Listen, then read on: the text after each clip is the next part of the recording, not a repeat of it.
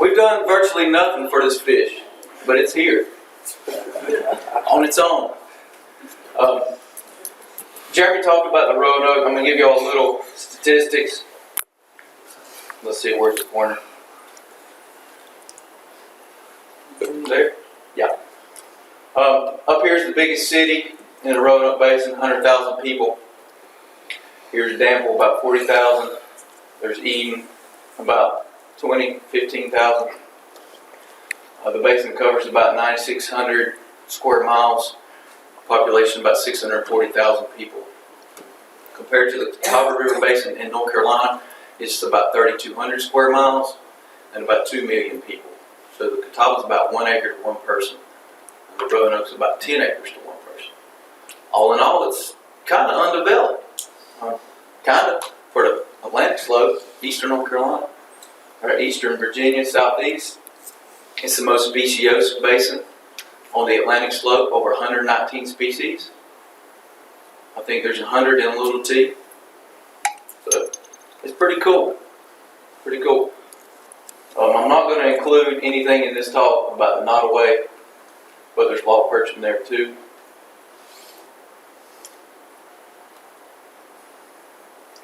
So that song came out in 1983. I was born in 1980. The fish was described or listed in 1989, and there was 4 known populations, maybe 5. One up here in the upper Roanoke, upstream of the city of Roanoke, up here above Philpott Reservoir on the Smith River, the Pig River, and the Nottoway Stony Creek population. There was a couple waifs here in a creek in Roanoke and here in Town Creek. But all in all, this was on pretty few records. We're just discovering this fish. It was listed. It was kind of like, all right, it's not doing well. It's in bad shape. Let's jump about 20 years. In 2015, wildlife action plans, more fisheries research, more studies. I was joking with Jake. I think this fish has more studies done on it than any other listed fish that I know of. There's probably 20 or 30 published papers on this. Probably that many reports. Mainly because of Roanoke and Virginia Tech. Jump here to end of 2014, there's a decent population of otter and the goose. They start coming down the Middle Smith in the early 2000s. Pop up right here below Martinsville, right around 2005. Lo and behold, 2007. There's one pop up right here downstream of the Smith, Duke Energy. 2008, 2009, we start finding them. Oh, there's a fish kill on Cascade Creek. There's a record in Wolf Island Creek. Chris Wood discovers a population of Mayo. Brent Tracy gets one in Big Beaver Island Creek. Fast forward 2015, here I am. All right, where's this fish? What's it doing? Do we have a distinct Dan River population? Is this fish part of the Smith River population? So it led us into contracting with Jamie Roberts at Georgia Southern University. We collected about 70 log perch with the help of several folks in here, several different agencies, including state parks. So just to orientate you with this figure, let me read you what a PCA plot is in case you don't know. It takes all the genetic variation at all 11 markers, 22 alleles per individual, and collapses it into a two axis that captures as much of the variation as possible. I think this would be a 3-dimensional figure if you could visualize that. This makes it simpler to visualize genetic similarity in 2 dimensions. The closer 2 individuals are to each other in the graph, the more similar their genotypes are. Over here, everything from Town Creek down is downstream of Philpott Dam. The black dots are in the upper Smith River, above Philpott Dam. The genetic affected population in the dam is essentially these right here, the triangle down to the Big Beaver Island Creek, Little Diamond. That doesn't really matter, they're all over here. The genetic affected population is fairly large, and that's a quote from Jamie there. It's really a pretty good population. Other populations like in the Otter and River and Goose Creek, the affected population is 11 in one of them and 600. So the population then is really good. The only downside is the heterozygosity is kind of low compared to the other better populations in the Upper Smith and the Roanoke. So we talked about this, and I said, well, let's look at the Roanoke and see how they're related to the Roanoke. So here's the Upper Roanoke, the gray, Upper Smith, the black. They pretty much map out as the same genetic similarities. And the Upper Smith is very similar to the Upper Roanoke, but they're isolated, very, very isolated. The Upper Smith is distinct from the remainder of the Middle Smith, the Lower Smith, Town Creek, and the Dam. And all those populations below field plot are essentially the same species. How much time I got? 1 minute. That's it, shut it. So what we think happened here, field plot was built in the 1950s, I believe 1952. There was a couple individuals seen here in Town Creek. They didn't know if that was a population, so jump forward 20, 30 years, a couple of hurricanes, there's 2, 5 individuals come out and they start spawning. There's no log perch below field plot for about 10 river kilometers because it's a hypolinitic discharge. Give it another 10 or 20 years, they show up here below Martinsville. Give this darter time, he's moved his way downstream. Here he is, right now, knocking on the door of Washington Mill Dam and Lindsay Bridge Dam. We have about 40 river miles of Roanoke log perch in North Carolina. That's amazing. Now, they don't include that entire area. There's a big section of sand in there, but we got them from here to Lindsay Bridge Dam, all the way down here almost to the state line. From here up to Jessup Mill Dam is about 55 miles of river. Upstream by Avalon to the state line is 10 miles. So we have 40 miles. We could increase that by 70 miles. That's what the Smith and Mayo look like where they're abundant. I say abundant. Roanoke log perch is not the rarest fish in the dam. I would say rusty-sided sucker is, and then orange fin magton. That's upstream in the dam. That's upstream in the Mayo. And there's Lindsay Bridge Dam. Some of y'all heard me talk about this. This fish has done this all on its own. What are we going to do for it? Here's 1983, 86, 2000, 2016. Look what this fish has done on its own. We studied the piss out of it. I learned that language from Steve. There's a shit ton of these fish.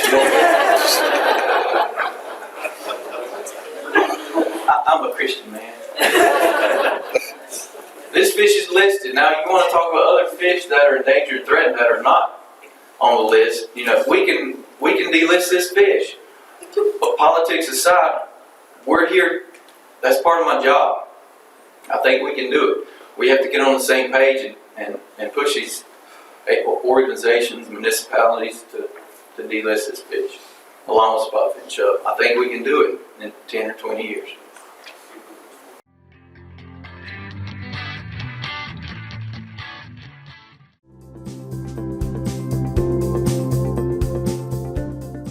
Today, just want to share some information. We've been working on this project for the last couple of years. We have this really crazy special device down in southeastern North Carolina where you can go out and recreationally hand crank for catfish, and it's been going on for a while, and we just really don't know exactly what effects it actually has on the catfish. So we just want to get a better feel for it. Just a little bit of background information. Everybody's familiar with flathead catfish introductions into North Carolina, starting back in the 60s at Cape Fear River and slowly expanding throughout the whole state. With those range expansions, we found declines in native species, especially native catfish and sunfish. You can see the picture here is a catfish from the Cape Fear River with a bluegill and a striped bass in his belly. So they're affecting both resident and anadromous species in these coastal rivers. And so, North Carolina's not immune to these introductions. It's gone on throughout the East Coast, and there's been some statewide efforts to remove the catfish and try to knock down their population, so you can see some benefit in the natives that they are hitting pretty hard right now. The most popular one or most known removal effort's been in Georgia in the Satia River, where they basically hired a crew that their whole job was to go out and electrofish the Satia River multiple times a week throughout the entire growing season and just remove every flathead catfish they found. And by doing that, they've been able to really restructure the population, and they've seen some benefits in sport fish. Blue catfish, I didn't mention before, they were introduced in the 60s in North Carolina as well. They've kind of flown under the radar, I think, in North Carolina just with flathead catfish, but there are a lot of negative impacts with these introductions. Once they get big, over 600 millimeters, they really they're really piscivorous. And their negative impacts have been seen more up in Virginia and in the Chesapeake, where their range has expanded and seen subsequent declines in native catfish there. And their main removal efforts have been through commercial fishing. So a lot of their introductions are on the coast, and they've tried to incentivize commercial fishing to increase harvest rates there. All right, so North Carolina kind of started in this a little bit earlier on as far as trying to remove flathead catfish. Once they became established in southeastern North Carolina, and the word kind of got out, people were getting ornery about not being able to catch their red-breast sunfish and their bluegill. Through county legislation, hand crank electrofishing was legalized in order to help try to remove flathead catfish and try to reverse these impacts, so we reduce the population and hopefully see some benefits in these sunfish.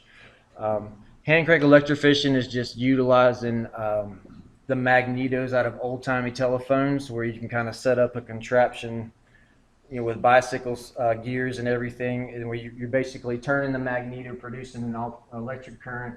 You got droppers going down into the water, and you're able to stun the catfish. So it's been shown it's really effective at collecting catfish, and was used back in the 40s and 50s, but they opened it up recreationally, starting in 1985 on the Cape Fear River. And then after that, it was opened up from Bladen County to Sampson and Pender counties for the Black Lumber and the Waccamaw rivers. And then it's regulated by the commission. There is a season for it. Then just overall, the catfish regulations for these coastal rivers, there's no harvest limit. There's no minimum size limit. You can keep as many as you want, so it's as liberal as it can get.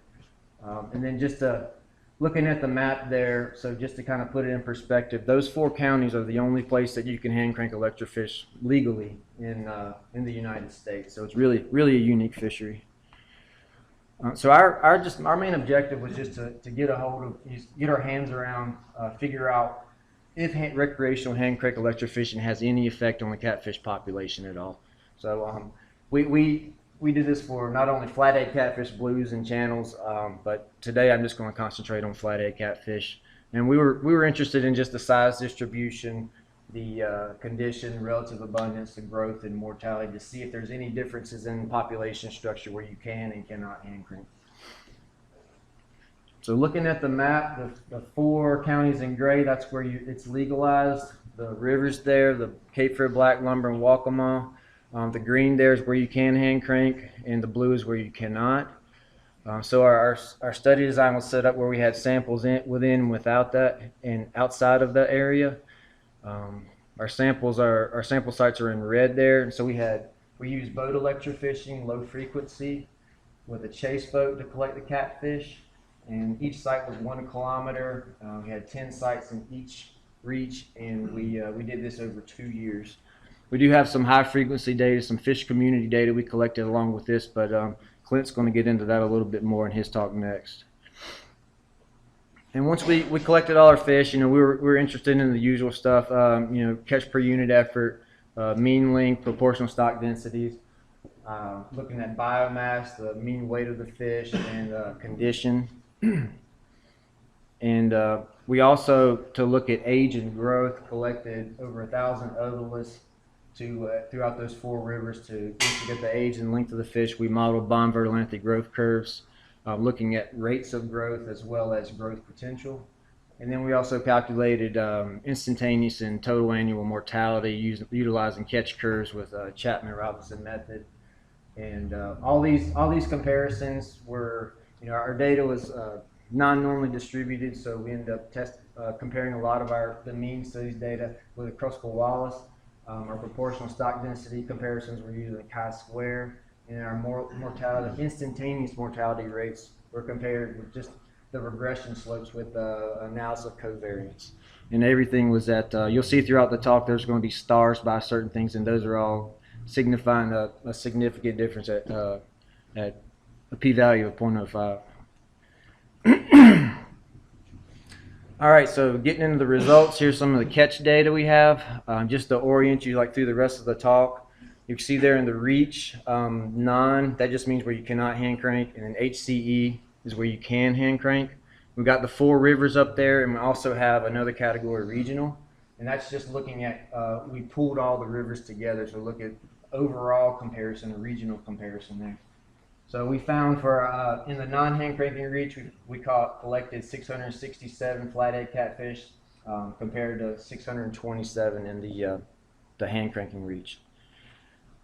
Relative abundance, looking at catch per unit effort, the only significant difference we found was in the Waccamaw River, where there were CPU was significantly higher in the non-reach versus HCE. And then if you look at the regional to the far right, it's really overall, they were really comparable. It was like 16 fish per hour versus 17 fish per hour. The size distribution, you can see that most of the fish for both reaches were in that kind of 200 to 500 millimeter range. There was, for both reaches, there was very little, the amount of huge, large fish over 800-900 millimeters, they were pretty rare.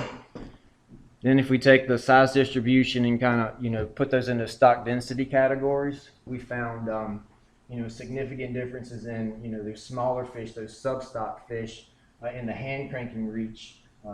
And then for those medium-sized fish, 350 to 700 millimeters, those kind of 10 to 15 pounders, we saw the opposite trend where there was more of those in the non-hand cranking reaches. And again, this really large fish over 700 millimeters, there was really not much of a comparison there. We just didn't catch a lot of those. Looking at the mean total length, there are some differences among the rivers there, but overall, regionally, the mean total length was higher in the regional and the non-hand cranking reach. It was only about 40 millimeters, but it was significant. Looking at the mean weight of the fish, for the Black and the Lumber rivers, biomass was higher in the hand cranking reach, and for the Cape Fear, Waccamaw, and then overall, we saw higher biomass in the non-hand cranking reaches, and that was significant at that regional level again. And then looking at the mean relative weight, so we found, first of all, the Cape Fear kind of separated itself out from the rest of the rivers there. It was a little bit lower. A relative weight here, a value of 100, that line there is considered ideal, but really the lowest value we have there for the Cape Fear is a 90, and it's still pretty good. But we found overall just that fish caught in the hand cranking reach had higher mean relative weight compared to the non-reach. Then with our age distribution, so 2 things to point out real quick. Just for the hand cranking reach, we found a lot of fish as age 3 fish. And then again, for both reaches, getting over age 12, we just really didn't come across many fish at all. We did age 1 fish out of the Cape Fear. It was age 31. It's a really old fish. You had some sprinkled in there in the 20s, but really the over 85% of the fish for both reaches were 5 years and younger. And then the mean age for the fish, overall was 3.7 years for the non-reach versus 3.3 years in the hand cranking reach. Then looking at our growth, Bonneville Atlantic growth curves, growth was higher in these non-reaches, but their growth potential was lower, so they would grow faster, but just not attain as as large of a size, and then the opposite was true for a hand crank and reach, where the fish grew slower, but they had greater growth potential. And then looking at mortality, it was really comparable. Instantaneous mortality rates were 0.49 for the non and 0.46 for the hand crank and reach, and total annual mortality was 61 and 62, so really no differences there. Okay, so threw a bunch of graphs at you there. I'm going to try to summarize all that into something comprehensible. So we have here on the left, I have characteristics or metrics here we looked at. We have 2 reaches on top, and then just evidence of yes or no, evidence of exploitation. So is the population really being restructured? So first of all, relative abundance was slightly higher in the non-reach, but there's really no evidence of exploitation there. Size distribution, mean total length, and proportional stock densities. There were, in the hand cranking reach, was slightly truncated, and we saw higher numbers of smaller fish in this reach, so which is a characteristic of an exploited population. Looking at biomass, the mean weight, the condition of the fish, there were biomass was lower in the hand crank reach, but individually the relative weights were higher, which again is another characteristic of an exploited population. Ages were were slightly younger in the hand crank reach, but really there wasn't a whole lot of difference there. Growth rates was kind of counterintuitive to what we thought would happen. Typically in an exploited population, you would expect to see faster growth rates, but we found that to be the opposite. Growth potential was higher in the hand crank and reach, and then mortalities were similar. So kind of a mixed bag here. So we have some evidence of exploitation in those hand crank and reaches, but is it really biologically significant? Is it doing enough to actually show any benefits to our other species there? Getting back to the original purpose of opening up hand crank electrofishing in the southeastern North Carolina was really to slow the expansion of flathead catfish, reduce catfish numbers, and ultimately benefit sunfish. And so, first of all, we're not seeing a drastic change in the population structure in these areas where you can and cannot hand crank. And also, looking at our fish community data, which I really couldn't get into today, we're not seeing it in our sunfish data as well. So, the overall objective of this, just utilizing this special device, is just not being met. And again, just kind of looking at other factors that are playing larger roles here. Obviously habitat. When we got into areas that was good catfish habitat, we caught a lot of catfish, no matter what reach we were in. Same with sunfish. If it was good sunfish habitat, we caught a lot of sunfish. So habitats, far more important driver here as opposed to just this harvest technique. So we had plans of kind of quantifying the habitat and relating it back to that, but Hurricane Matthew came through and completely changed a lot of our reaches, so we just kind of had to scrap that part of the project. So kind of taking a step back, looking at what other states have done, what's been the most effective. You're going back to the Georgia study. You really have to have sustained high harvest rates over a long term to really hammer down and really see any true population effects for these flathead catfish, and then ultimately benefit the sunfish. But this is really labor intensive. It's really expensive. It's not really feasible under the current kind of schedule that the commission has right now. Looking at our traditional methods, just of electrofishing, utilizing these kind of special techniques, recreational hand crank electrofishing, just an overall harvest of catfish is really inadequate. And so we need to start moving out of we need some new tools in our toolbox. We need to start moving on to looking for other management tools. We need to identify them and start evaluating them to see if they're feasible to be able to effectively control these invasive established species. So with that, I'd like to acknowledge all of the commission employees that helped out through multiple districts, multiple regions. multiple universities were helped out on this project, as well as other state agencies.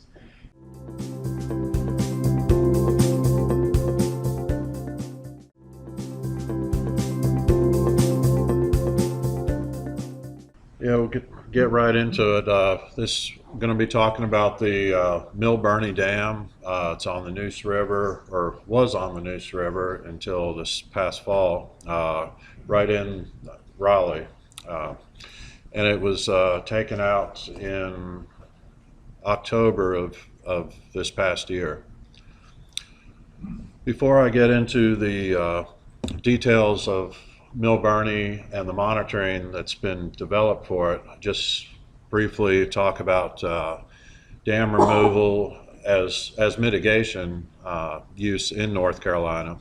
And in 2001, there was the Dam Removal Task Force was assembled, various resource agencies, including the Corps of Engineers, EPA, U.S. Fish and Wildlife Service, WRC, Division of Marine Fisheries, National Marine Fisheries. And they looked in the state of North Carolina, looked at dams and prioritized the 11 dams that would have ecological uplift if removed. And those were based on a number of parameters like threatened and endangered species, anadromous fish passage, water quality issues, etc. And we've been involved in 3 of those dam removal projects. The Lowell Dam, which was in the Little River, also in the Neuse Basin. Carbonton Dam, which is in the Deep River, the Cape Fear Basin, and we had Cape Fear Shiner moved very quickly into the restored reach. And today I'll be talking about the Mill Burney Dam. And Chris, you asked about dam removals and compensatory mitigation. So the regulatory agencies saw the potential for dam removals to be used as compensatory mitigation to offset stream impacts associated with 404 impacts. And they developed guidance, this multi-agency group that developed this guidance in 2004, and it was updated again in 2008. And there's various very lengthy guidance on how mitigation credits are generated, and the monitoring that goes into determining if the dam removal is successful and how those mitigation credits are released.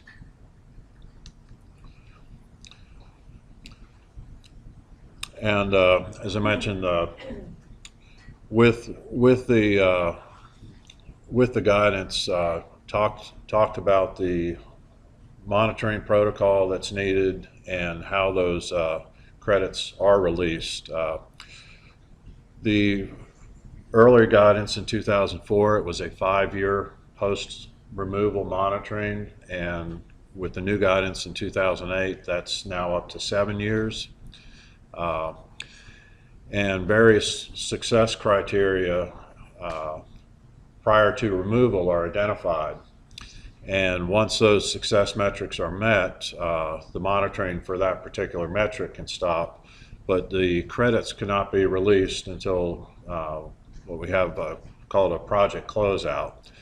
And once the project is closed, the sponsor can then sell those credits to developers to offset 404 stream impacts. And I looked this week, the current going rate for a linear foot credit is $300. And when we talk about Mill Burney, you'll see how much potential value comes with Mill Burney. And the credits are categorized into a couple different groups. The general criteria addresses water quality, establishment of appropriate aquatic community, and rare, endangered, and threatened species. And the the guidance was written intentionally pretty vague, and I'll get to that in a little bit. There's also some additional credit ways you can generate additional credits: anadromous fish passage, wooded buffers, human values, and demonstrated downstream benefits. In the original guidance in 2004, the anadromous fish passage was part of the general credits, and so dam removals that occurred upstream above the fall line were inherently at a disadvantage because they wouldn't, there are no anadromous passage issues in those situations. So it was kind of I'm not sure, I lost my train of thought there, but so yeah, without those, they wouldn't have any of those benefits. Water quality, if the impoundment was demonstrated to have poor water quality, the removal expected to improve the water quality. And these three general categories are treated equally: 33% for water quality, the appropriate aquatic community. And as I mentioned, the guidance was very vague, and they just talk about restoration of appropriate fish species, such as darters and whatnot. And with various dam removals, try to get more specific on what the appropriate aquatic community is, and we develop various metrics that are more specific to that. But it's kind of come full circle, and we're back towards more of the general categorization, more vague. Rare, endangered, threatened species. You can get credits in three ways: restoring the physical habitat, recolonization of associate species, and then again the recolonization of the target rare species. So for Mill Burney, from the dam to the upstream extent of the impoundment was 32,590 linear feet. So that's the baseline credit that could be awarded for that. And then I mentioned we have downstream benefits that can be added to that, as well as the anadromous fish component. Tributaries in the 2004 guidance, you could also get credit for those, but in the 2008 guidance, they only allow credit on tributaries if the wooded buffers are restored. The anadromous fish credit, there's two ways to get at that. The next impediment, or if the drainage area upstream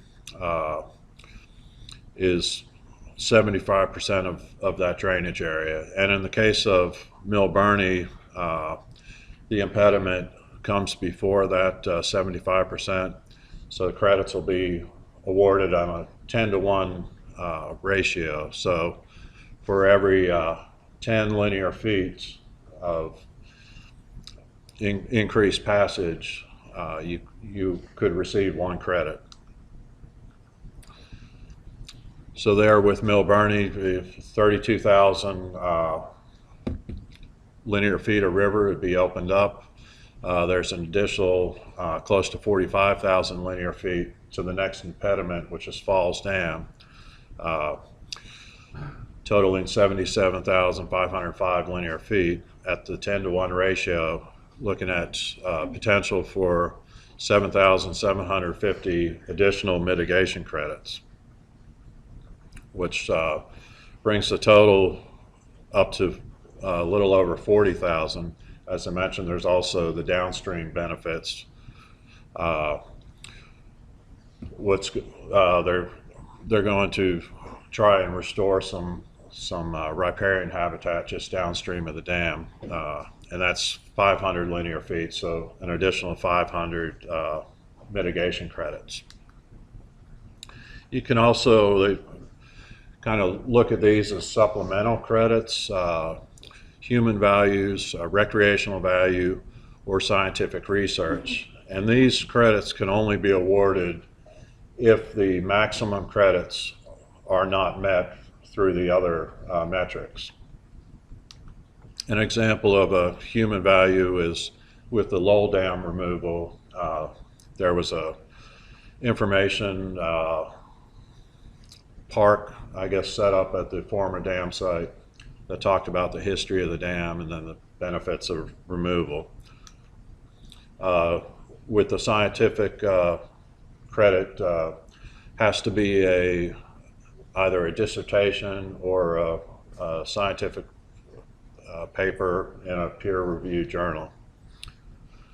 So with the Mill Burney Dam, a lot of players involved, and I probably won't be able to even identify half of those. But so prior to removal, had to do baseline monitoring, so establish what the conditions were in the impoundment and compared those to our control sites, which were 2 upstream and 2 downstream, and we have 7 impoundment sites, and you can see the distribution of those sites, lower impoundment, middle impoundment, and upper impoundment.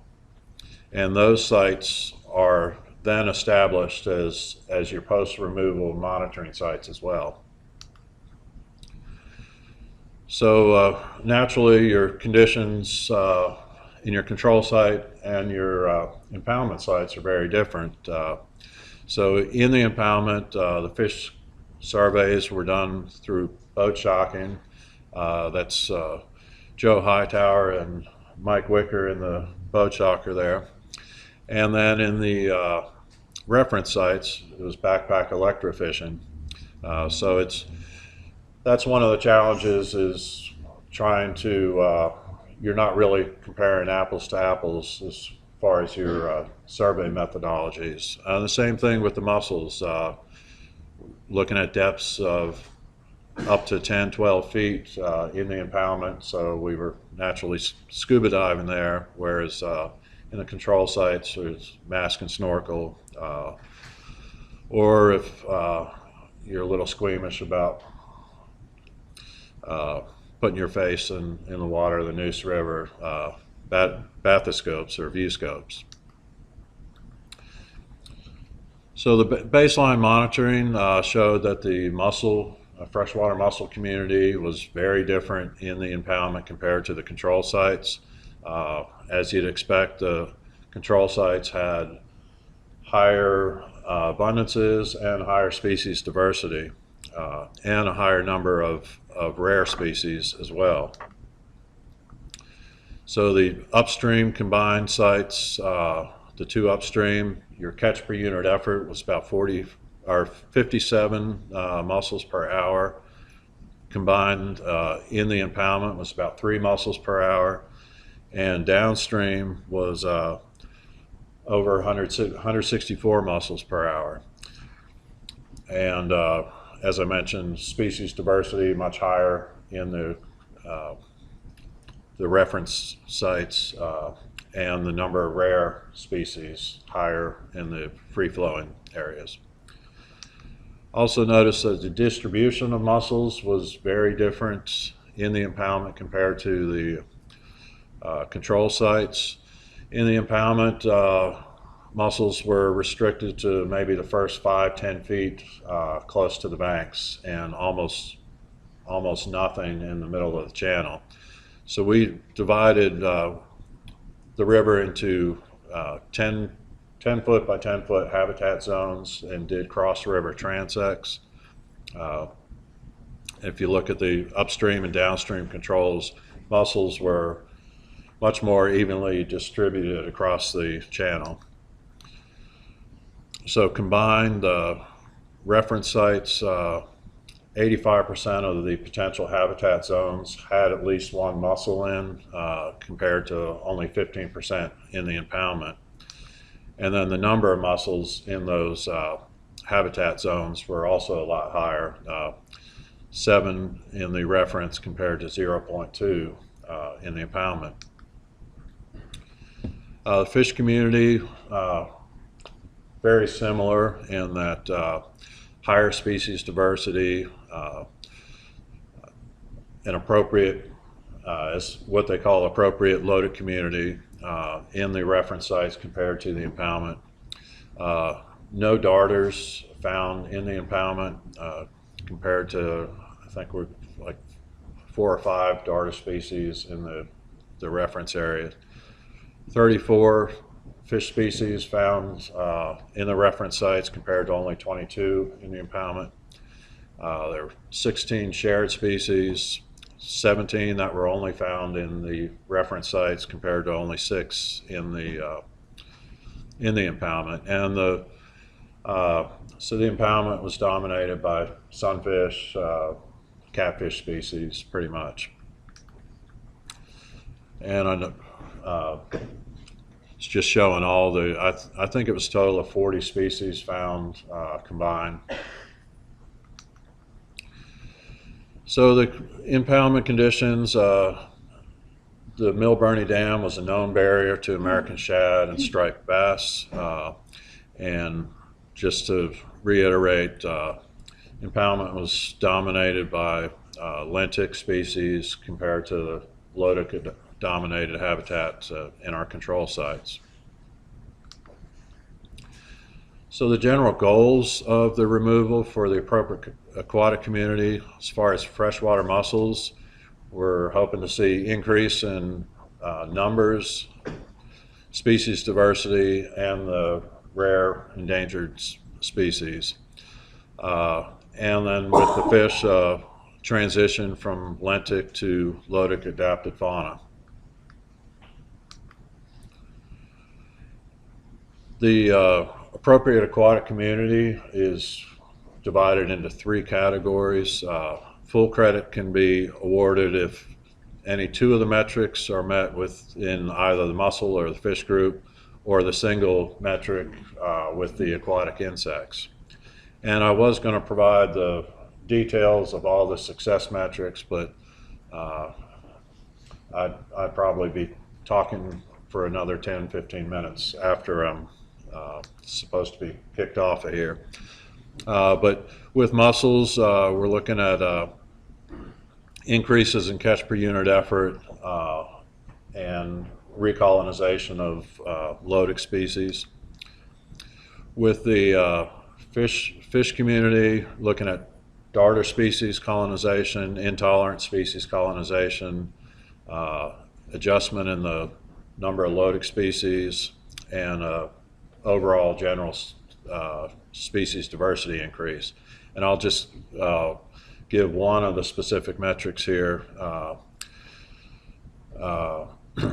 So at least 19 species observed at 6 of the 7 post-removal sites, or at least 22 species found at 3 of the 7 post-removal sites, and at least 19 found at 2 of the remaining post-removal sites. So there's several ways to get about meeting these success metrics.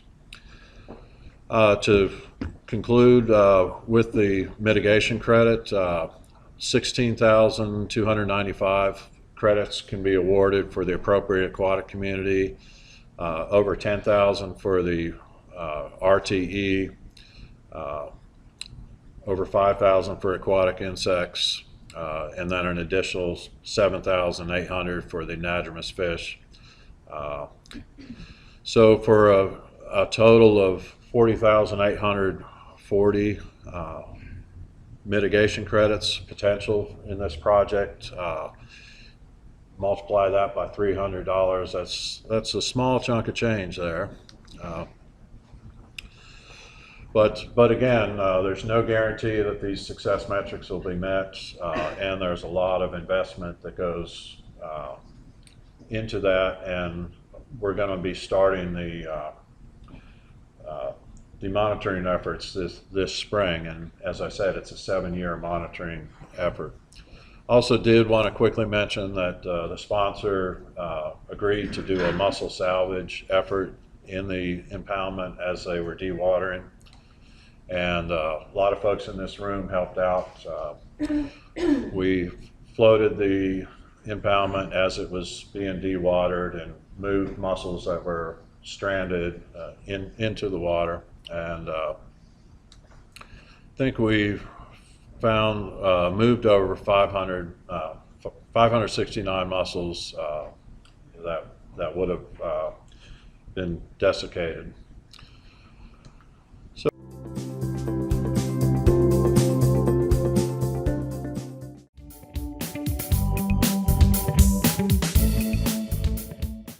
This is a lightning talk, so it's going to be lightning fast. All right, I'm Sarah McCrae. I work in the Raleigh field office, and I'm just going to provide a brief overview of what the species status assessments, or SSAs, are all about. It's a relatively new framework. It's kind of just a framework for doing the same things that we've always been doing, but it's a new way of thinking about things, or at least compiling the information about our species. First, we're going to talk about everything that the species needs, and we're going to look at historical information up to present. What do they need, and what's the condition of the things that they need? And that's going to tell us about the current condition of the species. And then what's really different about these SSAs from other stuff that we've done is we're trying to look to the future and forecast different scenarios and sort of tell what might happen to the species into the future. So the big picture here, SSAs really are, for the Fish and Wildlife Service, going to be how sort of the science that's going to inform all of our decisions. It's definitely been a part of our listing decisions that we're making, and especially with are we going to list something as threatened or endangered, or is it not warranted for listing, and also with informing critical habitat in that vein. But we're also probably going to have a strong shift of using these SSAs for recovery. So there's a lot of species that don't have recovery plans, or have outdated recovery plans, or have 5-year reviews that are we're supposed to do every 5 years for those listed species. We're going to try to do more SSAs. So the data availability that we use for this, we've got literature. So we use all sorts of literature, not just the published peer-reviewed literature, but gray literature as well, and even personal communication. It's not necessarily literature, but unpublished information. We have expert opinion, anything from something that's formally elicited from our experts, but also these personal communications. And then sometimes, if we think ahead in advance, we have targeted research and analysis that are done for these SSAs. But what's different here is that all of our SSAs have a peer review. They're required to go through a peer review process. The 3 R's, this is sort of the foundation of an SSA. It's talking about the viability of a species. We don't say the species is viable or not. We explain viability in terms of these 3 R's. We've got the first one is resiliency. So that's the ability to withstand stochastic events. And then redundancy is the ability to withstand catastrophic events. And then representation is sort of the adaptive capacity of the species. So all of those together equal our viability, and we try to describe it in the ability of the species to maintain multiple, or redundant self-sustaining populations, which is the resiliency factor, that they can sustain themselves, and across the species ecological settings, which is throughout the range and the geography. And so that's how we describe that. So quickly, to sort of tell you what I've worked on and what I will be working on. And also, I've incorporated stuff for the Asheville field office. So this is specific to North Carolina. We had the yellow lance, which was proposed threatened last year, will be finalized in April of this year. The Atlantic pigtoe is, if it's determined to be listed, all of that will be hopefully published in July. And then we've recently received a lawsuit, a notice of intent to sue for the Carolina mad tom and the Neuse River water dog. And we have every intention to get these into the Federal Register this calendar year. So upcoming things, we've got the Magnificent Ramshorn is a listing decision that we have to make. So we're going to start that SSA this year in a couple months. The Carolina Pygmy Sunfish, if we end up doing an SSA, it's going to start next month. The Waccamaw Silverside is actually a 5-year review, so that will be something we'll try to be pulling together the science later this year. The Tar River Spiny Mussel is another one that we're going to be compiling the science for next year. And then we have 2 species, the Cape Fear Shiner and the Roanoke Log Perch are ones that will probably have a big impetus to try to do reclassifications to potentially consider downlisting from endangered to threatened. For the Asheville, if you have any questions about the Asheville work, Andrew Henderson is who you need to talk to, but they've got, they're working on listing SSAs for 4 mussel species, and then possibly doing recovery SSAs for 3 of the mussels, and then they might also have the ability to do a reclassification for the pink mucket.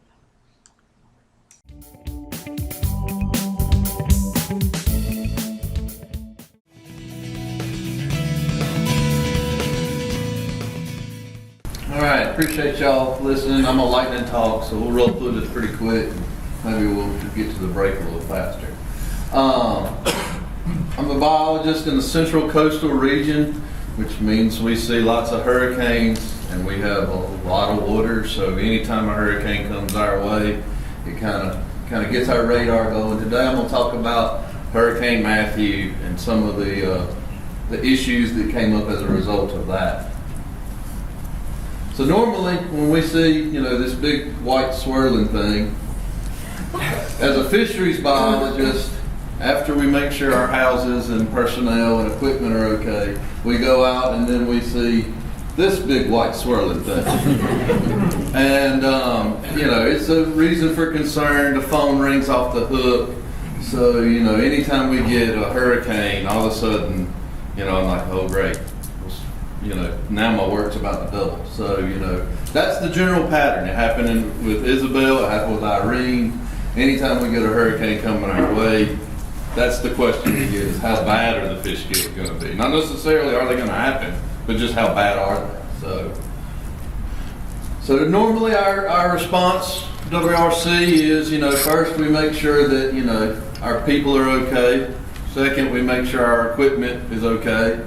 And then we immediately get out and we try to say, well, where's the bad water? Where's the low oxygen water? Are there any fish kills? Assess where the hypoxia is. Also, are there refuge areas that these fish are using? Because it does seem like there's always a decent number of fish that somehow eke through. And then once we do that, then we start surveying the fish populations to see what's left. Is there any, do we have anything? Do we need to restock? We wait till the following spring to see if, fish are actually spawning. And if they are, then we know we're out of the woods. If they're not, then we have to start talking about, raising some fish and where we should put them and that kind of thing. But luckily by then, the bass anglers are so upset with us that we know we have to stop regardless. So it works out, one way or another. But, and we evaluate it on a step-by-step basis, river by river, and we move forward with that way. So Hurricane Matthew made landfall in South Carolina on October the 8th, 2016. It came straight up the coast through the Piedmont, as you guys know, and a lot of the rain was in the mid to upper drainages, above Goldsboro in that area. And the direction of the storm made a lot of rain, and the shape of the storm made a lot of rainfall kind of between Fayetteville, Raleigh, Goldsboro, in that area. And there was some pretty intense flooding. Lots of bridges were out. For nearly 2 weeks, there was much of the upper coastal plain of North Carolina was pretty much impassable. I mean, I lived in New Bern and I couldn't get to Raleigh or anywhere like that. So it was kind of an interesting time, especially with all the water. Here's another way of looking at the red means lots of rain, but you can see we had plenty of rain everywhere. But definitely in the Fayetteville, Goldsboro area, you can see there's concentrations where we had, you know, a couple feet of rain in some instances, well, just shy of a couple feet anyway. The flooding lasted for about 2 weeks. Here's the Neuse River on the top, the Tar River on the bottom, and so a lot of stuff, a lot of really high flow, a lot of very damaging, you know, cities and towns were flooded. So really at this point I still wasn't getting phone calls yet because everybody's worried about themselves. But at the same time we were out there and, you know, we were trying to get to every bridge we could actually get to and test the water quality, and amazingly enough throughout this, the water quality was okay. And we were like, okay, well great, this will work out well. But it was kind of like, well, you know, we're at the top of the hump here. Maybe once it starts to fall, we'll be in trouble. So we kept looking. And really, the dissolved oxygen stayed pretty good. There was about, you know, almost 10 days later, 11 days later, we did see in Swift Creek and Trainers Creek's on the Tar River, Swift Creek's on the Neuse River, we did see some low oxygen in 2 creeks. There probably was low oxygen in some other creeks, but we simply couldn't get to them to test them. About right in there is when the rivers were starting to fall. But, you know, everybody was calling me saying, have you heard of any fish kills? And I say, no, have you? And no one really reported any fish kills. So we're like, okay, great. So, you know, then everybody keeps calling. Raleigh calls, says, Ben, have you gone out and investigated the fish? I'm like, no, none of them were dead. They're like, well, probably should go and check anyway. I said, yes, sir.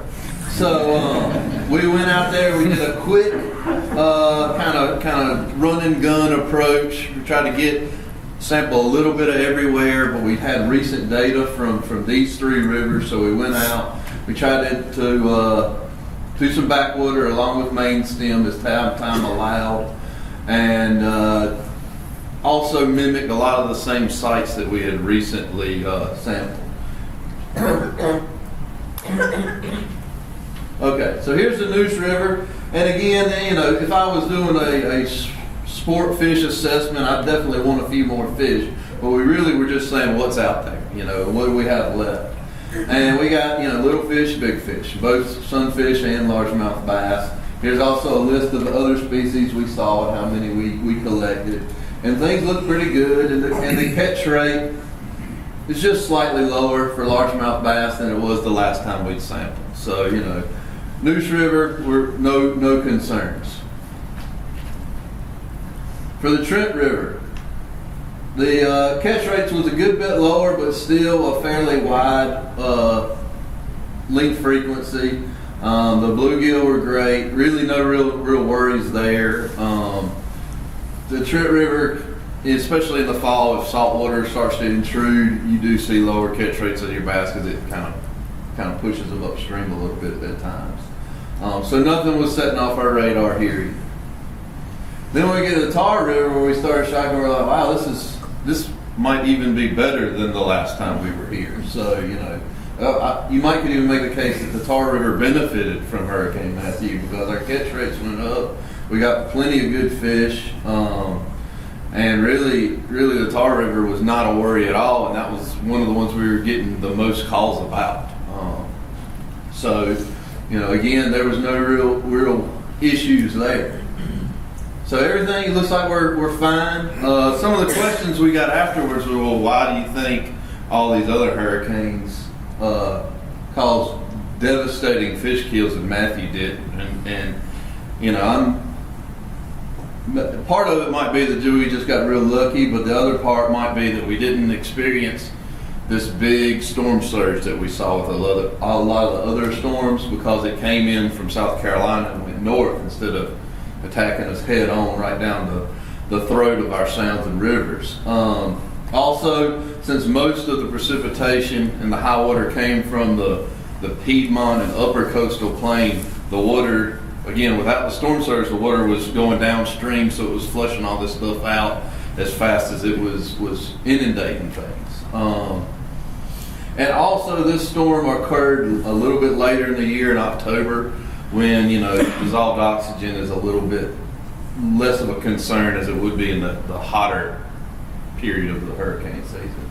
And then one other theory is I was just an assistant biologist when Irene came, and now I'm a district biologist and no fish died. So there could be, just really mixed management. That's just a theory too. We'll see. We'll wait till the next storm comes before I take a whole lot of credit there. But the good news is our fisheries right out here in this river behind y'all, they've rebounded since Irene, and they were unaffected by Matthew. And right now, things are as good as they can be. I mean, this guy was 10.5 pounds. It was collected last spring. It's the biggest fish that's been collected in the coastal river in 25 years. So, and he's hopefully still alive, or if he's dead, it's not because of Hurricane Matthew. So, with that,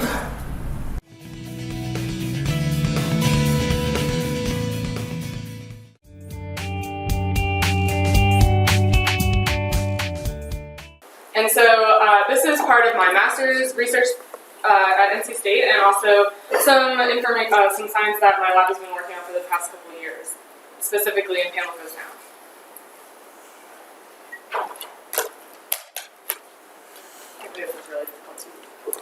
So traditionally, we monitor restored habitats by using gear such as benthic trawls. We use gill nets. We've heard many people talking about gill nets today. We use throw traps and other fish traps in addition to electrofishing in not saltwater systems but in freshwater systems. And while these monitoring gears give us a really great picture of what's going on a habitat at that specific time, we don't really know what's going on in between these sampling intervals. So for example, if a habitat is restored in the summer and we go out and monitor weekly or monthly for a couple months, we don't know what's going on in between those sampling periods.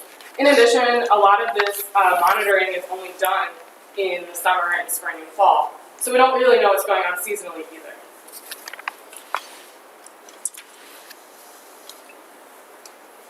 Since we ran out of battery. Okay. In addition, in Pamlico Sound, where I work, you can't see underwater at all. And this is just due to the naturally turbid conditions in the Sound and in the North Carolina estuaries. And so doing visual surveys on scuba is really ineffective. However, we do know that since this visibility is so poor, fish and invertebrates that have to navigate and communicate in this environment have to use other cues to do so. And so, for example, we know that a lot of fish and invertebrates make noises to communicate, to forage, and to navigate. And so this could potentially be a great way for us to passively listen and non-invasively listen to what's going on underwater to get an idea of who's there and what's going on. And in addition, if we look at the entire collection of sound in a habitat, which we call the soundscape, so it's kind of just the acoustic landscape of a habitat, we can get information not just about biological sources of sound, so fish and invertebrates, but also from geological sources of sound, so weather events like wind and rain. We had to talk about Hurricane Matthew earlier, so we can get information on, there's a lot of wind happening, there's a lot of rain happening at this time. And also anthropogenic sounds, so like Avery talked about this seismic air gunning, but we also pick up boat noise in our recordings as well. And so why are soundscapes even useful? Why does this matter? So this may be overwhelming for a second, but I'm going to walk you through it. This is a visual representation of a 20-second sound clip. It's called a spectrogram. And so what we see here is time is on the x-axis, and frequency or pitch is on the y-axis. So higher pitch sounds are going to be at the top of the graph, and lower pitch sounds are going to be at the bottom of the graph. And also, the color corresponds to sound volume or intensity. So red colors are really loud sounds compared to blue colors. And what we see here is we see a bunch of different things. So if you look at the bottom of this figure, you can see a lot of red down in the low frequencies. And this is sound energy associated with the spawning choruses of spotted sea trout. In addition, you'll see in this sort of middle frequency band some of these red lines right there, and those are indicative of sounds produced probably by a spot or a croaker, and these are sounds that they make, this sort of knocking sounds. Typically they do this when they're stressed, and so we can kind of assume that they might be avoiding a predator or trying to communicate with another individual of that species. And then finally, at the top of this figure, we can see these sort of faint but present individual lines up here. And this is energy associated with snapping shrimp snaps. And snapping shrimp create these snaps as a way to stun prey that swim by their little hidey holes. And so we know that when they make this noise, they're feeding. And so already in this short sound clip, we can see, we get out information about who is at that habitat. When they're there, we know exactly when this recording was taken, and also what they're doing. So kind of taking all that information and taking it a step further, what my research is interested in doing is investigating the relationship between habitat complexity, fish diversity, and soundscape characteristics, specifically on restored oyster reefs. And this can be done on any sort of habitat, but as a North Carolinian, we're all interested in restoring oyster reefs here. So I decided to take advantage of that system. And so what we know from previous research is that with an increase in habitat complexity, we also see an increase in fish diversity. And this has been shown on oyster reefs, specifically on the sanctuary reef programs, all the sanctuary reefs that have been built in the Sound by the Division of Marine Fisheries. We see first of all, higher diversity of fish on those complex reefs compared to the unstructured area around it, or degraded reefs. And also we see just generally more fish there. But what we don't know, what no one has ever done, is seen if the soundscape reflects this relationship. In addition, I'm hoping to be able to use sound as a way to track the development, the long-term development of the fish community on restored oyster reefs in particular. And so when you first restore a habitat, whether it be an oyster reef, a marsh, trying to think of a freshwater example, any sort of structure that you put there, it's going to be bare, it's uncolonized. But as fish and invertebrates recruit and colonize that habitat, you're going to get a more diverse and complex community. And so the goal is to use sound as a way to track what's going on temporally on this habitat. So we're in one location, but how is this habitat changing over time? And so the goal is to see whether soundscapes become more complex, in addition to identify specific species that are using that habitat. And to do this, I'm taking advantage of the Division of Marine Fisheries oyster culch planting program. So every year they go out and plant new reefs in Pamlico Sound. And so I'm using a whole set of reefs that they built this past summer in the Sound. To get that habitat complexity question, my first objective, we used our unmanned surface vehicle at NC State, which is equipped with side-scan sonar technology, and it's remotely operated. So we sent it out, we were on a boat station nearby, and we sent it out, and we were able to generate really great detailed bathymetric maps to get quantitative habitat complexity data from that. And in addition, I'll be doing, and am doing, traditional biological sampling using gill nets and fish traps. So again, to get at this really great detailed observations of who's there at that specific time that I sample. But for this long-term idea and filling in those gaps between sampling periods, we have an underwater microphone or a hydrophone stationed at each reef. And these are recording continuously. Well, technically they're recording for 2 minutes every 20 minutes, so basically continuously for a year. And so again, what I want you guys to take away from this is that soundscapes can be really useful listening to natural sounds and also anthropogenic sounds underwater, because they can tell us who's there in terms of what fish are there, what invertebrates are there, when they're there, and what they're doing. And this is really valuable information that can give us a more complete picture of what's going on underwater habitats that we don't get otherwise. And the goal is to see whether soundscapes can be used as a complementary tool to more traditional, effective yet temporally ineffective traditional sampling methods. And with that, I'd like to acknowledge my funding sources and take any questions.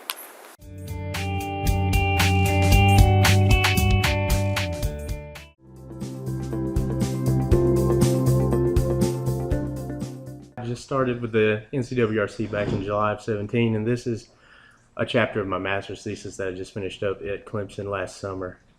So we'll get into it here. So first, just to start, we have all this talk about river regulations and dams, and we know that there's all these small hydroelectric dams throughout, especially throughout the southeast and east and Mississippi River drainage of the U.S. So we know that what's a small hydropower dam? We know that it's one that's capable of producing up to 30 megawatts of power.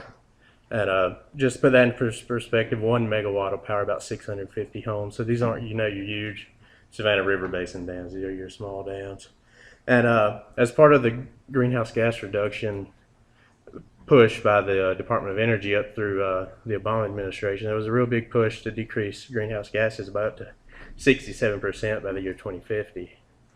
So we know that all these non-powered dams were likely to become repowered by 2050 under that plan by the Department of Energy.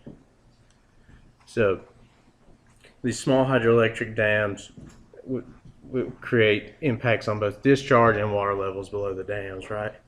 So we know that we have changes in the overall volume of water coming out of the dam, and that'll change the depth downstream of the dam. And of course, it'll change the velocity and flow rate below the dam. So how do fish respond to these changes in the overall flow regime of the river?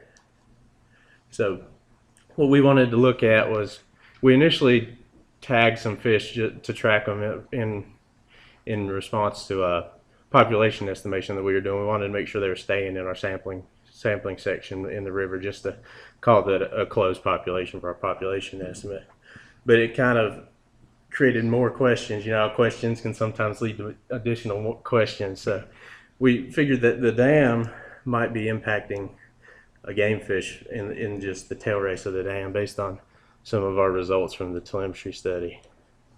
So what we did was we went out during daylight, and we tracked these fish just within the tail race, the first kilometer downstream of the dam.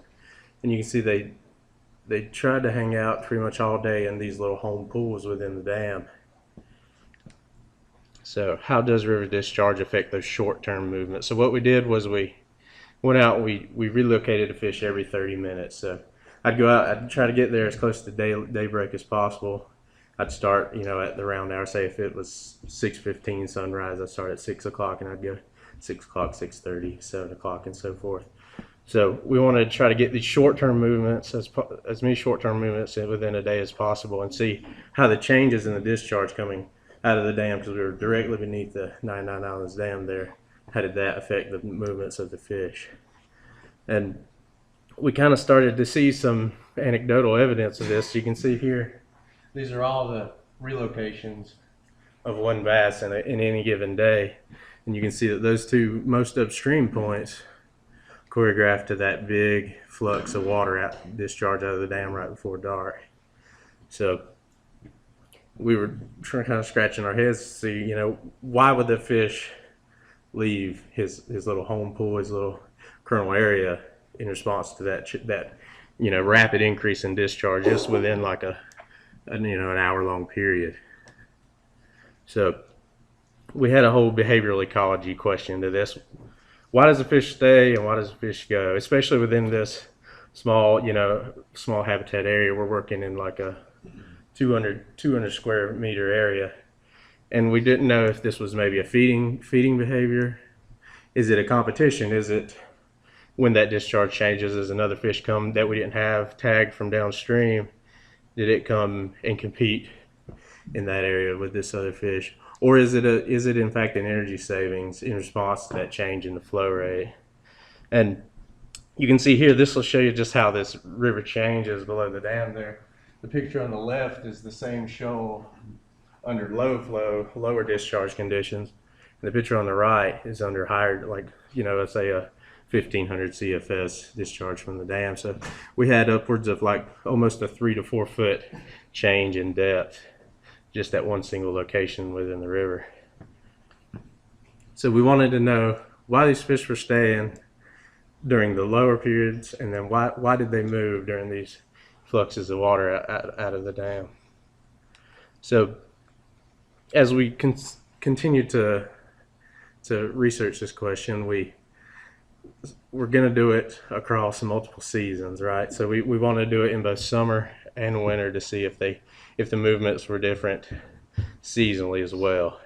But Hurricane Matthew came through in October of 16 and kind of changed our comparison between summer and winter. You can see here, this was our our June and July samples of the summer of 15. And then that was, the hydrograph that we had the winter of 2016. So we kind of weren't able to effectively compare the seasons, the movements among seasons. But we were trying to just get at, does the changes, rapid changes in discharge influence these small scale movements of bass below the dam. So like I said, we had both June and July for summer, and then we had to draw it out between December and February. That winter of 2016 was so wet, we had to do it over 3 months because sometimes we couldn't get in there and track. And you might ask, why didn't we track at night to get a whole 24-hour daily period? And that was strictly due to safety. You can see all the boulders we have downstream of the dam. It's pretty treacherous canoeing, so we didn't want to track in the dark and bounce off all them boulders at night. So we tagged 9 bass downstream of the dam, and unfortunately, due to my green tagging abilities, we had 2 deaths of those 9 that immediately died the next time we went back out to track the fish. And we had 4 that moved further downstream, which could be that compensatory behavior after tagging for them to just, get out of dodge and leave the area completely. But we ended up with only 3 fish that we could track both during winter and summer. So of the 9, we only ended up being able to track 3 just downstream of the dam there, because we didn't want to sample fish 4 kilometers downstream of the dam, because we're just trying to get at the discharge changes downstream of the dam and how those might affect. And we used 150 megahertz advanced telemetry system radio tags for all those fish. So we canoe tracked them. I used the advanced telemetry systems R2000 scanning receiver and a 4-element Yagi antenna. And then we used what's called a 0-point tracking method, or some people call it a homing method, where you use the antenna to home in on the fish. And then as you approach the fish closer and closer, and your signal on your antenna gets louder, you take the coax cable off of the antenna completely and actually submerge it underneath the surface of the water. And that was how we got the best pinpoint location we could on these fish, because sometimes you'd find them 50 meters over here and they'd only be 15 meters to the right or to the left 30 minutes later. So we tried to get as pinpointed a location as possible. And then once a location was established, we'd measure the depth of the water there. We'd get a GPS location, and we get the time of day, which, like I said, we tried to keep it to 30-minute increments throughout the whole daylight period. And then I used the point along path tool to get each distance between each subsequent point in the path. And you can see this was just a whole daylight movement period of one fish. And usually they'd stay within a 300 to 400 meter transect within the river downstream of the dam. So once we had all that data, we had to figure out how to model it and how to say definitively, is these changes in river discharge influencing the fish movement? So, we could have just did a regular linear regression and said, hey, as we have higher discharges, is our predictor, is that change in discharge affecting the response of the fish to move? But we noticed that a lot of times the fish would have, just random patterns throughout the day of distance moved, and it might be higher in the middle of the day and then drop off at the end, or vice versa. So if we tried to use linear regression methods, our linear regression would kind of have to look like that. So we wanted to try to figure out how to smooth this out and how to model this the best way possible.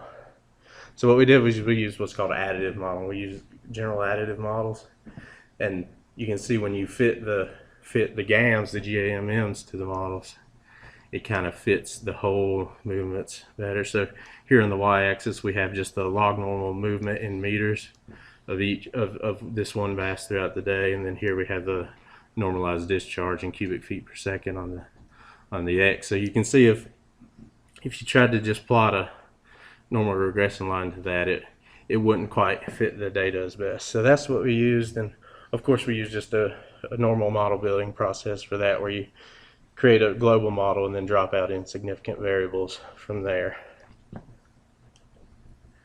And then we had the whole correlation effect. So we know that we're tracking one fish all day. We know that one measurement taken like at 6 p.m. might have a correlational effect on the measurement taken at 6:30. So we know we have this time series correlation of these fish movements throughout the entire day. So we had to create this correlation structure and add it into these models as well to try to best fit these movement data to the changes in discharge.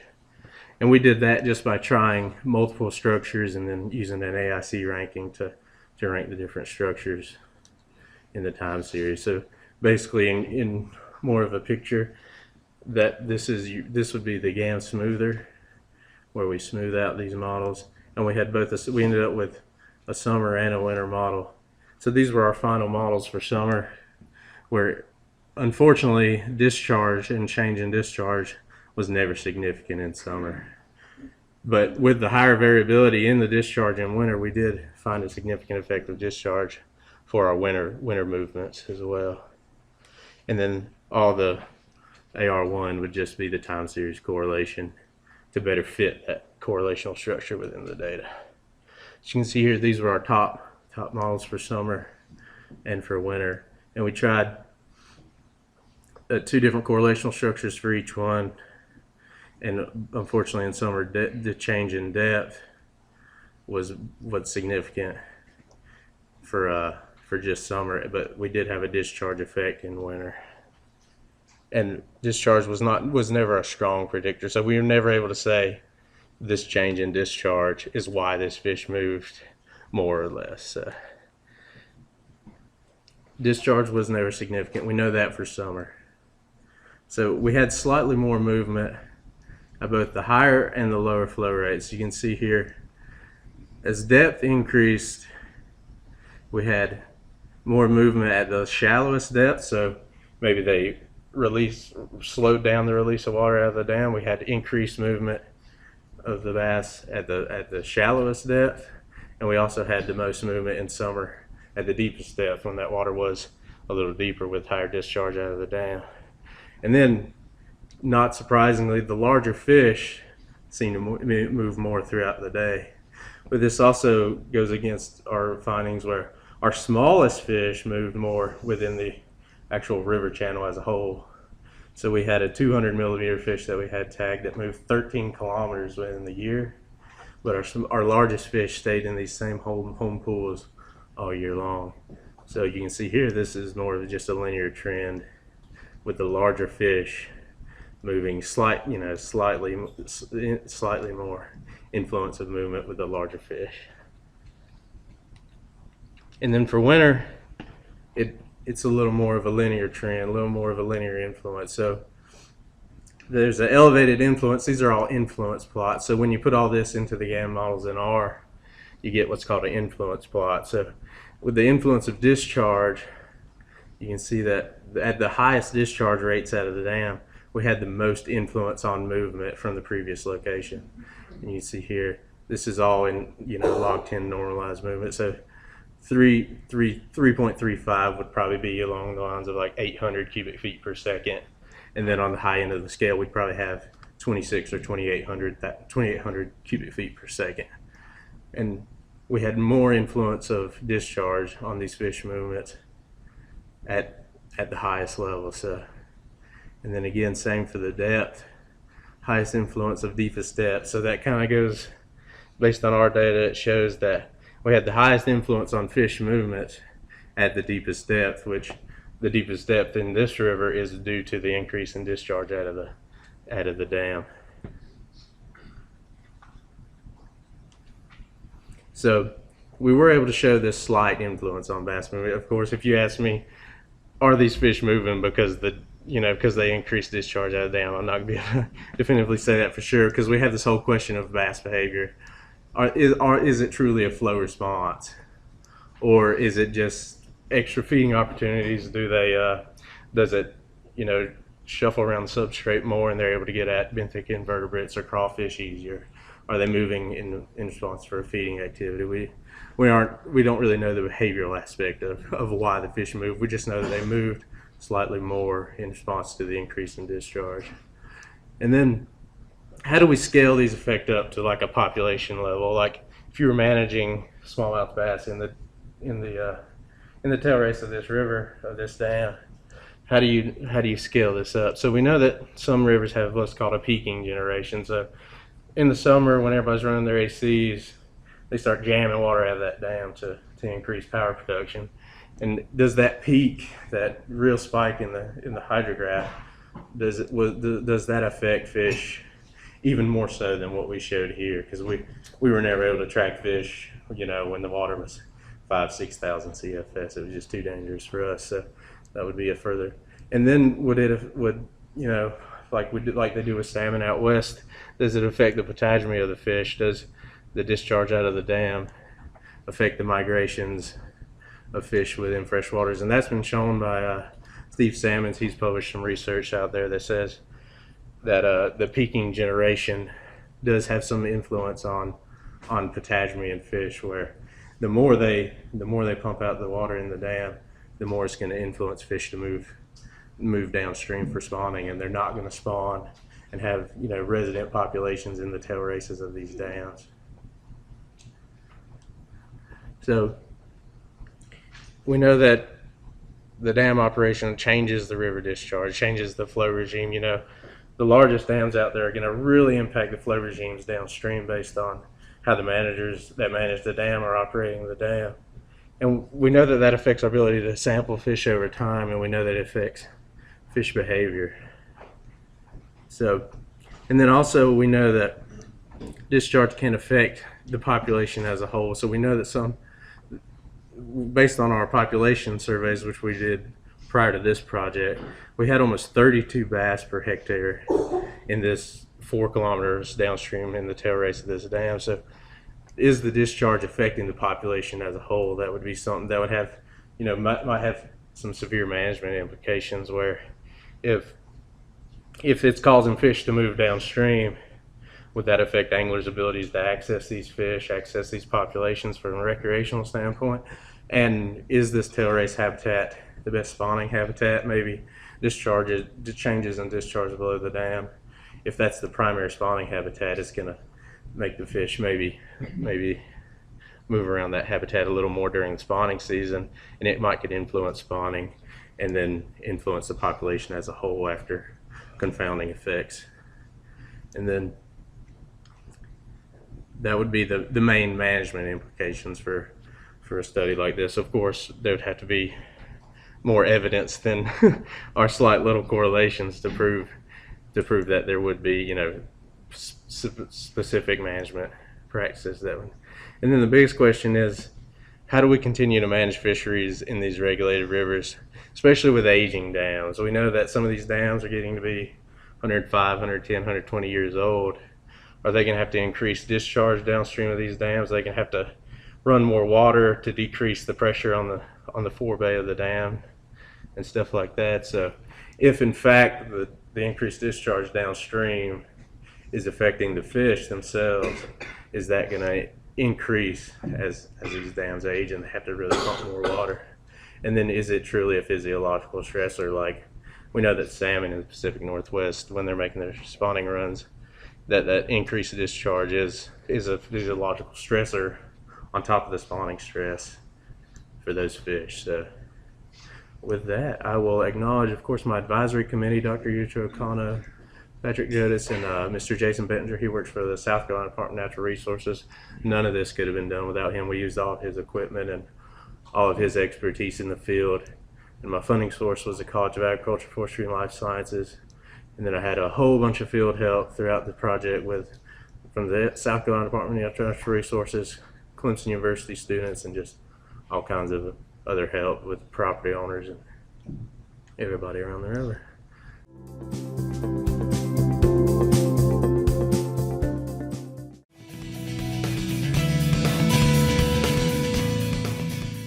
Today I'm going to talk to you guys about the variation in Appalachian elktoe detectability within the South Toe River. Appalachian elktoe is an endangered freshwater mussel that's endemic to headwater and cool streams in the upper Tennessee River drainage.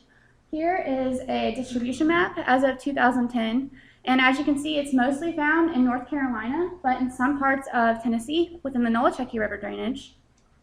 And it's been state and federally endangered since 1994. There are 7 small populations, and they are fragmented within pockets of suitable habitat. So what is suitable habitat for an Appalachian elk-toe? So a former graduate student of Dr. Gangloff's, and I'm also a grad student of his, studied this by taking 25 sites within the Nolichucky River drainage, 12 of which were occupied by Appalachian elk-toe, and studying the substrate composition. He found that they tend to like larger streams with around medium depths and a larger percent of coarser substrates and a smaller percent of fines, such as sand or silt. He also studied land use and found that riparian zones were more influential on this species rather than the entire watershed land use. And he found smaller populations than they originally expected, and 95% of all Appalachian elk-toe were found in the South Toe River, and 66% of these were found in just one site alone. So these are the 6 sites that he studied within the South Toe. He studied more obviously within the whole Nolichucky, but we have been using these sites for monitoring of this species since he left. So since 2016, some standardized monitoring efforts have been going on for this species. And this is mostly due to the fact that Highway 19E, which you can see here, is undergoing some expansion. And we're just trying to make sure that this habitat stays suitable for this species, because it seems that they enjoy stable habitat. So it's important that we make sure that stays the way they like it. 2 sites of ours are upstream of this bridge and 4 are downstream. We're looking at adding some more in the future for my thesis. We'd like to add some for the upstream portion of that reach. So this far, what they have done is we've measured out 150 meter reaches for this river at each site, and we divided that into 16 10-meter transects. We then visually time search each transect with trained personnel, and then we identify each of the mussels, because there is another species, Lampsilus fasciola, that's found in this river, and we identify them, we measure them, and we plot them using a Trimble sub-meter GPS unit. We then do some microhabitat measurements. It's kind of like a modified Woolman pebble count at each mussel, where we determine whether it's organic, things of that nature, wood, detritus, and we also measure any measurable particles. And we then take a depth and a flow measurement at each of them and their distance to the bank. And we also take a reach habitat just to make sure that that reach is staying within suitable habitat of this species. We do very similar things. We take a modified Woolman pebble count at each transect, where we use 25 particles per transect, and then we take 5 equidistant depth flow measurements at that transect. We also take the width. So all of my statistical analysis I'm going to show you guys today within the Sigma plot, they all exclude all data from spring of 2017 for our South Toe Site 5. This is due to a data sheet that seems to have grown legs and walked away. So if you guys happen to find that, please return it to the Gangloff lab. It's dearly missed. And the data was first split by site and then split by survey occasion. A Kruskal-Wallis one-way analysis of variance, as well as a Tukey post-hope test, were done in order to tease out any differences between site or survey occasion. And histograms were created using the links of all Appalachian elk-toe found. So here is some preliminary data just based on the monitoring efforts we've had so far. As you can see, in the summer of 2015, fall of 2016, and spring of 2017, and fall of 2017, the only statistical trend that we find here is that South Toe Site 2 has the highest number of mussels per transect than any other site. This is really, we expect this because South Toe Site 2 is a relocation site for these animals, so it has the best suitable habitat. However, you can see that between summer of 2015 and fall of 2016, there was a huge decrease within the number of mussels per transect, and it goes from a median of around 14 to a median of 4. This is most likely due to a predator that was suspected to be there, and I will touch a little bit more on that later. But it again increases in the spring of 2017, and what we think is, unless this somehow regenerated very quickly, which would be a little bit not too feasible, that these mussels in the spring of 2017 we were detecting could have possibly been there the whole time. We just didn't see them. So not all of them, of course, and there was a decline, but at the same time, it seems as though we just weren't detecting some of them. And there's a lot of variation between all other sites, so they're all behaving differently across season, and each site is different. Some of them are increasing and some of them are decreasing, which you can see a little bit better in these box plots. So as you can see, South Toe Site 1, there's not a lot of variation. This is most likely due to our low sample size there. We have a pretty low population number at that site. And South Toe Site 2, it shows the highest amount of variation between season. So again, it could have declined due to that predator, but it seems to increase and then decrease again in the fall of 2017. Although not statistically significant, this is important to see the trends for some prelim data and for us to make some conclusions as to what we want to go and do further. And in South Toe Site 3, although not significant, an increase and then a decrease again. South Toe Site 6 behaves very similarly, just not a lot of variation due to probably a low sample size there as well. And I would like to turn your attention to South Toe Site 4. There's almost no variation. Our sample size there ranges between 5 and 17 mussels total, and it's a really small sample size. This could be due to, it's actually, that site used to be one of our biggest sites, but I think that some interstitial substrate changes could have possibly declined that population. We're not really sure what the impacts are yet and the implications, but you'll hear a little bit more about that tomorrow if you listen to Michael Thompson's talk, so I won't touch too much on it. So South Toe Site 5, the increase, decrease. So if you don't get anything else from my data and this preliminary box plots, I would really like for you guys to take home that there's a lot of variation between season, between site. We can't really make any assumptions based on whether they're declining or inclining, like whether their population numbers are getting better or they're getting worse, because there's just a lot of variation between year and everything like that. So I'm going to switch gears a little bit here, and I'm going to talk about their length distribution, which I find pretty interesting. So in the summer of 2015, the most amount of Appalachian elktoe found ranged between 50 and 70 millimeters in length, and it shows kind of a unimodal distribution there. The same with 2016, although that population seems to have gone down, most likely due to that predator. It still stays fairly between 50 and 70 millimeters in length as far as its distribution. But then if you look in 2017 of the spring, it's showing kind of there might be a little bit more, a few more mussels that are smaller, so around 30 millimeters in length. And then once you look at 2017, there are actually more mussels between 30 and 40 millimeters in length than there are of the larger mussels. And this is really important because it could mean that there might be some recruitment going on, which makes me personally excited because we could expect to see some population inclines and increases from here on out. And I'm excited to see what happens in the next year whenever I'm able to study these animals and see what happens, whether we still see some of this recruitment the next time we go out. So this is really just the same thing, but it's showing only South Toe Site 2. And I would really like to show you guys, this is really to show you that, again, we see mostly unimodal distribution, but then some bimodal down there in the bottom. But this population decline here, this is when I'm going to talk about that pesky muskrat that we believe was preying on our mussels. We actually took the lengths of 103 shells that were found on that bank, which is a really significant amount of shells because I think the year before, in the summer of 2015, the raw numbers were a little bit more than 200 mussels at that site. And 103 mussel shells the next time you survey is really concerning.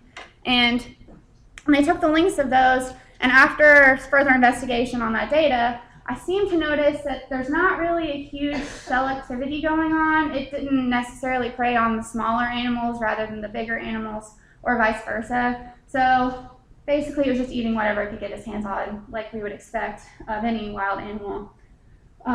but it's just interesting to note that that's one of the reasons that the population seems to decline there. So to summarize, South Toe Site 2 has the highest amount of mussels per transect, and the highest amount of variability. This is expected, most likely due to the fact that it's a relocation site and it has really great suitable habitat. And it's also expected that we'd see more variability because our sample size is larger there, so it's easier to tease out some variability.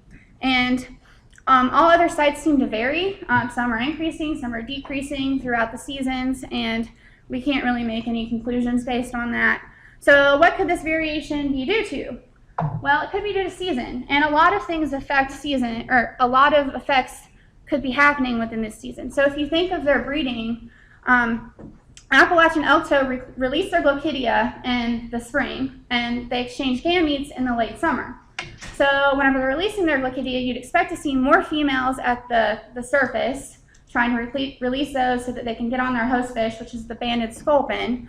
And then in the late summer, you would expect to see more mussels, in general, whenever they're releasing those gametes, and then they're exchanging those, so they're breeding. And so you would expect to see more mussels in the spring and hopefully late summer. And maybe I've read some in the literature that mussels tend to burrow a lot more in the winter. So once we do our winter survey, which we're hoping to get done soon, we should be able to see that, whether or not we're just finding less of them in the winter and the colder months. Could also be due to personnel. So I'm actually trying to get a trademark for the GEM effect, standing for Gangloff, Etchison, and Mays. They are a lot better at detecting mussels than me, so they're going to be able to see them a lot better than I can. And the personnel could be relative. I'm not sure how we're going to study that yet, but I would really like to take that into account and find a way to correct for that. As well as predators, we need to take into consideration, look at the banks, see if there are any mussel shells and stuff like that, take into consideration that might be affecting our population numbers. And also our methods. So we may need to be digging around a little bit more. So juvenile mussels tend to burrow a lot more than adult mussels. And maybe we're not finding enough of them because of that, because we're not digging around as much. And, I would like to see if that has an effect. And I would also like to test that effect and see how bad it is.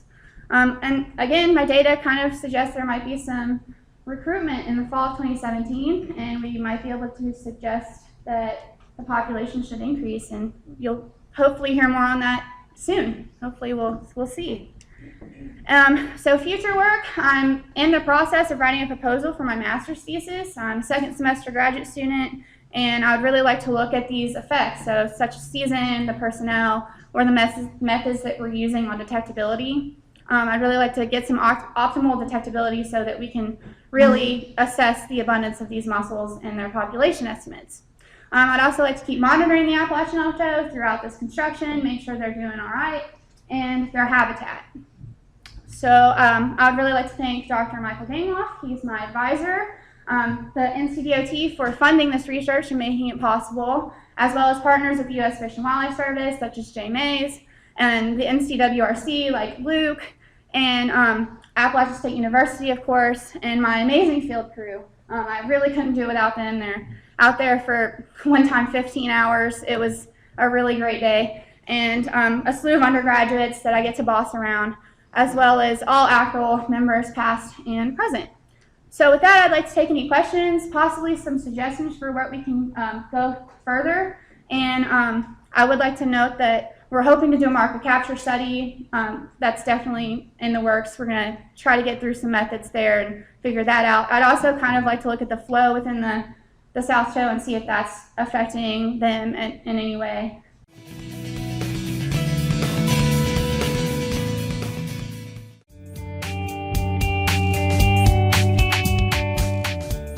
I'm going to talk a little bit about my master's thesis. It's still in the early stages, so last summer we just started our pilot study, and this summer is really going to be our first field season, our first official field season, I should say. My ultimate goal of this talk is to really encourage collaboration with this project. Again, it's in the early stages, and this is a project that will hopefully last long after I'm gone, and so it'd be great to get sort of different ideas on this project. So when we think of cities, we typically think of these highly dense, very dense, highly populated areas. But in reality, for most of history, they've only held a small percentage of the population. In the 1800s, only 2% of the world population lived in an urban center or a city. And by the 1960s, this number only rose to about 30%. However, within the last couple of decades, over 50% of the world's population live in an urban center, and within the US, this number is even higher. Over 80% of people in the United States live in a city. And so as these areas continue to grow in number, it's important to understand the relationship between the humans that live in these cities, the cities themselves, and then the surrounding ecosystems.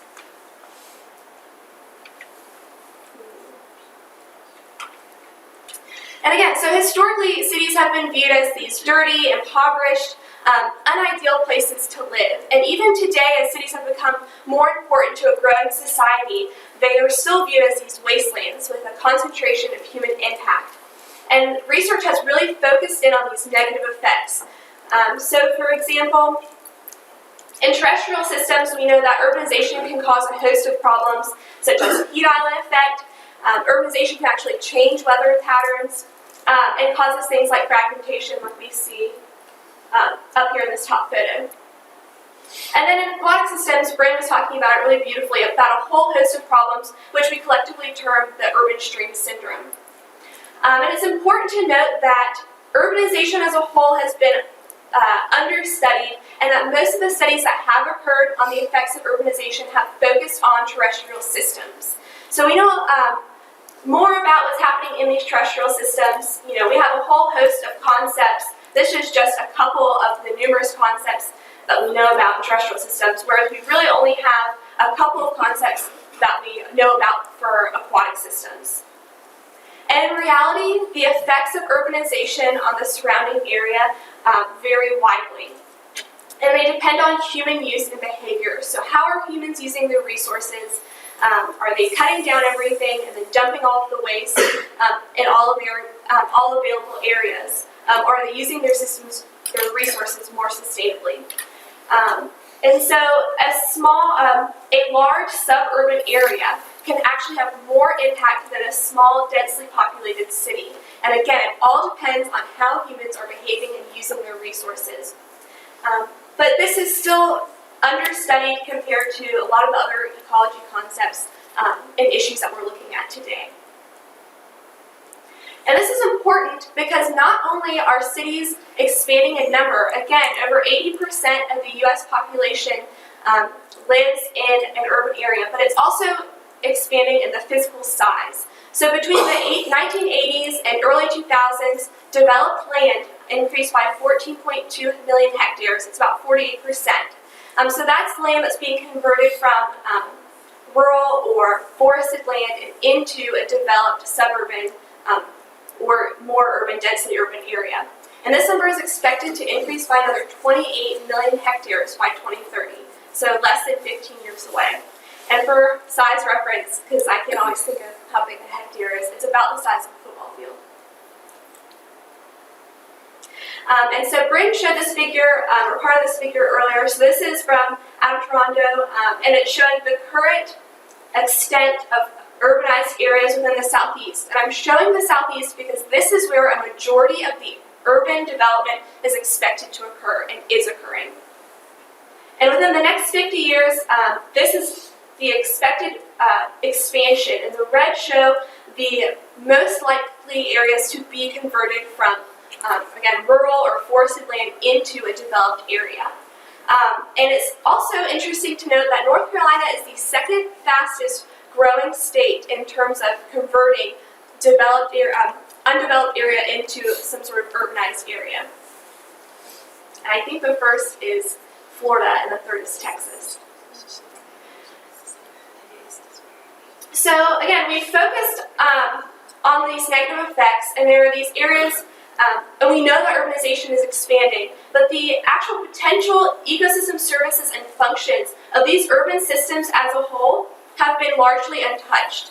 And so what I mean is, are there some areas or some urban streams that are able to provide services such as nutrient uptake, nutrient cycling, and specifically I'm interested in the fish populations themselves. Are the fish populations within these streams, the fish that are able to either survive in these areas or streams that are sort of unique in terms that they're not affected by these urban stream syndrome changes, are they able to persist and provide some sort of function? And when you look at the literature, and I've really dived into this literature a lot recently, you see that while there are negative impacts of urban streams, they are not universal. So not every urban stream is being affected in the same way. And my interest is in what's happening in these urban streams that aren't behaving the way that we would expect them to behave. And so my objectives are to compare the effects of land use changes on native fish communities in these freshwater streams, and then also to determine potential ecosystem services and functions provided by fish populations in urban streams. Oh, sorry, so it looks like my slides got messed up when they got in here, but that's okay. And so I'm currently looking at, I have 5 urban and 5 rural streams, so a total of 10 streams, and they're paired and the sizes and sort of locations that they're at. And these are the ones that I really focused on for my pilot study. I'm hoping that for the next upcoming years, I'll be able to really focus in on 4 streams, so 2 urban and 2 rural, to dive in really deeply and understand sort of intimately what's happening in these streams. And I'm looking across the upper Neuse River watershed in Durham, Wake, and Granville counties. And so currently we're using a couple different methods. We've started electrofishing to determine the species composition and population structure of the fish within these 10 identified streams. We've collected otoliths to look at the age and growth of the fish within these streams.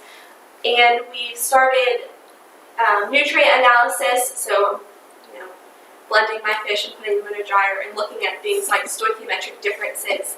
And this is some of my dry fish. And again, we really love collaboration. This is in its early stages, and there are a lot of different directions that we'd like to take this in terms of what exactly we're looking for and measuring. We have some knowns, such as, again, looking at using electrofishing to determine the population structure in these streams and age and growth. But we're always open to new ideas.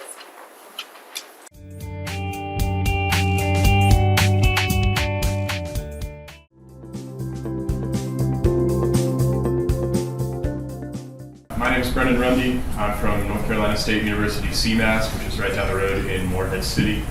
I'd like to begin by thanking my co-authors, Paul Rudershausen and Jeff Buckle, also of NC State, and also Bev Sauls of FWRI down in Florida.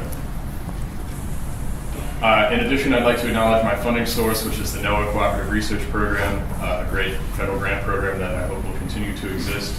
And then the North Carolina chapter for providing funding for me to present this work and similar work at the national meeting in Kansas City last August.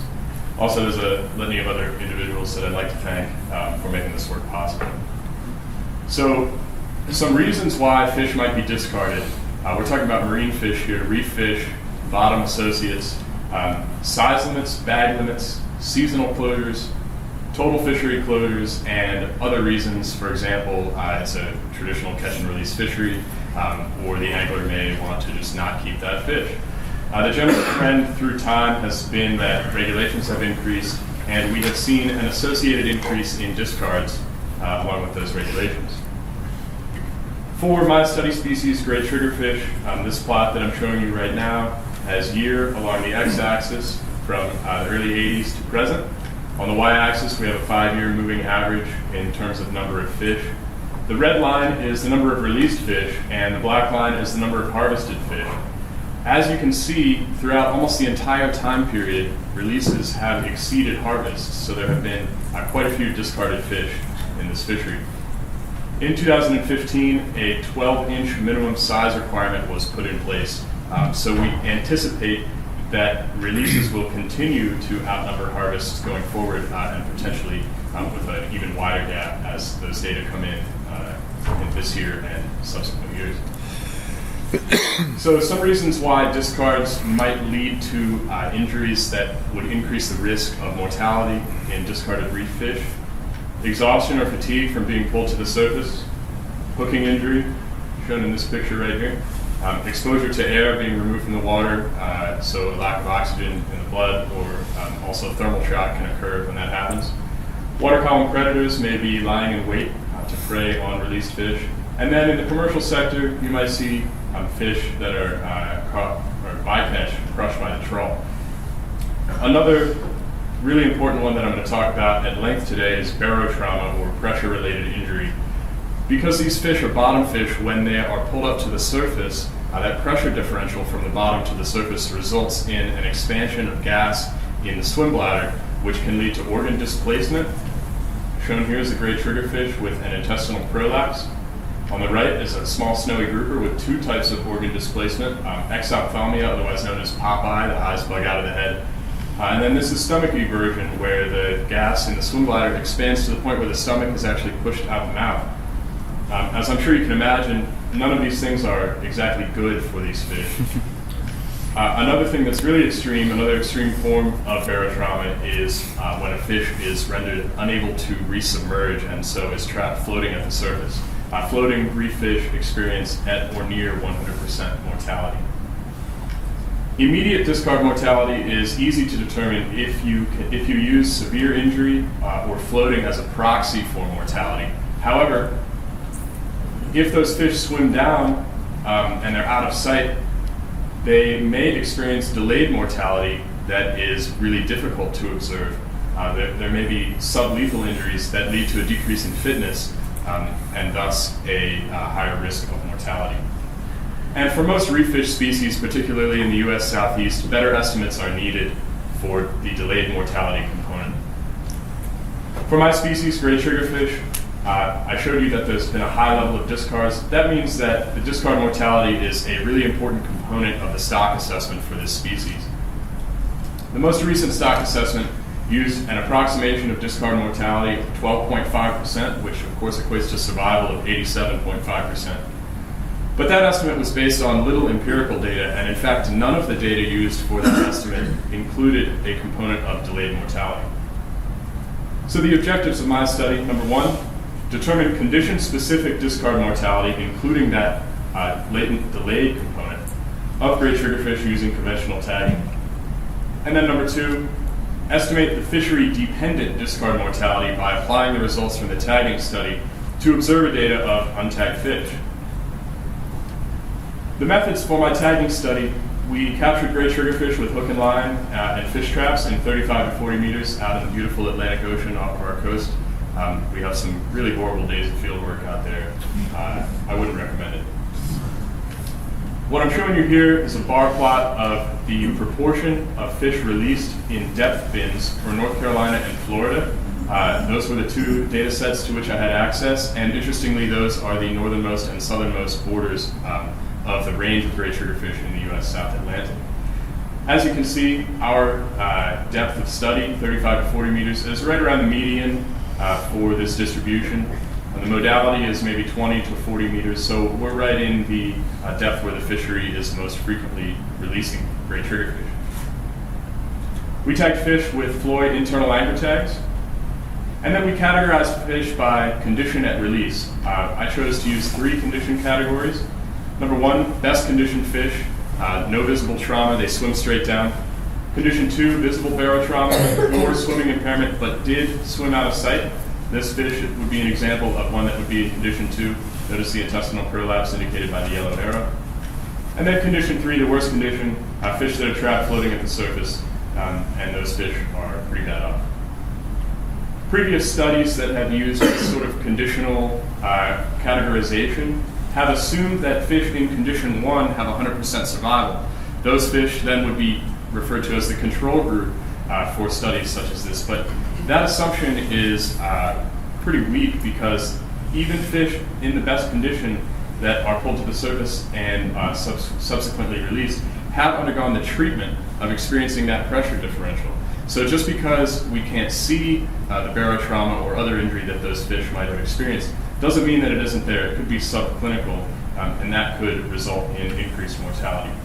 So in order to come up with a more robust control group, we use scuba diving to tag fish at the seafloor. So we set fish traps in that same depth area, and then they were set in areas of high sugarfish density. Then we sent scuba divers down to the bottom, and they removed fish one by one from the traps and planted the same types of tags in the triggerfish. This image is one scuba diver here making an incision through a mesh bag, and then at the bottom you can see the hand of the scuba diver on whom the camera was placed, holding an internal anchor tag ready to pass it off to the first diver so that he can tag the fish. That results in a much more robust control group than using best conditioned surface released fish as the baseline. And it allows us to directly compare those fish with 0% mortality to the fish that were released at the surface. We use a relative risk model and a Bayesian framework. I've thrown up some of the core details of that Bayesian framework right there. I won't go into those, but the important thing to note is that survival is calculated as the likelihood of recapturing a fish in a given condition relative to the likelihood of recapturing a fish that was tagged by scuba divers at the bottom, so relative to the control group. And again, this is based on the assumption that the seafloor tagged fish have 100% survival, and we feel pretty comfortable with that assumption. They haven't experienced any sort of barotrauma or anything of that kind. So here's a brief example. If we were to go out in our red sailboat and capture 20 gray triggerfish, tag them at the surface, these would be condition 1 fish. Again, best condition fish, they swim straight down. And then in 35 meters of water, we would send scuba divers to tag another 20 fish. These releases take place in the same area and on the same day, so they overlap spatiotemporally. The only difference between these two groups is that the fish that are released at the surface have in fact been exposed to injury as a result of capture.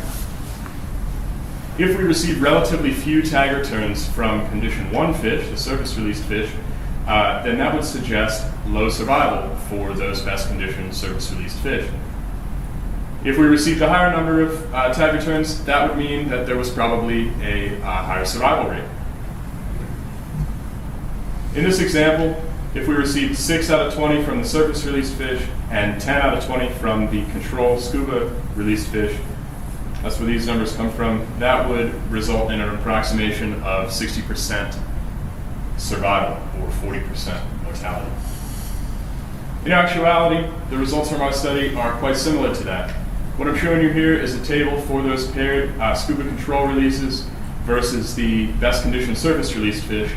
We've tagged about 130 fish in each category. We've had extremely high return rates, especially for the scuba control fish. We've received almost 50% of those tags back. Keep in mind, this is the open ocean. It's not a farm pond where some of you are used to receiving, I'm guessing, 30 or so percent maybe of tags back. And so we fixed discard survival for the scuba controls at 100%. And so relative to that, the survival of best conditioned surface released fish is 61%. We can then scale our estimates for triggerfish in conditions 2 and 3, those are the compromised conditions, relative to that 61%. So applied to all releases, I've tagged about 600 fish total in the study. We have seen a 26% return rate overall for the condition 1 fish, 14% for the condition 2 fish, and out of only 16 floaters, we have never seen a tag return. The Bayesian relative risk model estimates, again, this is fixed from the model up here, estimates 36% survival for condition 2 fish and 10% survival for floating fish. That's probably a relic of the fact that we've only tagged 16. It's almost certainly very close to 0. So these fish from this model did not overlap spatiotemporally, but they were released in the same depths, and so we are able to estimate these survivals with a high degree of confidence. Looking at the same results another way, you can see survival for the scuba control fish is fixed at 1.0. Here's the survival for the condition 1 fish with 95% credible intervals at 60%, 39% for the condition 2 fish, and 10% for the condition 3 fish. Notice that none of the credible intervals overlap with 1.0, so that suggests a statistically significant result that the survival of these fish is in fact lower than 100%. In fact, as a reminder, the recent stock assessment used 87.5% survival. None of the survival rates that we found with our model even overlap with that percent. So we have a high degree of confidence that the mortality exceeds that which was assumed for the recent stock assessment. So in order to come up with a really robust result here, we need to apply these results to a fishery-dependent data set. We need to identify how untagged fish behave across a range of depths. And that's because tagging may be harmful or helpful. So the conditional proportions by depth may differ for tagged fish and untagged fish. Tagging could be harmful because you're removing the fish from the water and exposing it to shock and everything like that. Tagging may be helpful, in fact, because when you make that incision, you might release that built-up gas in the abdominal cavity, which would effectively vent the fish. If you've heard of venting as a means of barotrauma mitigation, that could actually assist the fish in swimming down. So we need to know for a given depth what proportion of released fish from the fishery, not from a tagging study, fall into each condition category. So I was able to access the results from an observer study that occurred on the Atlantic coast of Florida. It was of headboats and charter vessels. And the observers took really detailed data from released triggerfish. They recorded things like hooking position and the presence of a litany of barotrauma symptoms, in addition to the swimming ability. So for 871 fish, I was able to obtain or assign the conditions 1, 2, or 3 based on the metrics that I laid out. This is a pretty busy graph, but what's important to note is that the black bars, as we move into deeper depths from left to right, the proportion in black, or condition 1, decreases, whereas the proportion of fish in condition 2 or condition 3, red and green, increases. So deeper depths results in more extreme barotrauma or more extreme trauma in general for gray triggerfish. This should not come as a surprise. As a reminder, we worked in 35 to 40 meters, so we can most confidently assign or extrapolate our results for that depth range. So doing that extrapolation here, these numbers in the middle column are the mortality estimates from my tagging study for conditions 1, 2, and 3. And then these are the proportions in the fishery for conditions 1, 2, and 3 from the plot that I just showed you. And so that means for 35 to 40 meters, we're looking at about a 50% discard mortality rate. We do not feel comfortable directly applying our mortality estimates to the results from other depths because we only worked in that narrow depth range. However, it seems like a safe assumption that mortality is probably at least 50% in depths greater than 40 meters because of that increased proportion of fish that are released in compromised conditions. And it's quite possible that mortality is substantially higher than 50% in those deeper depths. So the impacts of this study and the future work that I'd like to do. 35 to 40 meters is the median of the fishery, and again, we feel comfortable applying our results to this depth range and, conservatively to depths higher than 40 meters. But mortality by condition estimates may not apply at shallower depths. So what we would like to do is repeat our scuba experiment in 25 meters of water, the other modality of this distribution, and see if the results hold for conditional discard mortality. Even if mortality is lower in those shallower depths, the stock assessment assumption of 12.5% is probably very wrong. So the results from this study will potentially be influential in the management of this important recreational and commercial reef fish species moving forward, especially in light of that recent size requirement that was put in place. So with that, I'm happy to take any questions that you may have about this study.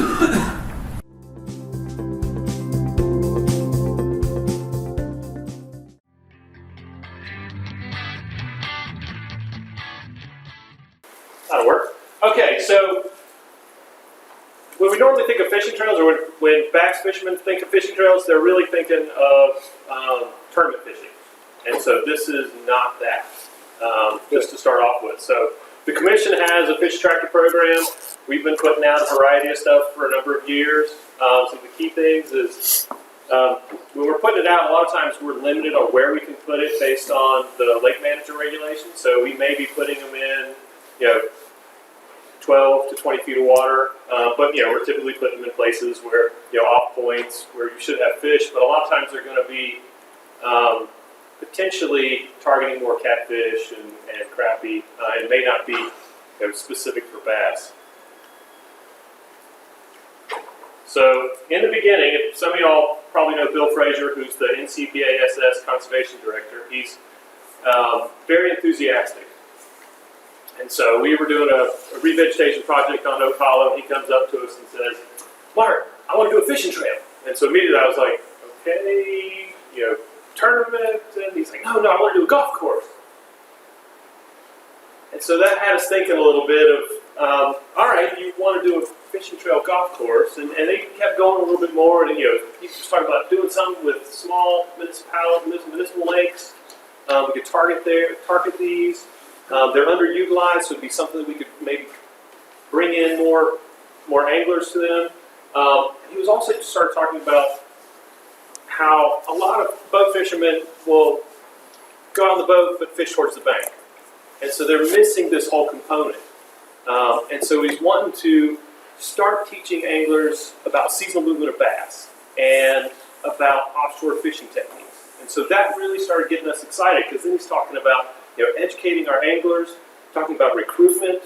And so we started getting excited more about that than the golf course idea. So it took us a little while to get to quit saying golf course, but and more kind of the educational trail. So seasonal movement of bass. I'm assuming most of y'all know about seasonal movement of bass. So in the spring, when they're getting ready to spawn, they start moving into your areas with kind of deep and shallow water habitat and creek channels. Go in, spawn. As they're done spawning, they'll come back out. Water temperatures rise. Summer comes in. They start moving out to the potentially open water and areas that again have access to deep habitat. Fall. Some of them start moving as the food source starts moving back in. They may move back into the shallows. Again, cold water temperatures. These coves get a little colder. They start moving back out again. Kind of give you the basic idea. So the project goal was to create a pilot project, an educational fishing trail, where we're actually using largemouth bass's natural seasonal movements and enhancing those areas with structures. So we're not doing habitat, we're doing fish structures. And then using that to teach anglers about the seasonal use of largemouth bass, seasonal use of habitat, and basically how to be better anglers. So again, objectives: educate anglers, increase knowledge, and hopefully we can increase angler use of these small reservoirs. So right now we have. It's the middle button. It's the middle one. Okay. So right now we have Oak Hollow. We've got 3 in various stages. Right now we have, and most of this talk is going to be talking about Oak Hollow, and that's the one that was put in 2015. Cane Creek and Tomolex will hopefully go in this year. Let's see. So part of building the trail, again, we're targeting smaller municipal reservoirs. We're involving the local anglers and youth clubs, and so that's one of the key components. Is kind of get back to that education. Before we find one that we've got interest in building a trail, we actually go out ahead of time and talk to the lake manager and talk to the local anglers and kind of go, hey, where are the good spots? We're asking you, where are your good spots?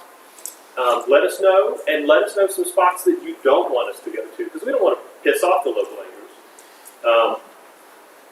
So hopefully they'll get on board better and help us more. And part of the youth clubs, get the youth out. They'll actually be involved in the designing, in the building of the structures, and installing them. And in fact, some of them have for Cane Creek and Tomelix, they're actually going to go to Bass Pro Shop and sell hot dogs and raise money so that they can actually buy the materials for the structures. So then we'll go out and map the reservoirs. And Bill Frazier is a Lowrance professional, and so he gets the Lowrance unit for at least a reduced cost. And so we actually go through and use Insight Genesis, and then we'll go through and do more detailed mapping. And I'll show you some of that here in a second. Go through again, select the sites, use an angler input, make sure we get lake manager approval. One of the things is that because we're putting these in shallower areas, boating hazard is a key concern for us, and we want to make sure that A, we're finding sites that aren't going to be a boating issue, but also that the lake managers don't have a problem with where they're going. And then again, building and installation, education outreach is a big component. We're a little slower on this side, but we're getting up to speed. And then assessment. And this is one of the ones that I'm still working on, and I'll talk a little bit more about that, but the commission has in the past started programs and didn't do the assessment work up front. And so you come back 10, 15, 20 years later, and we find ourselves that right now it's almost impossible to assess these programs. And so we're trying to do the assessment up front so that it's not as big of an issue. Okay, so here's Oak Hollow. It's in High Point. It's about 800-acre lake. The marina is right here. Again, kind of the whole idea of seasonal movement of bass. You've got potential spawning areas. Some of the features that are interesting are, for wintertime would be some of these areas. That might be an old roadbed. Again, you've got humps and some other stuff that would be interesting to use for different sites. So, we start out with this, start talking to anglers with this, and then we'll go back in and do a more detailed survey. So here's actually going back in with a more detailed survey. This is actually Cane Creek. We went out and asked the anglers ahead of time, where are your sites, tell us where you want us to stay away. This area wasn't mapped, and they didn't tell us about it. But when we were out there, you'll notice it looks like an old roadbed. And so we kind of went, hey, let's see what this is. And so we started going back and forth, and you can see, here's the old roadbed. There's kind of the old divot where it was.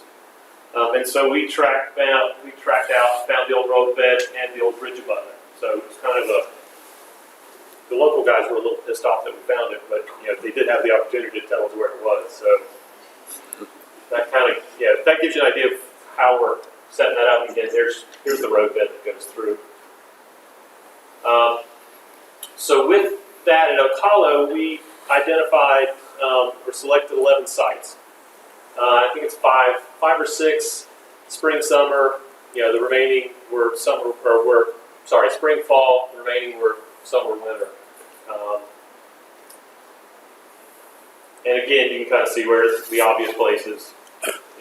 Around spawning areas. This is a bridge right here where you've got deeper access, and I'll show you some. And so here are some of the fish attractors, and again, the kids kind of helped come up with ideas on how they want them designed, with some help from Bill and some help from us. And a lot of these pipes were actually left over from an old Boy Scout project that we went and collected. So actually putting this in was relatively inexpensive. I think we had more time in than anything else. But you basically have jacks, spider blocks or tarantula blocks, and then these were pineapple structures that we're not going to use anymore. And again, the youth came out, helped us build them, helped install. They actually did a video from this, which I would have shown you, but we weren't supposed to. I was told we weren't doing videos. So if you want to see it, you can look it up. Just type in Oak Hollow Fishing Trail. So site 2, here's just you've got the old roadbed, and we've got structures on either side. And so we'll actually have this on a website. We're working on that. But you'll have the map, and we'll also have these sections here. So when an angler wants to go and learn a little bit more about it, they can actually go and see what they're trying to fish and see what the structures are. So again, hopefully they can use this information to, use it here, learn it here, and then use it on a different lake. Site 3, this apparently is a very popular one. Again, it's, it's points between, two creeks where spawning grounds are. Site 4, there's a hump out in the middle of the reservoir. 5 and 6, again, you've got a hump and a point bar. And a lot of times he's looking for, you got the point, but you're going for a spot within the point. So you're kind of looking for an individual feature. This is Bill Frazier, kind of professional bass fishing mentality of where he's trying to put these structures. So it's a different take for us. So this is kind of unique. Again, site 8. You got a point, and we've got a nice spot within that. That's kind of a unique feature. 9. Again, you have a nice spot. So this is kind of a summer winter where they've got a nice drop off where they've got access to deeper water. And here's one of the tarantula blocks. We landed right on the edge, so I'm curious if it's still there. But, so as part of the education outreach, again, we've had youth involvement. We've developed a brochure. We've had a poster for the marina. We're working on the website, and then we're also doing outreach events. And so for Cane Creek, we actually went to Bass Pro Shop in Concord and held an education event. I mean, we basically teach them about seasonal movement of bass, and also at that time we were having them help us find and identify sites. And so that was a really useful tool, and I think we'll be doing more of those. We've also got it out in advertising, so I think this month's Wildlife Magazine will have an article on it. We've done press releases. It's in Bass Nation News. So we're trying to get the word out. Again, part of this is to help promote these smaller municipalities. And so assessment options. So how do we want to assess this? We could use a Ditson, and we could video fish and count fish. We could do the side sand sonar, we could do a creel survey, and then we could do kind of camera traps. And so what we decided was the Ditson we've kind of done that. When you build it, they will come, so they should be there. Side scan sonar, again, it's that same thing. Creel survey was probably going to be a little more costly, and were there other ways that we could survey them and more efficiently? And so far we've decided on an angler survey. The brochure currently has some survey questions on it, and I'll go into a little bit about that, that they can fill out. We're also going to use an online survey, which is going to be a more detailed survey. And then I'll probably go out monthly and actually kind of go around and ask people while I'm checking the cameras. And then we'll use camera traps, so we can actually take pictures and try to get estimate number of how people are using it, and then do kind of an internal evaluation program. All right, so angler survey, and I'll run by this pretty quick. So number of fish caught by site and species, participant questions, satisfaction questions. Are they learning stuff? Marketing, demographics. So this is actually on the angler survey on the brochure, so they could actually write down what species they caught at each site. How much time did they spend on it? Did it snag? Did they enjoy it? So we can actually see, are these working? Are they not? What are they actually catching? So the angler surveys, how many miles did you travel? What species did you target? Motorboat versus kayak, who's actually using this? Satisfaction, kind of your basic, how satisfied, dissatisfied. How likely are you to recommend this to other anglers? How likely are you to return, or are you going to visit other trails? So this is actually going to work. did you learn, not getting that knowledge, what did you learn? Did you learn about largemouth bass? Did you learn about how to fish them? And then was our educational, get some feedback on our educational material. Again, some marketing, demographic. The other thing is, we started out with brochures, doing the survey, and we weren't, first, 2-3 months, we didn't get anything back. And so the marina has actually said, we'll give you a free launch if you return a survey. And we've started getting some back. Still not a lot, but we're starting to get some. So that's been a challenge for us. So camera traps, what we're planning on doing is doing either 15 or 30-minute intervals. Just to kind of get some of the basic questions of who's using it, how many people are using it, and are they using it seasonally? Are they actually learning, or are they just using this as their structures out there? Camera locations, we weren't going to do all of them, so what we were thinking is to have 6 of them and have some close, medium, or medium, and then locations that are farther away, to try and get an estimate of total use as well. And I haven't used this before, but we're going to use time-lapse 2 to process the images. And it's free software. There's the link to the video. And do you guys have any questions?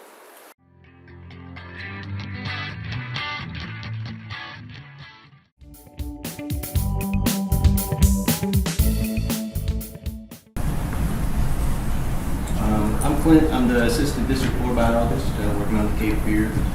I'm going to give you a very predictable and comforting sequence of events here: background, methods, results, and conclusion. So the Cape Fear River, like Michael set us up, it is the longest river wholly contained within North Carolina. It's a coastal river, and therefore home to multiple diatomous species, unfortunately all of which are in decline compared to historic levels. This is probably because of an unfortunate history of anthropogenic impacts in the Cape Fear: impoundment, flow regulation, pollution, overfishing, and invasive species. I'm going to focus on 2 anadromous species here, striped bass and the American shad. So the striped bass have been managed for decades in the Cape Fear. I'm going to focus on about the last 10 years of management here. So in 2008, there was a harvest moratorium on striped bass. In 2010, we began stocking striped bass using Cape Fear origin broodstock. So prior to that, they've been stocked from the Roanoke strain. So here we took striped bass out of the Cape Fear, spawned them out, and then put it back in. And then with that, Lawrence and Chris gave us a good overview of the parentage-based tagging program. We do that with striped bass on the Cape Fear as well. This isn't about PBT analysis, but it does show that striped bass in the Cape Fear are hatchery supported. All of those cohorts since 2010 do come from the hatchery. So our long-term monitoring efforts of this species is very important to monitor population trends. American shad, not quite the laundry list of management scenarios here, but they did have a harvest reduction from 10 to 5 individuals in 2014, I think. So our long-term monitoring efforts are very important for them as well.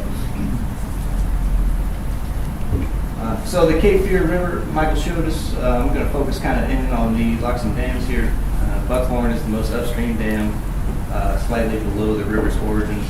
And then there's Lock and Dam 3 around Tarkeel, Lock and Dam 2 in Elizabethtown, and Lock and Dam 1 about 97 river kilometers from the mouth of the river.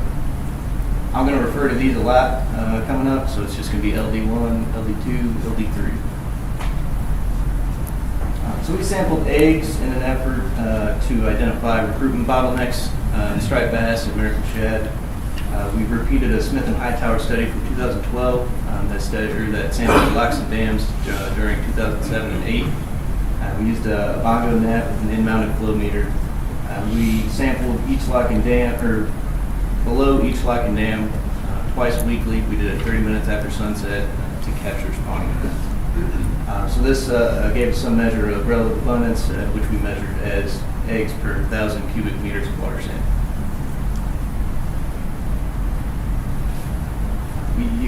boat electrofishing as part of our long-term monitoring efforts to sample adult individuals. Once again, below each lock and dam, we conducted 30-minute transects, and we did this weekly during spawning season. We were looking for anadromous species like striped bass, American shad, and the odd river herring if we were so lucky.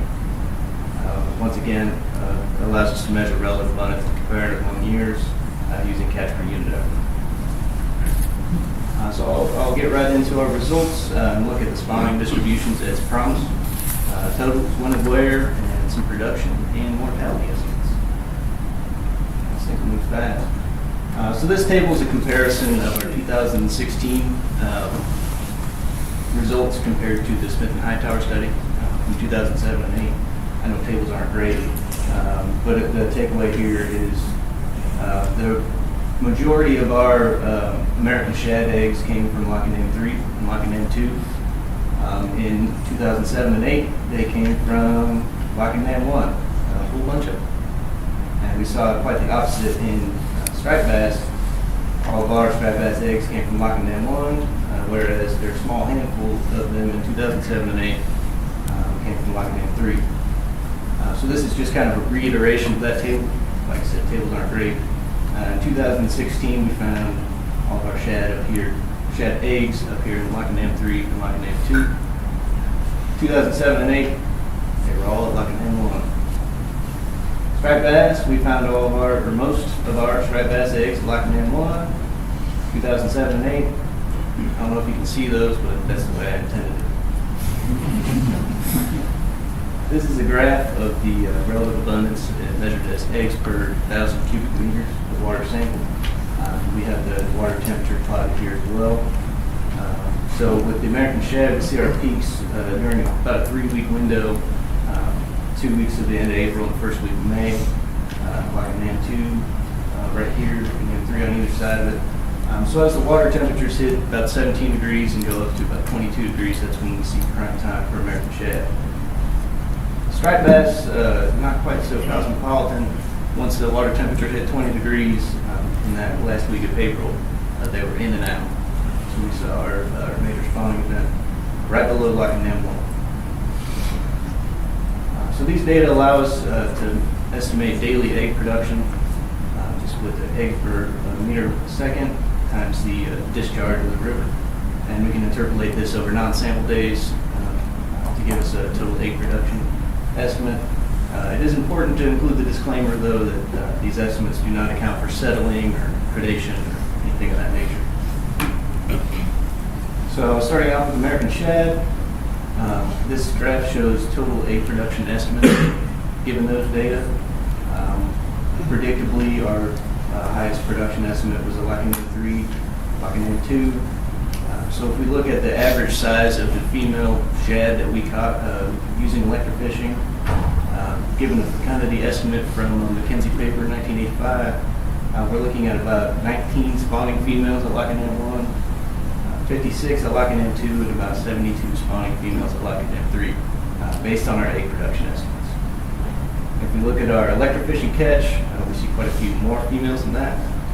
59 at Lock and Dam 1 in 2016, about 250 at Lock and Dam 2, about 220 at Lock and Dam 3.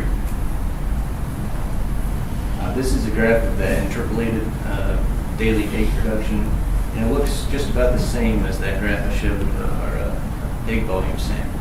We see our peak during these this 3-week window, the last 2 weeks of April and the first week of May, both at Lock and Dam 2 and Lock and Dam 3. For striped bass, once again, we expect to see the most of our egg production at Lock and Dam 1. That's where we sampled all of our striped bass eggs. So when we use Harding 1978 fecundity estimates based on our average female striped bass size captured with electrofishing, we're looking at about 12 spawning females at Lock and Dam 1. So not a great deal there. Not quite a whole spawning female at Lock and Dam 2. I think we'll get there this year. And no spawning females at Lock and Dam 3. So when we look at our electrofishing data, we see 34 females at Lock and Dam 1. 5 at Lock and Dam 2, and we only caught 1 female at Lock and Dam 3. This is the same daily interpolated egg production graph that we saw for American shad. And it too looks just like the actual volume of shad sample. Based right around that last week of April. So as eggs are produced, eggs will also die. Sad fact of life. Our technicians staged all of our eggs using a Hardy 1978 as developmental phases 1 through 5. 1 is spawn, 5 is pre-hatch. And then we plotted those into linearized cohort curves to measure an estimate of mortality. So this worked out pretty well, actually. The takeaway here is that both species showed about an 80% egg mortality rate. So that's not too crazy. 80% is not too bad. So I know I throw a lot in there. To recap, our 2016 egg samplings were quite the inverse of the 2007 and 8 egg sampling events. We saw our peak American shad spawning at Lock and Dam 3, peak striped bass spawning at Lock and Dam 1. And this all happened for American shad during about a 3-week window at the end of April and the 1st of May. Striped bass spawned just that one time below Lock and Dam 1. Our egg production estimates indicate few spawning individuals of each species. This is kind of reflected in our electrofishing catch. And about 80% observed egg mortality for both species. So move on to fish passage. It seems to be a recurring theme here. We'll talk, the rock arch ramp was completed at Lock and Dam 1 in 2012 to facilitate fish passage over the Lock and Dam. Locking schedules facilitate passage at Lock and Dam 2 and 3. So fish that get above Lock and Dam 1 rely on up to twice daily locking schedule. They open up the locks and the fish swim through. It's a real catapult during spring. So this is our catch data for American shad, our long-term electrofishing. It goes back to 2008. Pretty predictable interannual variation here. We see a sharp increase here at 2016 at Lock and Dam 2 and 3, and we see a pretty sharp decrease at Lock and Dam 1. So that would make us think perhaps they're getting past that rock arch ramp and be benefiting from that harvest reduction. Striped bass, it's once again quite the opposite.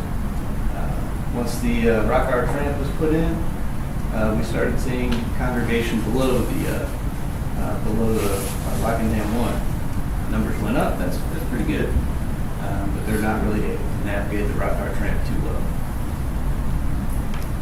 So to recap that, American shad are blowing right through the rock arch ramp. American shad or striped bass not quite as successful.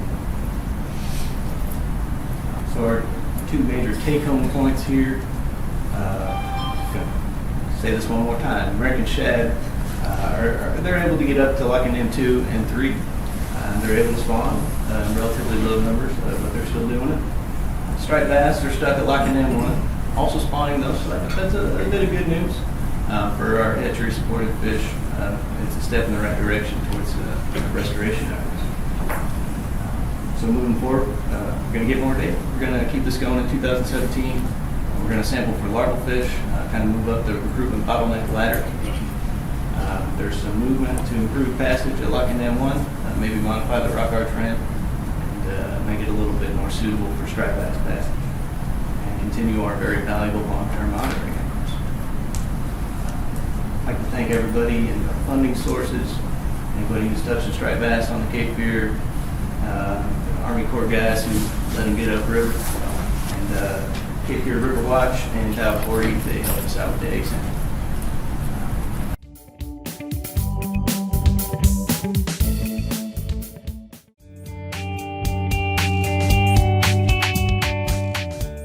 So this is probably the longest title I've ever had for a talk, and I somehow managed to select a lightning talk myself into giving a lightning talk, so we'll reconcile those two things. But basically, as it says, we're going to be talking about stocking evaluation, or a stocking evaluation we're doing down at Baden Lake with striped bass. Evaluating stocking is not anything really new. It's pretty common in fisheries management, but for us, using pairage-based tagging is a new topic or a new method. So before I begin, just a few individuals that have really been helpful in this process. Jeff Evans, who's our hatchery manager down at Waffle State Fish Hatchery. Jeff's one of my heroes in the Wildlife Commission. If you ask Jeff if he can do something and he says he can, he gets it done. Jeff's actually the one that suggested we use parentage-based tagging in this project. Started out kind of simplistic and blossomed into something that I hopefully is going to be a little bit more, and I'll talk about that in a minute, give us a lot more tools than we've had in the past to look at our striped bass stocking. Kevin Dockendorf, who's one of my colleagues as well with the Wildlife Commission. Kevin's sort of been the manager of the parentage-based tagging program on the coast, and he was very instrumental in getting us in the Piedmont into that program and how it works and making sure we were doing things right. So I appreciate that. And then Tanya Darden out in South Carolina DNR in Charleston, she's who we send our samples off to, and she's the guru that does the genetics work, gets it all back to us, and then we're able to sort of tease it out and see what it all means. So really at the beginning of the study, it's not an uncommon thing when you're a fisheries management biologist, perception of reduced catch rates by anglers. They call and they complain. We're not catching as many fish. And that was going on in about 2011, 2012. A lot of questions as to why, because we were stocking the same amount of fish. Our regulations hadn't changed. We do have, from time to time on Baden Lake, we do have some summer kills that are pretty small. And we hadn't really had any kills. I think we had one maybe 2 or 3 years before that, but nothing that stood out. On top of that, on sort of the negative side for us, striped bass in reservoirs is pretty hard to catch kind of consistency. So we don't really have trend data on catch per unit effort. We kind of pulled back from that and decided we were going to go more with age and growth information and condition to manage this fishery. So we didn't have anything to counter the concerns that they won't catch as many fish with sort of fisheries independent data. Other state agencies, particularly Virginia, Department of Game and Fisheries up at Smith Mountain Lake, have been using multiple stocking sites to disperse the striped bass. We traditionally, for the most part, have used one stocking site on all these reservoirs. It works out pretty well for the hatchery. They're able to hit multiple sites in one day, and to this point had not really thought about doing it except for over at Lake Norman. We do some multiple site stocking up there. But as I said, evaluating stocking is not anything new. Parentage-based tagging is something new. And really how this all started was when I called Jeff and asked him if he could split my stocking sites up on Baden Lake. At the end of the conversation, he threw out one sentence. It was, "Hey, you want them to be genetically unique?" I said, "Hey, can you do that?" He said, "Yeah." And of course, he'd been doing that for the coast for several years before that. So this was pretty well. He had the system pretty well worked out on the hatchery end, and then it was just really a matter of integrating it in what we were doing in the field on our end, which is not that difficult. So Casey and Tiffany earlier talked about the Yadkin River Basin. Again, this is a map of the Yadkin River Basin. My district is District 6, and I cover pretty much from High Rock Lake all the way down to the state line. So 7 impoundments on the system. I'm responsible management-wise for 6 of them. Again, another way of looking at this, just a little bit more focused. These are there's actually, as I said, there's 6 lakes on the lower Yadkin. There's a little small lake between Baden and Tillery Falls Lake. We do not stock that lake with striped bass, but we do stock the other 5. And when you add all these numbers up, you get about 196,000 striped bass fingerlings annually, which really accounts for 25% of all the striped bass we put in the reservoirs in the state. So pretty big commitment down there. These are big fisheries. All the lakes except for Baden get 5 fish per surface acre. Baden gets 10. Long story there. It kind of goes back to some studies that were done in the 70s. It's pretty much stayed the same. But of all the lakes on the chain, Baden is one of the more popular just because it's historically been a good fishery. So the methods for this from the hatchery side, it's pretty standard stuff. Brood stock spawned out in the hatchery. Once the eggs are fertilized, they're raised in jars until they're big enough to put out in the ponds, and then once they're big enough to stock out, they go into a stocking truck and out to the reservoir. Pretty standard stuff. The good news about me giving the lightning talk today is that I don't have a lot of time to go into all the genetics and the details of that. And even if I had the time, I'm not a genetics expert, so it's probably a good thing I don't have a lot of time to go into it. What I can tell you though is that the difference that Jeff had to do with his staff is, so what we're doing with the parents now is we're taking fin clips from them, genetic information. So we know the male and the females that are involved in spawning. And then Jeff isolates those fish out in the ponds, well, first in the jars obviously, and then out in the ponds. And that's a big task unto itself. but he does a really good job with it. And so what we're able to do, and particularly on the Yadkin PD, he's been able to do this, is we get genetically unique batches of fish in all our reservoirs. And in Baden Lake, as part of the study, we actually get two. So we get an equal stocking, 32,000 fish of one lineage and 32,000 of another lineage. So we're able to track these over time to see what contribution, these two sites. We had two sites. If I didn't mention that already, we did split them into two sites only. So our field collection methods, again, we don't really have to do anything different, and that's the good news of this from our standpoint. Traditionally, we've used gill nets in the fall to collect striped bass. It's Chris Nelson that used to work with me years ago, collecting some stripers. And we ramped it back a little bit to try to go after the youngest fish we could get our hands on. So that for us is 2 and 2.5 inch gill nets. When we get these fish, they're typically about 1.5 years old. So we're collecting them. For instance, the date I'll be presenting today, we were collecting these fish in fall of 2014. They're the 2013 year class, so they're stocked in June of 2013. About the quickest we can get them in our gear is 1.5 years. We also have an advantage at Baden Lake in that the upstream Tuckertown Dam, there is a spawning run up there where the fish do congregate in late May and early June of each year. And so these data today are all gillnet data, but some of the subsequent data, which I won't be talking about today, we've had to come back in the spring and follow up with electrofishing. And this is my co-author, Troy Thompson, out on one of our electrofishing runs in the spring. And again, by that time, these fish are typically about 2 years old. They're just about 2 years in post-stocking when we collect them right below the dam. So both these methods, nothing different for us. The only difference is we're collecting fin clips from these fish as we bring them in. The nice thing with the electrofishing too, and this is a benefit too, is if we don't have to sacrifice the fish for any reason, we can take a fin clip and release it, which traditionally, if you're taking an age sample, as you know, you're dealing with odorless, that fish is not going back in the water. So that's one of the other benefits, side benefits of using parentage-based timing. So this is just a map that I'm going to use to show you our stocking sites and also integrate the data that we've collected so far. As I said, all I've got now is a 2013 year class. There is a 1.5 to 2 year lag before we see these fish. And then to integrate into the genetics analysis program that the coast has to get into that cycle, it's a little bit of a lag to get those data back. So actually what we're sitting on right now is we've got 2 years down in South Carolina that should be being analyzed right now. So hopefully next time this year I'll be able to give you the full picture. But we had two stocking sites, the Alcoa boating access area, which is down here just in the town of Baden. If you've ever been to Baden, the old Alcoa aluminum plant, this is right across the street from it. And then the Lakemont boating access area, which is up here on the Montgomery County side on the Beaver Dam Beaver Dam side of the lake. So we tried to spread those out a little bit for the study purposes. And these two sites will remain the same throughout the years we were working here. So when we got down to it, we had 88 fish available for analysis, and 52% of those fish came from the Lakemont boating access area. 36% came from the Alcoa boating access area. And I went to NC State, but I don't profess to be a math scholar, but I do know that doesn't add up to 100%. So the question was, where do the other ones go? And actually, the interesting thing is 11% of our fish actually came out of the upstream Lake Tuckertown Lake.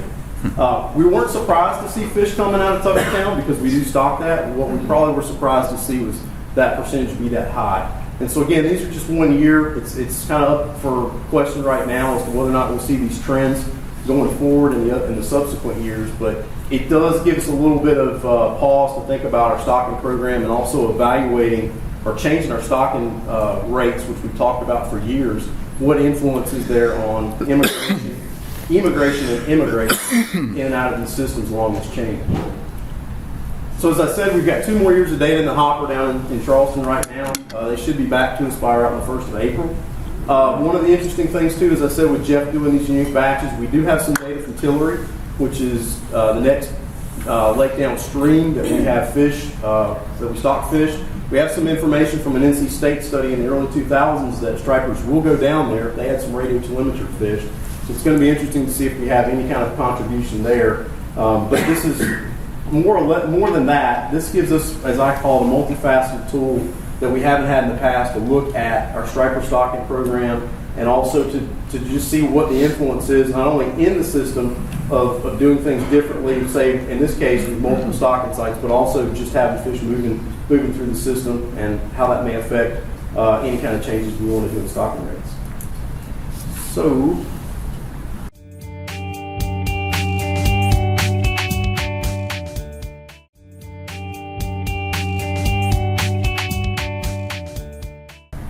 before I start, I want to take a second to thank my contributors at the North Carolina Division of Marine Fisheries, the Elizabeth City office, and Holly White, the river herring biologist, for helping with this, as well as my committee members, my advisor, Dr. Jeffrey Buckle, Dr. Ernie Haynes, and Dr. Emily Griffith. So, stepping into this, quick introduction to river herring. This might be a little bit redundant, but river herring is a collective name for alewife and blueback herring. They're anadromous forage fish, so every year along the North American Atlantic coast, they return to their natal rivers to spawn. Over much of the last 2 centuries, they've been a reliable food source for many communities on the Atlantic coast, supporting some of the largest fisheries on the coast as well. Here in North Carolina, the Albemarle Sound supported one of those fisheries, with the main focal point being the Chowan River right there. North Carolina's historically produced, it averaged 12 million pounds in landings between 1880 and 1975, with as many as 12 million pounds coming from the Chowan in 1963. However, like most of our fisheries, in the 1970s, this fishery collapsed. This graph right here is from the 2015 North Carolina Division of Marine Fisheries Fisheries Management Plan. This left axis is landing in pounds. The right y-axis is catch per unit effort, pounds per net, and year on the x-axis. So looking at this, 1972, landings were just above 10 million pounds, but by 1979, they collapsed to just over 4 million pounds. This collapse was pretty typical of stocks up and down the Atlantic coast. So researchers have been spending much of the last 4 decades researching causes for this collapse and ways to bolster the stocks. So they determined that commercial pressure, direct commercial pressure by pound nets, offshore bycatch such as the Atlantic herring fishery, and habitat loss have all contributed to the depletion of the stock. And the ways that they've gone about remediating this is the implementation of moratoriums. In 2007, North Carolina implemented theirs, setting offshore bycatch caps, and then the Clean Water Act and dam removal has made habitat available and suitable for use. So these efforts have actually been recovering some of the stocks in the northern regions. So this, the latest outputs of the Atlantic States Marine Fisheries Commission's Sustainable Fisheries Management Plans have shown these recoveries. New York, catch per unit effort has been up over the last 12 years. New Hampshire, their stocks are stable and above their density targets. And in Massachusetts, run size has more than doubled over the last 9 years.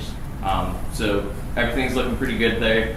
However, once we get to the southern distribution for river herring in South Carolina and North Carolina, catch per unit effort is well below our long-term means. So the question is, well, there you go. Why are we not seeing recovery in the southern distributions like we're seeing in the northern distributions? You know, management practices and regulations have been applied equally for all of these regions. There might be some habitat differences between them, which I'm actually looking at for my master's thesis, but won't be talking about that today. But it could be maybe thermodynamics. Water temperature is not being regulated the same. So for a lot of the more recent marine literature, we're starting to see fish increase their northern distributions in the South Atlantic. Unlike those marine fish, though, river herring are genetically predisposed to return to their natal streams to spawn. So these fish might need to temporally adjust for this climate effect. So this got us thinking, let's go ahead and look at the phenology of river herring. So just a quick introduction for phenology, just to run it over if you are slightly unfamiliar. Phenology is the study of cyclical and seasonal events, usually keyed in by the environment. Like for instance, we got like water buffalo that cue in on rainfall to return to vernal watering holes. Canada geese, they use light cycles and air temperature to return to wintering grounds. And specifically here for river herring, they use water temperature as a cue to return to their natal streams to spawn, and as well as a cue to leave the system and return back to the ocean. So this brought us to asking a couple questions. Our first question is, has the timing of migratory ingress and egress for blueback herring changed? Are they getting there at a different time? Are they leaving at a different time? And then nested within that question, we wanted to know, has the amount of time spent in the spawning habitats changed? If you have the ingress time shift 5 days earlier and the egress time shift 5 days earlier, that's the same amount of time spent on the spawning grounds. But if you get some disaccord between that and you're moving into the spawning grounds 5 days earlier and you're leaving them 10 days earlier, that's a net loss of 5 days spent spawning, which you could see some impacts on recruitment for that. So what we did is we analyzed some presence-absence data that was collected by the DMF. This is done in their spawning area habitat survey. So what it is to identify critical spawning habitat. They set gill nets at the mouths of all the tributaries. And as running right females are encountered, they move these nets further upstream, identifying where the fish are actually spawning.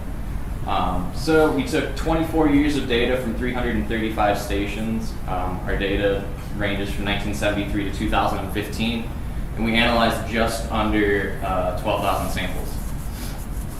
So we modeled daily presence probabilities for each species, but I'm only going to talk about the bluebacks due to time constraints.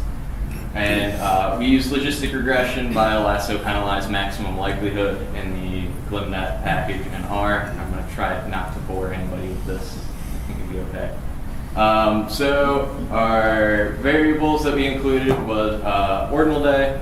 We included a quadratic term to capture the parabolic relationship between day and our presence proportions in our raw data.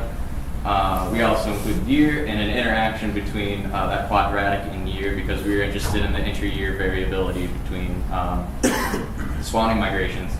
And then this last variable is distance proportion. What that is a calculation of the distance upstream for each of our stations divided by the maximum distance in that tributary that we saw a blueback travel for the entire time series. The reason that we did that was to control for the spatial variation in our sampling. Earlier in the data set, sampling was biased further upstream, and this kind of helps us account for that bias. So, to the model, all of our variables were retained through the use of that GlimNet package, including the interaction.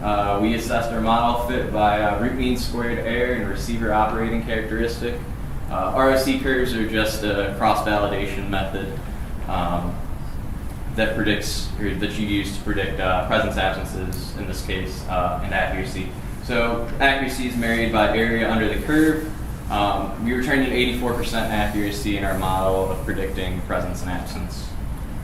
So that brings us to the visualization of our model. So here, what we did is we modeled presence absence probabilities, which we've got in the y-axis, across years and all the days that range the spawning migration. So ordinal days on the bottom to orient yourself there. Day 60 is March 30th, March 30th, and day 120, wait, no, that's March 1st, I apologize. And day 120 is April 1st. Again, this is a logistic regression for presence absence, so probabilities are on the y-axis. So these curves are actually the years here from 1973 to 2015, and they are actually falling in order. So 1973 is at the top, 2015 is at the bottom. The first thing that you notice is that large decrease in presence probability across the years. But since we're interested in the phenology of this and the timing, we're interested in this lateral movement of that curve. So that peak actually has shifted 10 days between 1973 and 2015. But again, we're also looking at the ingress and egress. So we decided to use a couple reference points in determining the initiation of egress and the culmination, or the initiation of ingress and the culmination of egress. We set that at the 5% presence probability.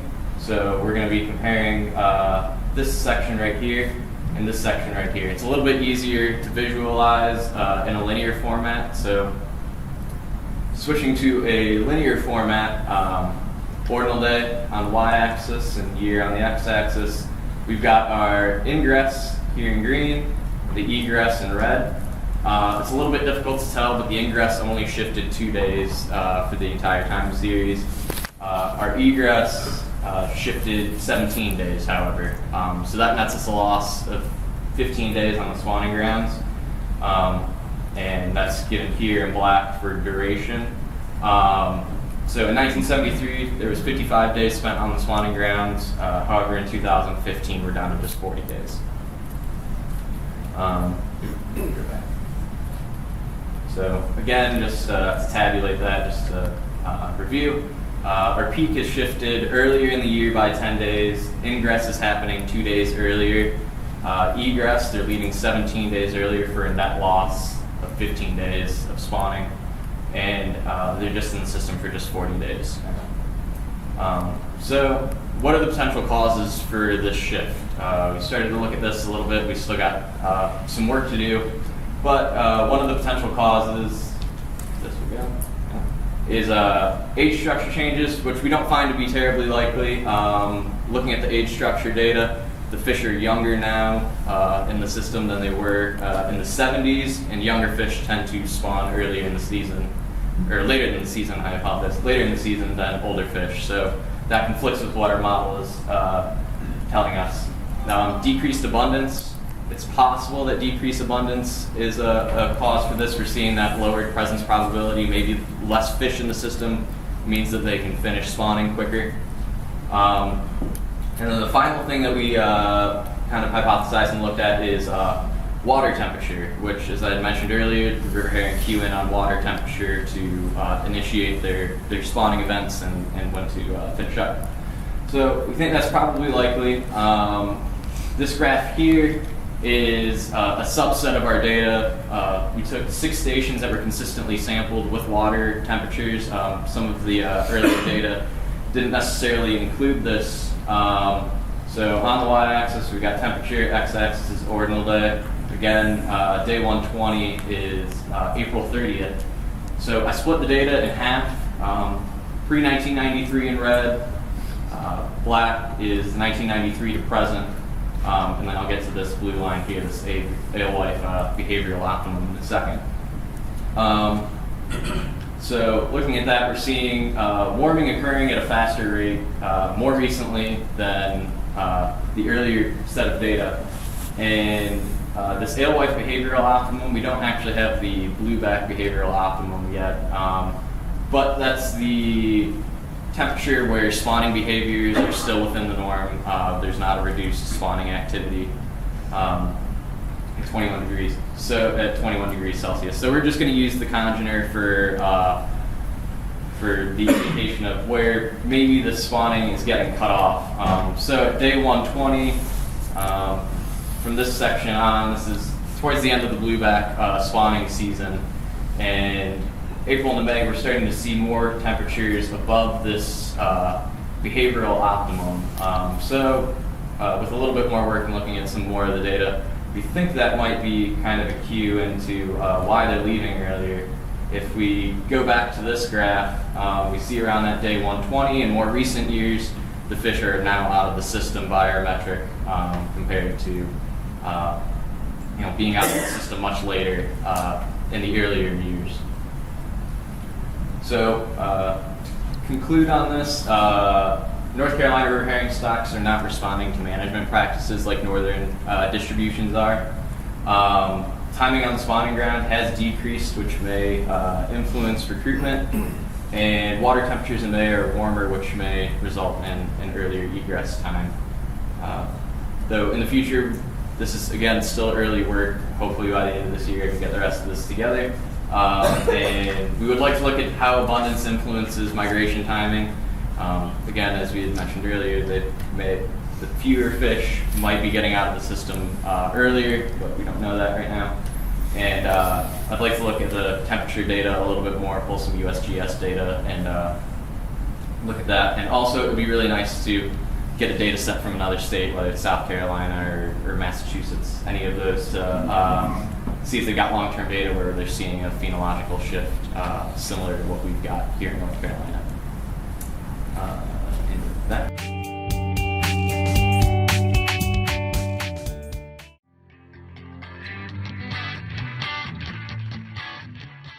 I'm Kenneth Lingerfeld. I'm currently a conservation technician for the North Carolina Wildlife Resources Commission. More specifically, I'm a member of a 2-person crew dedicated to documenting brook trout populations here in western North Carolina. But our work isn't just limited to brook trout. We're involved in other trout-related activities as well. Some of those we'll touch on later in the presentation. But I want to begin here with a display of our public mountain trout waters, which consist of 5,300 linear miles of trout water and consist of 7 classifications of trout angling regulations, which I'm sure some of you are familiar with. And in a recent study in 2014, our water generated a significant contribution to the state's economy, which leads us to my next subject, which is why do we sample? And our primary goal here is to document self-sustaining trout populations or wild trout populations. And the way that we do this is via backpack electrofishing techniques for the 3 species of trout we have here in western North Carolina. Pictured in the bottom left are rainbow trout, top right, brown trout, and as our state's only native salmonid, pictured in the bottom right, our brook trout have been really a species of focus for much of our research. So let's talk a bit about some of the results over the past 2 years. This presentation is more of an overview of what we've done as far as our sampling goes, rather than a specific project. So in 2016, we focused our efforts in District 8. We were able to collect tissue from over 1,500 individual brook trout, sample 44 brook trout populations, and 380 total trout samples. As you can see in the bottom right, there's a picture of Joe Coleman, who was a member for the 2016-2017 field season. And next to him is Jake Rash, and what's interesting about this photograph is Jake Rash is actually in the field. In 2017, we switched our focus to District 7, where we were able to sample 283 total. 81 of those were brook trout populations, and we're able to collect tissue from over 2,000 individuals. And that's a picture of me in the bottom right corner with the backpack electrofishing unit just below a barrier, and we'll talk a bit about why barriers are important later. The totals for this 2-year period, we were able to collect tissue from over 3,500 individual brook trout, 663 total samples that vary across all species of trout, and 125 total brook trout populations. And just to give you an idea of the spatial extent of these samples, as you can see, they're concentrated in the northeastern region within the mountain region as a whole. Brook trout populations are the red circles, brown trout populations are the yellow diamonds, and the rainbow trout populations are the blue triangles. So as you can see, our focus was in Districts 7 and 8, which are in the northeasternmost corner. And also, one of the difficult variables to executing these field samples is land ownership. And as you can see, the majority of these samples were on outside of our public land layer, specifically in District 7, just due to the lack of public land available. And we'll talk a bit more about how that affects access and ease of samples in general.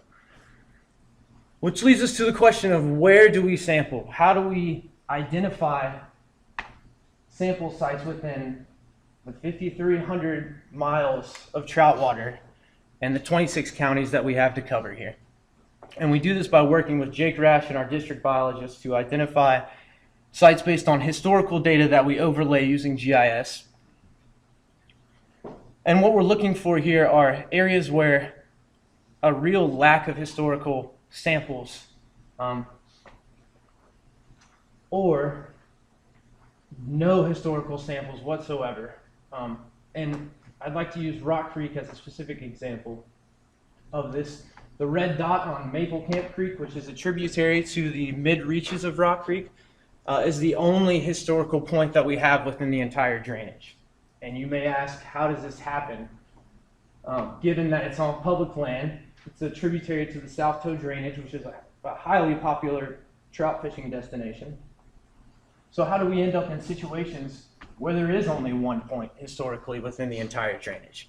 And this is where I want to highlight access. Okay, and I'm not talking specifically about road access, but really here talking about the topography and the elevation gradient of many of these high elevation brook trout streams. Quite simply, it's difficult to carry either a 40-pound pack full of workup gear or a backpack electric fisher into some of these super remote locations.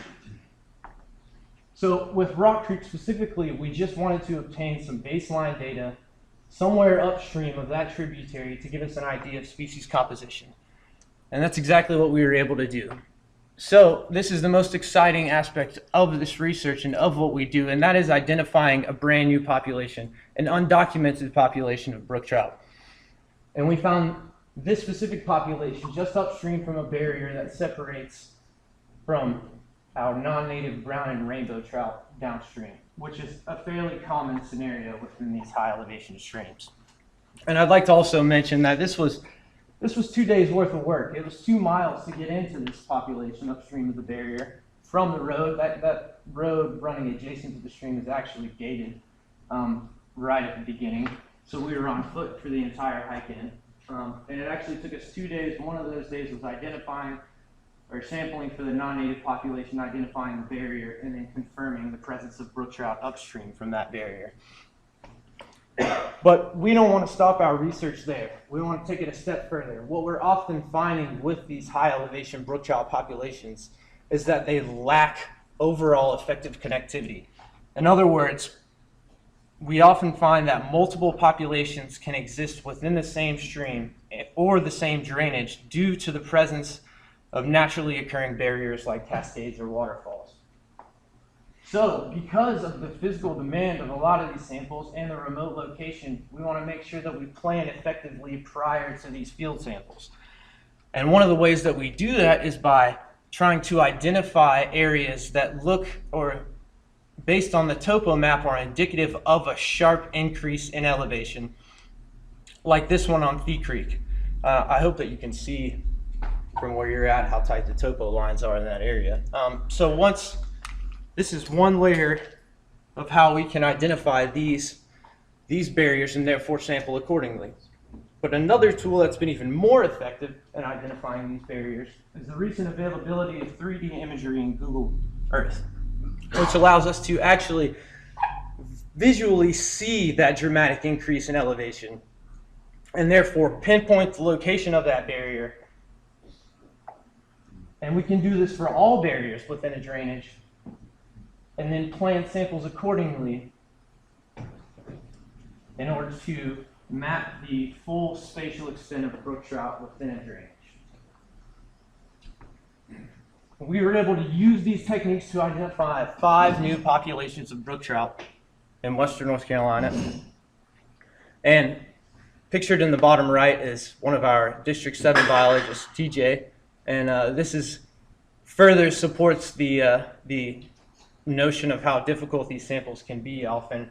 He is in and amongst rhododendron, and that is a very, very common scenario that does not make sampling with a backpack electrofisher any easier.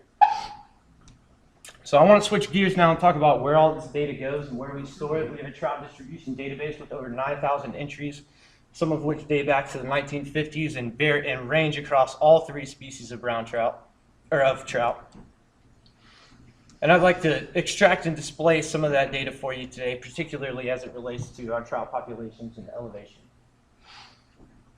So as you can see, our brook trout populations in red, brown trout populations in yellow, and rainbow trout in blue to stay consistent with our map. And on average, our brook trout populations are at around 960 meters in elevation. Our brown trout populations are around 839 meters in elevation, and our rainbow trout populations on average 813 meters in elevation. So a very distinct difference there with our brook trout, our native species, as it relates to our non-native species. To take that a step further, here's an elevation DEM of western North Carolina, and you can see that the higher elevation areas are associated with the lighter color, and the units have now been switched to feet because some people prefer that. And what we can do here is extract our brook trout populations from our trout distribution database and overlay them on this map. And to further support our data from the box plot, we see that these populations are indeed clustered around the higher elevation areas. So just another way to support that these trout do indeed prefer the higher elevation streams.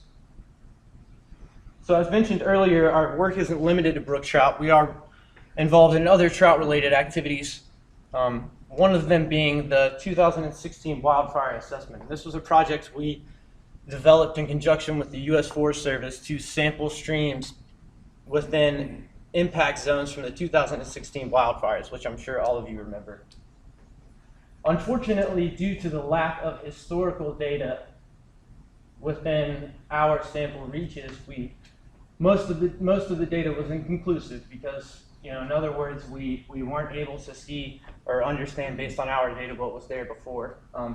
So there was no real baseline data to compare with. We did, however, identify sites that we will be revisiting in the future. We're also involved in a project with Auburn University for disease testing, specifically as it relates to whirling disease and gill lice. And if you'd like to hear more about that, please see Jake Grash's talk later. We're also involved in a long-term monitoring wild trout survey program in which we sampled the same reach of the same stream at approximately the same time every single year using the same methodologies to build a strong database that will allow us to detect changes in populations over time and therefore adapt and manage appropriately for long-term sustainability. So given that the majority of this talk thus far has been recent samples from the past 2 years, I'd like to switch gears a bit and talk about our plans for the future and specifically 2018.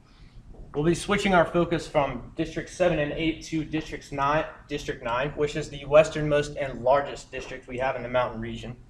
And we've been able to identify over 270 brook trout sample sites within this district. So, in addition to that work related to brook trout, we will also be conducting our annual wild trout long-term monitoring surveys and collecting specimens for our projects for disease testing with Auburn University as well. So ultimately speaking, what does all this data contribute to? And here are some selected examples of what we use our data as far as projects that we develop and execute as it relates to potential brook trout restoration projects, potential habitat restoration projects and aquatic organism passage, permit reviews, the Eastern Brook Trout Joint Venture, fish health monitoring, and of course, really the heart of all this sampling and what makes that happen, and that's our collaborative partnerships with state and federal agencies, nonprofit organizations, and local universities. And that's really many thanks to those organizations because they ultimately allow this work to be possible.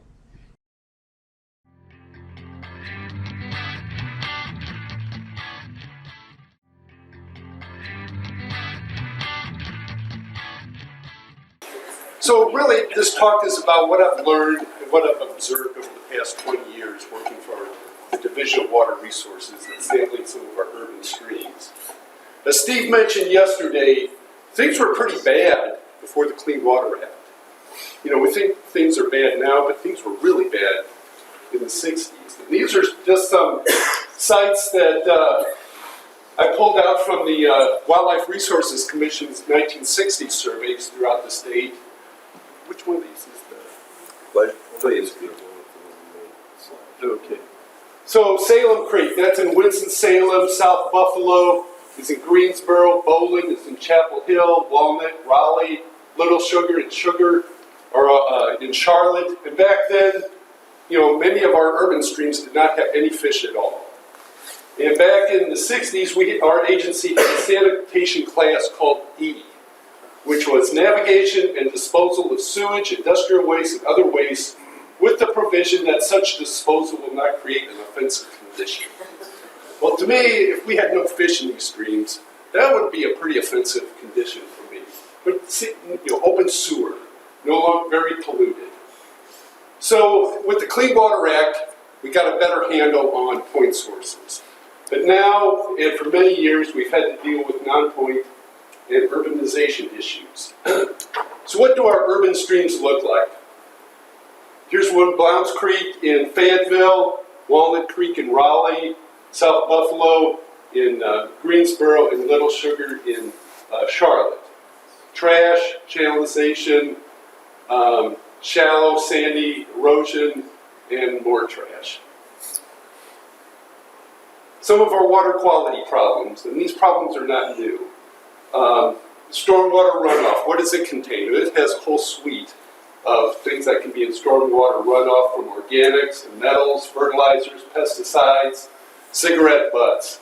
How many people have seen people mowing their lawn and blowing everything into the curb and the gutter, and then it just gets blown down into the storm drain? All that stuff ends up in our urban streams. Grass clippings, so they have high conductivity, high summer water temperatures running off the parking lots. We have sanitary sewer overflows, and also wastewater treatment plant discharges. Hydrologic problems. Our urban watersheds have a high degree of imperviousness. They're hydrologically flashy, meaning that they come up real fast during the storm and then they drop real fast. They tend to be entrenched. Banks are often armored, with like gabions or concrete. Some of them are channelized, culverted, and paved over. Riparian zones, they tend to be narrow, and the flows are often regulated by upstream dams, like in the Raleigh area and in the Fayetteville area. And those, when you alter the flows below dams, you have altered colonization avenues, restricted lateral movements in the stream, and again, altered temperature regimes. Some of the aesthetic problems with invasive plants in the riparian zones.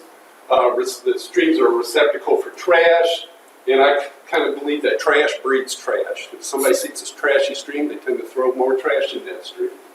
You have no community respect. And one thing that when I was a kid, and my parents would drive over a river, I always looked over the bridge. That was just fascinating to me to see what was underneath, these bridges. Today, you can't see the river from the car unless you're in a big honking SUV or something. And I think we've become detached from streams. Kids can't see the streams anymore.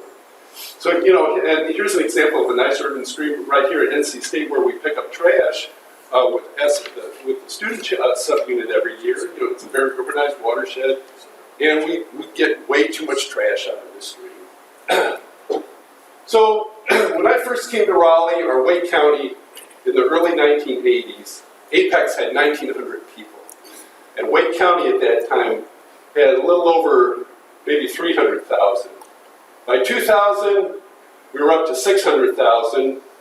This year, we're at over 1 million in Wake County, and the graph just keeps going up. So we did a study. I worked with some EPA colleagues back in the early 2000s, and let me go back one. And we did a study on urbanization in the Raleigh area. And I've got this next graph. I want to thank Sarah. Where's Sarah?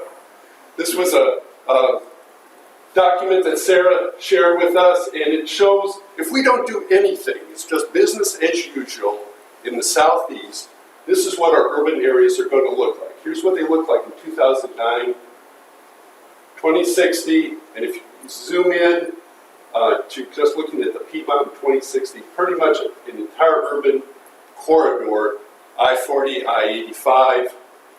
My daughter now lives in Atlanta, metropolitan Atlanta now. covers 21 counties. So this is just doing business as usual. This, this isn't trying to throttle back, or it's not even going faster forward.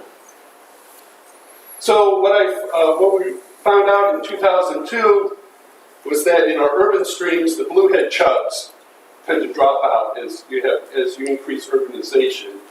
Red-breast sunfish tend to increase in our urban streams. Our biotic index declines with a greater percent urban land cover. So what we have is greater forest fragmentation, patch diversity, which is a type of, it's an index where the higher the patch diversity, the worse things really are. And our urban connectivity is increasing. Our urban areas are now becoming all connected to one another, so that's increasing. We've lost our forest corridors, species diversity, and some of our fish communities are declining. So I always have to give a plug-in for Edward Drinker Cope when I give a talk. And the glassy darter type locality was in Raleigh, Walnut Creek, down near the Wetlands Center. It's no longer found there because Walnut Creek is a flashy urban stream, flows are regulated, and we've had fish kills and exotic species in there. So I've always wondered, is this this urban resource, we're not taking advantage of it as an organization of fishermen. There was an article in the Fisheries magazine about a gentleman who liked to fish the Anacostia River in D.C. He was fishing it for snakeheads. Fishery problems that we have in our urban streams, tolerant fish, exotics, species shifts. We're starting to see impacts on some of our imperiled fish species. But we do have, in some of our mountain cities, we have mountain heritage trout waters, which is a good thing, community fishing programs. Then I got to thinking the other day, has Wildlife in North Carolina, the magazine that comes out every month, have they ever done an article on urban fishing in urban streams? I don't know. We tend to neglect this. So urban streams, we do have a success story. I've talked about it in a previous AFS talk out in Richland Creek in Waynesville. And real briefly, we did our stream species reintroduction out there. And it has been a success. We were able to introduce all these species. Went back this past November. They're existing, or October. They're breeding, they're reproducing, they're distributing themselves well throughout the stream. The value of urban waterways. I believe that it's a value to the homeowner who lives on a stream, provides recreation, waterfront dining. Just sitting where we are now, if the Neuse River was in bad shape today like it was in the 90s, people would not want to sit out on the deck and have a beer. Like up here in Hot Springs, nice little pub, bar out there, sit out, have a beer overlooking Spring Creek. So when take pride in the streams, all is not lost.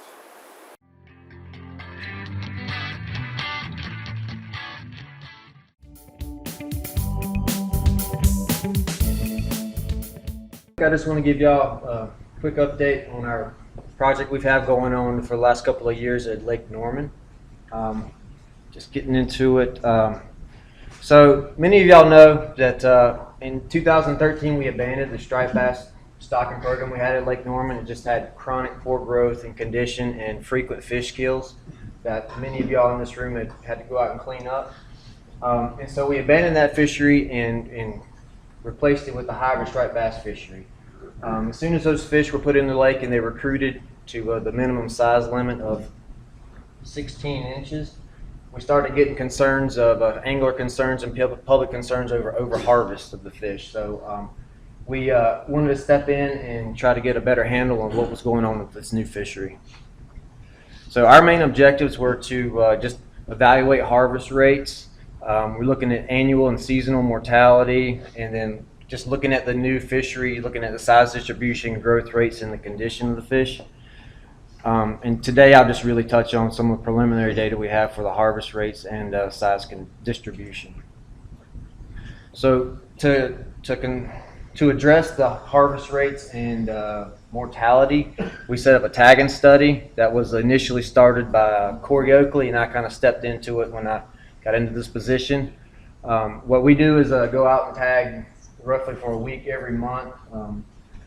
We look to tag 20 to 30 hybrids with anchor tags. We've been tagging them since December 2015, so this is our third year tagging. And so we're tagging for 3 years, and then we'll have 2 years of tag return data coming in. And our method of tagging is that we end up being able to catch the fish best just angling. Electrofishing doesn't really work well throughout the year. In the gill nets, we want the fish alive so we can release them and anglers can catch them again. So we go out and fish for them, and we also have a group of volunteers that help us out, and they're able to get us fish to where we can tag them. And we also have cages set up throughout the lake where the public can come and drop fish off, give us a call, and we can go in and go tag the fish for them. All right, and this is a sign we have up throughout most of all of our boat ramps. It's a high reward tag program, so we're assuming 100% return rate. And then moving into some of our results here. So to date, we've tagged 1,115 fish. We have gotten 420 recaptures, so a recapture rate of close to 38%, which is pretty high for a tag return study. When you break that down into bank versus boat, 197 of those have been from the bank, 223 are from the boat, or from boat anglers. And then looking at harvest rates from there, for bank anglers, harvest rates are 92%, so people are keeping 9 out of every 10 fish they catch. Boat anglers are keeping almost 60% of their fish for a total harvest rate of 74%, so it's a really harvest-oriented fishery so far. This is just showing a timeline of when we've tagged fish and when we have recaptured or have gotten recaptures. The green is the tags, and you can kind of see that cyclical periods there of increased activity through the winter. When the fish are more active, we're able to tag more fish, more tags are returned. And then in the summertime, things get really inactive. We don't get many tag returns, and we're not able to put many tags out. So, and then looking at the size distribution, remember I said there was a 16-inch minimum size limit. It's 4 fish creel, so people can keep 4 fish per day. The fish are starting to get up there. We're starting to see them getting up to close to 600 millimeters. We're really curious to see how big they'll get, just with Lake Norman being generally a low productive lake to begin with. All right, so and just in summary, since we have switched over hybrid striped bass, we have not had any more fish kills in Lake Norman, which has been a big plus.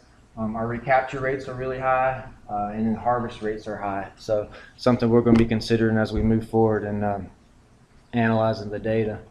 So as we continue this project, we'll be finishing up our tagging November of this year, excuse me. Then we'll have 2 years of tag returns, and we'll be analyzing the data, looking at annual and monthly mortality rates. And again, like I said, we're looking to see how big these fish will get, and seeing if our minimum size limits are appropriate, monitoring the condition of the fish, and then just kind of seeing where the returns are coming back and seeing where the fish are moving through the lake. So with that, I just want to acknowledge the group of volunteers that we have, and in particular Kim Baker. He has been phenomenal in this project with just all the hours that he has volunteered.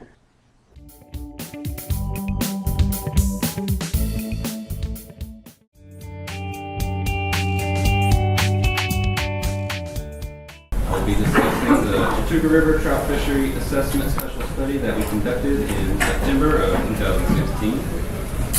The Chattooga River was established as a National Wild and Scenic River in 1974 and currently has been holding the Supplemental Water Quality Classification as Class B trout waters and Outstanding Resource Waters since 1989. Chattooga River is located in the Savannah River Basin in western North Carolina, beginning at Whiteside Mountain in Jackson County, where it flows south to become the dividing line between Georgia and South Carolina. The North Carolina stretch was opened up in 2012 for whitewater boating use from December through April, when flows exceed 350 CFS, and has been a popular recreational river for trout fishing. Earlier in 2016, our department was contacted by a citizen with concerns that the fishery has been in decline due to eroding stream banks and the accumulation of sediment, in part caused by whitewater recreationalists, thereby possibly no longer supporting trout water and outstanding resource water classifications along an estimated 2-mile stretch of the river. In May, we received a request to collect fish, benthic macroinvertebrates, and provide a baseline of habitat and riparian conditions approximately along the 2-mile stretch of the Chattooga River, which is only accessible by a roughly 6-mile Chattooga Cliffs hiking trail.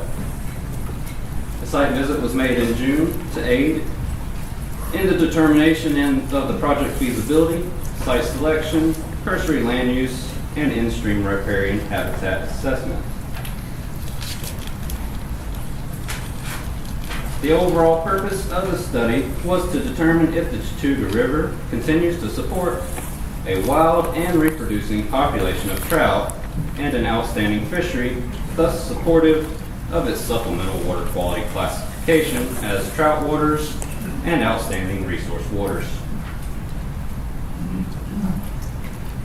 8 sample sites were chosen with a distinct focus on the change of habitat due to a large log debris jam located in the middle of our sample reach.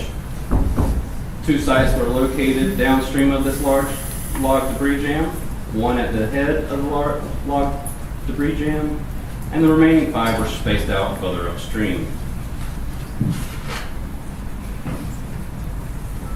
This large natural log debris jam spans the width of the river, reaching 15 to 20 foot high and stretching just as far back. And it is a distinct marker in this area of the general habitat shift from downstream to the upstream sites.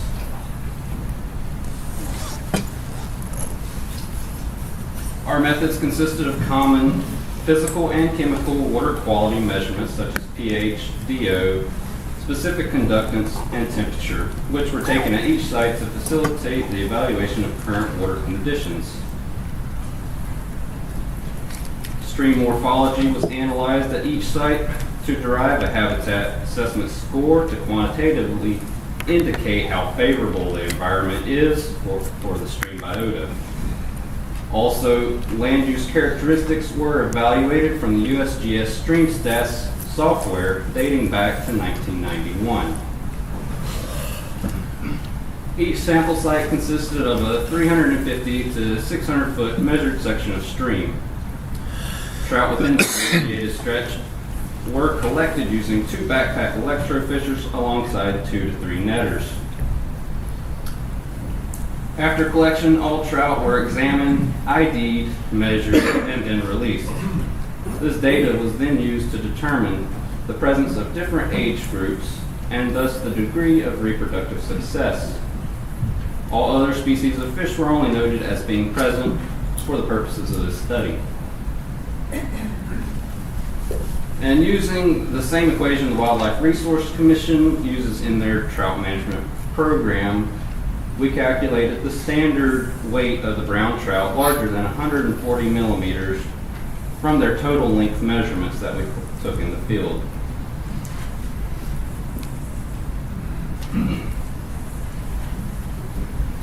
The physical and chemical characteristics of the Chattooga River were typical of a mountain stream draining a forested watershed with clear, cool, well-oxygenated water of low specific conductance with a circumneutral pH.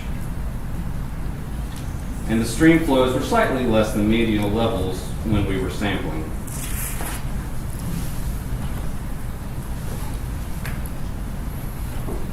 The only NPDES discharger in this area is a wastewater treatment plant located in the nearby town of Cashiers on an unnamed tributary to the Chattooga River.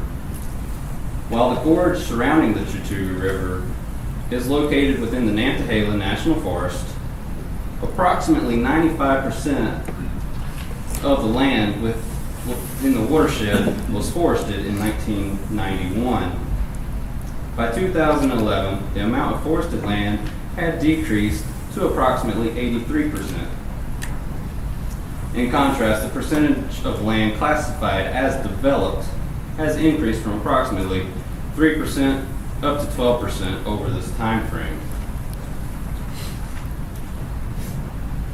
And a picture of us hiking all our gear in that 6-mile trail.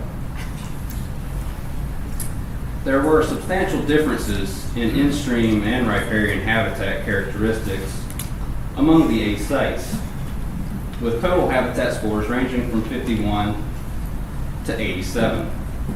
The differences were primarily in in-stream riffle habitat, bottom substrate, and bank erosion.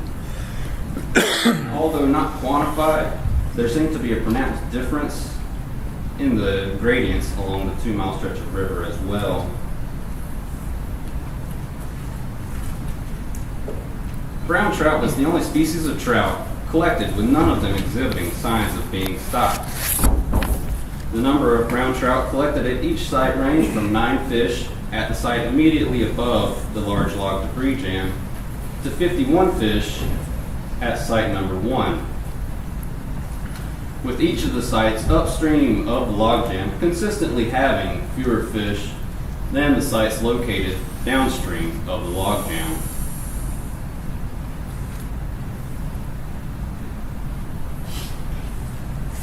And although no longer used by the North Carolina Wildlife Resource Commission as a trout management tool, the classification categories and criteria were taken from Bonner 1983 and are presented for comparative purposes.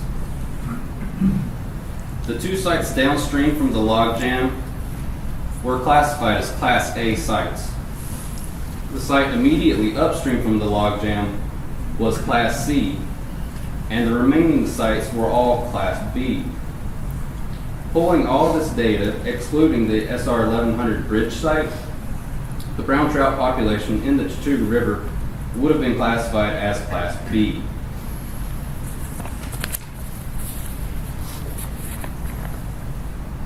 Multiple age classes, including young of year, were represented at all 8 sites, indicating that the Chattooga River continues to support trout water supplemental water quality classification. We only observed 8 other fish species in the Chattooga River during the assessment because of its natural low species richness of a somewhat biogeographical isolation, high elevation, and small watershed. The Chattooga River, from its source to the North Carolina-Georgia state line, was reclassified in February of 1989 from B trout waters to B trout ORW, outstanding resource waters, based in part because of the outstanding brown trout fishery. However, this was all done based on very limited data that was collected in 1978 and 1988.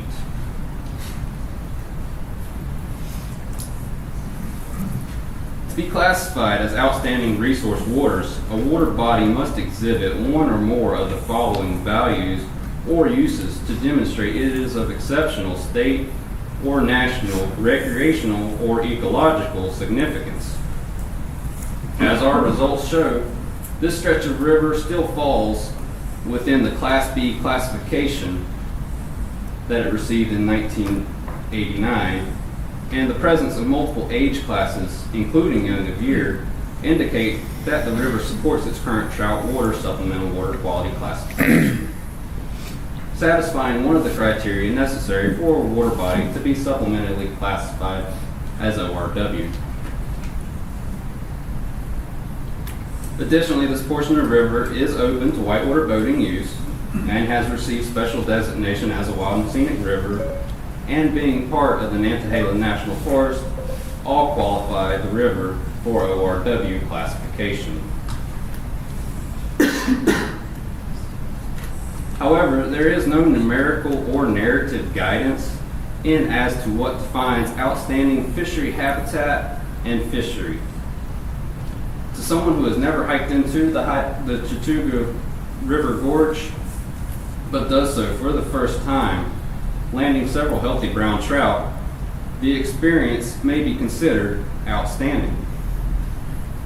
By contrast to someone who has fished the river over a lifetime, no longer landing as many fish, and experiencing the die-off of the eastern hemlock trees and their collapse into the river, trapping sand and gravel, the fishery habitat and fishery may no longer be considered outstanding. Additionally, the administrative code does not specify that every single linear segment of the Chattooga River from its source to the North Carolina state line must satisfy these ORW values.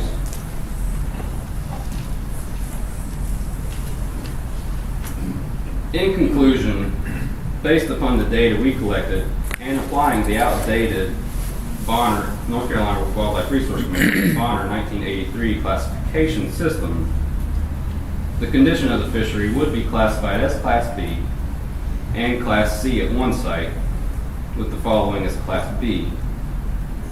This Class B rating was the same rating the outstanding fishery received in 1978 and 1988.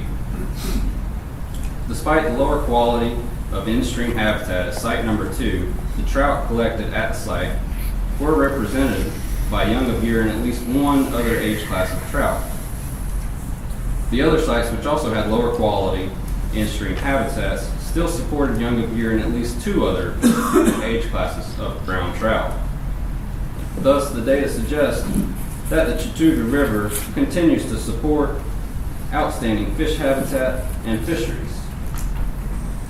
I know I've blown through that, but thank you again for the opportunity to speak today, and thank you to everyone who assisted us in the carrying out of this assessment.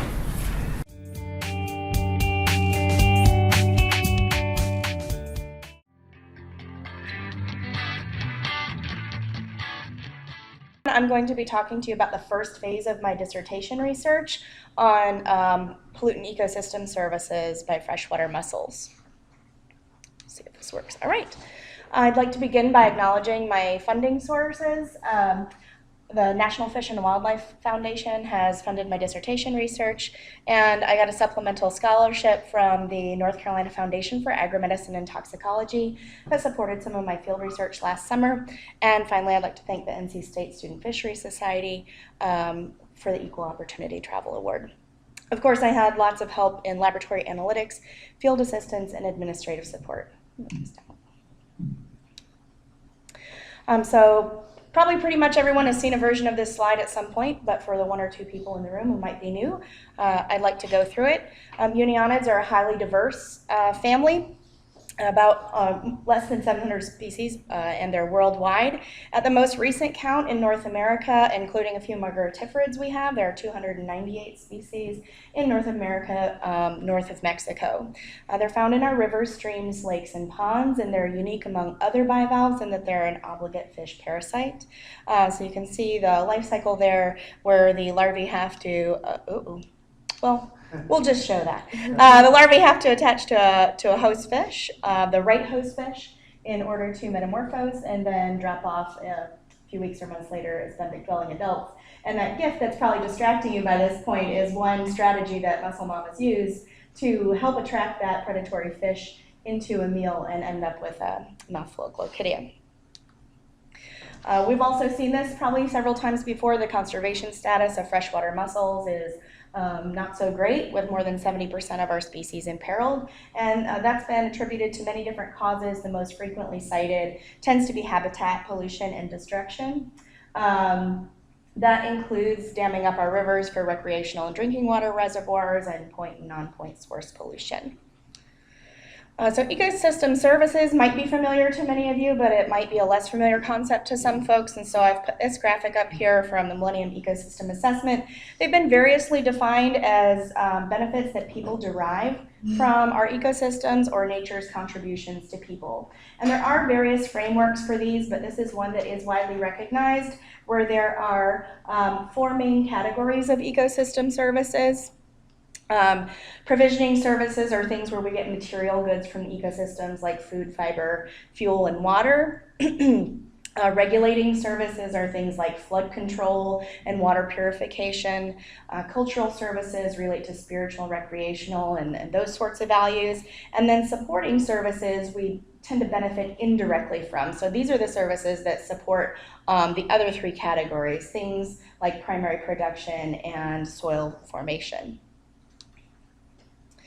So native mussels have been of a historic importance from a provisioning services point of view. They were widely used by Native Americans for ornamentation on their regalia, for tools and implements, for bowls and things like that. And then about 1857, somebody discovered a 23-karat pearl in a mussel in New Jersey. And so a pearl rush happened, and they were summarily wiped out in many areas near that. And there were pearl rushes on about a decadal frequency for several decades across 9 states and at least one Indian territory where people just were basically treasure hunting. And so a picture like this with a pile of those marketable pearls probably represents hundreds of thousands of dead mussels, because very few contain a pearl, and those that do don't rarely contain a marketable pearl. So at that point, the shells were pretty much thrown away and viewed as useless, but a German by the name of Johann Boppel emigrated to the United States with his button lathe and button making experience, and was able to use this discarded shell material for commercial purposes. So here we see a shell that's been punched and then the result of button blanks and buttons. And then along this riverbank here, you can see these piles, and in the foreground there are boats and actually people standing on the piles, and that just gives you some idea of the harvest pressure that was put on freshwater mussels. So this industry was basically its own worst enemy, and we're harvesting mussels much faster than they could replenish themselves. And at the same time, our cities were growing, especially along riverbanks, and river pollution was a big issue. So modern ecosystem services that we recognize by native mussels include some of those other categories, like regulating services, biofiltration. They've been deemed the livers of the rivers, so we know they take bacteria and algae and other particles out of the river. Much of the work that has been done specifically related to ecosystem services and unionids is their nutrient cycling ability, especially nitrogen, phosphorus, and carbon storage. And of course, they oxygenate the sediments, creating habitat and changing conditions in mussel beds for other critters. They do still have a provisioning service. There are some places in the world where they are still used as food, especially in Asia. But we know little about pollutants from the ecosystem services perspective. Pollutants have largely been studied from a toxicity perspective. So that's looking at a concentration that would have a deleterious effect on mussels. And so we want to understand if there's an ecosystem service related to this pollutant removal as they sequester contaminants. And this is one example of that, where they take in river water and sequester these contaminants and then maybe put out less. For instance, for organic contaminants, they are able, well, they take it up about 1,000 times faster than they're able to get rid of it, and that's on the good end. So we know that they're harboring those organic contaminants. And metals that they do store in their tissues as well. But this is complicated by several different aspects, including how efficiently they take up contaminants from their food and water, the excretion and loss rate, what's deposited in the pseudofeces, and then also how might they transform for better or worse or inactivate these contaminants. And we just really don't know a lot about those toxicokinetics. So the objectives of my dissertation are threefold.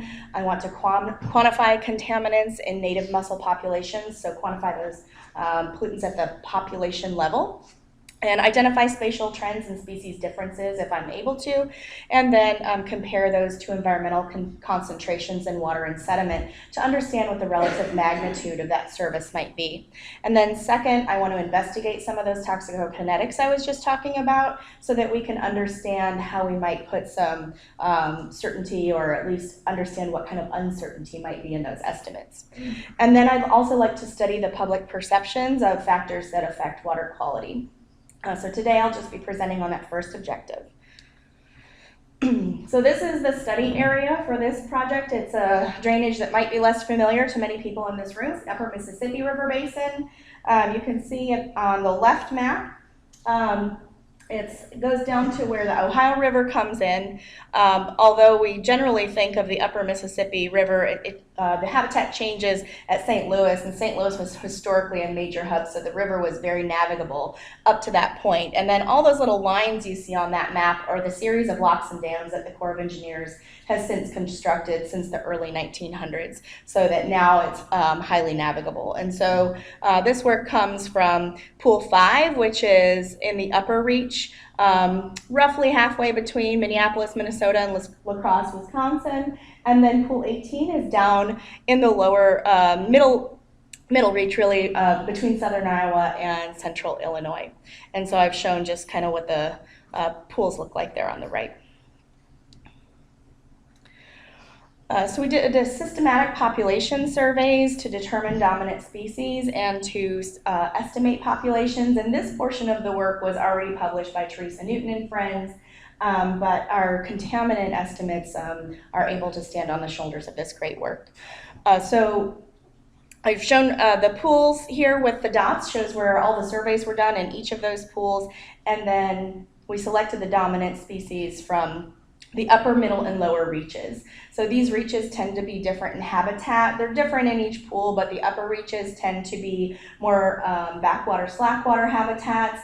The middle reaches tend to be more run-of-river, and the lower reaches tend to be more impounded habitat. And just to give a frame of reference for scale, Pool 5, I believe, is about 24 kilometers long, and Pool 18 is about 47 kilometers long, but area-wise, they're very similar. You can see they're shaped very differently.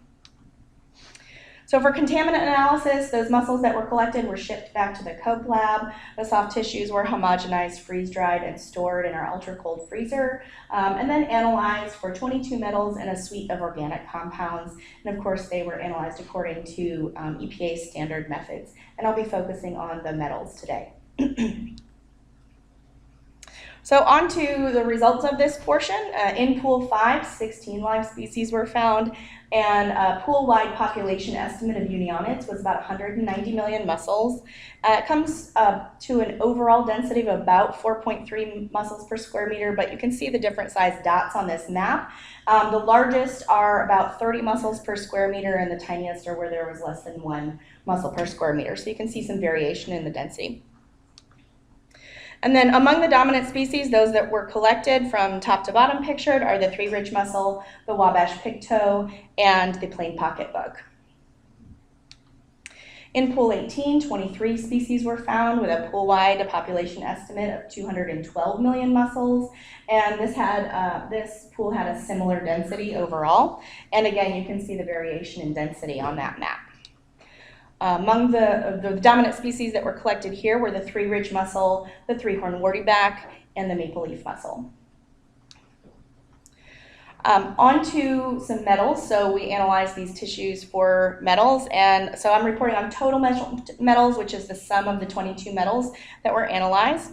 And in Pool 5, they range from about 10,000 parts per million to about 12,000 parts per million, or 10 to 12 parts per thousand. So how much is in the population? As far as I know, I don't know if anybody's attempted this before, and it's definitely an inexact science, but what I've done thus far is to take the average concentration in each of these dominant species times the average mass from each of the species, because we have that soft tissue mass, and then scale that up to the population level of 190 million mussels. And we come out with about 11.3 tons of metals stored in the soft tissues of the mussels in Pool 5. So in Pool 18, the concentrations of metals were a little bit lower, from about 6,800 to 10,000 parts per million. And I did that same calculation where I took the average mass of these species times these average concentrations of metals to get a total of about 6.8 tons of metals in the soft tissues of the mussels in Pool 18. So these findings suggest that there is an ecosystem service of pollutant sequestration, but I need to compare that to the water and sediment that I collected in the summer. So I put passive sampling devices out in the summer with the help of my colleagues in Wisconsin and Missouri, and then we also collected sediments. And so I can compare the concentrations when I get those results back to understand, is this tonnage a lot, or is it not so much compared to what's available in the environment? Of course, unlike taking up algae for food, sequestering contaminants is a detriment to mussel health. These are a highly imperiled group, as I already mentioned.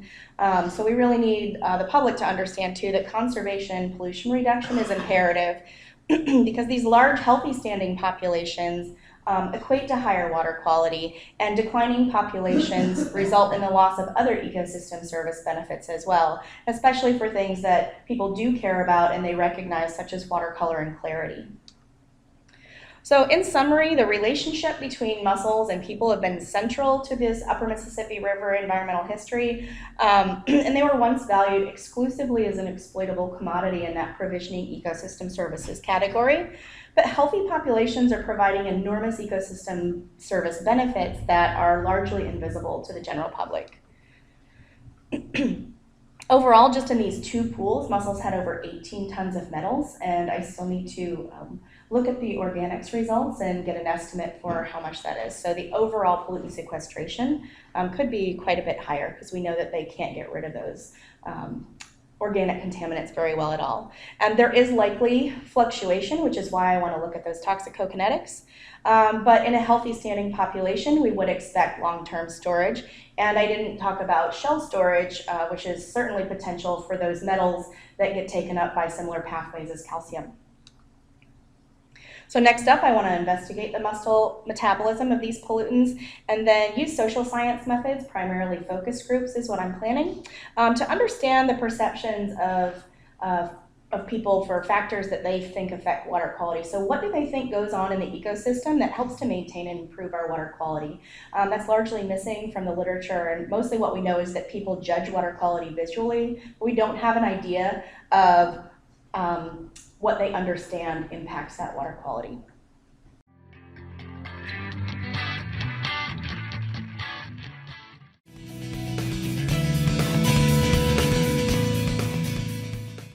I'm going to talk to you about mapping ocean resources with high-resolution aerial imagery. My co-author is Julia Wilmot. She's out of our Gainesville office. This work is done it's collaboration between Norman Doe and APEM, which is a company out of the United Kingdom. The reason we're interested in this is the Ocean Energy Management Program. The Bureau of Ocean Energy Management, or BOEM, is leading this project. They're responsible for looking at oil and gas resources. This talk is really directed at wind energy resources, so we'll kind of stick to that. They're in charge of offshore leasing. They're the lead federal agency, and they're developing guidelines to look at these resources. What we want to do is develop some guidelines to look at resources. These could include avian resources, fisheries, marine mammals, sea turtles. They can even do boats and a few other things with this technology. Europe's been way ahead of us. 2007, they've got a lot of wind turbine facilities going on. They've been looking at their ocean resources for quite a while, and the United States is just catching up. So in 2011, BOEM asked Norman Doe to kind of do an evaluation of how do you look, what's the best way of getting some resource data? Is it a boat-based survey?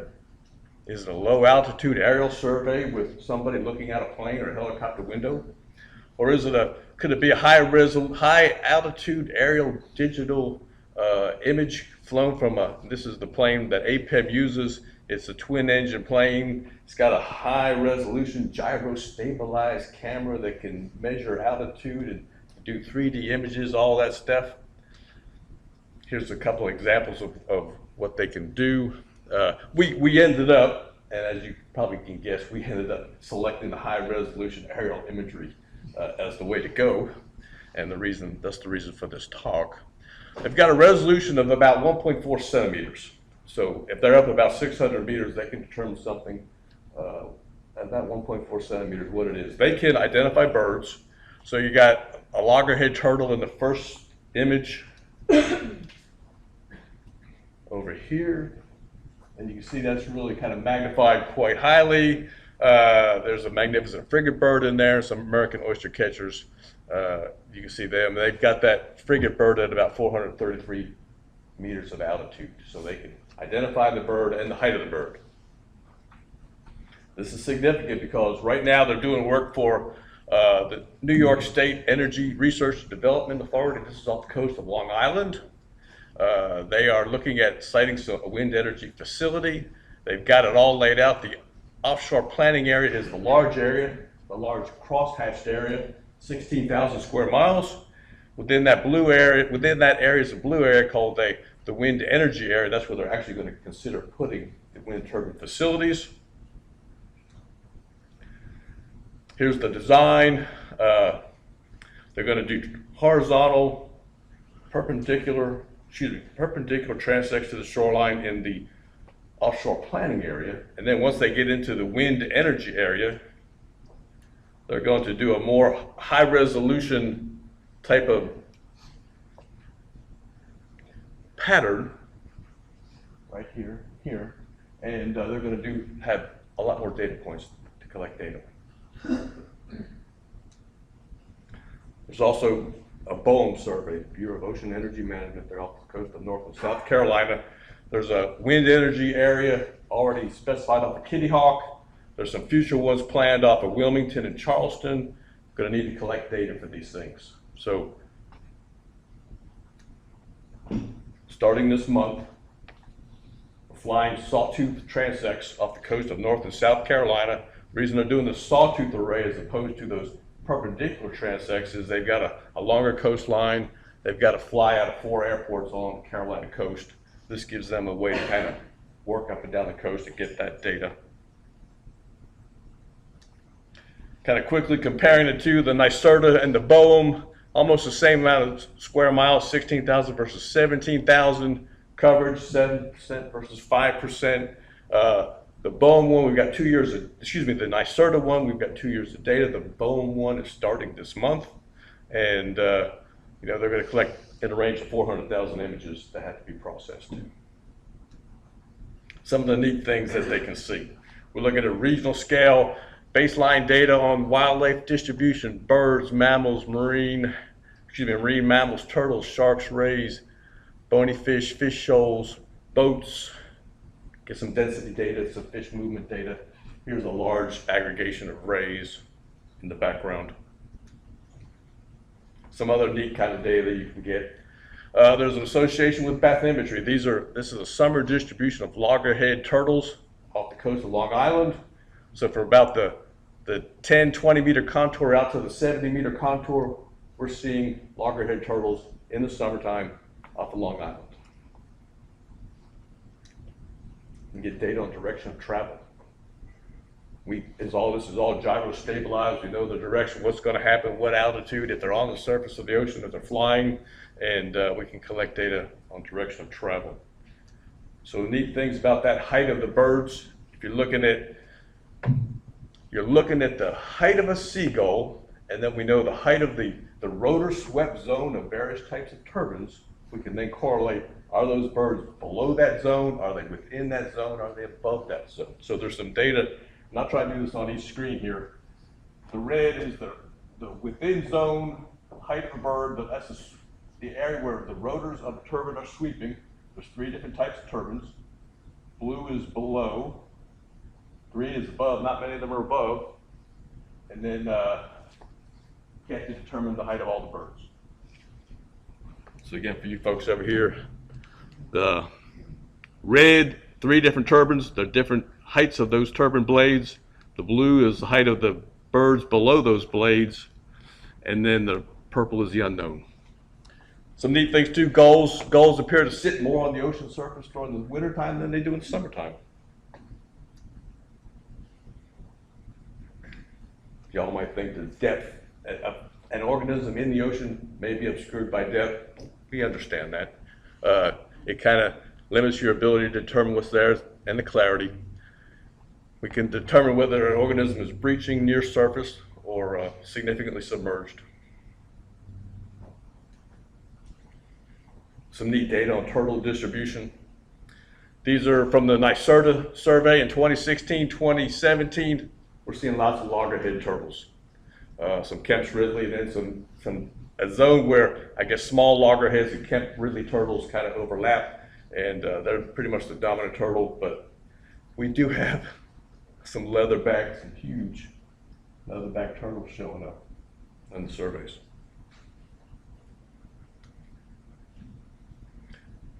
Again, we can relate the depth and location, not the depth, but the location of those turtles to significant bathymetric features. Kemp's Ridley turtles are up here on the continental shelf.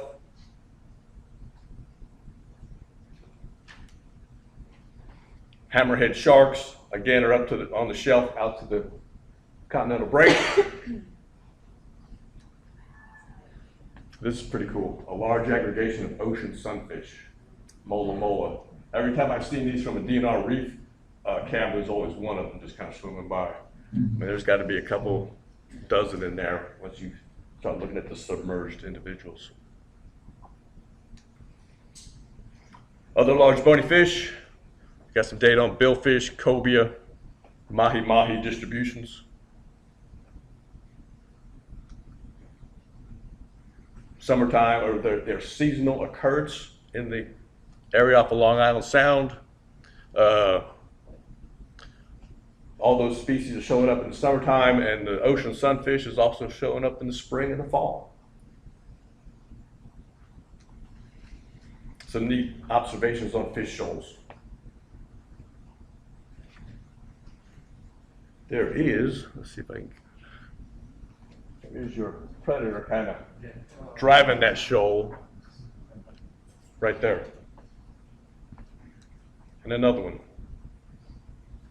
And again, the fish of interest is right in here. Right down there is the predator kind of making that shoal form the way it does. In summary, the downward facing camera produces excellent imagery. It's a permanent data record. You can go back and look at this next week, next year, 10 years from now if you need to. It's a fish for large areas, and it captures a wide range of species. Some other potential applications. This is what happens when you're dragging anchors in a seagrass bed. You can determine what's happening. So there's also some potential uses of this for mapping aquatic vegetation in reservoirs. As long as the clarity is appropriate, we can probably determine coverage of aquatic vegetation. This is Ka'ula, one of the Hawaiian archipelago islands. It was used by the Navy for target practice years ago. Now they're looking at it for bird and seal colonies. So all these different colors are birds. The ones near the shoreline are seals. And the reason we want to do this aerially is because all those red dots are unexploded ordnance on that island. You wouldn't want to send it, even a graduate student out there.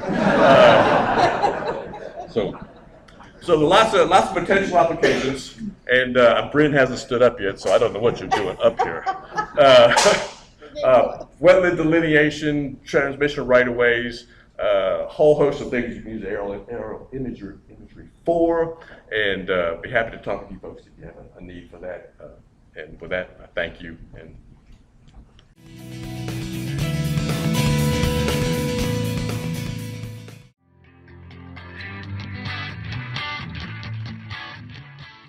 rather than too heavy on results, this is really a overview of the project that I started in 2017 at Lake Mattamuskeet. There will be mostly introductions and methods here, little light in the results. So first, this project is funded through Sportfish Restoration. I am a research coordinator, and my roles have changed a little bit now, where I deal less with the anadromous, diadromous fishes, and I deal more with the freshwater resident sport fish. And Lake Mattamuskeet is a unique ecosystem. Many times it's advised as the largest natural lake in North Carolina. However, if you know the history about Lake Mattamuskeet, it's hardly natural. It started out as a 100,000 acre lake or better in the 1500s, but there was a lot of great ideas to drain the lake and farm those communities, and railroad beds and towns and various other things are still somewhat reminiscent there and in the minds of many of the Hyde County residents. So currently, Mattamuskeet is a 40,100 acre ecosystem, aquatic ecosystem, and as mentioned, it has a canal system around it. And I'm sorry, where's the laser at? The red in the middle, Kevin. Red in the middle. Wow, that's great. Thank you. So the canal system here in Hyde County, and also Fritz, thanks for having the bigger blowout of the Albemarle Sound region. Hyde County is there, and it butts to the Pamlico Sound.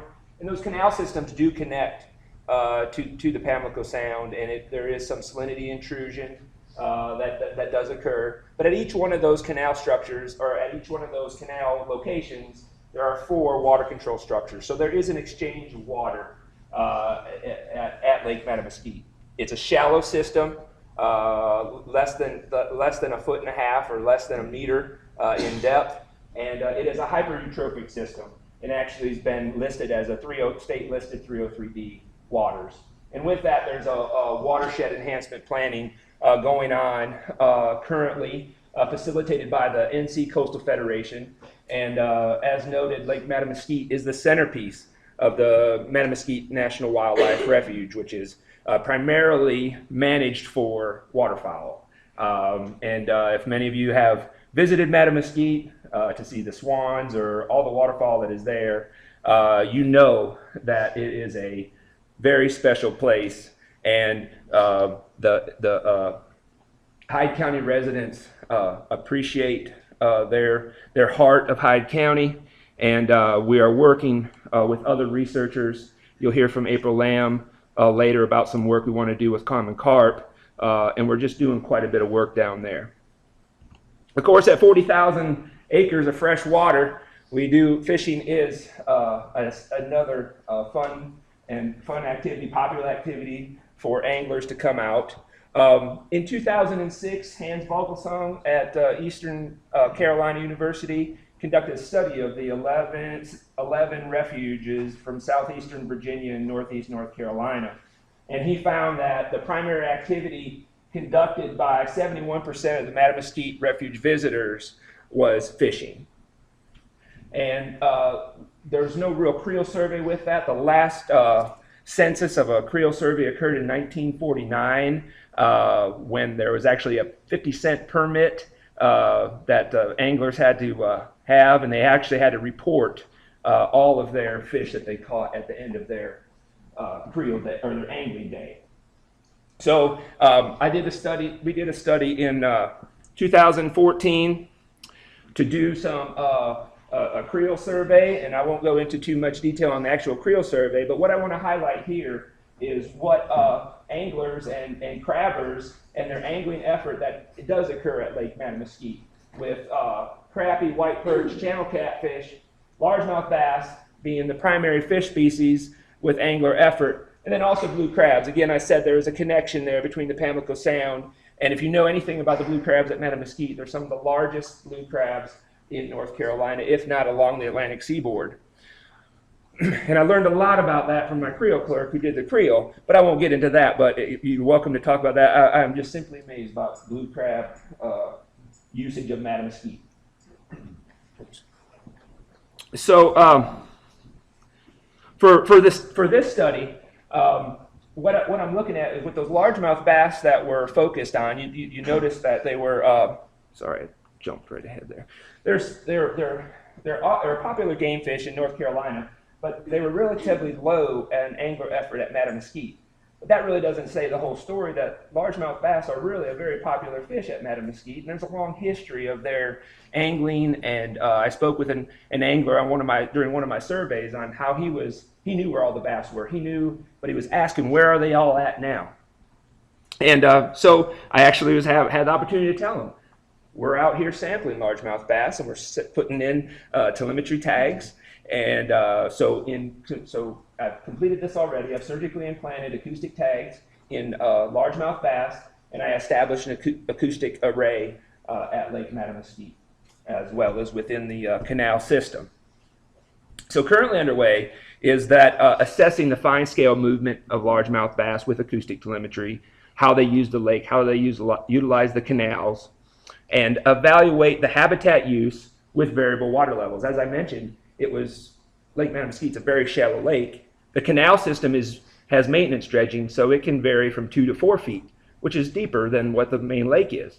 But as I mentioned, there is some salinity intrusion that could influence spawning and habitat use of those freshwater fish, specifically largemouth bass. So, the fun part, I had never tagged, done surgical tagging before, and I thank Dr. Jesse Fisher and Dr. Craig Lehman for coming down and helping me work on tagging these fish. And the first one that I tagged, you'll note here that there was a suture issue, and but after that first one, things went pretty well. I did anesthetize the fish with Aqueous. This was a approved AADAP project, and thanks to Peter Lamb for helping facilitate that permit. And with incision and implant using the Vemco V9s with a 90-second delay. That gives it a 651-day battery life, which will actually go to February of 2019 if they stay in the fish and the fish stay alive. Also have a pit tag in those fish in the event we recover them during other routine sampling and scan that. Maybe we'll be able to find if that's a recovered fish. And as I mentioned, suture and recovery. Also a part of this, it does have a little bit of ties to the mountains. Worked with Nick Shaver in the Mountains Depot. That was a surplus pontoon boat that the motor had blown. And so I was trying to create a lab, and I'm not that good with welding, but Kyle Rachels is awesome. And he built this for $2,500. And that thing is awesome. So it's a post-op recovery. I held them overnight in the car for 24 hours. I had 100% initial survival, 30 that were tagged and released with 8 controls through the process. And as I mentioned, I had one that was a little bit my first time in about 5 minutes, but hey, I had 97% intact sutures anyway, and I held that one again and then released it again. So I had 100% initial survival. As I mentioned, so tag and release in the lakeside. The initial project was for 30 tagged largemouth bass to look at the lake to see if lake fish use the canals or use the lakes. So I capture, tag, and release those at 6 shoreline sites. I also split it by the west lake and the east side of the lake. I didn't mention it, but there's a 7-mile fishing pier that goes right across. It's also cars and trucks to use it, but it's also a big old fishing pier that bisects the lake. So we divided it up to the west and east side. And there's also canal opportunity. Well, Corey Oakley had some supplies following a grass carp project that included 12 tags that he had left the magnets on. And I said, that would be great. If I could have those, I'm going to tag some bass and I'm going to put them in the canal so I can have that. So I tagged 12 in June and released them back into the canal sites. So water quality and quantity, using a YSI Pro 2030, taking temp, DO, salinity. I take that at the receiver sites as well as the active tracking locations when I do use the VR100. I won't talk about that much today because I haven't used it that much yet. Also have 2 USGS gauges on the lake, one on the east side and one on the west side. That's been recording data since 2012, and this will help understand that water level. And then I also take water depth and hydrophone depth at each receiver location. Thanks to Nevin Spone there, displaying collection of that water data. He's on the Columbia Lands and Water Access crew. And like Fritz said, I'm kind of a lone ranger out there sometimes, so I'm pulling in numerous people working on this project, although I did have Jen Atherton, who worked with me on the first 3 months of the project to help set it up. I couldn't have done it without her help. So I'm tracking now. I'm in Morganton, but my receivers are tracking now. Got the Vemco VR2W receivers out. Again, there's a 31 receivers out, spread out. I'll show a map here in a moment. I did conduct a range test. So I planted a test tag at various intervals away from my receiver. I had I was able to hear that tag 60% of the time at 150 meters. So I set my gates based on that 150 meters. And I have current arrays in Rose Bay on the east side canal system, as well as some on the culverts. So I said I'd show you a map. Okay, so a little bit more detail here of where the NC 94 bridge bisects Lake Mattamuskeet. We call this the west side, and we have this the east side. The canal system of Rose Bay has 12 receivers. East side here, and there's some receivers in the canals, and then also in the lakes.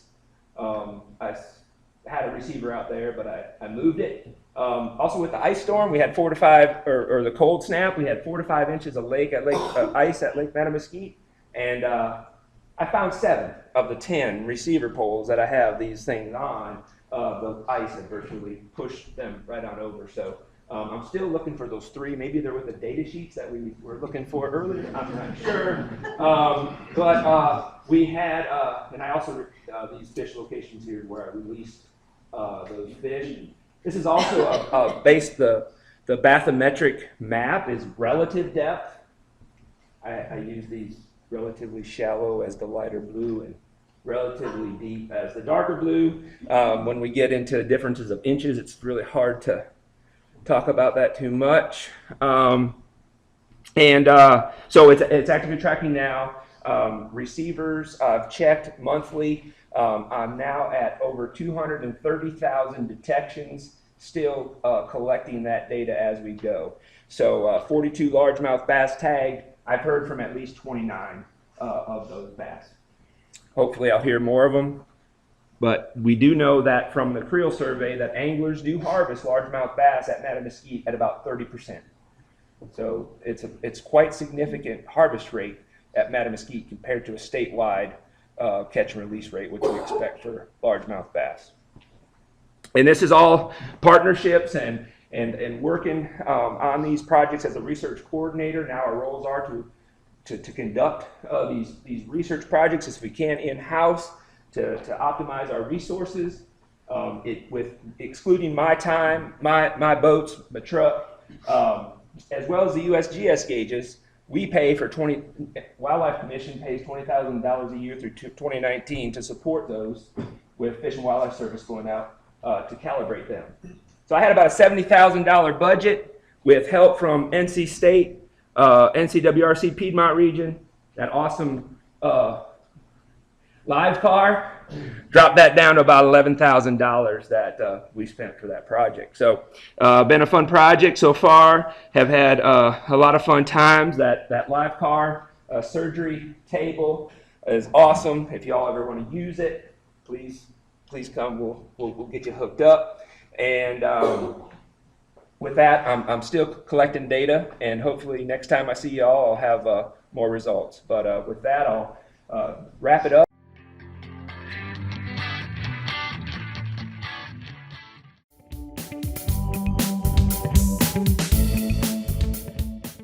Just said, my name is Michael Thompson, and I am a senior honors student in Dr. Gangloff's ACREL lab. Today I'm going to talk to you a little bit about my honors research, examining the effects of sedimentation on interstitial sediments in the South Toe River, which I think is really fitting because my first aquatic field experience was actually in the South Toe River collecting habitat data a little over 2 years ago.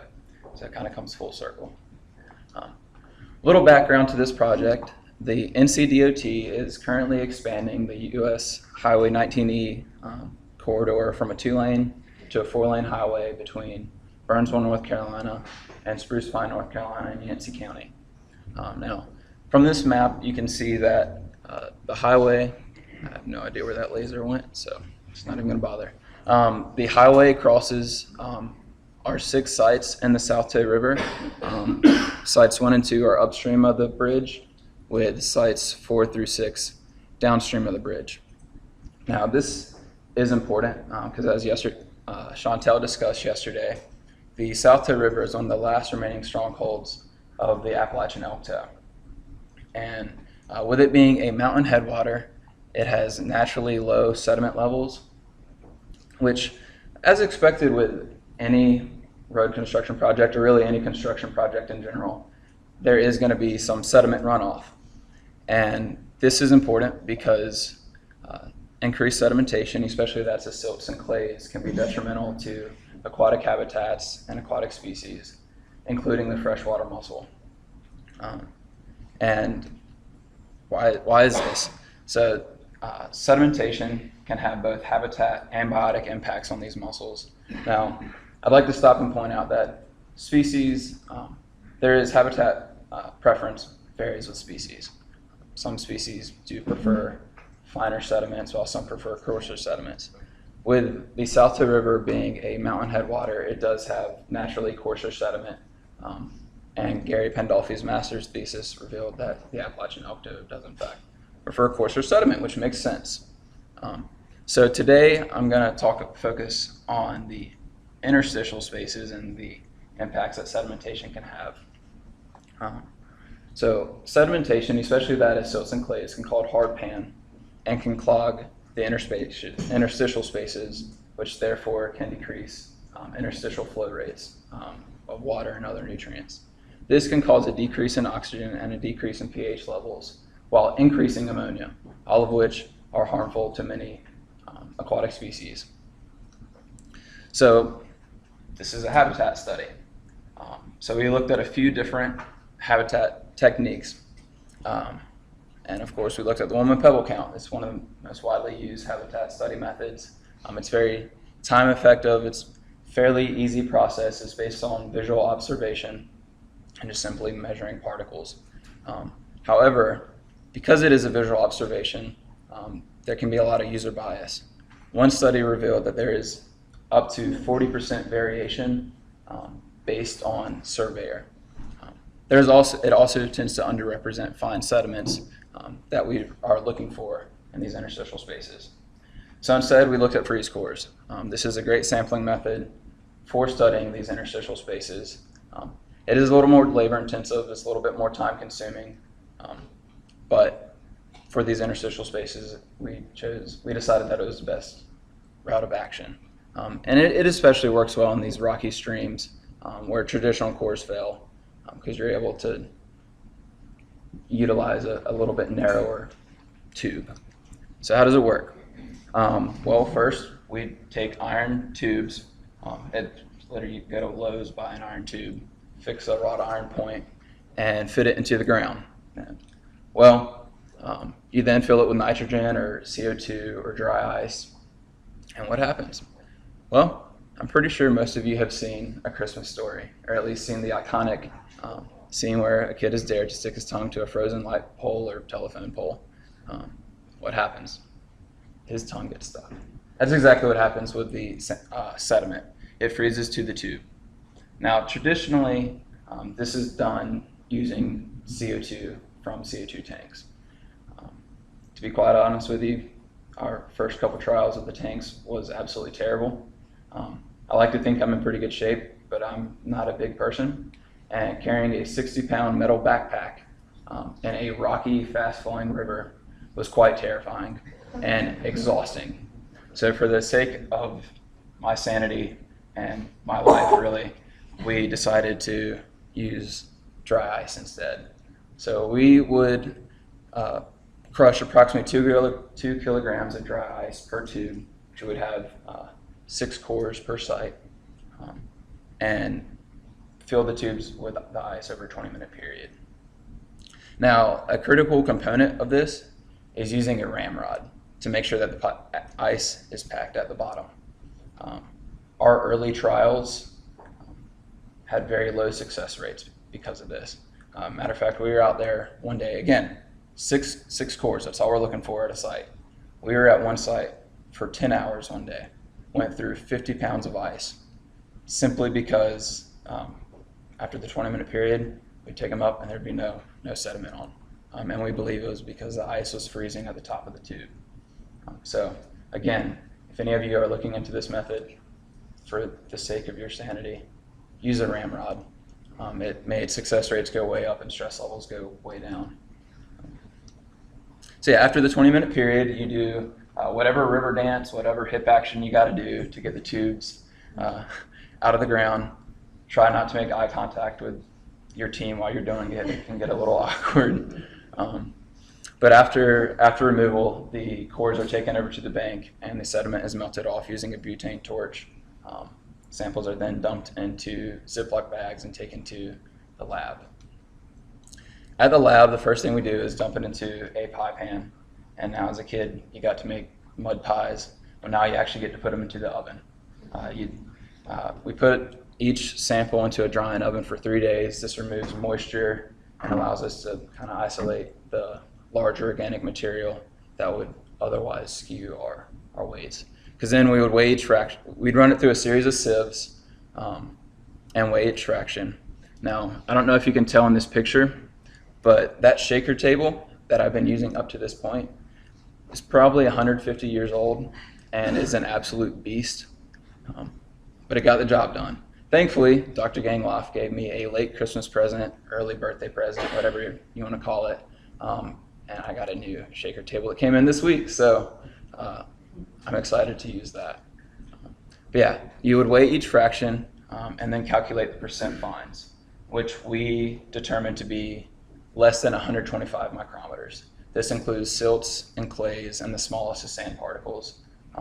Again, these are the size category that was deemed the most detrimental to many aquatic species. So earlier I talked about the different sampling methods, one being the worm and pebble count. Luckily, we have been collecting worm and pebble counts at each of our sites.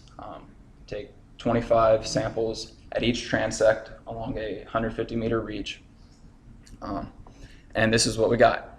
I must note that Site 3, we did find a significant difference when lumping all the seasons together. But in general, you can see there's a lot of overlap and there's very little variability between the sites. It all looks relatively even. And I'd like to point out my y-axis is percent fines, or in this case, just relative abundance, as this is a percentage based off of a count. And our x-axis has our 6 sites moving upstream to downstream. Now, to compare this with freeze core data, first thing I'm sure you'll see is the large bars there at Site 4. Sites 1, 2, 3, 5, and 6 all showed very low percent fines and had little to no variation, and that's a good thing. That's kind of what we expect to see in a river like this. However, Site 4, there is a huge spike in the percent fines. This is something that you did not see in the worm and pebble count. And I would like to note that there was significant difference both between sites and between seasons with Site 4. This is a picture just to kind of drive home the difference in cores between Site 4 and the rest of the sites. So on your left, you have a normal core. It has particles ranging from larger rocks to smaller rocks, sands, the silts and clays are in there. But if you compare that to the picture on the right, those are cores taken from Site 4. I don't know if you can tell, but they look and they feel like concrete. And trying to get them out of the river felt like ripping up concrete just because of how tightly packed these fine sediments were. So just our preliminary findings, outside of Site 4, there's little to no variation. Again, this is a good thing. However, Site 4, there is a little bit of cause for concern. We also found that freeze coring does reveal different trends in worm and pebble counts. For this reason, we believe that freeze coring is probably a better habitat sampling method for freshwater mussels, as it allows us to get deeper than the surface and actually get into the habitat that mussels inhabit. And I would also like to note that Site 4 historically had the highest mussel abundances between these 6 sites. But in recent years, the population has gone way down, as we saw in Chantel's talk yesterday. It went from historically finding hundreds of mussels there to finding anywhere from like 4 to 17. Now, we can't say that for sure that there is a relationship between the increase in percent fines and the decrease in mussels, but this is a question that we can ask because of the freeze cores. We would not be asking this question if we just looked at worm and pebble count data. So what's next? Well, we're going to continue to seasonally monitor these interstitial sediments using freeze cores. We'll also be taking a closer look at bed load movement patterns in the system, specifically the Little Crabtree Creek, which enters the South Toe River just upstream of Site 4. And I would like to note that this creek flows directly through the road cut. So that could be, again, cause for concern, and we'd like to examine that a little bit more. And we're going to continue to examine the effects of interstitial sediments on mussel growth and development to see if we can find a relationship between the increase in percent fines and the decrease in mussels. So with that, I'd like to thank my advisor, Dr. Gangloff, for allowing me to join his lab and to undertake this project. I'd also like to thank the NCDOT for their gracious funding, and the partners with the U.S. Fish and Wildlife Service, North Carolina Wildlife Resource Commission, and Appalachian State University.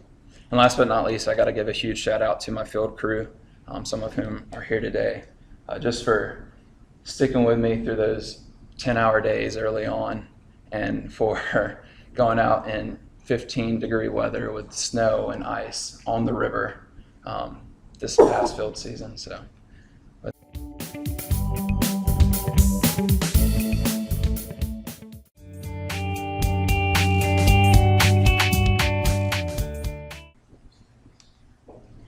So a little bit of background, the heel splitter was first discovered by Lee in 1852 from specimens that were collected around the Abbeville district in South Carolina. However, it wasn't recognized as its own distinct species until 1985. In 1993, Decorata was listed as endangered, and then subsequently 4 years later, there was a recovery plan that was stated by the U.S. Fish and Wildlife Service. Different parts of that recovery plan include designating critical habitat areas so that we can preserve habitat for this species, as well as trying to restore populations to an effective population size. And so, as many of you know, they're currently propagating lasmignas at the Marion Hatchery, and that's where my research comes into. So, historically, this animal could be found in many streams and rivers in North Carolina and South Carolina throughout the Catawba, PD, Savannah, and Saluda river systems. However, today there are only 11 populations left of this animal, and they're all primarily around the Carolina and Charlotte Slate Belt regions. Here I have the populations listed where I've collected individuals from, and thus far I have swabbed around 65 individuals, but today the analysis that I will be showing you include 47 of these individuals, and the individuals that are going to be on there are listed in red right here. So, for methods, all the heel splitters were sampled non-lethally using buccal swabs, and the best way that we have found to preserve the swabs until we can actually extract them is storing them in 95 ethanol over dry ice until we can get them back to the lab on campus. All of my individuals were either found doing field surveys using view buckets, or I would go visit Rachel down at the hatchery and swap her individuals there. DNA extraction was done by using a MoBio DNA extraction kit. Following that, I would of course nano-drop them, and then depending on their original OD readings, all of my samples were set to either a 5 nanogram or 20 nanogram concentration so that I could proceed with the next step, PCR analysis, and know exactly what I was going to get. Thus far, we've only amplified the mitochondrial CO1 gene for these animals. And then the next part is looking at phylogeographic analysis to assess intra and inter-drainage diversity. Starting off broad, the results of the pairwise thus far, if you look at the within basin mean distances, they're all very low. And then when you look at the Savannah, it has 0. I'll go ahead and say that that could be because my sample size in the Savannah basin right now is very low, and I hope to increase that. And then whenever you look at the across basin mean distances, the maximum that we see is from the PD compared to the Catawba, but other than that, they're all still low. Results of gene flow, if you look at the fixation index values thus far, we see that it appears there is moderate structuring within and among these populations. But whenever we look at the GST values that actually will take into account the among population factor there, we see that there appears to be lower population structuring thus far. To date, we have identified 5 different haplotypes that are present in the individuals that we included in this analysis. The dominant haplotype having 26 individuals in it, all of those individuals were from either Goose or Duck Creek. The second had 8 individuals, and those come from either Lynch's River, Bull Run Creek, UT Bull Run, or Beaver Dam. The next one all had individuals that were collected from the Lynch's River. The fourth one had individuals from Lynch's as well as 6 Mile. And the fifth one had individuals from 6 Mile, Lynch's River, and Sleepy Creek. So the take-home message of this is that thus far we have found that haplotypes are very widespread across drainages. Future work, like I said, this is my master's research that I'm completing right now. So Dr. Gangoff and I are in the process of developing microsatellite markers so that we can assess finer scale patterns of genetic variation, since it appears that the CO1 gene may be kind of fixed thus far. And then I also want to collect additional specimens because, like I said, my Savannah River drainage, I'm kind of lacking specimens from there. And then I also want to collect individuals from the Saluda Basin so that I can incorporate that into my research and so that I can represent all the known populations that we currently have of plasmignos. So for acknowledgments, I would like to acknowledge my advisor, Dr. Gangoff, for his help thus far, as well as the U.S. Fish and Wildlife Service for funding my project. I would like to thank Morgan and Jay for helping me out in the field, and thank you, Rachel, for allowing me to come and bug you at the hatchery multiple times. Thank you to Perkins and TR for helping me out in the field as well. Special thank you to Tim Savage for showing me around the Catawba Basin and spending many hours and answering all of my questions. And then all of the current and former members of the ACRO Lab on campus.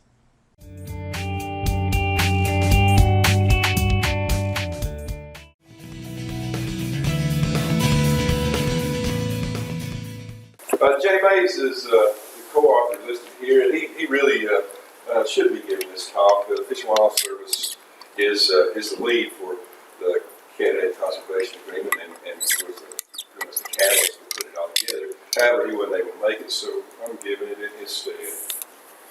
And it's the right side. There you go. So I want to talk a little bit about the background here, the species itself, sickle-fin red horse, why it's a focus for conservation, and then how we came about this agreement and how it's carried forward. This is the range of the sickle-fin red horse. It's one of those near endemic species from the Little Tennessee River that Andrea alluded to. But it's also found in the Hiwassee River system and nowhere else. This is a fairly narrowly distributed endemic species here in the Upper Tennessee River system. It was only discovered in the 1990s, fairly recently. Discovered in quotes because the natives, the Cherokees, were aware of this fish for centuries as being distinct from the other species of red horse. Its name, the Cherokee name, which I can't pronounce, means wears a red feather, and the sickle fin turns red when it's in spawning condition. Referred to that characteristic. Dr. Bob Jenkins, formerly of Roanoke College, has been the lead for research on the species and has been involved in trying to describe the species, which is still lacking, much to our chagrin. It was declared a candidate for federal listing despite its lack of a formal description back in 2005. And then the Center for Biological Diversity's lawsuit from a few years ago included this species in its petition for listing to the U.S. Fish and Wildlife Service. And as a result of that, the service conducted a species status assessment in 2014. So we already had a partnership in place.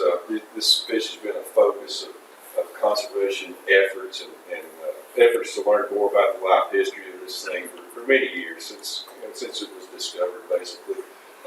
Following up on Dr. Jenkins' basic life history work, the Commission, the Fish and Wildlife Service, the Eastern Band of Cherokees, and others have all cooperated to get some of this work done.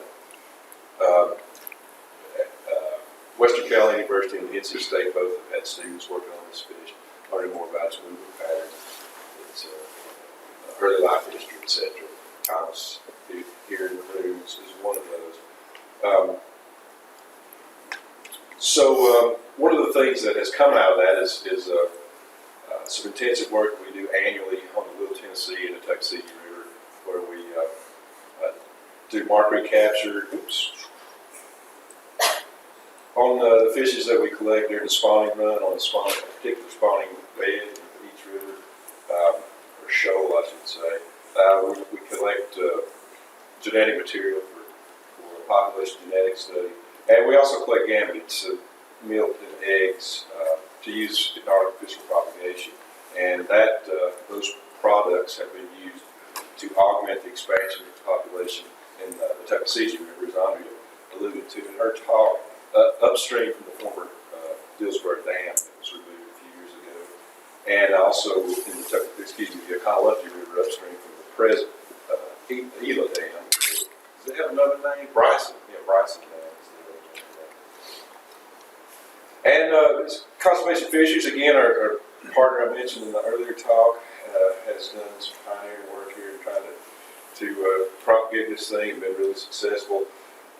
And then the Fish and Wildlife Service's National Fish Hatchery down in Orange Springs, Georgia, is also involved. They are now producing the bulk of this fish and are doing it very effectively and efficiently. We started releasing fishes back in 2007. First releases in the Oconaluftee here, in the press event there with the tribe, and during the same year we started releasing the Tuckasegee. And in 2014, we recaptured what we believe to be one of our fish. This is a sickle fin's a long-lived species. It takes a while to reach sexual maturity, 5 to 7 years, depending on the sex.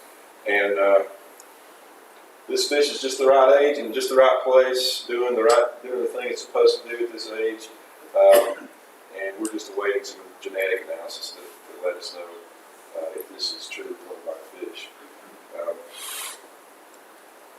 So, the Candidate Conservation Agreement. You may or may not be familiar with this concept, but it's an agreement entered into by stakeholders and parties involved with the conservation and management of the species that's a candidate for federal listing that can help prevent the formal listing of the species by focusing efforts on the conservation of the species in lieu of the normal protection that comes from the Endangered Species Act. And this is a good arrangement, for some folks and for some animals.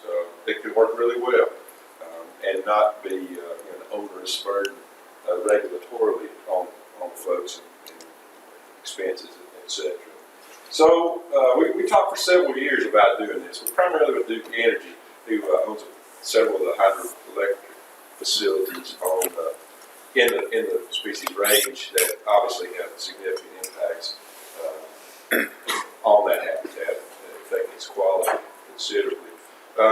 Those projects were relicensed in the mid-2000s, so that was a topic of conversation, of course, but things didn't really come to a head until the petition came about to speed up the listing of the species, and Luke had some PR problems somewhere down here close to the Dan River, I think. But anyway, that was a little bit of an impetus for them to do something positive also in this regard. So anyway, we entered into this agreement with Duke Energy and TBA being the two primary stakeholders that seek benefit from this agreement in terms of state and off federal And both of those entities have committed to contributing $200,000 for conservation. So the commission, this is our commitments. Basically, we're going to do good things for this species going forward. We're going to identify research needs and help carry those out. We're going to help conserve habitat on our need more game lands, make that a focus and priority. Do all the things that we normally do through our other partners to help protect the habitat. Provide coordination, leadership, blah, blah, blah. I'm not going to read all these. You guys can read these. So, at any rate,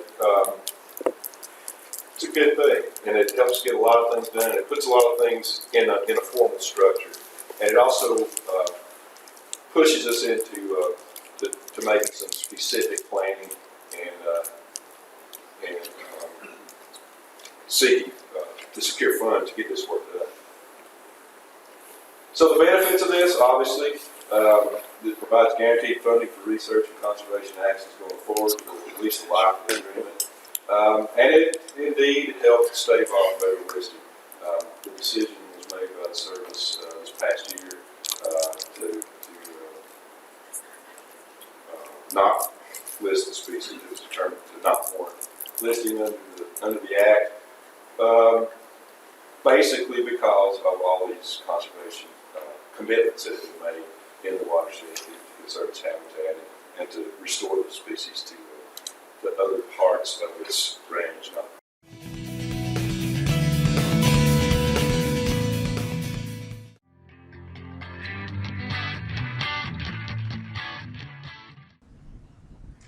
we're going to talk about an exciting conservation opportunity we have. That's the removal of Hoosier Dam on the Rocky River. Some of you may know Hoosier Dam as Woody Dam or Reeves Lake. It's all the same place. The watershed is located almost entirely in Chatham County. The dam is located above the confluence with Bear Creek.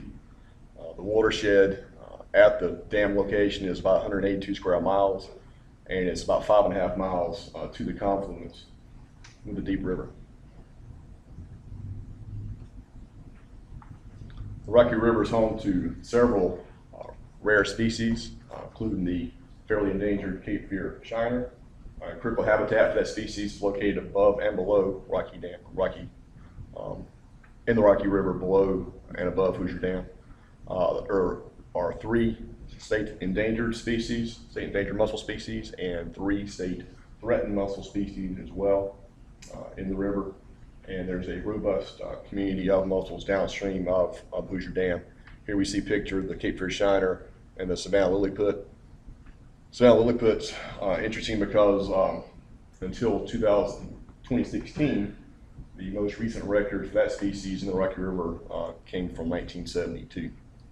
So a few stats on Hoosier Dam. It was completed in 1922 to generate hydropower, and it has been operated by different folks through the years up until the last couple of years to generate hydropower. It's about 25 feet high, about 235 feet long, and it impounds about 3 miles of the Rocky River. On the bottom right, you can see the view as you approach the dam from the west. To your left is the impoundment, to your right is the tail race, and then on the lower left you see a downstream view of the powerhouse. You can see the turbine there in the lower right of that picture. So prior to 2016, Unique Places began acquiring land along the Rocky River, and they originally were going to remove this dam as mitigation, but they changed course and they received a National Fish and Wildlife Foundation or NIFWF grant to remove the dam. Also in 2016, we did our first mussel survey in the tail water below the dam and found Savannah lilliput, Toxylella. We did additional mussel surveys in 2017, also did some relocations. The impoundment was dewatered, began dewatering in the summer of that year, and also as it was being dewatered, the banks were seeded with the annual grass. Recently, in the last few weeks, the turbines, you can see on the bottom left picture on the left side, the west side, the turbines were removed from the powerhouse. That they've been taken to a museum, and a hole was cut in the powerhouse wall to allow water to pass through. Later this year, the plan is to remove the powerhouse, then notch the dam and remove the dam. That removal will not take place until after Cape Fear Shiner spawning season is over, but we do hope that we'll see it come out later this year. There also will be planting of perennial species in the riparian zone of the current impoundment later this year as well. In late June of this year, they began releasing water through the turbines at Hoosier. It's a fortunate situation at Hoosier because they can lower the impoundment pretty much all the way except for just a few acres of impounded water using the existing turbines. That's not always the case for dam removals, but here it works well. Our goal was to lower the water slowly, less than half a foot per day. That would allow the stream banks to revegetate naturally, or they will also reseeded, stabilize the stream banks, and allow any species that might be in the impoundment to move to deeper water. We also monitored turbidity during that release of water. You can see it's a little bit more turbid there. The upper photo shows the initial release of water. And throughout the whole process, turbidity was less than 50 NTU. Here are two Google Earth images. Fortunately, they got one right after the dewatering began. So the one on the right is about a month after dewatering. You already see more of a typical riverine channel there, and you can see that large mud flat on the west side is now dry and starting to revegetate. Here are some more photos showing revegetation as the lake is lowered.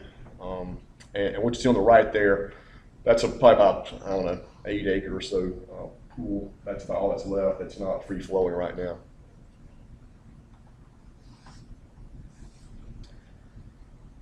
So Samara lilliput can persist in lentic conditions, so we concerned there might be some in the impoundment. So we did some surveys for that species, collected 8 that were found by paddling along these mud flats looking for trails.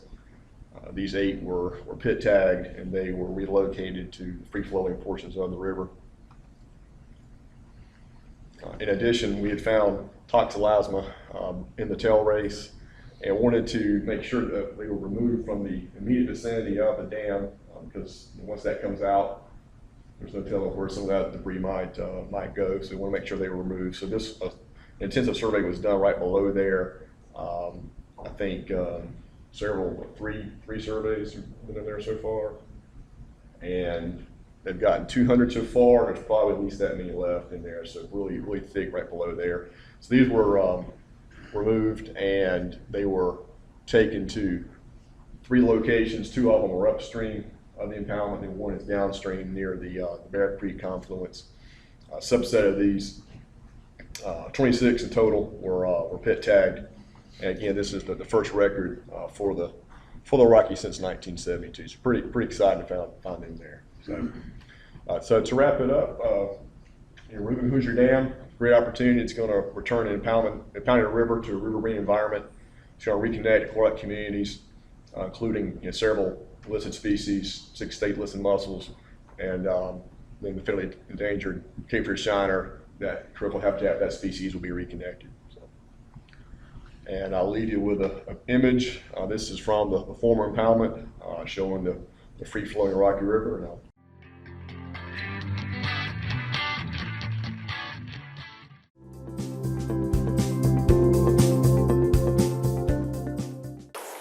So I'm going to talk to you today about the Little Tennessee Native River Native Fish Conservation Partnership, which is a really exciting project that several of us in this room are involved in. The idea of a native fish conservation area was really came about at a conference in 2008 out west, and then was written up in an article in Fisheries in 2011.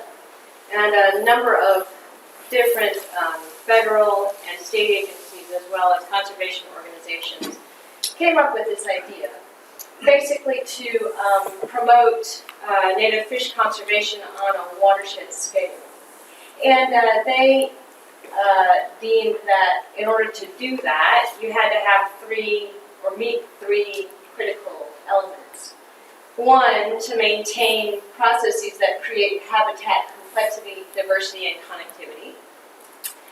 Two, to nurture all the life history stages of the fishes being protected. Three, to include a large enough watershed to provide long-term persistence of native fish populations. And then four, the people component.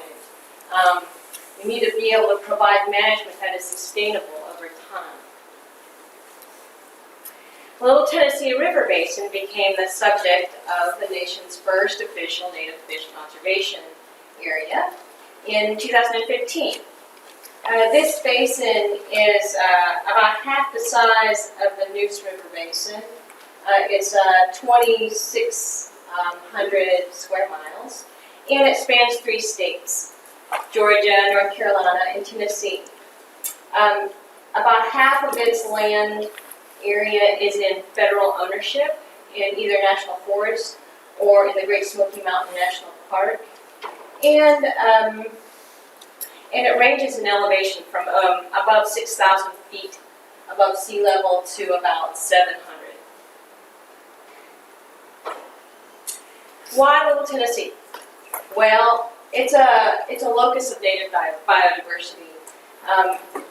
It has over 100 extant native fish, 10 mussels, and 12 crayfish species. About a fourth of these are rare or listed in some capacity.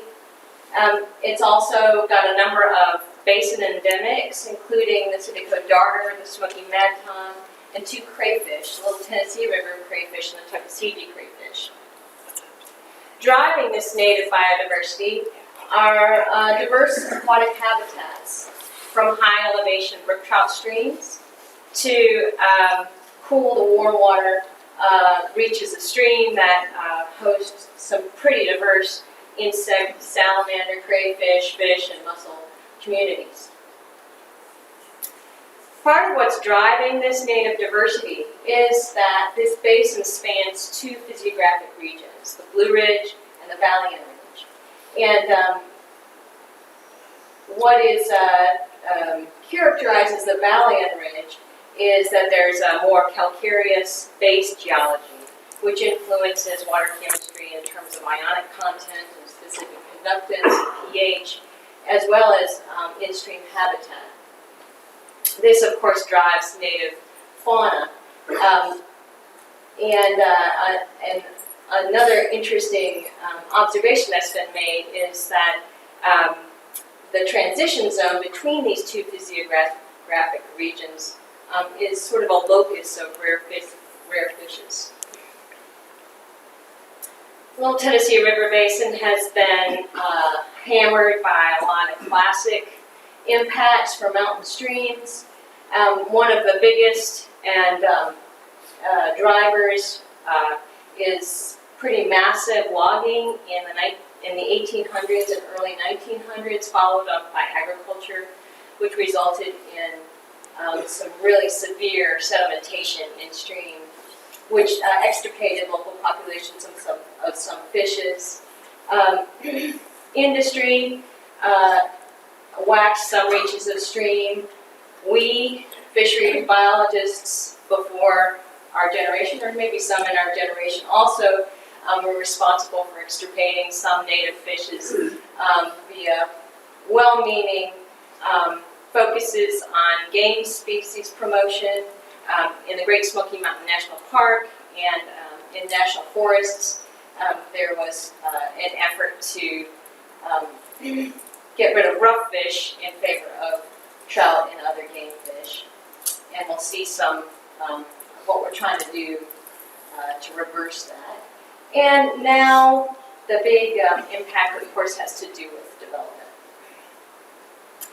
I can't get away from dams. Dams are big hydropower dams in the basin have been built since 1919 and are a real driver or limitation for native biodiversity. This is Lake Fontana, which is the highest dam in the eastern United States. It was built on the Little Tennessee River.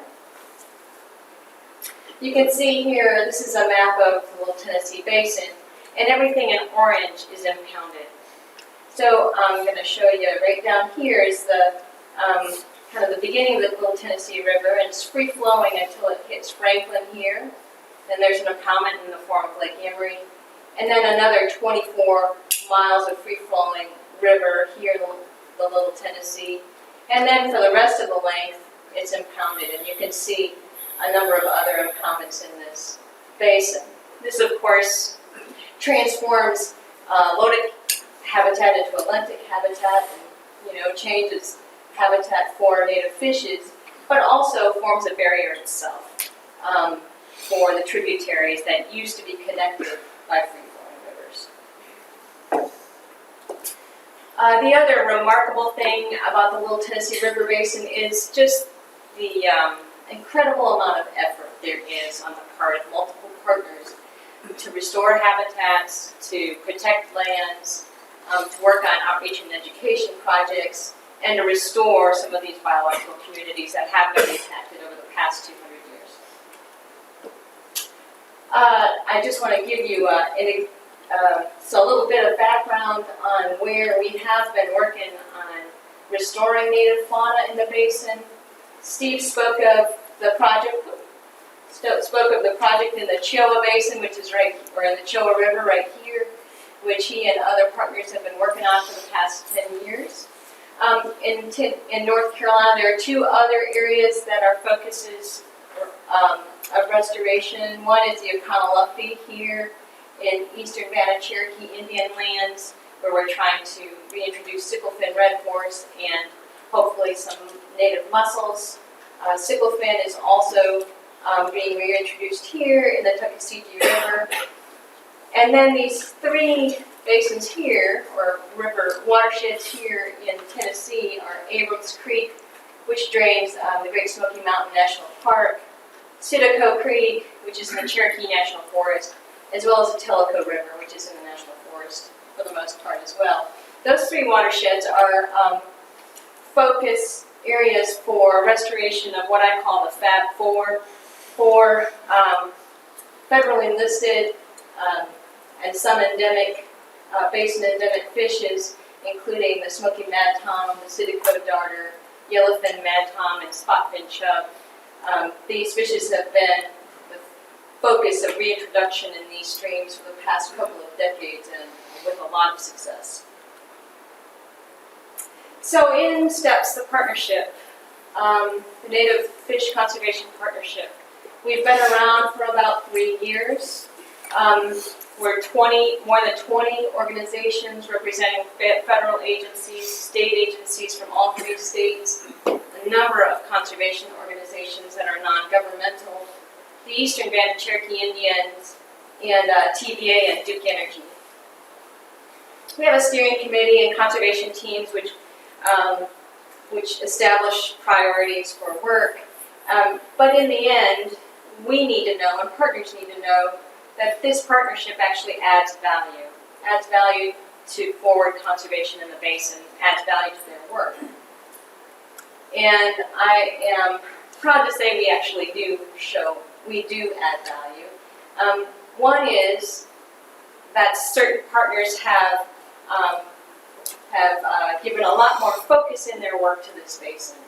One of these partners is American Rivers. They're doing a lot more barrier removal in the basin since they've been involved in the partnership, and they've hired a staffer to develop the Tuckasegee Blue Trail, which is a recreational trail in the Tuckasegee River that will also feature some land protection and riparian lands. As partners, we're collaborating on joint priorities, such as our snorkeling education project, which NCAFS did help to fund some equipment for last year, in addition to the Wildlife Federation. With this equipment, snorkeling equipment, we have been holding snorkeling education events for kids for the most part in the Little Tennessee River and the Economowoc River. There is a lot of demand for this, and we foresee a lot of events happening this year and beyond. Partners are pooling resources. A number of us have pitched in for some really top-notch educational tools. We're working with Freshwaters Illustrated to develop short videos highlighting biodiversity in the basin, partner work in the basin, and how people can be good stewards of water quality and aquatic resources. We have been able to raise a lot of money. We've gotten a Duke Water Resources grant. We've gotten money from TVA, from the Fisheries Conservation Foundation, from our organization, NCAFS, and the Wildlife Federation. This money has funded work for specific partners. One of the projects it's funded has been Shade Your Stream work in both North Carolina and Georgia. This work is riparian restoration and education work. We're hoping to fund a number of projects this year with the proposal we have in the works. This will fund work to continue monitoring of those FAB4 fish species in Citico Creek and Tellico River. The Great Smoky Mountain National Park hopes to introduce the black slide log perch into Abrams Creek. Mainspring Conservation Trust would like to remove a barrier on a brook trout stream in North Carolina, and the Eastern Band of Cherokee Indians hopes to undertake a mussel reintroduction feasibility study in the Economowoc.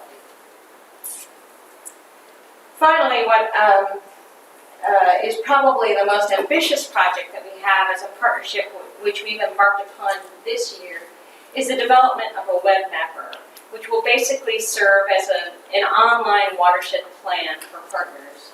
It's going to house and display data.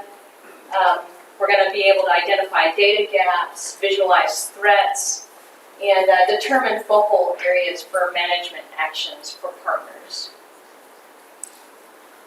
This, in the end, we hope will provide direction for both partners and funders to achieve our goal of protecting and restoring high-quality aquatic habitats that will support resilient native aquatic communities. Are there any questions?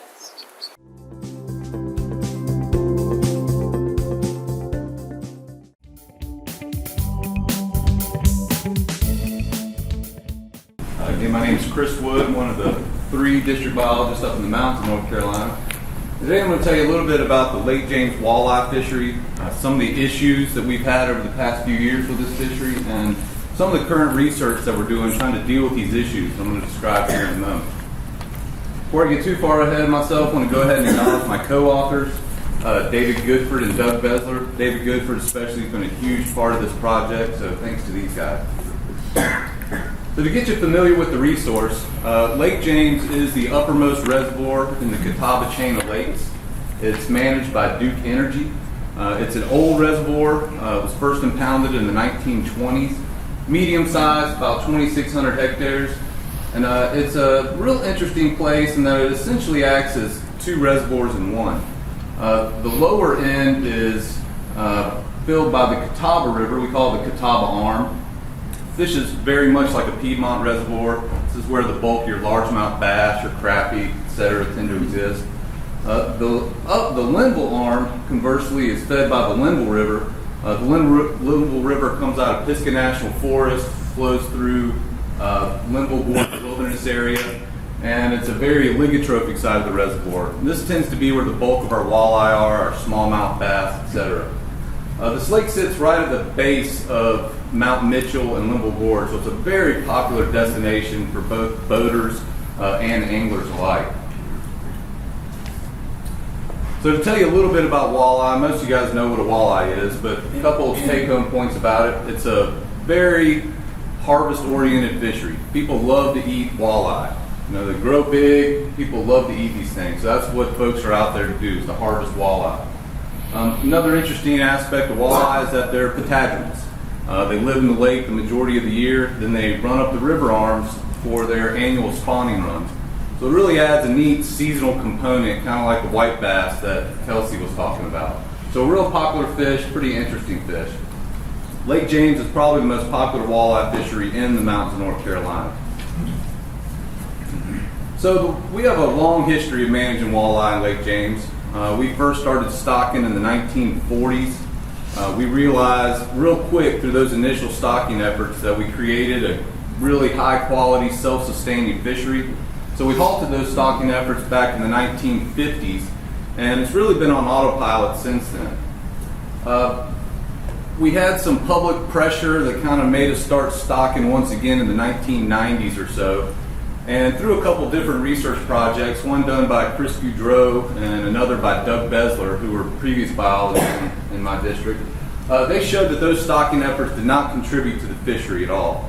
In fact, Doug Besler showed that he was only getting about 2 to 4% hatchery contribution when he was going out and doing his gill net studies.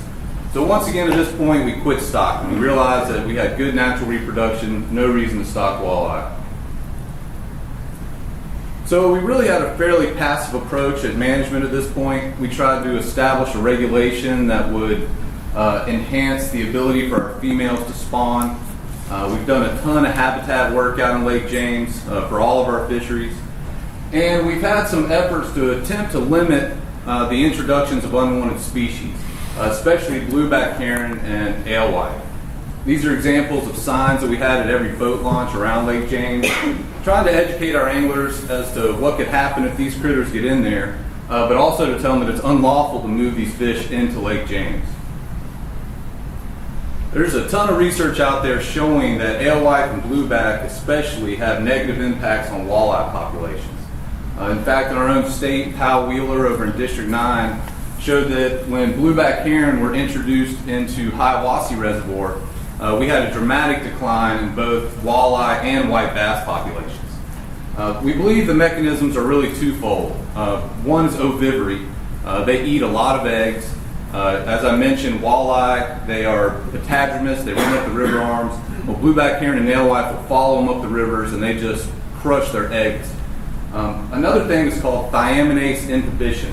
Thiamine is a vitamin similar to vitamin K that a female walleye uses during egg production. The blueback heron have a chemical that prevent the enzyme thiamase from making thiamine. So when walleye eat blueback heron, they don't produce very high quality eggs. So it's really a double whammy, and we have these big recruitment issues because they're eating the eggs, and the eggs they are producing are pretty cruddy. Well, the times are changing out in Lake James. We had this great walleye fishery for years. We didn't have to stock it, very passive approach to management. Well, in 2008, Jake Rash confirmed the first white perch in the fishery. And about 2010 to 2012, we saw this explosion of alewife and blueback heron in Lake James. We were really worried about that, obviously, for the reasons I already mentioned. And just this past year, we found spotted bass in our trap nets while doing black crappie surveys. So we really have the trifecta of unwanted species within a few years in Lake James. So about this time, we started getting some complaints from very seasoned walleye anglers. We took that to heart. We immediately jumped on a project, started stocking walleye once again. We started stocking 30,000 fish a year. That's at 5 fish per surface acre that Lawrence mentioned. And we started a project with a couple different objectives here, 4 different objectives. One, we wanted to see if these fingerling walleye would contribute to the fishery. Remember, Doug Besler's research showed that only 2 to 4% hatchery contributions. We weren't sure that stocking would even work. We also wanted to look at stocking location. It's very similar to what Lawrence was just talking about. We stocked in 3 separate locations on the reservoir, and I'll tell you about that in a moment. We also wanted to play around with life stages. So instead of stocking our traditional 1 to 3 inch fingerlings, we added in stocking a lot of fry, about 500,000 fry a year. We are limited in space in our hatcheries. 30,000 is about as many as we can ask for right now. We can grow a heck of a lot of fry in aquaria, so we wanted to try that out. And we wanted to jump on the genetics bandwagon and check out parentage-based tagging. We thought this would be a great tool to evaluate that location question and the fry question. We historically used oxytetracycline or OTC to batch mark our fish. So we wanted to compare this PBT versus OTC to see if that would be a good tool for us to answer these type questions. Tell you a little bit about our data collection methodologies. Lawrence really covered some of this, but basically we go out every year, we collect our brood stock from the river arms, we clip those fish, we send them off to a geneticist at the Museum of Science, so they type all of our brood fish. All of our fry and all of our fingerlings that we stock, we can tie back to a specific female. So we have 3 different unique genetic lots that we stock in 3 different locations on the reservoir, 10,000 in each spot. In the fall time, we go out, we pull our gill nets. We have 12 standardized gill net locations. We've been sampling those spots since the late 1990s, so we have a good batch of historical data. We take our basic population parameter information, and then we clip every single one of those gill net collected fishes, send them off to the Museum of Science, and then we can type them back straight to any of the brood stock if they were contributed from the hatchery. Lastly, we do pull otoliths. We age the fish, and then we look for OTC marks under a fluorescent scope, again to look for hatchery contribution. Really excited about this genetics component. We've always used OTC, as I mentioned, for batch marks, and this is really a tool that's allowing us to ask more questions. What was the term you used there on your last slide? Multifaceted. Multifaceted, yeah. So I'm with Lawrence on that. It's really, really great for that aspect. So to get into a little bit of the results, as I mentioned, we're lucky in Lake James because we've been collecting data for a long time on the walleye population. We have some really good sites. This is just a simple catch rate over time figure, catch rate on the y-axis. And this red line represents the introductory period of blueback heron and alewife into Lake James. So we have before and after. What we noticed with our catch rates is really it took a couple years to see the big declines that we were anticipating. We knew the fish showed up in the reservoir around 2010, but it was about 2014 where we started getting worried just based on these data. Had our big decline there. Have a little bump here, and we'll talk about that in a moment. But in general, we see the big decline. Really, when we start looking at the age structure of the population, we really see the story here. I set this figure up similar to the last one where we have before the introduction, after the introduction. These are age frequency histograms. And the take home for before is that we had pretty good constant recruitment in our walleye population. We always were getting age 0 fish. We're getting a heck of a lot of age 1 fish. They're usually fully recruited by age 1. And they'll live all the way out to about 12, 14 years old. So we had a good spread of year classes historically. Well, the first year we went out in 2012 to pull gill nets, we immediately noticed that we were completely missing age 0s in the fishery. Very few age 1s. And in fact, the last good year class was 2010 from natural reproduction. And that coincides with our observations of seeing blueback and alewife in the fishery. Go down through a couple years, we're starting to see some fish showing up here. But of course, that 2010 year class is still the one that's totally driving the fishery. The question now is, are these few fish that we're seeing show up prior, younger than that 2000 year class, are they from our stocking efforts? So this gives us a chance to look at the PBT analysis and the OTC analysis. And what we found from both of these analyses is that almost every one of our age 0 through 3 fish are from the hatchery. From PBT, we had 99% total hatchery contribution from 0 to 3. So basically, every fish that we're collecting since the introduction of alewife and blueback, and since we started stocking, are from the hatchery. OTC, we got about 92%. So a little less. You can see looking at it annually that we do have some differences between OTC and PBT, but as a whole, both tools are good for just looking at hatchery contribution. However, I still feel like you get a multifaceted tool with the PBT, so we get those, can ask more questions. So I still think it's a better tool for us. So now we know, this is our 2015 age structure, age frequency histogram, that everything that has a red arrow here is from the hatchery. So this is good news for us. We know that we can contribute fish to the fishery from the hatchery. Now we just need to kind of fine tune, how many fish to stock and where to stock, and start asking those questions of, how can we maximize those 30,000 fish to get the catch rates back up to historical levels. One ray of light, besides the fact that we know we can contribute fish now from the hatchery, is that our relative weights have been great.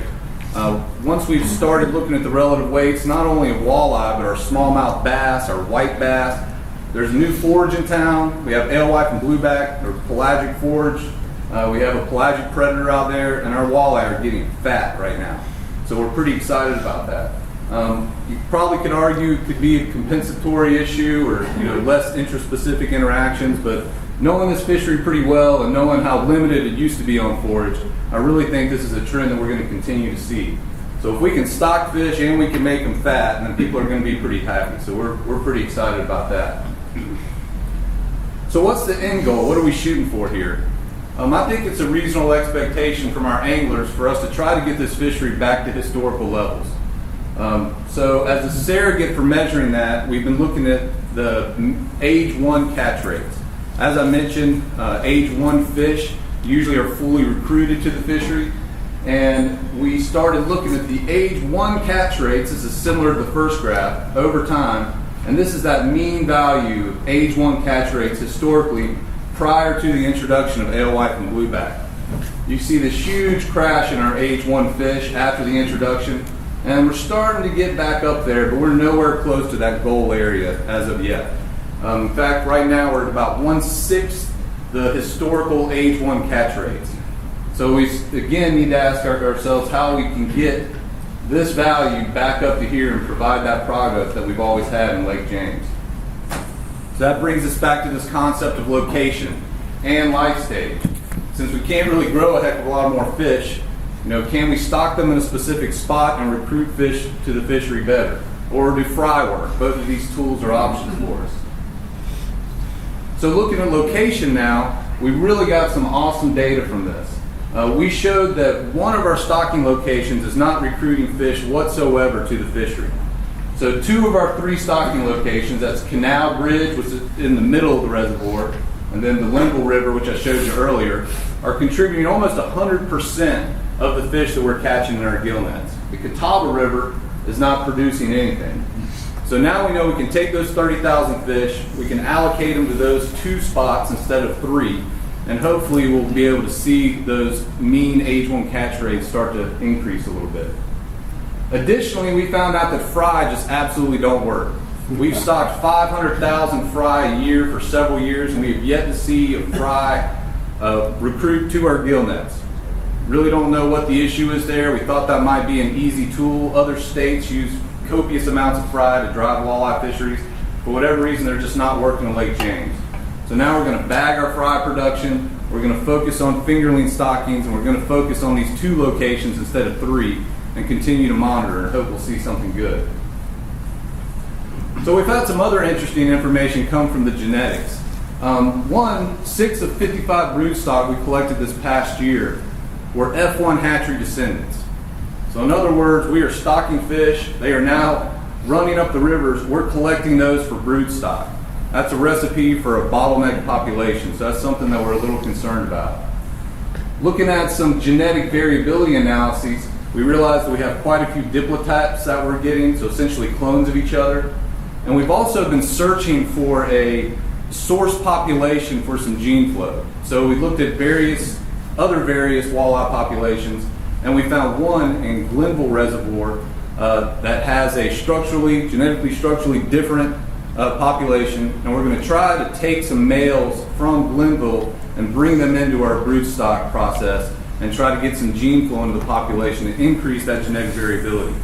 The other obvious question is, does it even matter in a put, grow, and take type fishery? And that's something we need to ask ourselves as well. Yep. So in conclusion, the recent introductions of blueback and alewife and white perch have absolutely crushed this historic fishery. Field data suggests a total natural recruitment failure. We started stocking 30,000 fingerlings in 2012, along with 500,000 fry. We're getting almost 100% contribution from age 0 to age 3. We're only about 1/6 of the way to our historical age 1 catch rates. However, we think with a couple of these small tweaks to our management that we might be able to get those rates back up. PBT and OTC both seem to be a good tool for evaluating hatchery contribution, but again, having this multifaceted approach and being able to ask multiple questions is something unique to PBT. I really thought I got this term from Lawrence, differential recruitment, but he tells me I made it up, but that's my term for, the location deal that we're doing. But anyway, it appears that Cadavra River is not recruiting fish, and Canal and Linville are where we need to focus all of our efforts on. We've also realized that broodstock are bottlenecked, and we need to start adding some additional genes into the population to get some gene flow so we can increase the genetic variability. That's all I got. Thanks to all these folks, and if you have any questions, I'll be happy to take them if I have a second.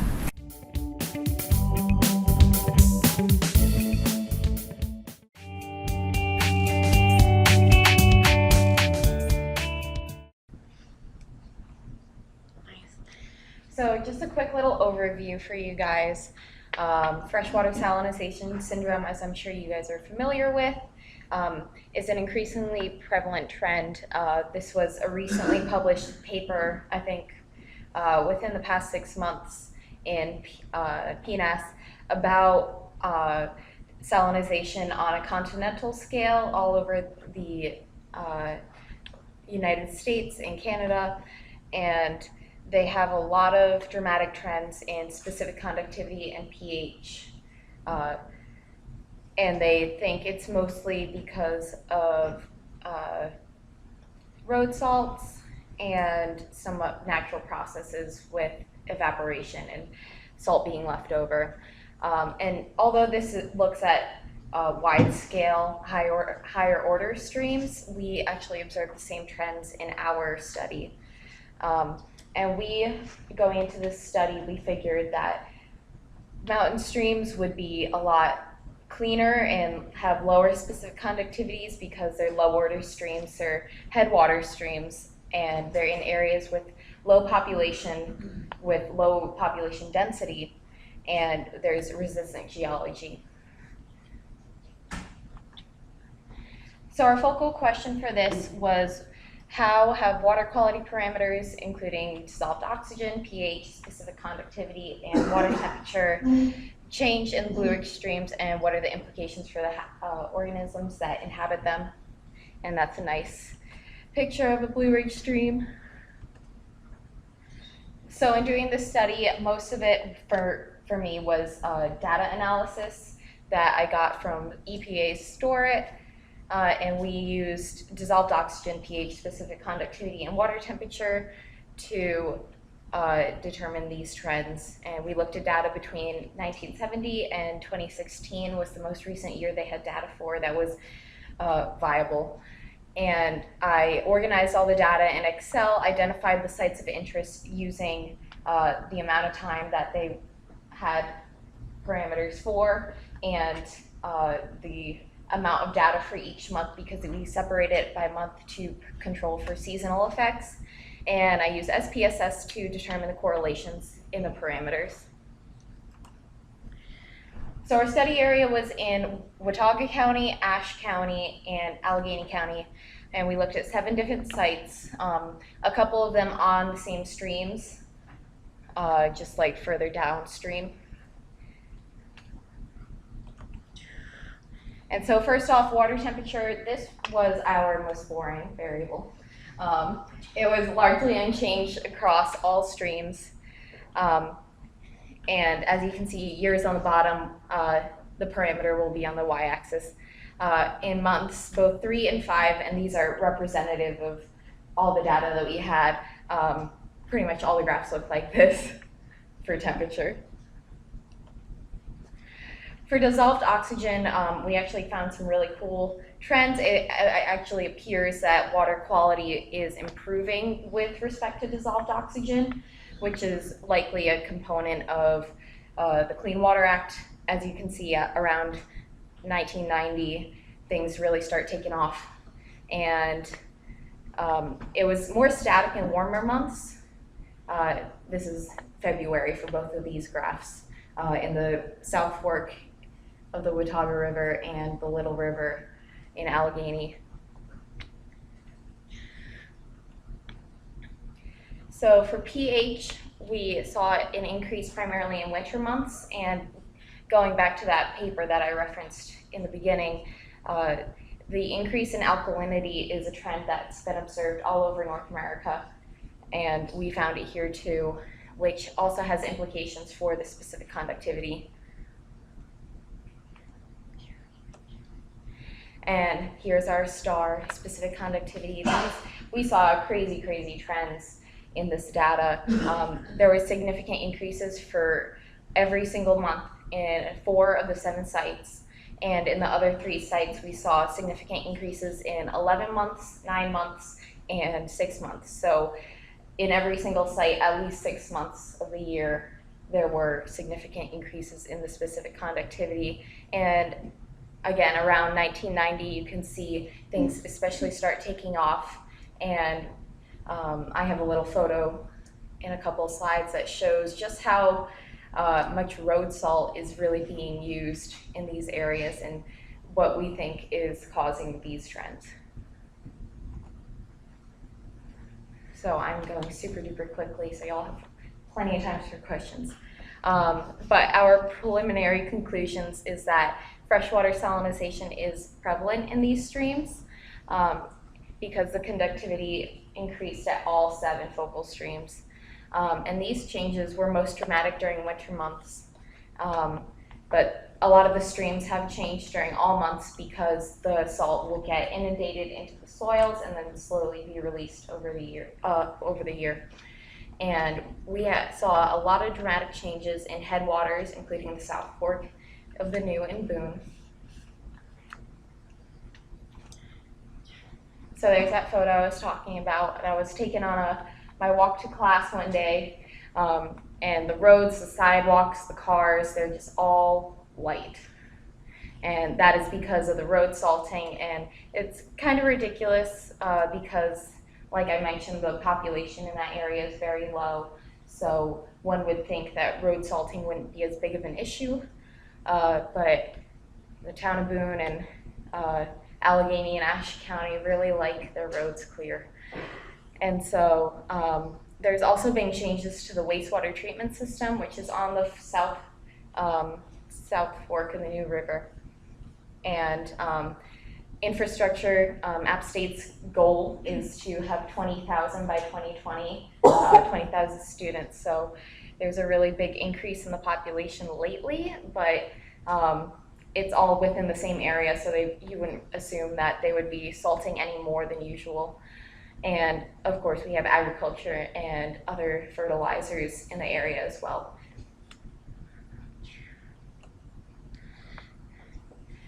So there are a lot of sensitive biota in these streams, which is the whole reason we're doing this study, is because we're concerned about them.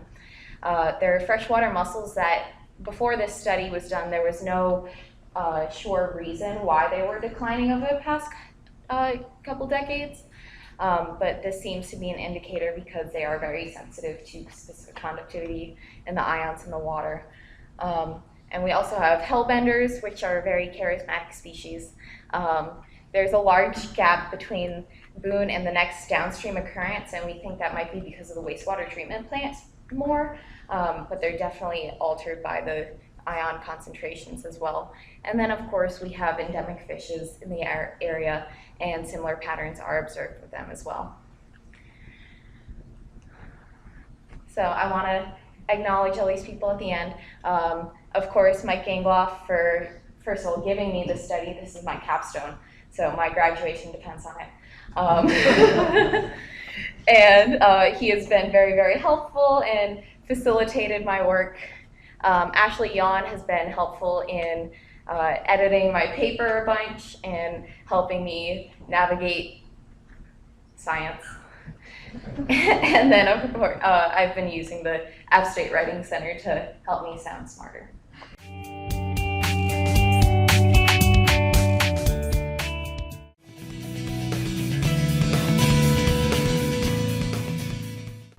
happy to be here with you all today and excited to dive a little bit into a project that I picked up in undergrad that I'm hoping to turn into a master's thesis, and maybe by the time I'm done with this, y'all will find this as interesting as I do. So I want to start off by giving credit where credit is due. I have to give thanks to all the members of my team who participated in the original study, Becca Perkey, Chrissy Veradam, Susanna Miner, and Allison Linden, who are not here today, but I definitely want to thank them for their participation. I want to thank Tori Fowler and Ashley Yawn for their advice and their assistance in the field. And of course, I want to thank Dr. Gangloff, without whom none of this would have been possible. And definitely marched you on that one death hike down to the Green Branch Pond. So gotta give you thanks for tolerating that. I want to start by talking a little bit about this engraving here, which I think is a really good little piece of historical context, talking about beavers as ecological engineers and their historical role in North America. So this is an engraving from a 1715 map by a surveyor by the name of Herman Moll, who was working in New York at the time.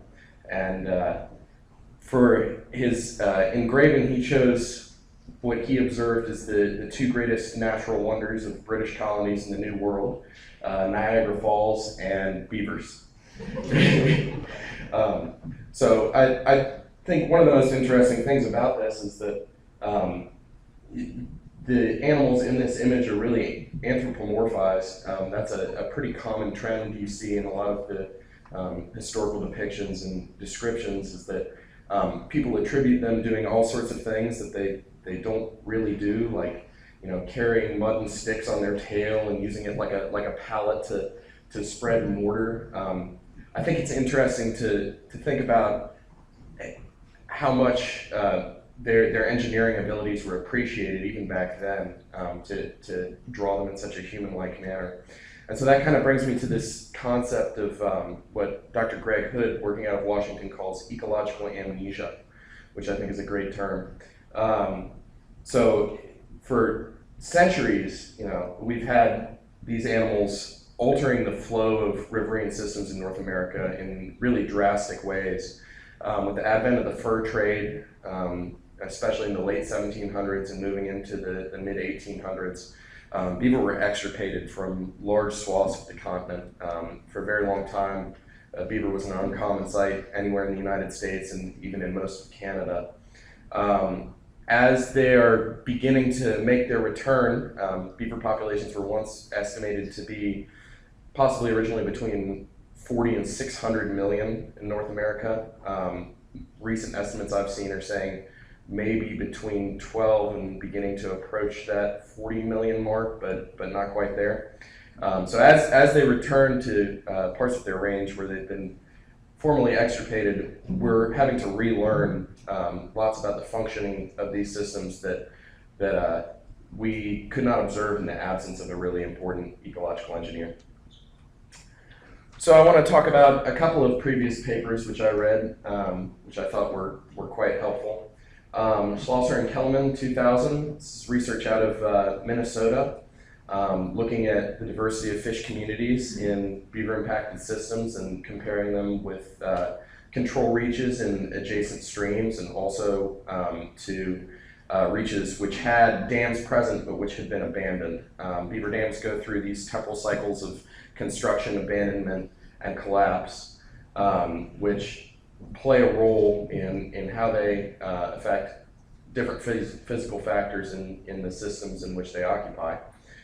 So their research found generally that active beaver dams seem to decrease the diversity of the fish community, whereas inactive dams and control reaches had much higher diversity.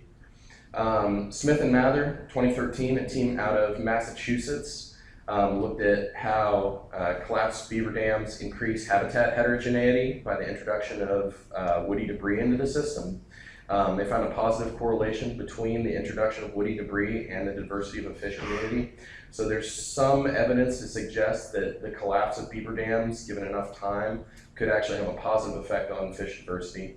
And then Snodgrass et al. 1997, which is what this excellent map here is from. My roommate the other night pointed out to me, that actually does look a little bit like a beaver.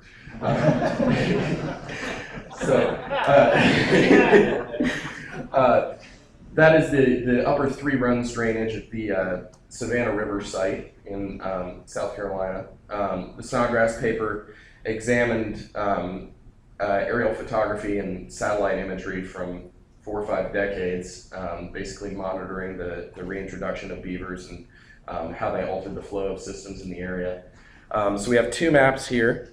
We have one from, let's see, so 1978 and then 1982.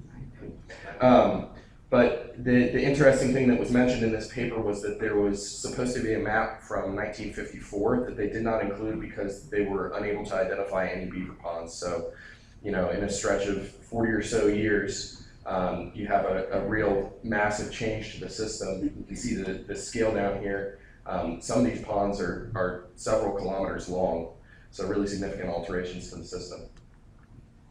So I want to talk a little bit about the design of my work here. I'm going to go over 2 separate studies that I conducted. The first was for Dr. Gangloff's aquatic biology class, the first semester of my senior year.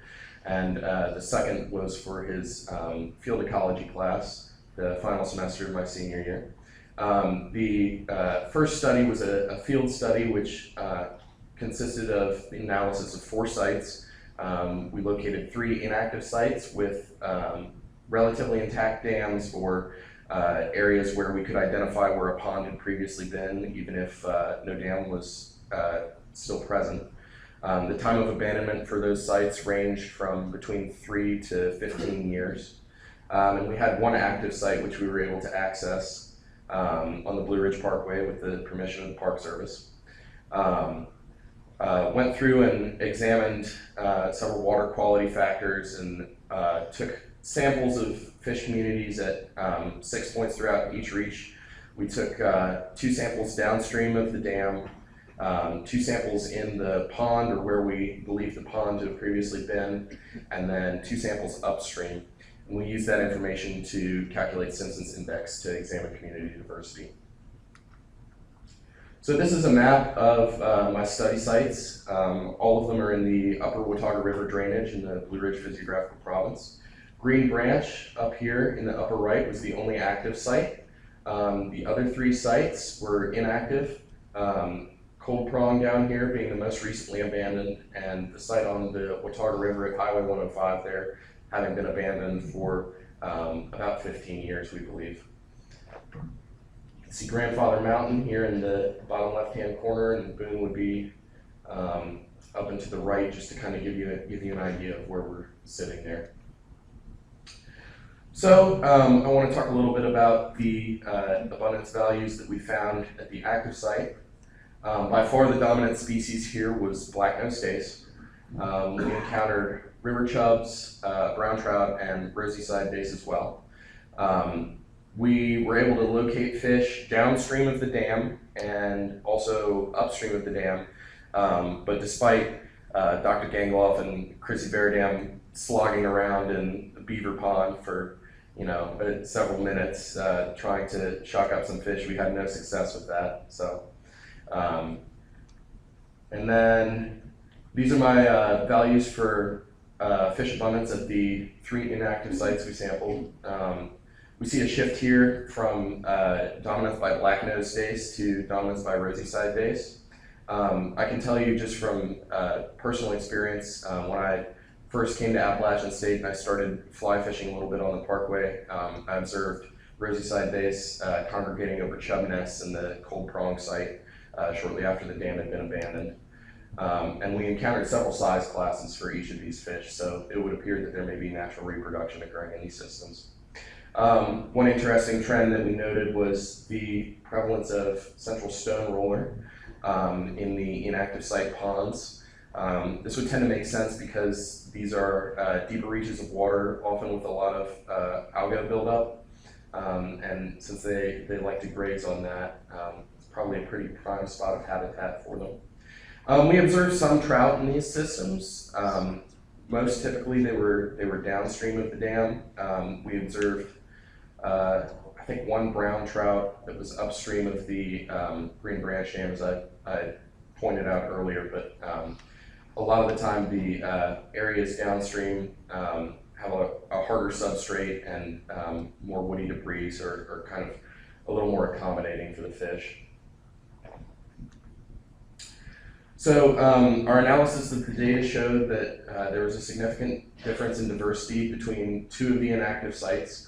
Both the Hoot Camp Ranch site and the Watauga 105 site had higher diversity than the Green Branch active site. Those are our p-values up there. What we did not find was a significant difference between the Green Branch site and the diversity at the Cold Prong site. There are a number of possible reasons for that.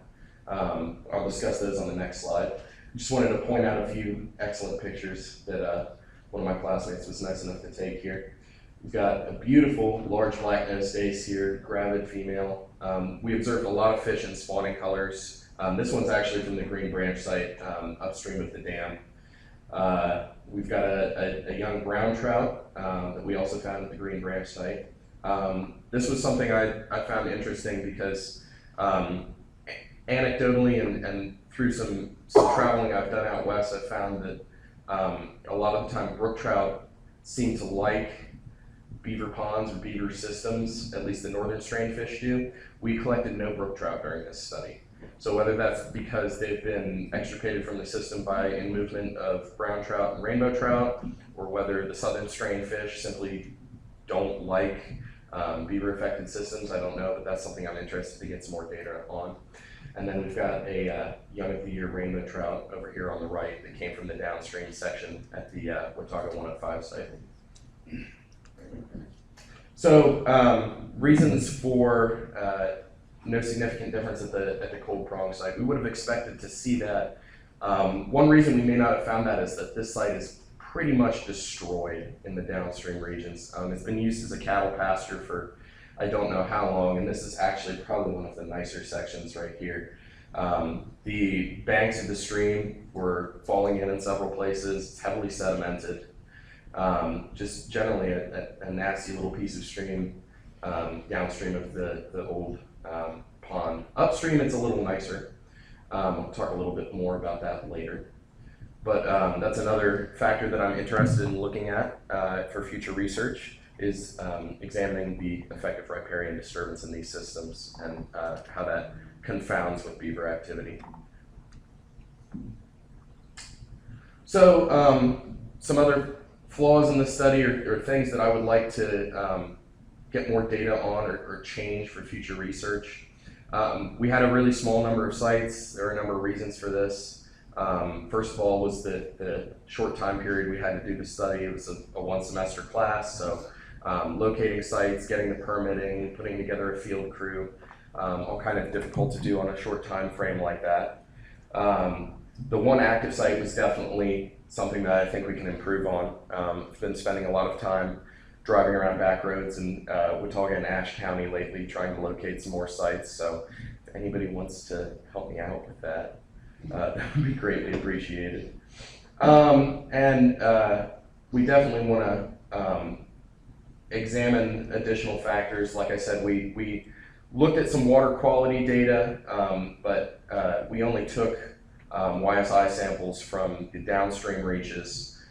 Future research, I'd like to go ahead and take a meter reading at each position through the reach to look at how certain values change. We know that beaver ponds tend to lower oxygen values and raise temperature in these systems just through virtue of keeping the water still in a nice big spread out, typically shallow pond. In fact, the Green Branch Pond had our second highest temperature and second lowest oxygen value. It was only surpassed by the Hoot Camp site because downstream of the pond, It merges with Sims Creek right below the Sims Creek Pond on the Parkway, which may have had something to do with why we saw higher temperatures there. And then I've got some nice photos here. Here's Dr. Gangloff slogging through the beaver pond. We found a number of salamanders while we were sampling, which I thought was interesting. We've got a larval one here. Someone suggested to me it might be a Pseudotriton ruber, but you know, obviously it's difficult to identify larval salamanders. We've got some egg masses here, spotted salamander egg masses. We did observe spotted salamanders breeding at the Green Branch site. I've been back to check and see if they've returned this year, but the size of the dam has increased and the connectivity of the downstream floodplain is much greater. So not sure if they'll be making a return this year. A lot of the pools that we saw them in are now connected to the main channel and have fish in them. And then we were also kind of excited to find a number of large ephemerid mayflies downstream of the Green Branch Pond, which may have something to do with the really sandy substrate which they like to burrow down in. So I want to go ahead and start talking about part 2 of my research here. The second half of my research that I conducted for my senior capstone at ASU was a meta-analysis of the PAWS database. We searched for fish abundance records correlated with records of beaver activity. We classified the levels of beaver activity into 3 treatments, one where dams were present, one where there was evidence of activity, and one where there was no activity. We ran the numbers on 104 sites and found that active sites, once again, had lower diversity than inactive sites. The results were significant at the P is less than 0.01 level for sites with evidence, and P is equal to 0.01 level for sites with no evidence of activity. We did not find a significant difference between sites with evidence and with no evidence, only sites with dams. And just one more thing to consider here. These are the locations of our sites in North Carolina. I'd like to collect more data on the mountain region since most of what we were able to obtain from the PAWS database focused on coastal plain and Piedmont streams. And there are definitely some differences between those systems that I think would be interesting to examine through the context of beaver activity. So once again, to talk about future direction, we want to examine a larger number of sites, and we would like to examine the impact of riparian disturbance and see how that's affecting water quality in the systems to bring an extra dimension into this research.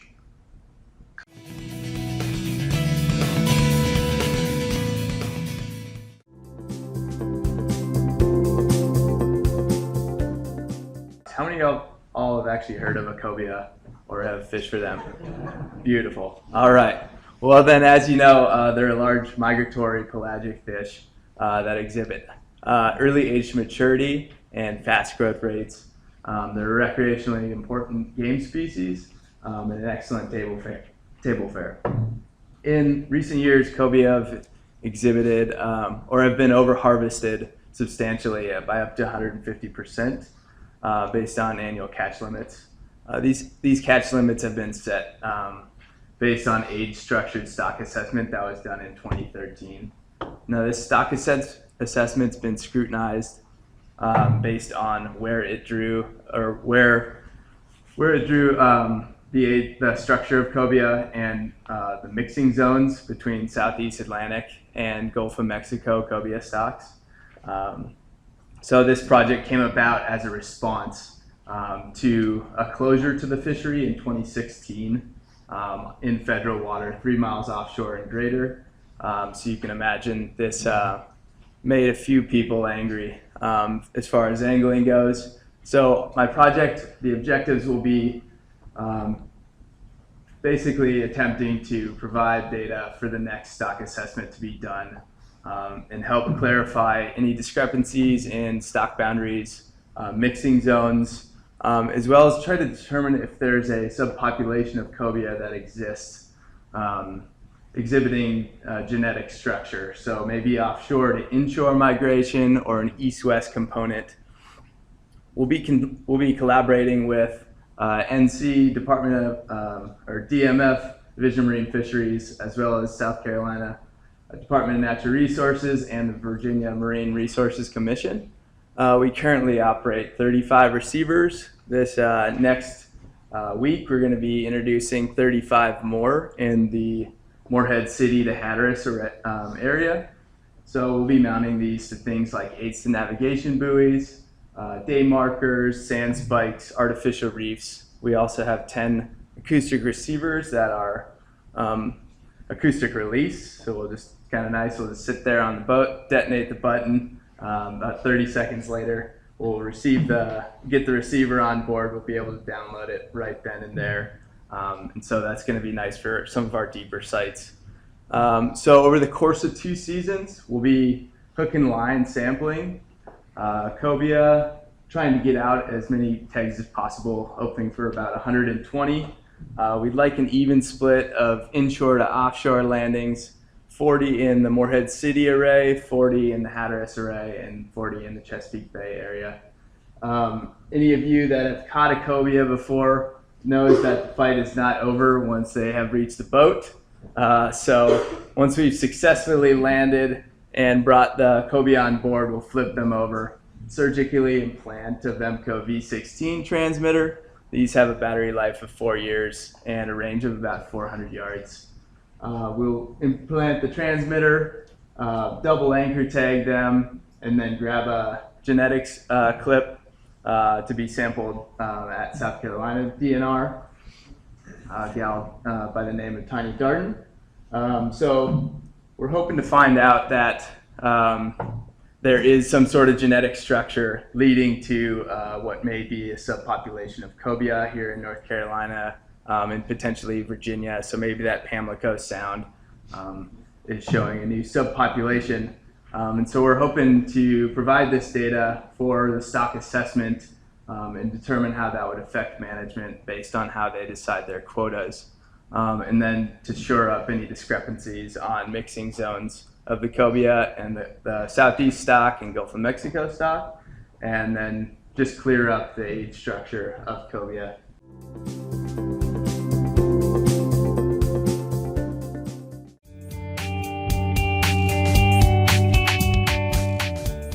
So I'm April Lamb. I'm a master's student at NC State University.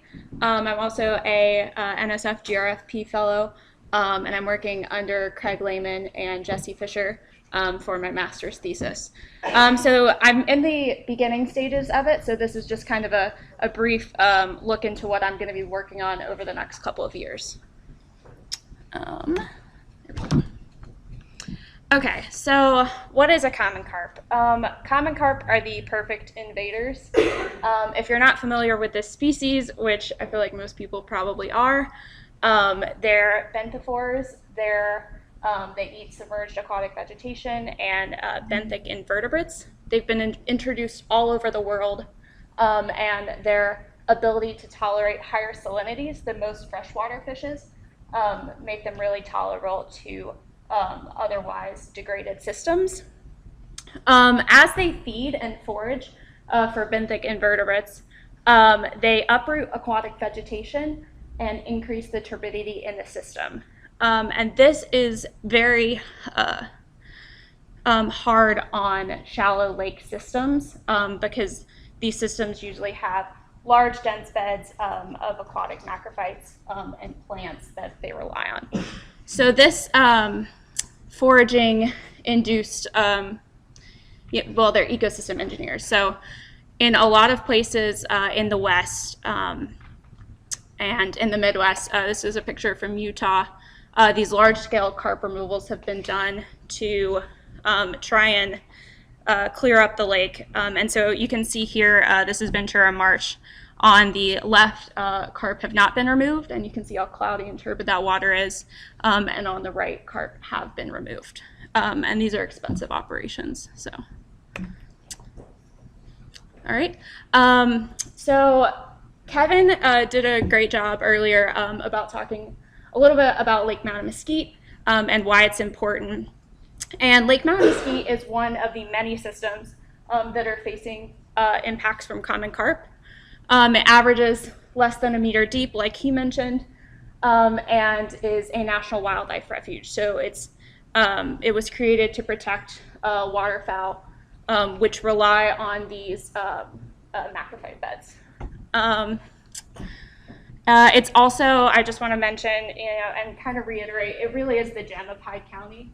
I've been down there probably like 5 or 6 times thus far, and I can already tell the residents love it. Everyone who goes there loves it, and we really want to work to make the lake as good as it used to be. And so one of the big problems, like he mentioned, is the loss of SAB. And that's really where my project comes in, and I'm looking at how carp might be contributing to this loss. This here is a map from Michelle Mormon et al. 2017, that shows loss of plants, or loss of benthic macrophytes, or SAV, submerged aquatic vegetation, throughout the lake over time. And this is proportions, so basically blue equals no SAB. So, let's see. Yeah, so like I said, my project aims to link carp with these potential changes, and examine and further examine the potential for implementing a carp management program. And this is all part of the watershed management plan. Within my project, I have 2 main objectives. The first is to gather baseline data about the carp population at Lake Mattamuskeet. Thus far, this hasn't been looked at all, and obviously before you try and manage a species, you want to have some data on that species and on that population. So by doing this, I'm going to be looking at age structure, growth, recruitment, and in the spring, I'll also be sampling for sex ratios and fecundity. Talk a little bit more about these in a minute. Objective 2, and this is kind of the big one that has really long-term impacts. I'm going to try and understand the potential ecological effects of common carp in Lake Mattamuskeet, and common carp removal. By doing this, I'm going to use a manipulative field experiment by building large-scale carp exclosures. And so these are going to be structures, and you'll see photos later on in the presentation. These are going to be structures that can stay up for long periods of time, and can be used for measures beyond just this project. And after we build the exclosures, I'm going to measure water quality, fish assemblage or any changes in fish assemblage, as well as the potential establishment and propagation of plants that are planted in that, or aquatic vegetation that's planted in that area. And that second point about the aquatic vegetation plantings will be in conjunction with Mike Peeler from UNC, who's already working on that in the lake. Okay, so for goal number 1, Katie Patoka has been so gracious as to collect carp spines for us from the past 2 years. So I've got about 300 spines thus far from 2016 and 2017. I will be collecting spines from 2018, and Katie will also be collecting for us. These are going to be mounted in epoxy and cross-sectioned and then measured to calculate age, and growth will be back calculated using total length. All right, so for the second goal, I'm not going to spend that much time since it's a short talk. The second goal, and this is the one that I'm really excited about and really see a lot of potential in, is the large-scale carp exclosures. So in September of 2017, myself and several volunteers went out and built a pilot carp exclosure. This is a 1/4 acre exclosure, which is much smaller than what we're actually looking to build. But really the point of this pilot exclosure was to test and see if our materials would stand up over time, and specifically to see if it would last through the winter. I'm happy to report that after the ice storm of 2017-18, it is still standing, and thus far we haven't seen any impacts of anything breaking or coming off of the exclosure. And I'd be happy to talk more about the design behind this with anyone afterwards. And so the goal is to have at least 4 paired exclosures. So we'll have one enclosed area that excludes carp, and then one open lake area as a control. We're going to try and locate places, and this is a quick map that I made, but we're going to try and locate places along the perimeter of the lake where SAV would be most likely to reestablish, and also areas that would give us the maximum exposed area for the least amount of fencing. So we're going to try and utilize natural bays within the lake and fence off those areas. Carp will be removed using boat electrofishing.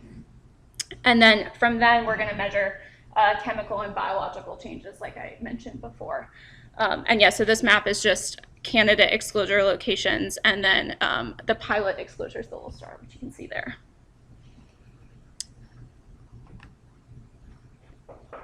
And that's all I have for you today. It's, like I said, it's in the very early stages. The next step is to actually go out over spring break, which is a week or two from now, with Kevin, who knows the lake better than anyone, and to really ground truth these exposure location areas. And I'm in the process of imaging constantly, so.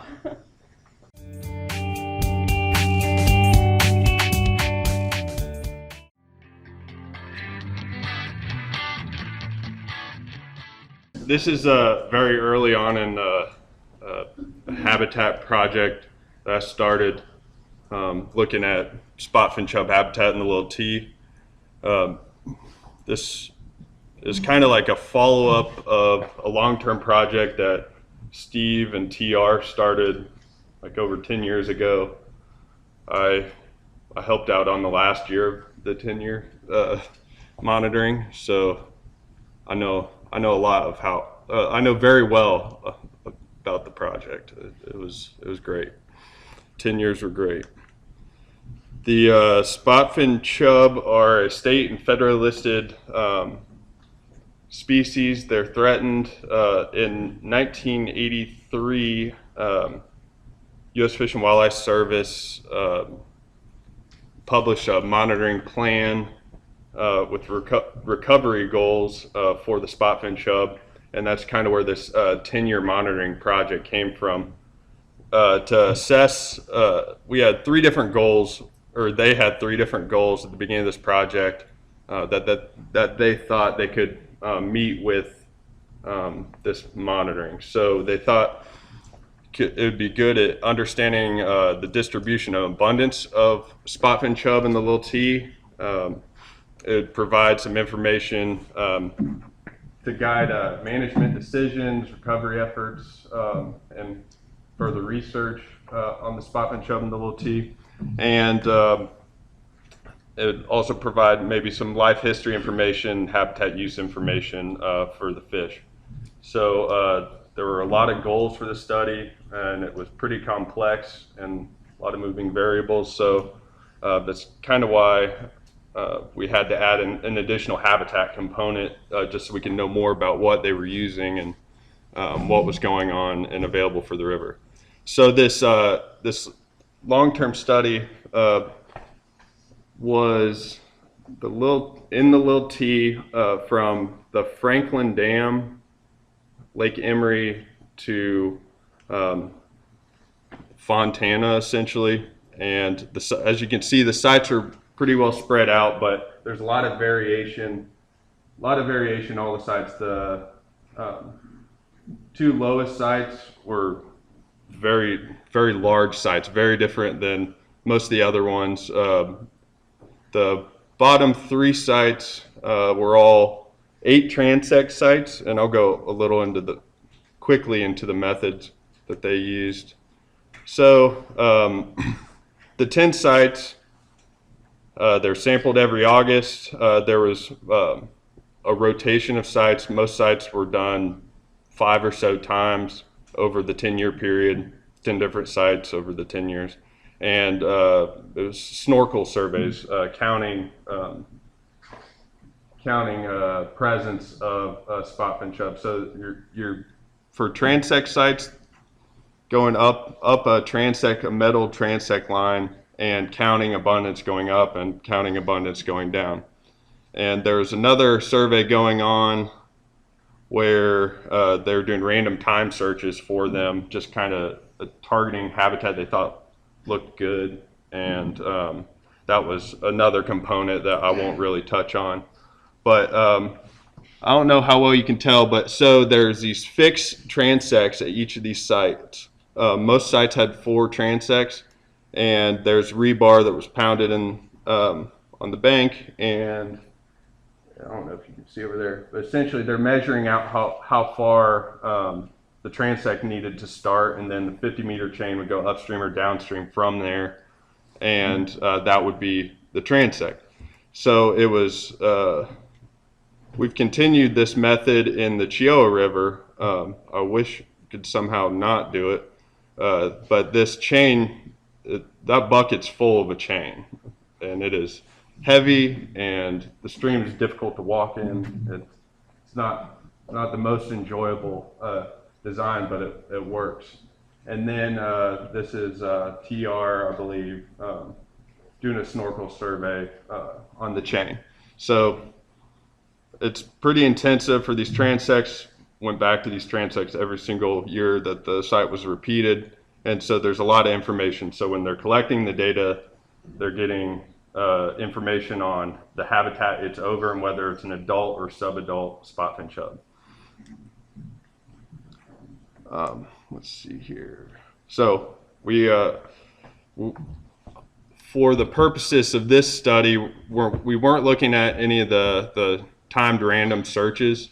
And this is primarily because each year that the site was done, we don't really, there's no good record of where those random time searches were, so it'd be difficult to go map the habitat and see what they were using in those areas. So we just stuck to the transect data. So here are kind of the 10-year averages for each of the sites for adults and subadults. And you can see from the right side to the left, it's what is that? Porter's Dam, or Porter's Bend to Sawmill is upstream to downstream. And you can see at very high end, there's lower numbers than there were at the bottom. The lower end sites seem to have pretty good habitat, especially compared to the upper end sites. But you can see for some of these, there are a lot of variation between subadults and adults. This first site that I chose to do some habitat surveys was the Needmore. Needmore is the best overall site for abundances for adults and subadults, so I thought it was important to try and document what was going on at that site, get an idea of what kind of habitats are suitable for high adult and subadult abundances, and then chose Dean's Island as a kind of an intermediate site. It represents a midway reach, and there were more subadults than adults on average in the transects, and vice versa for Iola. So these 3 sites I thought gave a good variation upstream to downstream, and numbers in adults and subadults. So these 3 sites, I don't know if you remember that the lower site Sawmills all the way up here, and the Porter's Bend all the way down here, and they really are spread out pretty well. So for each of these sites, there were about 16 total transects between the 3. The Needmore site had 8 transects split by an island, so it was almost like 2 sites, one on each side of the island. And the other 2 were smaller sites with 4 transects. So for each transect, we took 20 points, roughly, for a total of 318 points. And we measured maximum and minimum depth, surface flow, midway flow, bottom flow, dominant substrate, subdominant substrate, and I did not include in this, we looked at river weed density and percent cover, which is something that has thought to be like a limiting factor in how well spot-fin chub can utilize a habitat, specifically for spawning. So here are the rough results. Some key points about this are that adults and subadults, if you see at the top here, that's average of less than 3 or greater than 3, greater than or equal to 3. And for adults and subadults, the sites that had a average of greater than 3 per transect were all had a minimum depth of less than a meter, whereas it was greater than a meter for the ones that had lower abundances on average. So this kind of hits at that they don't like real deep areas. Any site that has more depth, they're more likely to not be there. And that was definitely came out just looking at within the transects. The next thing to notice is if you look at the habitat or the flow, there seems to be less overall variation in flow in the higher abundance transects, which I think just shows it's not a plunge, which, you know, they like stable habitat, stable substrate, stable flow, and they don't like larger depths. And another thing that came out was, you know, they all had high abundances in bedrock substrates. So that just that's just a key to what they're interested in for spawning. They really like bedrock habitat, and there seemed to be some response for subdominant substrate with silt and sand, which are important specifically with young, but that's just something we're going to look further into. Overall, spot fin abundances were lower with increased depth and flow variation. Subadults were higher, abundances were higher in areas with subdominant silt and sand, which is expected. In the future, we're going to be adding some, look at some river weed density and percent cover information and comparing transects versus overall site. I obtained some information for the general area that we'll be able to look at the difference, just overall availability of habitat. And we may use some similar methods on the Chio River looking at habitat available to them.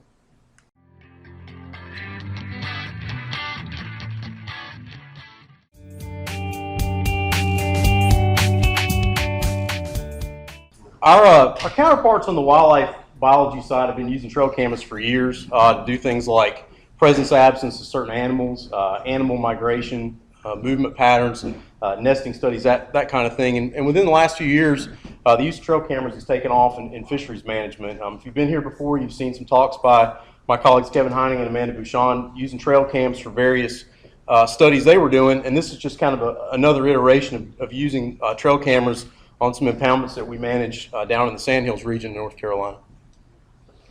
So the Sandhills Game Land, pretty large area, comprises 26,000 hectares, contains 9 impoundments that are open for fishing. Most of these lands were transferred by the U.S. government after World War II. There's been a few added since then that are through Clean Water Management Trust Fund and things like that, but most of these lands are the old military training grounds that really were an extension of Fort Bragg. Not surprisingly, no information exists on the volume and type of use of these impoundments, so something we kind of wanted to know is who's using these lakes, what are they doing, because we had no information. And then, like I said, trail cameras are kind of a bridge between no data and something like a creel survey or an angler opinion survey that you might conduct via phone or computer. They're an effective, cost-effective method where you can gather a lot of data without a lot of time on the ground, so to speak. So I really had 2 objectives. One was to assess the amount and types of use on three of the lakes, Indian Camp Lake, Crappie Lake, and Kenny Cameron Lake. And then once I got the data in hand and got it analyzed, was to kind of take a fallback position and make some determinations as to how effective these trail cameras actually were at collecting usage data from these lakes. So again, Sand Hills Game Lands, I'm gonna try to do the Fritz, but I won't. The Sand Hills Game Lands are down here in the southern part of North Carolina, almost due south of Raleigh. They encompass 4 counties, Richmond County, Moore County, Hope County, and Scotland County. And if you zoom in a little bit to my study area, really it centers around the community of Hoffman, and I use community loosely. If you've ever been to Hoffman, it's two gas stations, a post office, and a volunteer fire department. But it's located really between Rockingham and Southern Pines on Highway 1. And these are my 3 study lakes, as you can see again, clustered around Hoffman: Crappie Lake, Indian Camp Lake, and Kenny Cameron Lake. And subsequent slides will show you a little bit more detail about those lakes. If you look up at the top right of the picture, you see an airfield up there. That's Camp McCall, military installation. It's really the western extension of Fort Bragg these days. And it's also active in use, and that'll come into play in one of the slides here in a few minutes too. So again, I selected these 3 lakes. The reason we picked these 3 lakes out is they offer a difference in amenities and access. And that'll become clear as we go forward. I put 1 trail camera at each site, and the cameras are oriented to cover the majority of the access point for each lake. Again, a limitation here and stipulated in the beginning is that we know we didn't get everybody that showed up at these, but we got the majority of folks by covering the access points. The cameras were set to record images from October 1, 2015 through September 30th of 2016, so a full year. We had the cameras set to record at 15-minute intervals from 0700 to 1800. I actually had the cameras coming on earlier than that and going off late than that, but early on it became pretty apparent that the nighttime images we were getting, about the best we could tell was somebody was there or somebody was using it, but we couldn't tell what they were doing, how many people were there. If you're familiar with trail cameras, the flash on them is pretty limited. So that was a limitation we had to deal with. So I compressed the time window for the analysis to the images that I could use. I tried to visit these cameras at about 30 to 45-day intervals. They'll store a ton of images without you visiting them, but just to be consistent with it and also to check battery levels, that's one of the big limiting factors with trail cameras, particularly in the wintertime. They will go through some batteries pretty quick, and again, that's dependent on how often you have these coming on, how many images a day you have them taking. So I used an open source or a shareware type program called Time-Lapse 2 image enumeration software that Amanda Bouchon recommended, and it was used to count users, assign type of use, gender, age, and count the number of vehicles present, which I won't go into vehicle counts today, but that was something else we were interested in. I made counts for each image that was recorded, so individual users were counted each time they were present in an image. So think of this as a pressure count type thing from a creel survey, if you can use that as an analogy. And then really the most subjective part of the whole thing was the age and gender, and that was subject to my discretion. And I tried to set, at least for the age criteria, adults being 16 years and older, and that was due to the fact that there were vehicles there, and I was trying to link folks to vehicles, and I knew if a vehicle was there, hopefully at least one person was 16 years of age, and was a legal driver, and then also that's the age at which we require a fishing license in North Carolina as well. So if you're familiar or unfamiliar with cameras, the setup there, it's actually my camera over at Crappie Lake. The camera, and I'll try over here on the right to show you, this is actually a security case that's the camera's fitted for. The security case is affixed to the tree with screws. The advantage here, 1 is security, 2 is once you take the camera out, you put it back in, you've got the consistent field of view. You don't have to adjust the camera in any way. If you don't do that, you're constantly playing with the camera trying to get your field of view right. Further security measures was this master lock Python cable here. So you come in, undo the cable, and then pull the camera out, pull the memory card out, and download it. That didn't always work though. This is a really nice picture of a longleaf pine, if you're familiar with the longleaf pine ecosystem down there. And this, it's very hard to see, particularly with the light, but I arrived in July to download my camera over Kenny Cameron and found that somebody had removed it, and all they left me were 3 wood screws. So that was the only vandalism or tampering with I had in the whole study. So that happened in July. If you remember, we started in October, and this camera was pretty much out in the open, although the security case does a really good job of camouflaging it. So that was my only real evidence of tampering in the whole study. So I'm going to start out and I'm going to try to keep these lakes in order from smallest to largest. This is Indian Camp Lake. It's a 2-hectare lake. As I said, it's just right off of Highway 1, just south of the community of Hoffman. There is signage out on the road, clearly indicating it's a public fishing area maintained by the Wildlife Commission. In the early 90s, the Wildlife Commission was getting some local interest in the Sandhills Lakes and developing some fisheries down there, and kind of through a process of elimination decided that Indian Camp Lake would be the focal lake for the Sandhills, where we would try to direct folks to fish. In so doing, there were 2 88 piers that were installed here, and we also stock channel catfish routinely, just like we do with our community fishing program. So this is the access road coming in. You would come in this way and access the parking lot here. Anyone coming from this direction is typically a local resident. My camera was placed down here, and this was the field of view that I covered with the camera. And then this is an actual shot of what it looks like once the camera's taken images. So this will be repeated for the other 2 lakes, just to kind of give you a frame of reference as to where we're going. My next lake, Crappie Lake, again a little bigger, 8 hectares. This is the farthest off the road. This is 2.5 kilometers off the main road, Derby Road. There is no signage there, so it's really, you have to know where you're going to get here. It's not well marked at all, and the road can be pretty rough depending on the weather conditions. There are no piers here, and there is a gravel boat ramp that's pretty good shape. So all the bank fishing that occurs here occurs typically along the dam and maybe in some other spots where folks pop in and out. But again, I placed my camera over here, and then the field of view that I got was this. You'll see it in a minute, but I'm trying to capture the boat ramp and the access coming in as well as the dam. So this is the boat ramp here, right here. This is the access road coming down, and this is the dam where most of the bank fishing occurred. Finally, Kenny Cameron Lake, which is the largest lake and one of the largest lakes on the Sandhills Game Lands, 14 hectare. It's a kilometer off Hoffman Road, which is a gravel dirt combination road in the area. There is a sign out there. It's not probably as well marked as what you would see at Indian Camp, but it does indicate a public fishing area. The ramp here is in pretty rough shape, although it gets used, as you'll see, and there are no fishing piers here either as well. So again, folks had to spread out along the bank, primarily along the dam is where we felt like most of the fishing was going to occur. So my camera was placed here, and this is the view that I was trying to capture, this area here, and this is what it actually looked like with the, and I'll rotate over here a little bit. This is the boat ramp here, this is the access road coming in this direction, and then this is the dam here. And then just for reference, this actually was the camera that was closest to where I was trying to view, and I'll talk about why that's important in just a minute.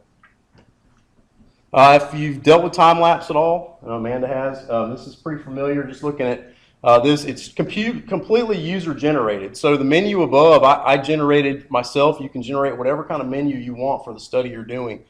You can hand enumerate, you can add anglers yourself, or you can put a cursor here, click on adult angler, and you can enumerate them here with these dots.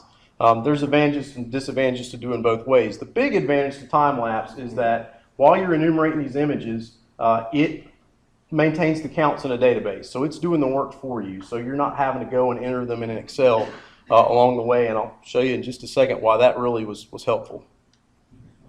This is just some images of typical images of things we saw, or I saw in the project. Just some anglers at Indian Camp using the PFA, the piers. 2 gentlemen either launching or retrieving their boat over at Kenny Cameron. Two folks that were angling out of a john boat over at Crappie Lake. And then I'll talk about it a little bit more. There are multiple uses that go on here. So there's a lot of horseback riding that goes on the Sandhills if you've ever been down there. All of a sudden I would get these clusters of people passing through, large groups that would appear on the camera. This is one of them. They were horseback riding. Hunting season. Again, periodically you get a lot of hunters. There's dog hunting that goes on here, so they're all clustered up, probably running their dogs. We're just rendezvousing in between hunting. See that from time to time. And then, as I mentioned, military use. I just happened to be looking at this. There wasn't a whole lot going on in this vehicle except there's a guy running by with an M4 and a rucksack on. So that did occur occasionally.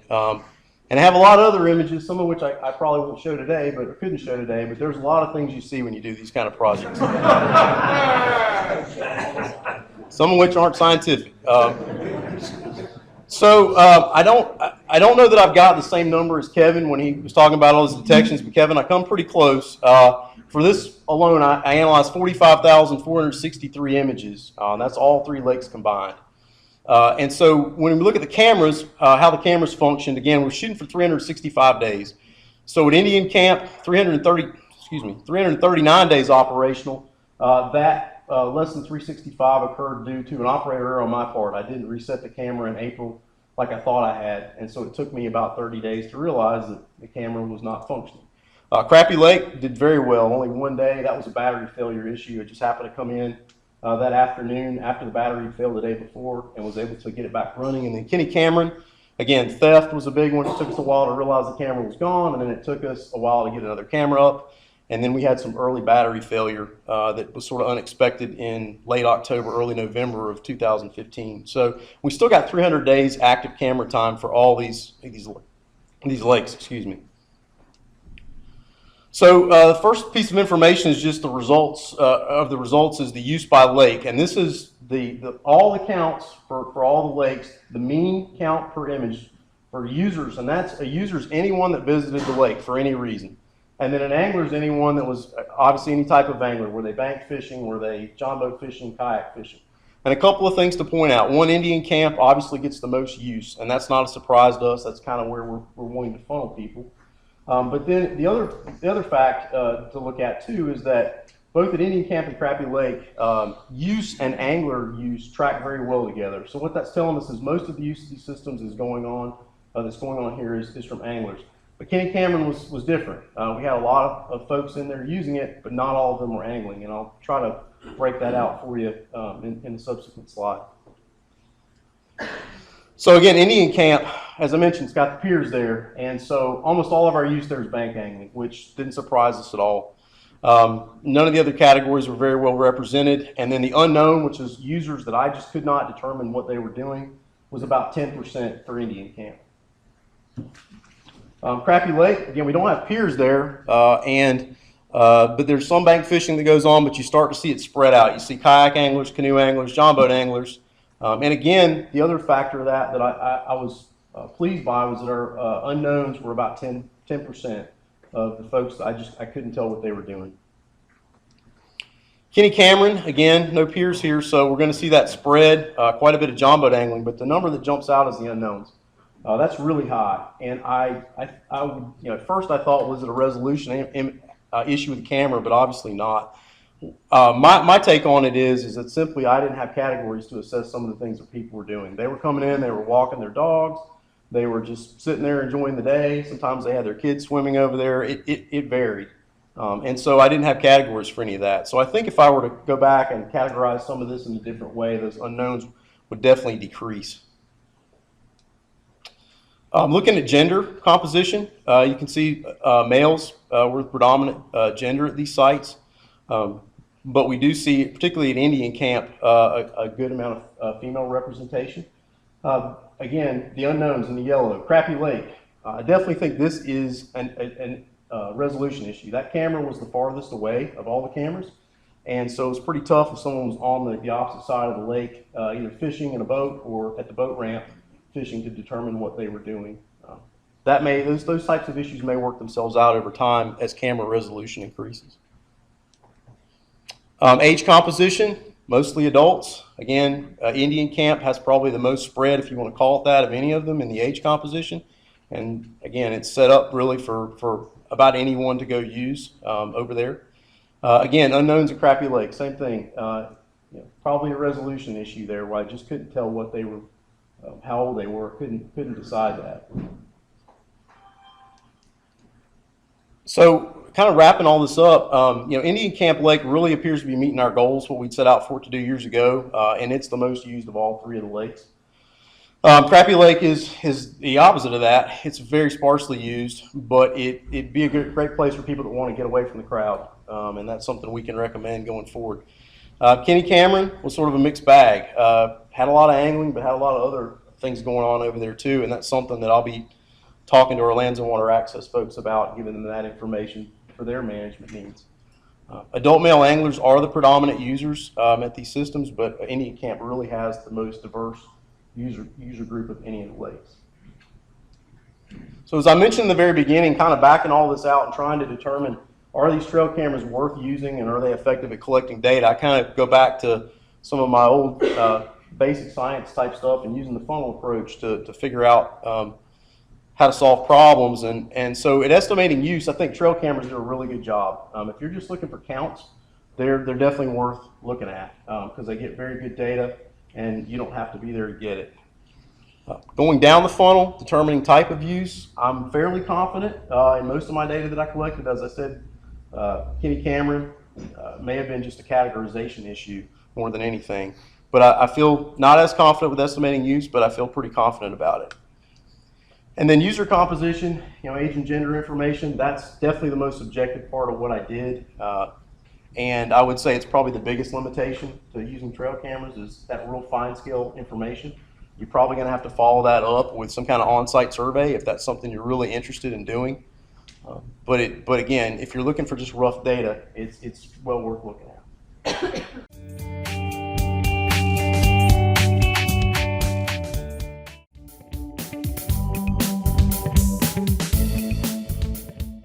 Obviously, Smoky Days are probably just as cool as everything in Thailand. But this is a project that I kind of came up with piggybacking on some of the monitoring work we did last year. I came on as a technician and kind of took this project as my own, and so this is isn't quite what you expected. It's because I'm new and I don't know what to do. All right, so I'm gonna go into this, just give you guys a background on Smoky Days. A lot of people don't know very much about them. Smoky Days are an undescribed species that's believed to be closely related to the rosy side days. As of 1989, it's been under review by Berthold. I think recently it's maybe the torch has been passed. I believe Kyle Pillar or anybody that will actually describe them. They said they're undescribed species closely related to rosy side days. So with that, we kind of assumed some general ecology about the Smoky Days based on rosy side days. So we assume they have similar ecology. They're omnivores, so they're eating, although they're eating mostly insects, they spawn over fish nests, like chub nests. They're not found in large groups, so they're certainly would never collect more than a few at a time in a single location. Even that the most abundant sites only get a few at a time as you're working upstream. And they're pretty intolerant to siltation, so all these things were pretty evident, especially the siltation. If there's a site that there's a lot of silt, they were not there. And they're found mostly in second and third order streams. So it's mainly smaller streams that are not very hydrated. So the rosy sided days, I said, is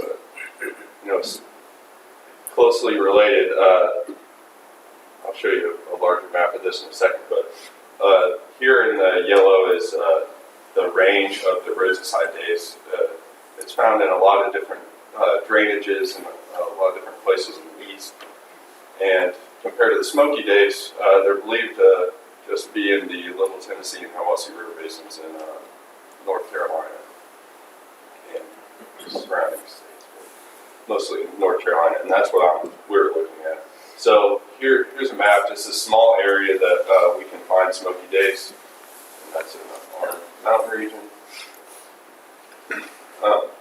So with that, some of the other information that we can kind of assume from other studies is that it's occupying sand and rock bottom pools and backwaters of cool, clear, swift, shallow streams, and this is certainly true based on what we saw.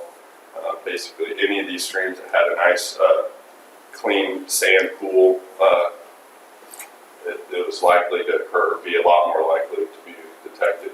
And there are large, this Hill and Grossman paper, 87, talked about their large map likely being an adaptation to allow a wide range of food, and you can assume different insects that they're come across in these side pool habitats. So with that being said, and background on Smoky Days, how do you determine essentially what sites are going to be suitable for the Smoky Days if you don't really have a described species and you don't really know that much about them? Well, you use species distribution models like Maxent, and they're essentially models that are useful for determining what habitats best predict the detection of a species. So essentially use available habitat data sets, and you're using those present locations, and it essentially is an algorithm to give you probability of detection for your sites. And so a few years ago, we received some models from U.S.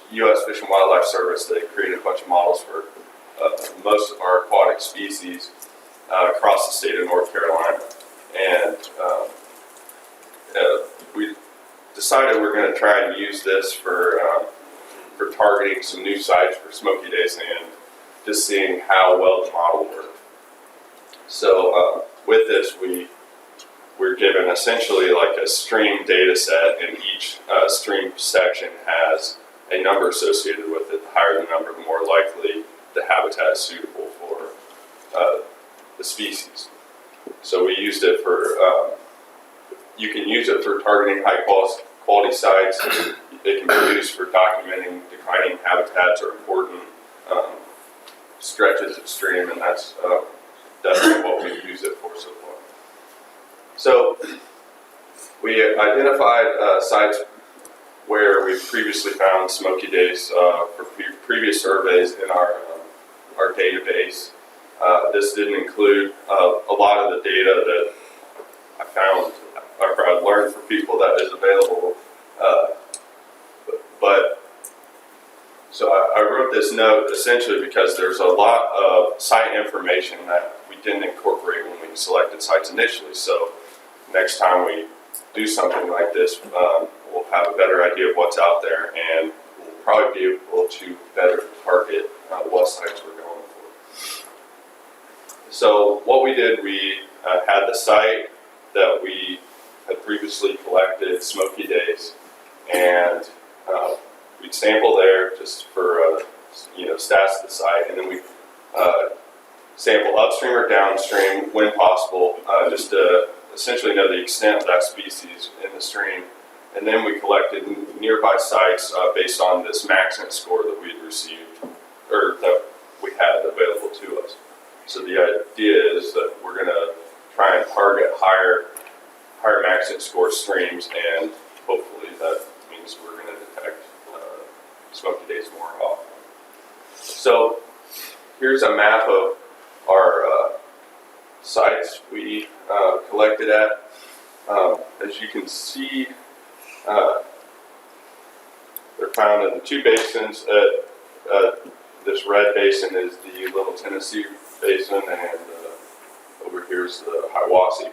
You can see that there's a lot more sites in the Little Tennessee Basin, and this is also true for how the model was created. All the data used, or most of the data used for creating that Maxent model from Fish and Wildlife Service is actually, most of it was from the Little Tennessee. So there's some issues with that, and that may, bias the model a little towards Little Tennessee, but it's what we had to work with.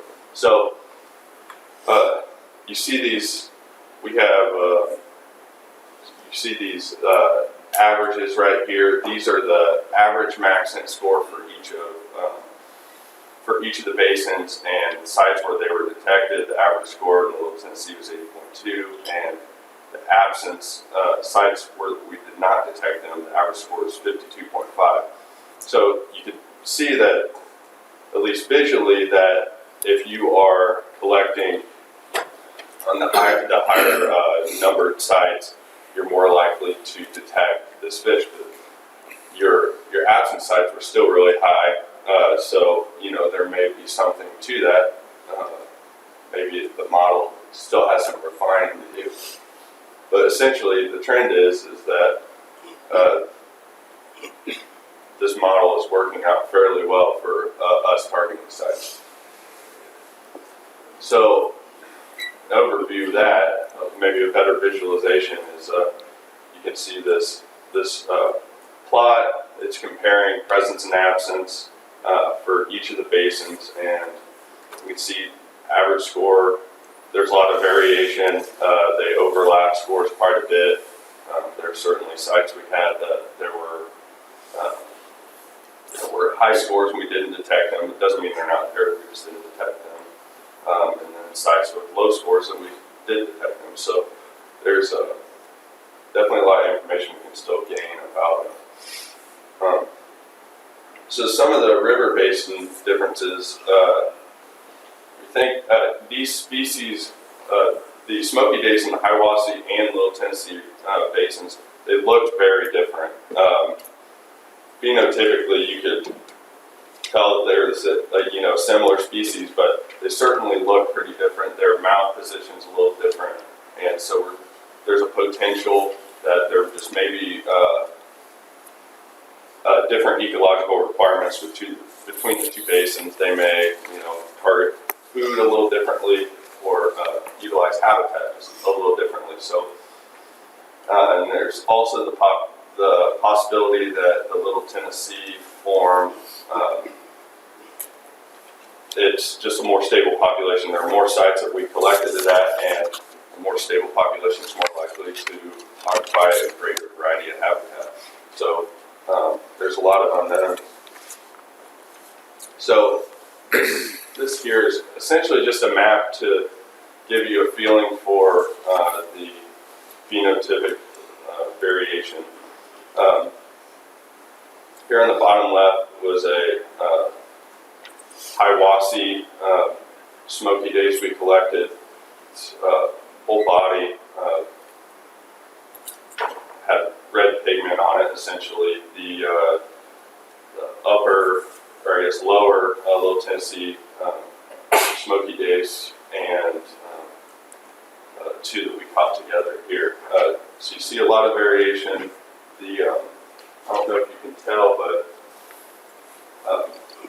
here is some rosy side days that are introduced in the upper little T, and you can see between the three, they look like three completely different species, but we don't have the genetic information to back that up. But this is really just to give you a feeling for what kind of variations there, and this probably contributes to some of the things we're seeing. So the Maxent model, we determined it did a pretty good job, but there are, these are the 8 variables that it found useful for determining, creating a model. And you don't really need to look into the description of these, but these are all things we have kind of knew. So they respond to gradient quite a bit. High gradient streams, they weren't there. Real low gradient streams, they weren't there either. So essentially, anywhere that was a first order mountain stream or a larger river, they were not showing up. So this is where stream order pulled out and some of the velocity information for the sites. The big picture here is that these data sets are all, several of them are pretty large data sets, and this can cause some issues when you're trying to get high resolution model for predicting sites for a small solitary minimum. So in the future, we're going to try and do some things to maybe increase the resolution. So one of the things I've tried to do over the last month or so is I received some data from Mark Indries to rerun the analysis with some more data that we received. I received a large data set from Mainspring out of Franklin. We used the same variables. Problem was the model ran worse, so the scores were worse for that. So that is something I'm a little frustrated about, but I think it just has to do with the data set we received. So how Mainspring, Bill McClarney collects data is they intensely sample a small area, and when you use a lot of sites from a small area, you can essentially spatially bias your sampling data. You can have sampling bias. And there are some ways around that, is filtering your data, lowering the density of sites used for your model in an area. So that may be a problem. And for the Hiwassee, we, since there are so few sites, I didn't really feel comfortable with what we got out of that. There's only 50 sites to include, and a lot of them were historic and not very recent. So when I ran that preliminary model, not very good either. So certainly some issues to work with, but we did demonstrate that the maximum model is useful for targeting sites for smoky days, and we know that the model can be improved using better data sets and more presence points. And I think some data I'm going to be getting from Eastern Band and the Cherokee Indians, I think will fill in some gaps for some areas we don't have any data, and maybe this will help us continue to improve the model. But I am working with Mark Indries to continue to improve this, and he's been pretty helpful. So if we can improve it, we can continue to better understand the ecology and distribution of smoky days in these basins. And with that, I'd like to thank Mark Indries for giving me his environmental data sets and helping me with some logistics, and then Dave Stagliano for hiring me on as a technician and helping me get me involved with this project.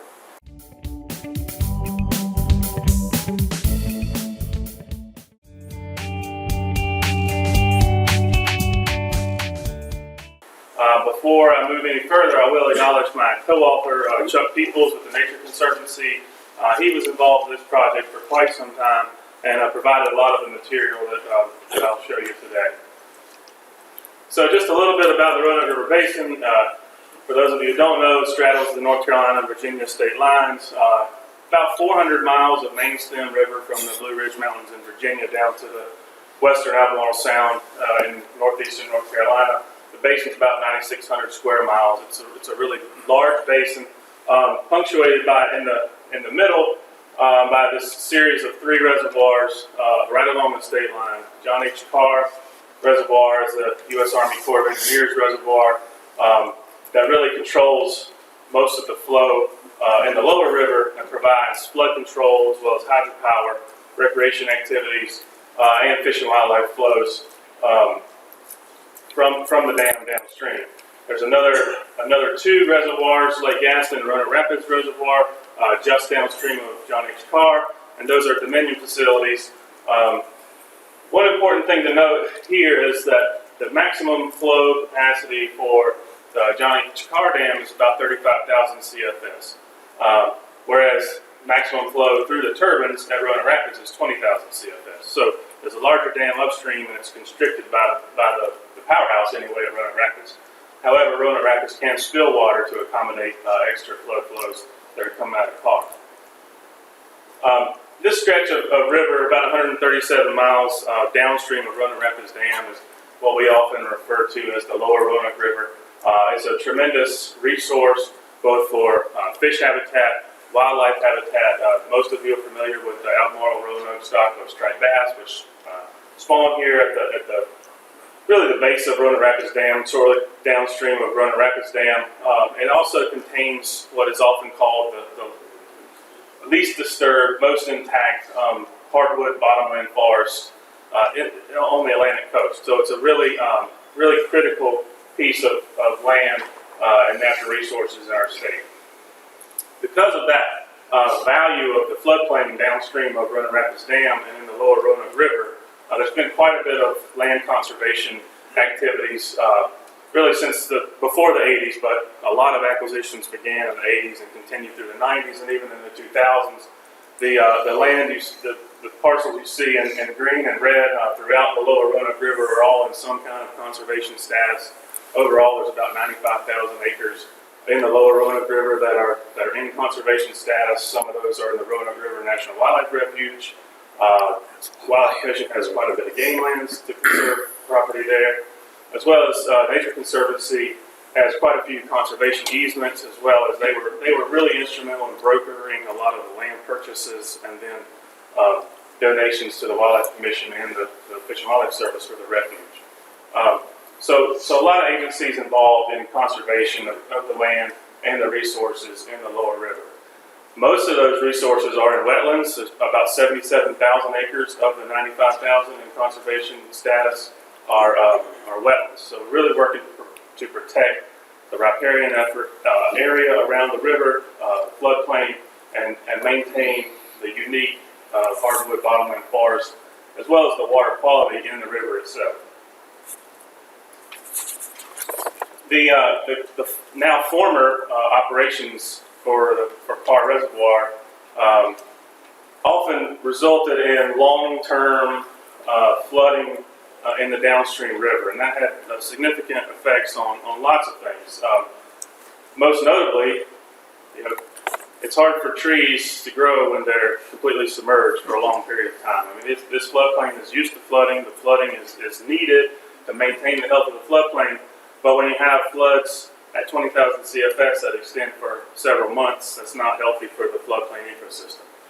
In the reservoir itself, when you can't get a lot of water out, the reservoir levels stay up high, recreation use is impacted, boat ramps closed, campgrounds closed, so its impact on the reservoir level itself. We saw a lot of erosion in the lower river because of the altered flow regime. We also had water quality issues in the lower river that resulted in fish kills after these long-term flood events. Dissolved oxygen would crash in the floodplain, and as if those waters dropped too quickly after that extended flood, we'd have DO crashes in the main stem and floodplain, or fish kills would result from there.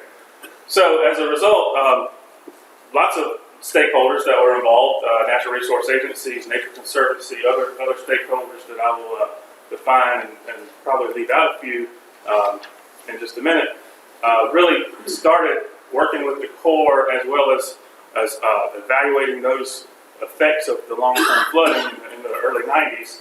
And Nature Conservancy in 1994 initiated flow modeling and hydrology studies to really get a handle on the changes that were occurring in the floodplain because of the flow regime and what could be done to change that. In 96, Nature Conservancy, then North Carolina DNR, which is now DEQ, and Dominion Power, got together and launched a funding effort to have the Corps provide a Section 216 study to look at the effects of the flooding in the floodplain in the lower river. And actually in 2000, the Corps started that 216 study, which NC DNR and Virginia DEQ were both cost share partners in that, and that was actually a federally funded and authorized study to look at the effects of the flood control, as well as operations and the structures at Carr Reservoir, and to see what could be done differently, either adding structure or changing the operations of the dam to improve environmental quality downstream.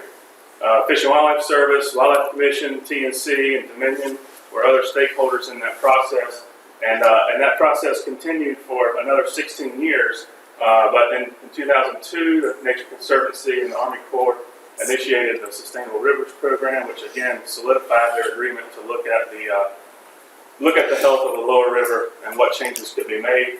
In 2003, there was various study working groups created to look at riparian health, the hydrology, the reservoir effects during the current water control plan. And those studies went on for many years. And in 2008, a real milestone, I think, in the process. And again, this all predated my time. There's others in this room that were more involved in this process. But if you're familiar with the QRR and the water control plan, you've heard about 6B, and that was just a modified flood control plan that eventually turned into QRR. And that's what QRR is, quasi-run-of-river. It's a way of handling the flood control waters so that it's more like a natural response to a flood pulse. So in 2011, Army Corps documented the impacts from the flow regulation to the Lower Roanoke, and then in 2014 was when I got involved, but I wasn't really involved with kicking the stakeholders group into high gear. Excuse me, but TNC reached out to landowners, the stakeholders got organized, and we really started working with the Corps to get changes made to wrap up the 216 study and initiate QRR. And excuse me, in 2015, the CAR 216 study was finally concluded. The Corps issued a revised water control plan, an environmental assessment that was released and reviewed, and finally in 2016, the Corps issued a finding of no significant impact for the new water control plan that established QRR as the flow model. And so what that looks like is basically when CAR is above a guide curve, the weekly outflows will equal the weekly inflows. So water in gets out the next week, and until the guide curve is reached, with a maximum flood control of 35,000 instead of 20,000. The lower river then will be more like the pre-dam conditions with a higher flood pulse of a shorter duration, but we will get more frequent floods during this scenario. And quickly, on the left is the previous water control plan. There was ratcheted releases between 300 feet to 312 was 20,000. Anything over that was 25,000, and then 35,000 from 315 to 320. But at QRR, it automatically would go to at least up to 35,000 CFS, depending on what the weekly inflow was, to get that flood out, get it out quicker, and back down to guide curve and back down to lower flows more quickly. I'm running out of time, so I'm gonna blow right through this. But this is a scenario that compared actual flows in blue here to what QRR flows would be in red. And so you can see that we had a much higher flood pulse that would have happened under QRR, but instead it was a nearly 5-week flood that could have been reduced to a 2-week flood under QRR. So as I mentioned, the title of the talk and what I really wanted to talk about was the involvement of the stakeholders. There were many and numerous. I'm sure I've left some off here, and I know that should be DNR and not DNR, but the stakeholders that really worked together were the key to get this revision of the water control plan done to really benefit the lower river. And it took patience, persistence, objective science, the modeling, the research was necessary. Finally, the stakeholders got organized, and there was open communication and willingness to compromise, and that resulted in this QRR that will provide great benefits for the lower river we hope to see in the years to come. And finally, it was really relationships that made it work, working together, coming together as a whole to create good change.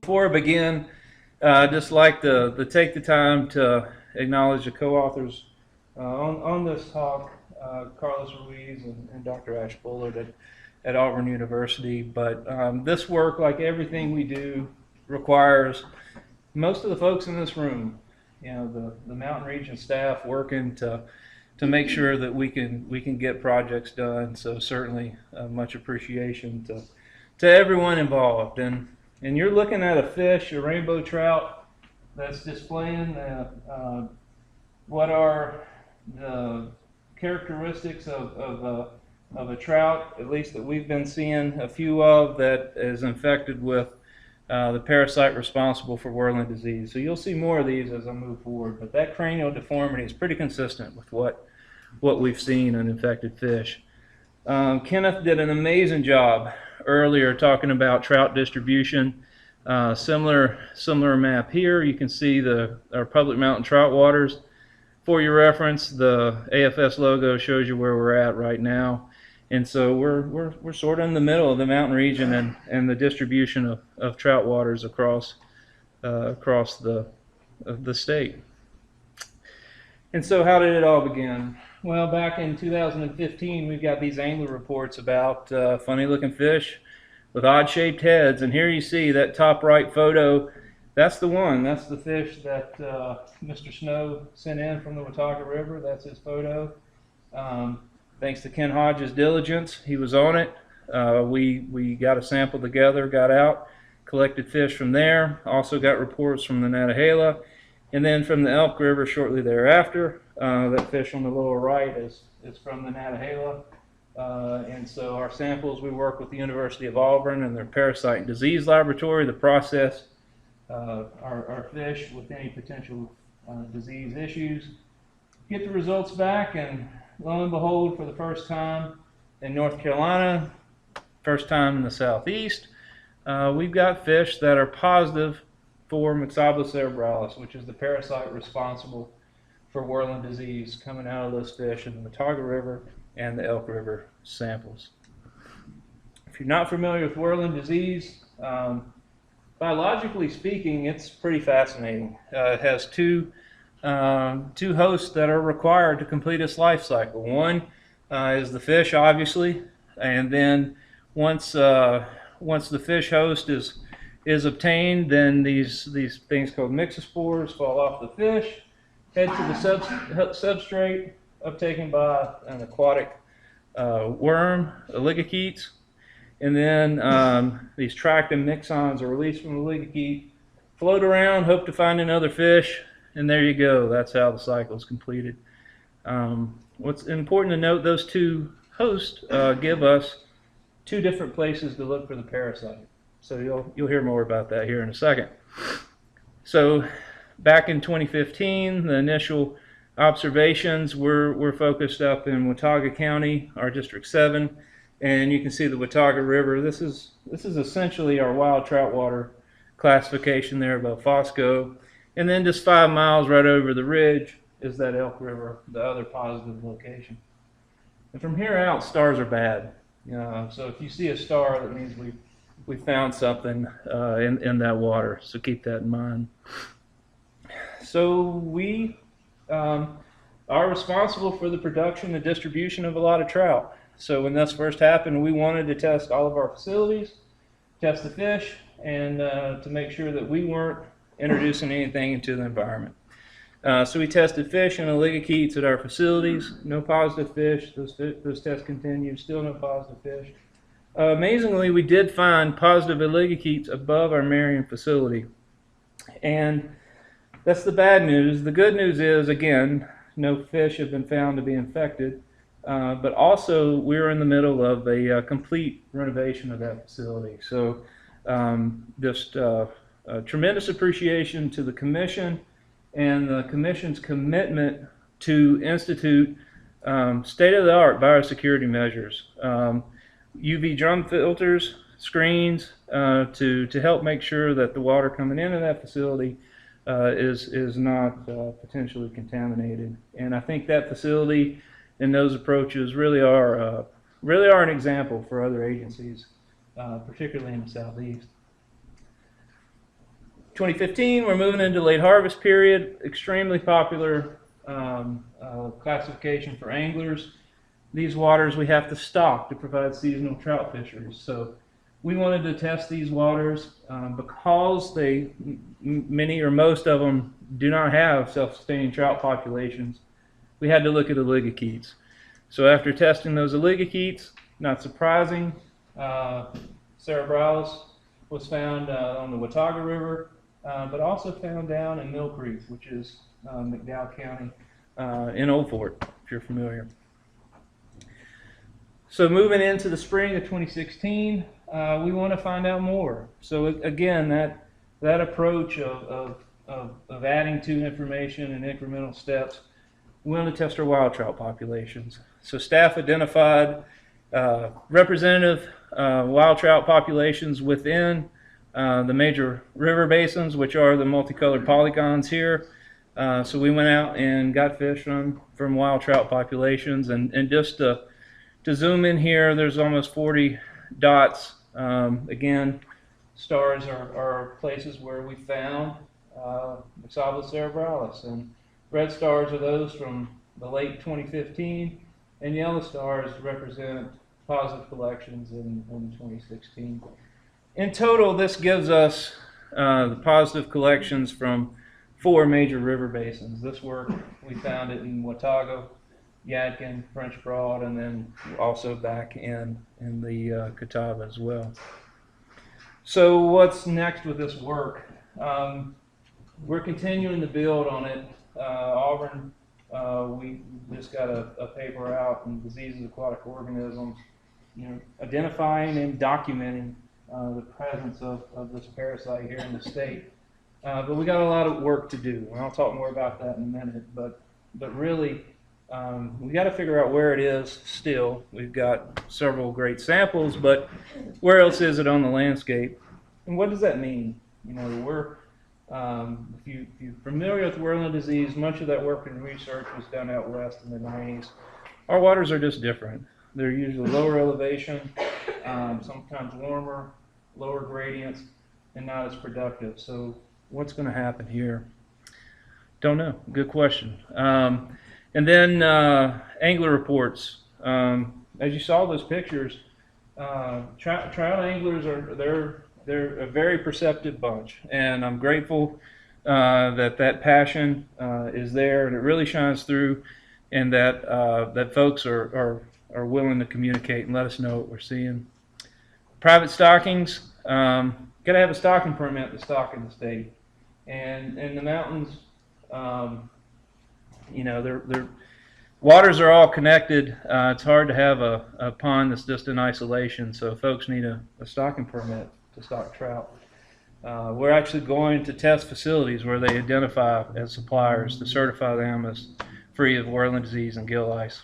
So we're also working with our Department of Agriculture, our sister agency, who's responsible for the management of private facilities. So we're working on fish in the wild. They're working on those fishes in facilities and outreach, getting the word out. Well, to gill lice, this is something else that's new to North Carolina and new to the southeast. It's a parasitic copepod that you see here. There's actually 2 different species in North Carolina. Simicula edwardsi, which is found on brook trout, and then Californiensis, which we've documented on rainbow trout. It could also impact our one population of kokanee if it were to get in that system. It's in Otter Creek, which is just downstream of the dam of Lake Nantahala, so it's a stone's throw from those kokanee. Here's some just awesome pictures to get you all ready for dinner. Here's a little brook trout. Those, I think that is my thumb. Abnormally large thumb, but it's but you see how small this fish is, and you see what one copepod does when it's on the gill. Some of the clubbing here, another heavily infected fish. Up close image, and then so back to steps and increments. Able to get out some work that just documents this and describes what it is. The physical and molecular identification of these critters that we're now seeing in the wild. So continuing to build on the steps of information. So what else do we need to know about gill lice? Well, a lot. The literature is pretty void of information about gill lice and their ultimate effects on populations. So we're trying to learn more about what influences those infestation cycles and how those effects impact an individual and ultimately a population. And then we want to work to prevent the the spread. We know the transfer mechanism. You have to have an infected fish to infect another fish. So working to prevent the movement of infected organisms around and then getting the word out.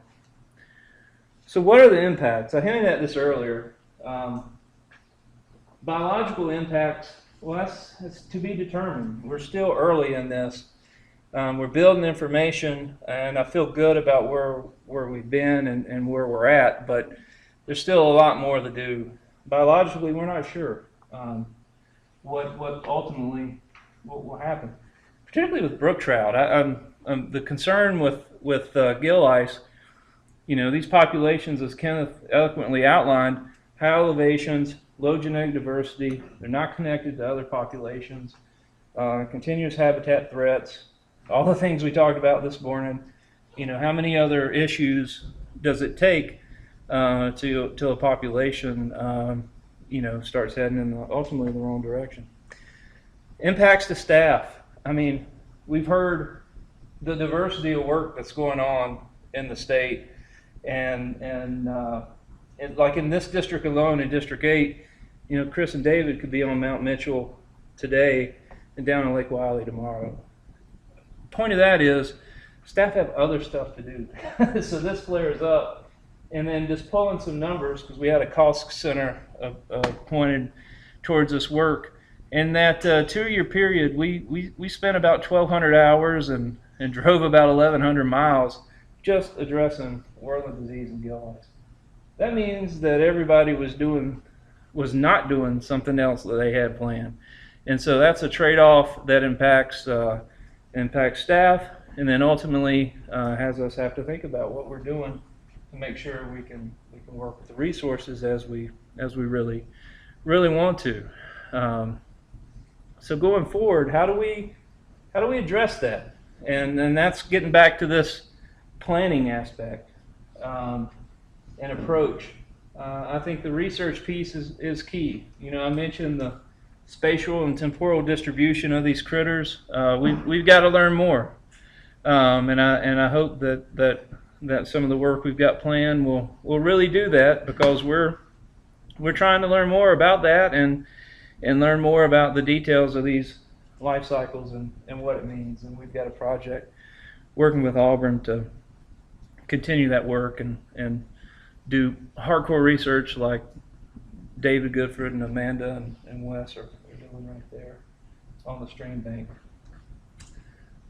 Information exchange, working within the agency, across agencies.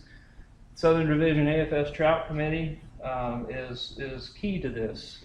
We share information across borders. If you've heard me talk about this before, one of my taglines, these things don't understand administrative boundaries, which is, it's true. Other states are now dealing with some of this, and they're looking at us and working with us, sharing ideas, and that's what it's about. We're in this together, and certainly constituents, working with anglers, working with the public to share info. And one of the things that we've developed, and I think the agency will be launching pretty soon, is an ANS website. And we're all familiar with the clean, drain, dry, but we were very interested in adding that fourth bullet, the never move. By far and away, the most significant vector for diseases moving around is the movement of infected fish. So we wanted this up there, and hopefully we can have additional outreach to work with folks to understand that point and to continue to share the message. So look for these signs. I hope they're coming out soon. And then I think an aquatic animal health plan is something that would potentially be beneficial for the Southeast. And this is kind of a soapbox of mine, but these regional aquatic health plans exist in other regions. The Northeast, perhaps, one of the more famous ones. And quite simply, it's a way to help address the transportation of fish. Communication, it gets everybody on the same page. So no matter what agency, we're talking apples to apples whenever we're talking about these issues. and it lays out management strategies. It's a way to plan. It's a way to be proactive instead of reactive because, like I mentioned, and everybody knows, we're all working, doing numerous things, and it's getting harder to do some of that. So being able to plan and prioritize and have measures in place, I think something that could certainly be beneficial for us in the Southeast. And so just bringing that back around, moving forward, thinking about these approaches, additional research, continuing to share information, and then working on planning, larger comprehensive planning, I think is a way for us to lessen the impacts, potentially on the managers. The impacts to the species and the biological impacts, well, that remains to be determined, but hopefully if we can tackle these points moving forward, we'll certainly have a better understanding of what's going on and hopefully be able to lessen those impacts as much as possible.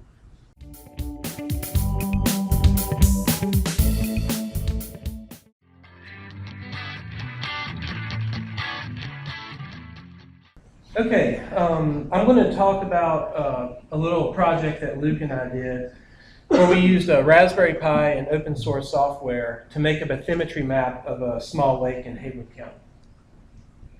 Okay, so lake bathymetry is something that's very helpful in fisheries management, but something that we don't know very much about very often. So for example, if you are trying to pick a new location to set a gill net or a trap net, you very well might want to investigate the bathymetry and see what's going on under the water. Likewise, if you're dumping $100 artificial habitat structures into a lake, it might be nice to know what they're landing on when they get down there. Unfortunately, lake bathymetry is often just very unknown. It's typically unavailable for the majority of my lakes, at least. And when it is available, it's almost never available in a format that you could bring into like ARC. It just never is. We fundamentally go about our jobs with very little in as far as mapping of the actual places we're working, and it's just kind of odd. So, so you guys all know that modern fish finders have come a long ways in the last 5 or 10 years, and now they're making like photograph images basically of the bottom of whatever you're driving around on. Unfortunately, if you ask the unit to save the data and export it, it's almost always going to give it to you in some kind of obscure proprietary file format, which means you've got to go back and spend usually big money to get the proprietary software to actually do something with it. And even then, like if you're reading stuff online, it's just not easy to know, like if I spend the money, can I actually export it to a shapefile? And that's just the sad state of proprietary technology that we're into with this. So this is a traditional 2D fish finder. And so it doesn't do the big fancy photographs of the bottom, but it can mark location and depth very well. And whether you've got like a traditional 2D one or you've got a 3D one, what they will both do is they will both communicate with themselves and other things on your boat using a communication standard called NEMA 0183. And this actually works over a 9-pin serial connection. So when I first went to college and my parents bought me a 486, like this is literally the port that was on the back of it. It's the evolutionary predecessor to the USB 1.0 port. I mean, this is really, really ancient technology. So in the Linux world, there's a program called GPSD that can allow your computer to interface with this NEMA network and receive and send information across it. This is what NEMA sentences look like as you're streaming them into your computer. You'll notice that it's just one line after another. And in this case, SBDBT is the information coming off your transducer, and then GPGGA is the information coming from the GPS in your head unit. And these come in at 1 per second. So every second, you get both a depth and a location. And you can see they just repeat and repeat and repeat and repeat. So you can get one data point for every second of work, which is pretty good for work. And that can pile up pretty fast, fortunately. So I'm going to dissect these sentences really quick for you. In the first one, you'll see buried in the STDBT it's saying 4.08 comma M. That's saying that the depth at that particular second that it observed it was 4 meters and 8 centimeters. And the M is telling me that that is in fact in meters.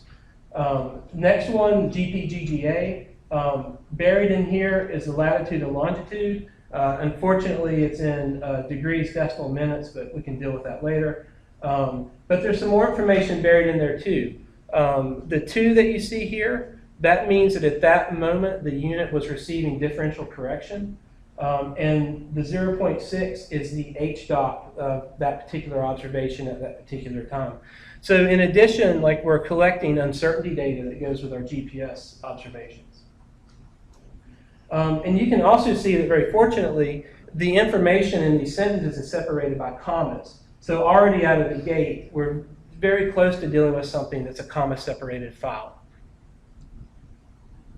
So the first hurdle that I had figuring out how to do this is how to actually physically connect the computer to the fish finder. And here's the trick. So you've got to dig through this mass of wires coming out of the fish finder and find the NEMA transmit wire and connect it to pin number 2 going into your serial cable into the back of the computer. This is literally the flux capacitor of this entire project. If you can get this, you're well on your way. I can't begin to tell you how many hours of my life I wasted like twisting different wires together until this thing finally started working. Okay, so this is a Raspberry Pi. How many of you have heard of a Raspberry Pi in this context?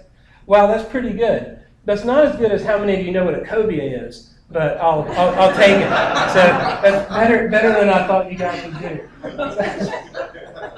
So a Raspberry Pi in this context is a very small little computer, literally the size of a credit card, and they're very inexpensive. So it's $30 total for this thing. And they run various types of Linux operating systems. Microsoft has been claiming for years they're going to come out with a version of Windows that will run on it, but good luck. For field work, a Raspberry Pi has a lot of advantages over a laptop. And so in this case, I used a Raspberry Pi to collect all the information coming through from the NEMA sentences. The first advantage is it's very easy to power on a boat. So this thing literally runs off a charger for a cell phone, which is, of course, very easy to run off a 12-volt battery in the bottom of your boat. And in addition to that, it's weatherproof. Well, it's not actually weatherproof, but it is very small. And so if it starts to rain, you can literally throw your rain jacket over it and keep working. You can wrap it up in a Ziploc bag and zip tie it tight. Something you would never do, obviously, with your state laptop. But in addition to that, it's also very inexpensive. So let's say you do get it wet and you blow it up. $30 and Amazon will have a new one at your house in 2 days. You know, and if your boss isn't as detail oriented as mine, you might even slide it through in a P-card receipt and nobody will notice. Doesn't work with Doug Bezer, but you know, maybe you'll have other luck. So that's what our Raspberry Pi is. So now we just need our target, and I found the target in Lake Junaluska. Lake Junaluska is a small lake in Haywood County. If you are a Methodist in the southeast, you probably already know about this place because it's run by the Methodist Church. It has a big assembly right here. So because it's run by a church and not by a power company, they really don't know very much about the lake. So for example, they don't have a volume estimate for it, which could be helpful if you need to drain it and then think about how you're going to refill it. In addition to that, the dam is very, very old. It's a 1913 hydropower, believe it or not, that's offline now. But if you need to work on the dam, that's a lot of engineering work going in there. And they believe that there's an earthen berm in front of the dam. So in theory, they could draw the lake down and catch the water behind the berm and then work on the dam in the dry, if that makes sense. But nobody's ever seen it. They just sort of this legend that's passed down. It's not been drawn down that much recently. In addition to that, they think the berm hasn't been breached. But again, nobody's seen it. This is just word of mouth that's been passed down by employees there for decades. Okay, so the goal of this project is to develop simple and inexpensive hardware and software solutions to collect and display lake bathymetry data. Specific objectives is to create a bathymetry map of Lake Junaluska with a Raspberry Pi and free and open source software that can A, resolve underwater features at a relatively fine scale, and B, estimate the total lake volume. Okay, so methods. I'm going to try to zip through these. I have way too many method slides, but I think it's interesting. So we loaded Raspberry and Jessie Lite onto the Raspberry Pi. Don't get worked up about that. It's just a version of Linux. It does, however, not have any graphical user interface. So when it boots up, you're literally faced with a blinking cursor on the command line. Needed 2 more pieces of software, GPSD and another program called GPS Pipe. GPS Pipe watches GPSD, and when it starts receiving NEMA sentences, it starts saving them to the hard drive, which in this case is literally a SD card. 2 tweaks to the two config files, and all of a sudden we have a Raspberry Pi that you just plug up, you hook it up to the fish finder, and it starts working. When it starts seeing NEMA sentences come across the USB port, GPSD starts offloading them to GPS Pipe and saving them to the SD card. It's fully automated. You do absolutely nothing in the field except plug it in. It's a fully automated solution at that point. Okay, so boat methods. I had to borrow a life jacket that day.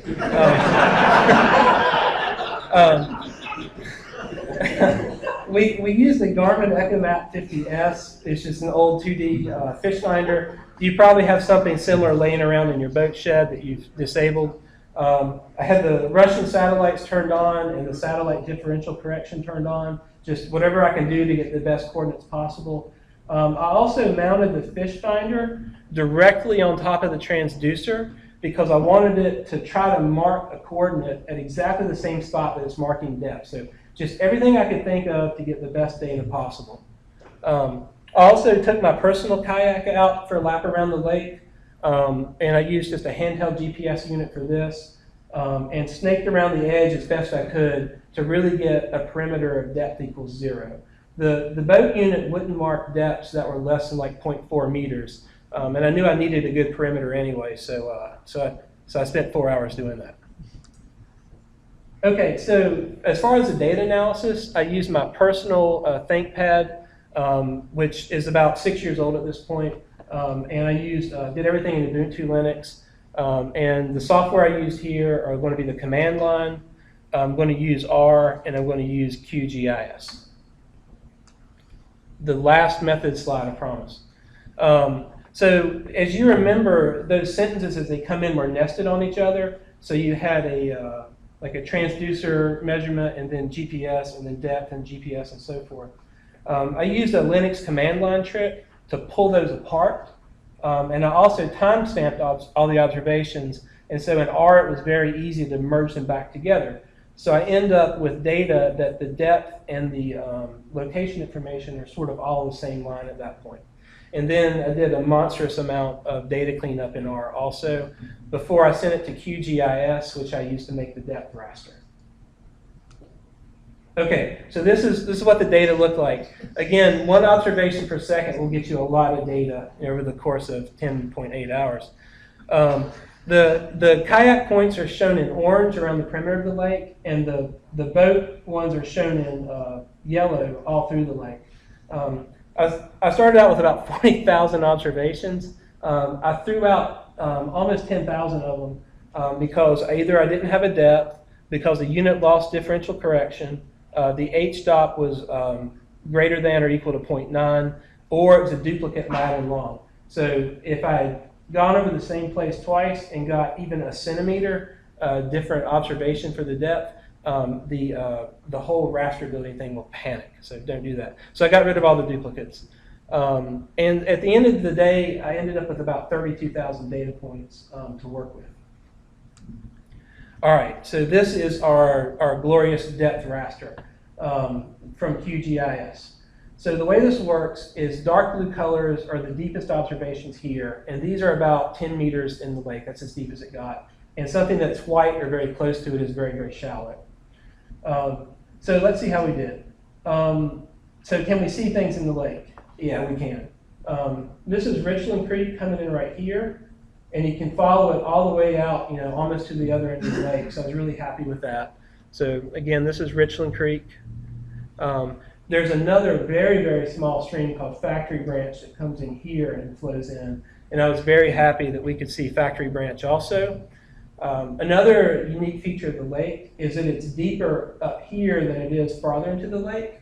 And that's because Lake Junaluska spends a lot of time and effort every year dredging that part of the lake to stop it from becoming a wetland, basically.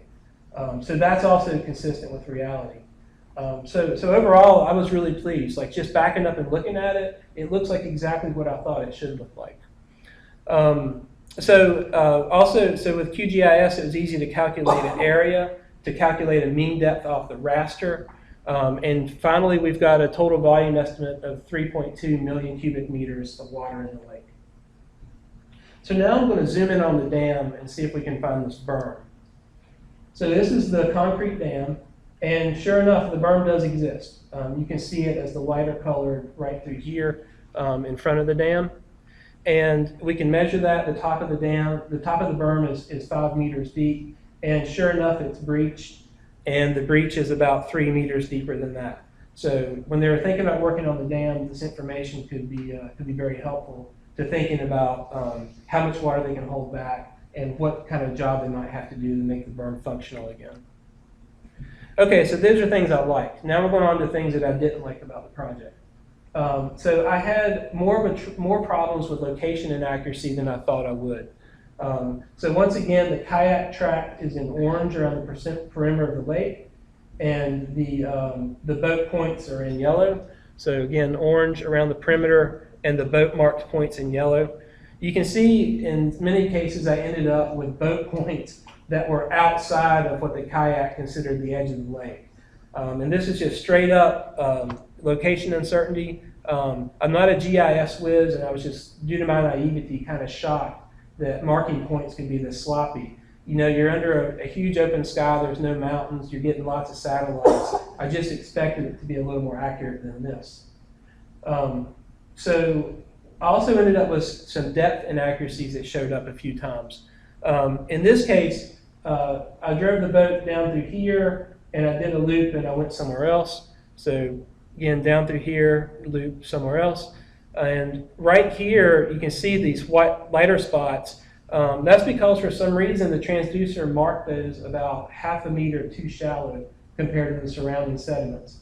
And when we got all the way down here, the transducer continued to mark the same depth for some reason. But at this point, it's about 1.5 meters too shallow. So I don't know what caused that. I have some ideas, but I'm not sure. So, and continuing on, these inaccuracies really manifested when I tried to draw contour lines for the bathymetry of the lake. Mostly the contours are probably where they should be, but they're just a lot rougher than they should be. The lake has very smooth sediments.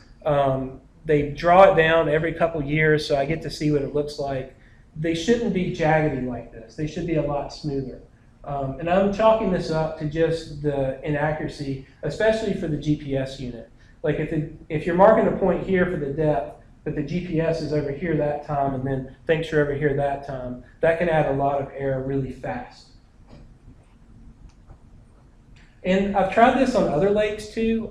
This is the Lake Azure Navigation Channel, which currently the Wildlife Commission has a degree of interest in. I went out with our engineer, and once again, like if you look at the raster, it looks pretty good. Like you can see the navigation channel through here and then out into the lake by the dark blue. But when you overlay the contours on it, it gets pretty messy pretty fast. And again, this is super fine sediment. Like the contours shouldn't look ragged like that. So how did we do? So objectives, I think we did. I think it's a good overview of lake bathymetry. It's not engineering quality bathymetry, but I thought it was good, at least for just a quick look at what's down there. We successfully estimated the lake volume, again, which the Junaluska Assembly didn't have. The first goal, and then so I think we did a pretty good job kind of striking at these goals. The first goal was that it would be inexpensive. $30 to the Raspberry Pi, and all the software used, QGIS, R, GPSD, GPS Pipe. Ubuntu Linux and Raspbian OS had a sum total of $0. So I think we definitely got the inexpensive thing down. Secondary goal was easy data collection, and I think we succeeded here. Again, like once we got it working, the Raspberry Pi was a fully automated data logger.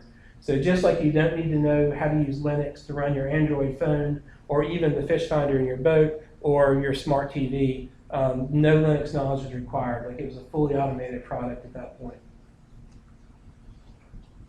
Okay, so some more stuff I want to mention. Again, I was shocked by the GPS inaccuracy. And it turns out, and I've tried to talk to people about what we could do about this to make this better. And it turns out when you're recording GPS points, and I know this is obvious, but it kind of struck me, there's a trade-off between speed and accuracy. You can either mark points very quickly, or you can mark points very slowly and have them more accurate, but you can't do both at this point. And obviously in the boat, when you're cruising around the lake, like you've got to be able to mark the points very, very quickly. So the only hope for this right now is that technology will get better, as it has, and a boat cruising around marking points will be able to do it more accurately in the future. The depth inaccuracy, I'm curious if it has something to do with hull velocity. So if you think of a John boat kind of getting on plane and all the different angles that the hull could actually be at, and how that might change what the transducer is actually shooting at, it's something I want to study in the future. And it turns out that there's also a NEMA sentence, GPVTG, that will spit out the hull velocity of the boat. So I might be able to do like multiple passes in the same area at different velocities and see how that affects it. Finally, I want to look at doing some software solutions to help smooth out the rough contours. As you notice, the transducer is marking points to the nearest centimeter, which seems incredibly ambitious to me. I have trouble believing that it can actually do that. So maybe do some rounding and just round the depth to the nearest tenth of a meter. Maybe that'll smooth it out some. Also, maybe there's just too many data points, and I can thin them out a little bit, which I don't know if it'll make it more accurate, but it might make the contours look better and make a nicer final product. So I've got some ideas for that I want to play with in the future too. So since these are being recorded, I wanted to leave a trail of breadcrumbs for anybody that's foolish enough or crazy enough to try to do this and follow me.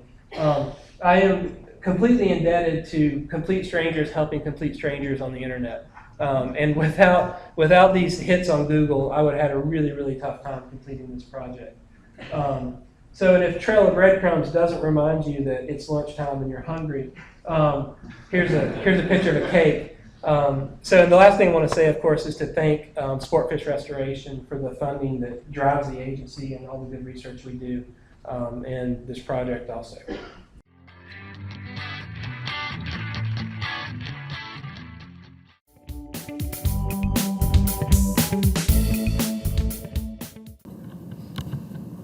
So real quick background for hydrilla. It is a federally and state listed noxious weed. It established itself in the United States in the 1960s in Florida. It took about 20 years to make its way up the coast to North Carolina, where it was first discovered in a park outside Raleigh. The stuff's problematic because it's difficult to control. It can regenerate through fragmentation. They can lay down tuber banks, basically seeds that can lay there for 7 years before they need to generate. So the fragmentation, the difficulty to control, the rapid growth rate has all deemed hydrilla to be one of the most serious weed threats in North Carolina inland waters. Now, like I said, hydrilla has been around since the 60s. So looking at hydrilla and its effects on fish communities is nothing new. But previous studies have two things in common. The first is that they focus on sport fish. So harvest rates, behavioral patterns, all of these topics have been looked at. The second thing they have in common is that all of these studies have occurred in a pond or reservoir environment. The establishment of hydrilla into a riverine system is a relatively new phenomenon. So that's what makes this project so unique, is that we are evaluating fish response related to the removal of hydrilla in a lotic system. So our study site is located in the Eno River, which is in the upper Neuse River drainage of North Carolina. The river is about 28 river miles long. The watershed's about 150 square miles.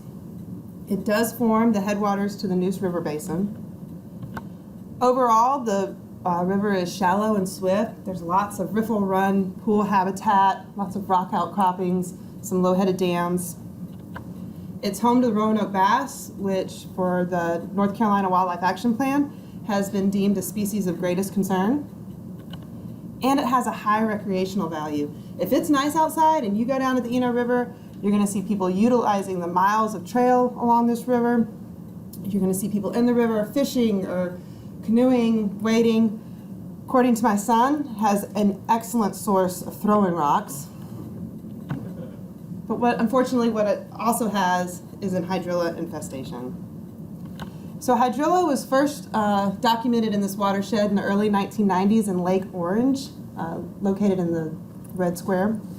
And there was an effort to eradicate it there, but unfortunately in 2005, it showed up in the main stem within the Eno River State Park. Now taking a closer look at the Eno River, 15 miles of that river is encompassed by that state park. So your high recreational value is coming from here. But the river also serves as a source of drinking water for several communities.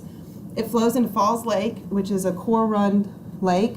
It also happens to be the lake that is the main water source for the state's capital of Raleigh.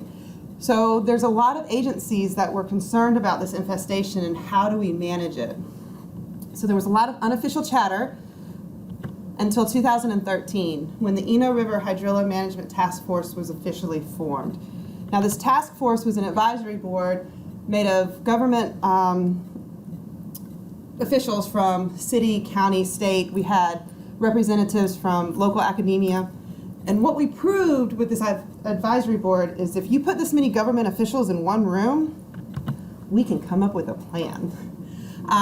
So the board's treatment option that we decided to go forward with was to install a herbicidal drip, which was going to put a low dose of fluoridone into the river. We were targeting about 16 miles of treatment zone, so within the state park, and our goal was to eliminate hydrilla growth.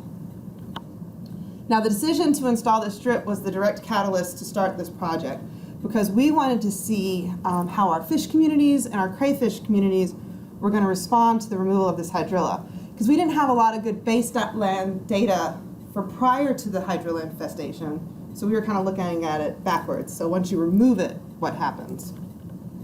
But for this talk, I'm just going to focus on the fish objective. So for this objective, we had several other objectives. We wanted to look at the fish community response as a whole. We wanted to look at feeding efficiency changes on different trophic levels. And we also wanted to focus in on that Roanoke bass fishery.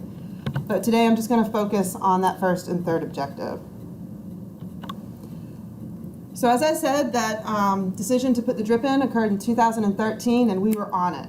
We started sampling in May of 2013. But because of logistic issues, that drip wasn't actually installed until 2015. So over our 5 years of sampling, we were able to get 3 sampling years in before the drip was installed and then 2 post-drip. During that 5 years, we sampled 5 different sites.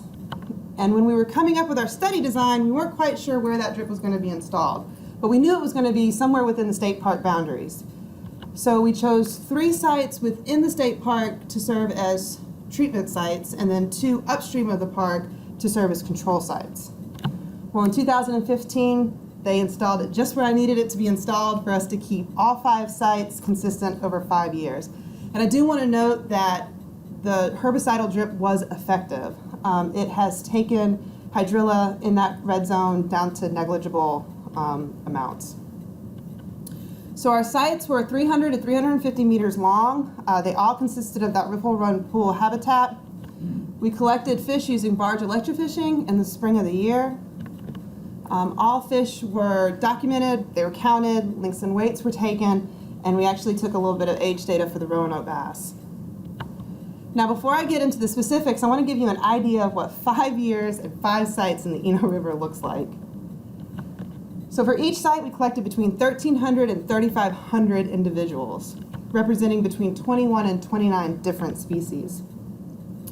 for a drum roll total fish count collected coming in at just under 50,000 fish. I put that number up there not only to give ourselves a pat on the back, but it also highlights another thing that was really cool about this project, and that's the collaboration that had to occur to make it successful. So for a day to go smoothly, we needed between 11 and 13 people in the field, which meant we relied heavily on volunteers. So this is that moment where I say thank you. I would send out that email in January of, guess what time it is? Please come and help us. And we never had a day where we were short on volunteers. So this is one of those parts about the project, that collaboration, that I'm really going to miss when it's gone. All right, let's get into these project objectives. First, looking at the fish community response as a whole. Anytime you start talking about riverine fish and evaluation, your go-to source is going to be your state's Index of Biotic Integrity. And this is an indice that's going to rank a system, excellent, good, poor, and it does it based by scoring different individual metrics. And those individual metrics are going to give you some kind of environmental indicator. So we performed a Bacchia Nova, and we calculated fish density estimates based on those individual metrics to see if we could determine or detect a significant effect of the hydrilla removal within these fish densities. So let me walk you through the first one. Our first set of metrics looks at number of fish and species overall. So changes here are going to indicate possible environmental degradation or nutrient enrichment. So we calculated overall fish densities for the 5 sites over the 5 years, and that's shown up here on the graph. And what that Bacchia Nova is going to do is look at these data points both before and after that drip was installed, as well as control versus treatment sites. And it's going to give you what's called a Bacchia effect, so before after control impact. Now for this first metric, our total fish density, we found no Bacchia effect. Now this ANOVA is also going to show you an effect of the drip, site, and site versus year. And for that metric, we found no significant effect of any of those factors. Moving into the second set of metrics, looking at our darter and sunfish communities, changes here are going to indicate possible habitat degradation. Again, no Bacchia effect found for either of these, but we did see a site effect for sunfish. Now you're going to kind of see this throughout the results, and it reflects that our uppermost site was located above a low-headed dam, so the fish community was a little different for that site than the other 4 sites. All right, looking at our sucker community, changes here could reflect possible changes in the condition of the benthic community. Again, no Bacchia effect, but we see that side effect. Looking at intolerant and tolerant individuals, there's a theme here, no Bacchia effect, and we didn't see effect of any of the other factors. Finally, looking at our trophic levels, changes here could indicate possible nutrient enrichment. So for all of these guys, no Bacchia effect, but we had a site effect for all of them, and we also had a site year effect for the piscivores. And this reflects that that first year, we had a couple of sites where we caught tons of Roanoke bass for some reason. But overall, looking at these 9 metrics, we didn't find a Bacchia effect for any of them, so we could not detect a significant effect of hydrilla removal within any of these fish community densities. Now, moving on to the Roanoke bass, we chose these guys because they are a popular sport fish within the system. They are a species of special concern, and a lot of that is due to their limited range that's already having habitat threats because of impoundments or sedimentation. So now we're going to add a habitat choking invasive plant, kind of raises some red flags for us. It was also beneficial because those 3 sites within the park are also historical sites for Roanoke bass sampling, so we could pull from a larger data set if needed. But the main reason we picked these guys is because they're an apex predator. Not only are they feeding on that fish community, but they're targeting that crayfish community heavily as well. So changes in these guys could indicate changes elsewhere in the system. So not only did we calculate total fish densities for Roanoke bass, but we also looked at their condition. All right, but let's start off with the density. Same graph as before, but there's only 4 sites located for Roanoke bass, and that's because that uppermost site, we did not find any Roanoke bass there, but these are the Roanoke bass densities for those 4 sites over the 5 years. And again, Baki is looking at before and after the drip was installed, and then the one control site versus our treatment sites. And as you can see, there's no real trend in fish density based on control or treatment or before or after that drip was installed. And the ANOVA supports that. We didn't find a Baki effect within Roanoke bass densities. Now, looking at condition, you have hydrilla in there choking out habitat, so is this going to be good for the crayfish or is it going to be good for the Roanoke bass? And we were hoping to kind of tease that out through looking at their condition. We did calculate the relative weight for rock bass. Basically, morphologically, those fish are the same, and we weren't looking at relative weight as a factor of condition. We were wanting to use it as a comparative. So here's the graph looking at our average relative weights. Solid bars are those samples done before the drip was installed.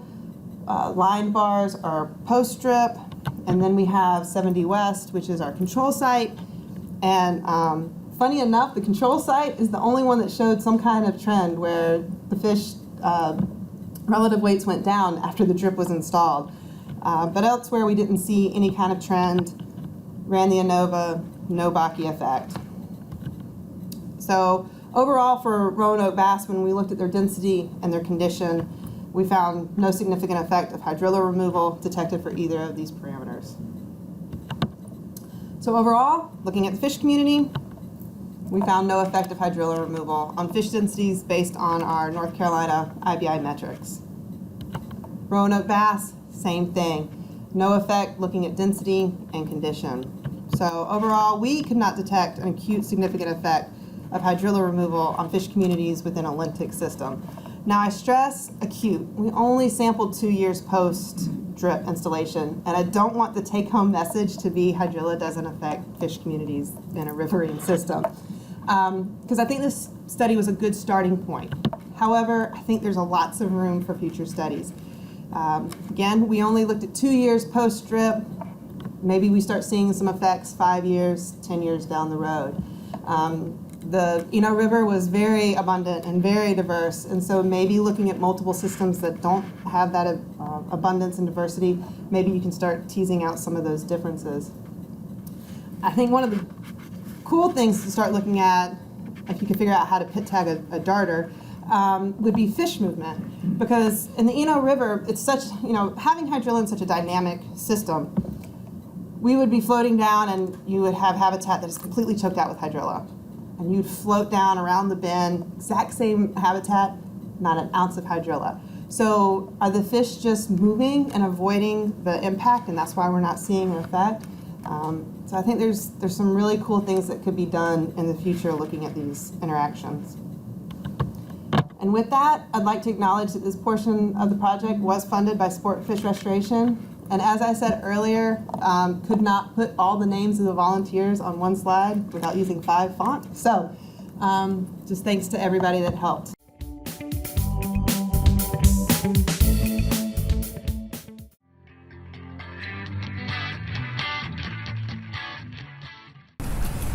So before I introduce my study species, I'd like to talk a little bit about estimating mortality and why it's important. So fisheries management plans use fishing mortality as a reference point to determine the status of an exploited species. And typically indirect estimates of F are generated as model output utilizing catch at age and landings data. And these estimates of F are sensitive to estimates of natural mortality, which is often an input parameter generated from theoretical models. And so improving on these historical approaches, tag return studies offer a way to directly estimate F. And with the advent of acoustic telemetry, we can directly measure F and M simultaneously while also accounting for emigration.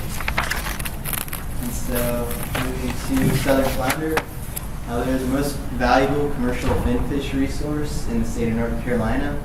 The previous stock assessment, however, classified them as both overfished with overfishing occurring, and the results of that stock assessment and new management measures that have been put in place since necessitate new estimates of fishing and natural mortality. As currently there are no empirical estimates of M for the species in North Carolina, and the previous estimates of F are from 2005 to 2006.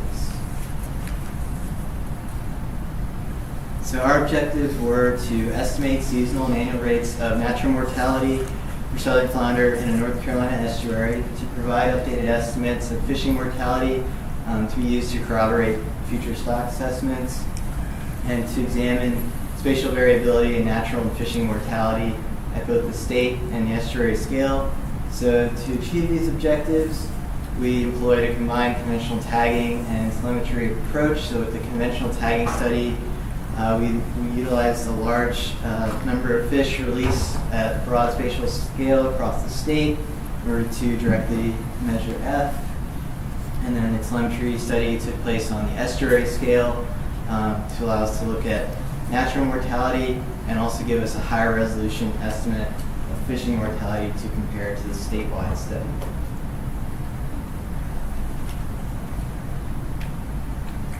And so I'll briefly outline the conventional tagging program before mostly focusing on telemetry study. So we started with a goal of 400 high reward tags being deployed annually across the North Carolina coast. And that was coupled with a DMF effort of 1,000 plus additional tags deployed annually in all of our major sounds and coastal rivers. And so this conventional tagging study utilized a mixture of high and low reward tags in order to allow us to estimate our reporting rate. And the data from the conventional tagging will be incorporated into mark recapture models in order to generate an estimate of F statewide and provide an indirect estimate of natural mortality that we can compare to the estuary scale. And this is just an idea of gives you an idea of the difference in the two scales. Here's the estuary used for the acoustic telemetry study. And so some of the results so far from conventional tagging before I move on to the telemetry work. Over 2,300 southern flounder have been released statewide starting from fall 2014. We saw an overall return rate of 9% for high and low reward tags, and comparing the return rates of high and low reward tags, we got a reporting rate of approximately 50% for our low reward tags. And also, an important note, a subset of these fish were double tagged each year, and we saw 27 of those double tagged fish return since 2014, with 6 of those 27 individuals, or about 22%, missing one tag. So that tag loss component will be important later, talking about the telemetry fish. So moving down to the smaller scale, the New River Estuary near Jacksonville, North Carolina, was chosen as a study system as it's representative of one of our smaller coastal rivers that supports valuable flounder fisheries. The points on this map represent locations of our passive acoustic receivers.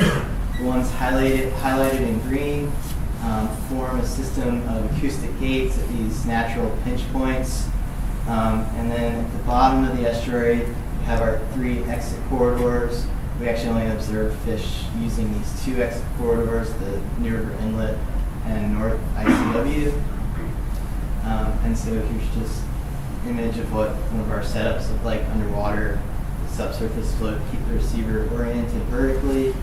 The system was also divided into 7 sectors, which basically comprise these major bays and some of the major tributaries to perform active tracking. And those surveys were conducted on a bi-weekly to monthly basis.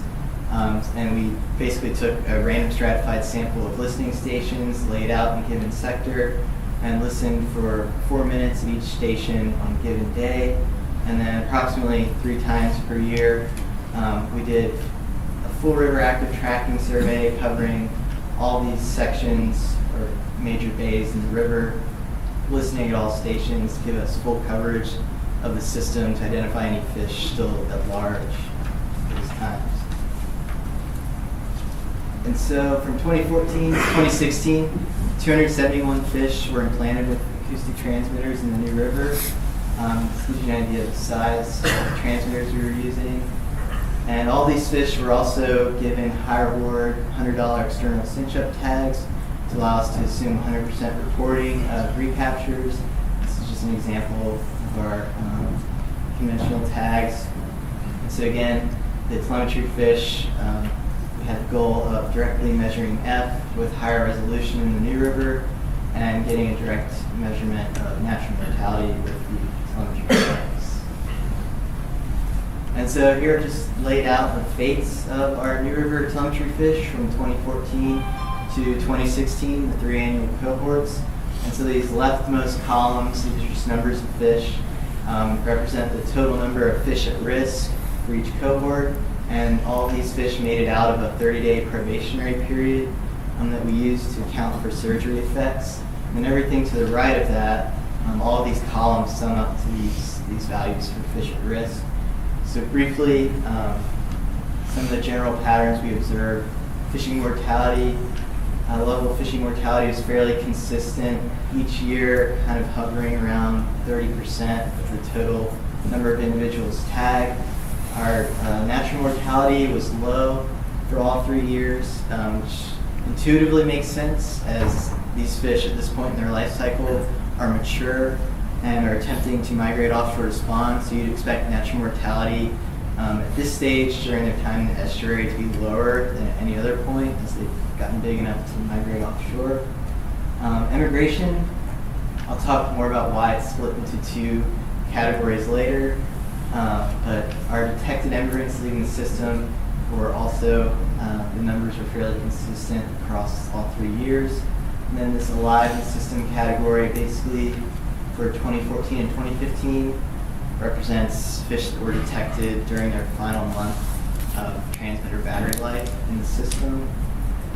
And for 2016, this column has an asterisk.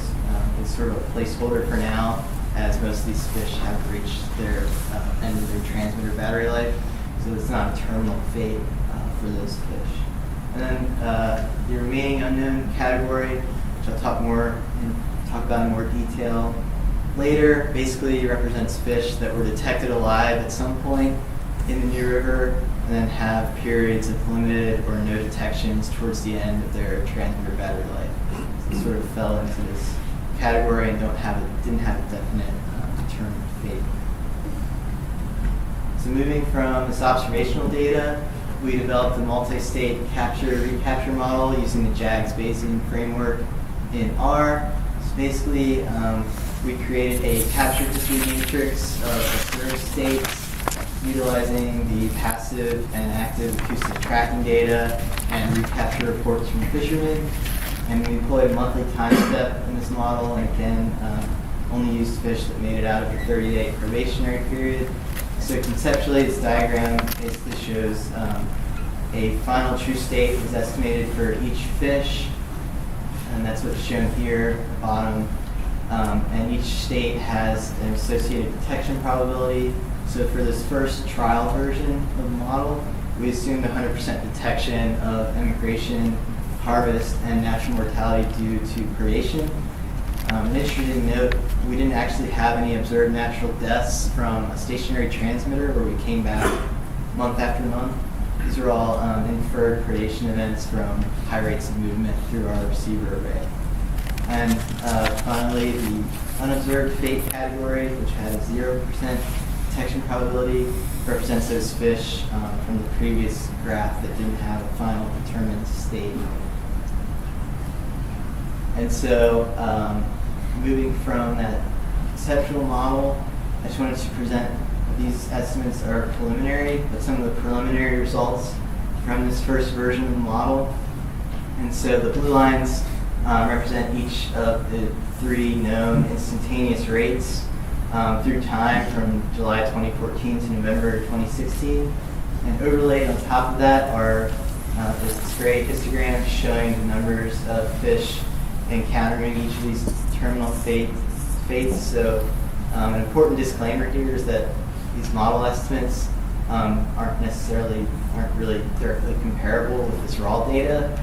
What we wanted to see though is that the magnitude of our model estimates was tracking the changes in the magnitude of these fish observed in these baits. So we just wanted to look at the timing and then the rate of change in the model estimates. So this is preliminary, but I just wanted to briefly discuss some of the patterns we saw. And those were, for immigration, essentially one primary peak each fall timed between October and November. And that's basically just associated with these large pulses of fish leaving the estuary. And that's sort of the known peak migration period for southern flounder. For fishing mortality, we saw generally a sharp rise in fishing mortality during spring and summer months, associated with increased effort during those months, and then a secondary peak in the fall, just before the fishery closes on December 1st. So that secondary peak was usually in November, and this sort of illustrates how model estimates can sort of be driven by sample size in some of these months. So for instance, January 2015, there's only one fish harvested, yet we see this somewhat dramatic rise in fishing mortality, the instantaneous rate. That's basically being driven by sample size. Most of the fish in that cohort have been censored at that point due to immigration, fishing. So even a small number of fish remaining, even one fish harvested is going to drive up these rates. Just to show that we wanted to basically look at how the magnitude of these estimates tracks the observed data. And finally, natural mortality.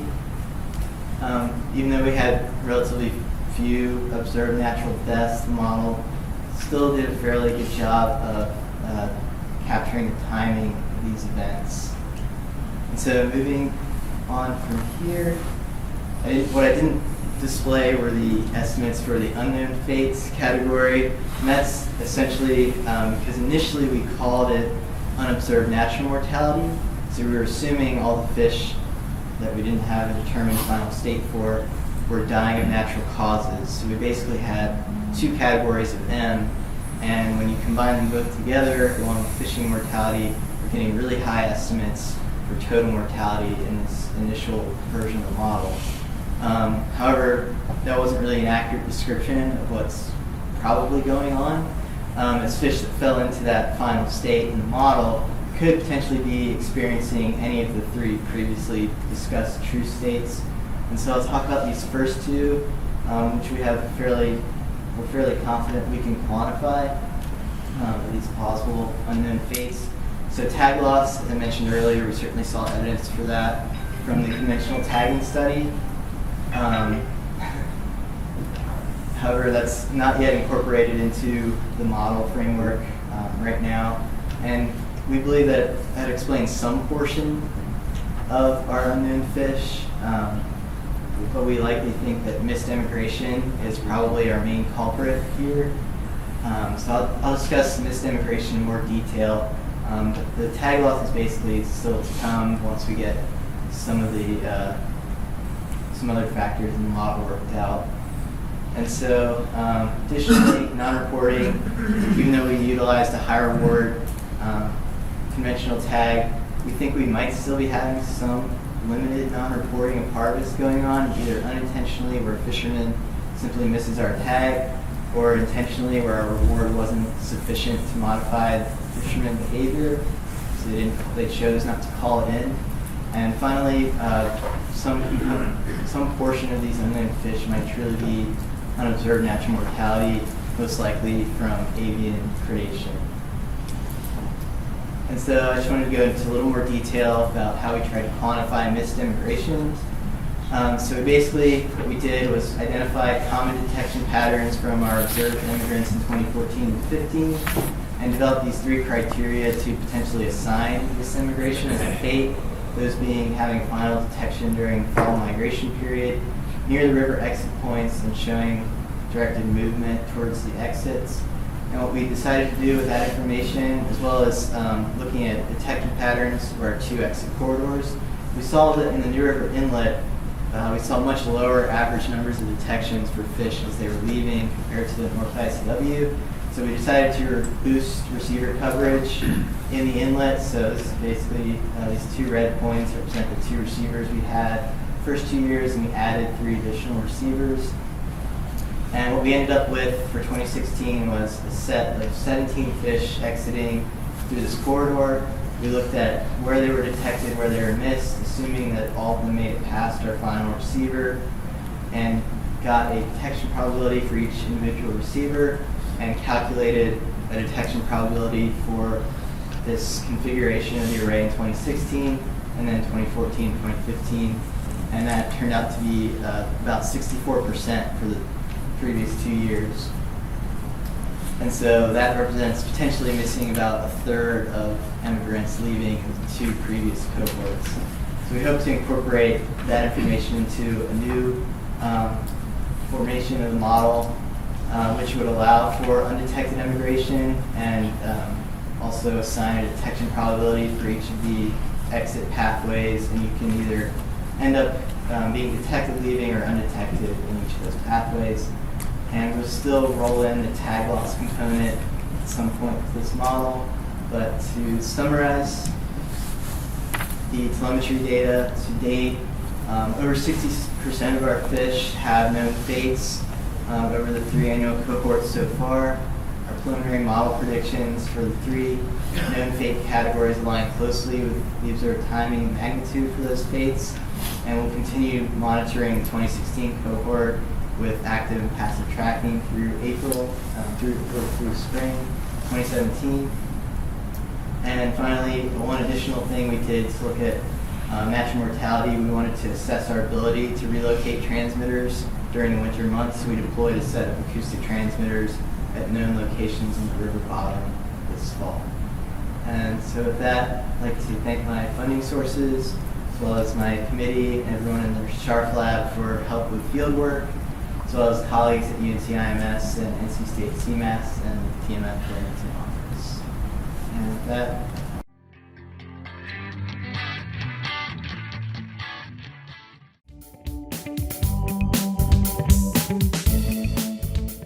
this talk was prepared by my friend Holly White, who works for the Division of Marine Fisheries, for a Virginia ALOSA task force meeting that was last month up in Virginia. So I put my name on it, and so I'm going to give the presentation to you today. But a little bit of background on the background. Tom makes it sound like y'all know who I am, but I'll just tell you anyway if you don't know. I worked for 25 years with the State Marine Fisheries Division down in Wilmington. And a little over 9 years ago, I took a position with NOAA Fisheries in Beaufort in the Habitat Conservation Division. And within that, I worked in the hydropower section. And I worked throughout the whole Southeast, trying to get our migratory fish back to the historical spawning grounds that they used to occupy, or in the case of eel, to the nursery grounds they used to occupy. We have a sort of an internal slush fund called Science and Management Funds, that if we don't have to use it for a relicensing argument, we're able to put proposals in and fund projects that we want to have some questions answered. And in the early part of my lengthy 9-year career, we went outside to USGS, to Joe Hightower, and to Alex Harrow to have them answer questions for us. In February of 2012, my supervisor, who's in Charleston, called me and said, it's time for to put more proposals in, and I want you to put one in that you are actively involved with. And I said, I don't want to do that. I'm old, I'm tired, I want to relax. He said, no, you got to do that. And so I whined a little bit. And it just so happened that same day, the Tidewater AFS was meeting at the Beaufort Lab, and I pondered for a while what I could do. And I had been working on the Roanoke River with the relicensing of Roanoke Rapids Dam and the studies that they've been doing and WRC had been doing up there. So I had some questions about maybe what we could answer up there.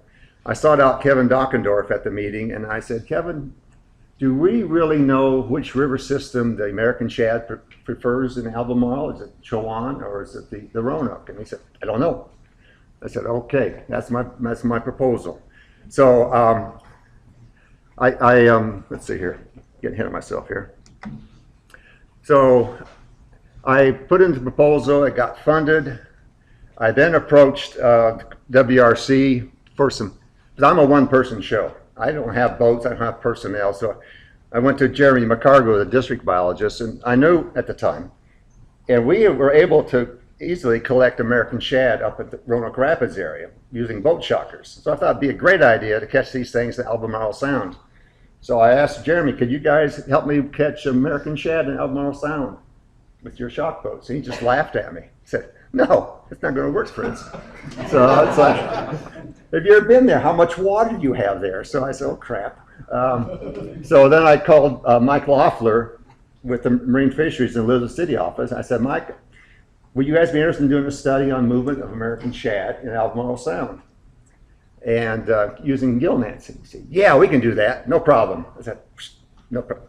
So it's solved. Anyway, so in some of the background, while American shad stocks are pretty depressed coastwide, and even in North Carolina, the strongest population, the strongest stock we have of American shad is in the Albemarle Sound. And it's robust enough that there's a commercial harvest that's allowed to take part in that. But again, as I said earlier, we don't really know which river basin in the sound that they prefer to use. And we have been putting all our efforts, the NOAA Fisheries, Fish and Wildlife Service, WRC, and Marine Fisheries, all our efforts in the Roanoke Basin, because that's where the FERC, Federal Energy Regulatory Commission dam is located. That's where we have a hook. So we've been putting a lot of effort in stocking American shad fry, genetically testing, out-migrating juveniles and testing adults, see if they're from hatchery origin, etc. So a lot of our efforts is being spent in a river. So it's a very simple objective. We're just going to put some transmitters in these fish and see where they go. And then depending upon that, we might want to reassign our efforts. There is a FERC dam in the Meherrin River, part of the Chowan. Maybe we should be working more in the Virginia portion of the Albemarle Sound. Or maybe, again, still, depending on the results, maybe stick with the Roanoke. Study area, it's kind of hard to have 2 pointers, so hopefully you can see this up there. But in the lower right, the fish enter through Oregon Inlet from the Atlantic Ocean when they spend up to 4 to 6 years and migrate up into Croatan Sound, up into Albemarle Sound, and then they could enter the various rivers that are associated, the Paquimans, the Pasquotank, etc. And that red line is the NC-32 bridge, and that's a very important point in this whole study. That's where we catch the fish in that area. They're caught with various sized gill nets, very smashed gill nets. Initially we wanted to try to capture fish on both sides of the sound, the north side and the south side, to take away any bias of which side we were sampling on. But as it turned out, the best catches were on the north side of the sound. So that's where most of the effort took place. Did I miss something? Nope. Okay. Got the tags, transmitters in 2013, actually fall of 2012. And 2013 was the first year we put transmitters into the fish.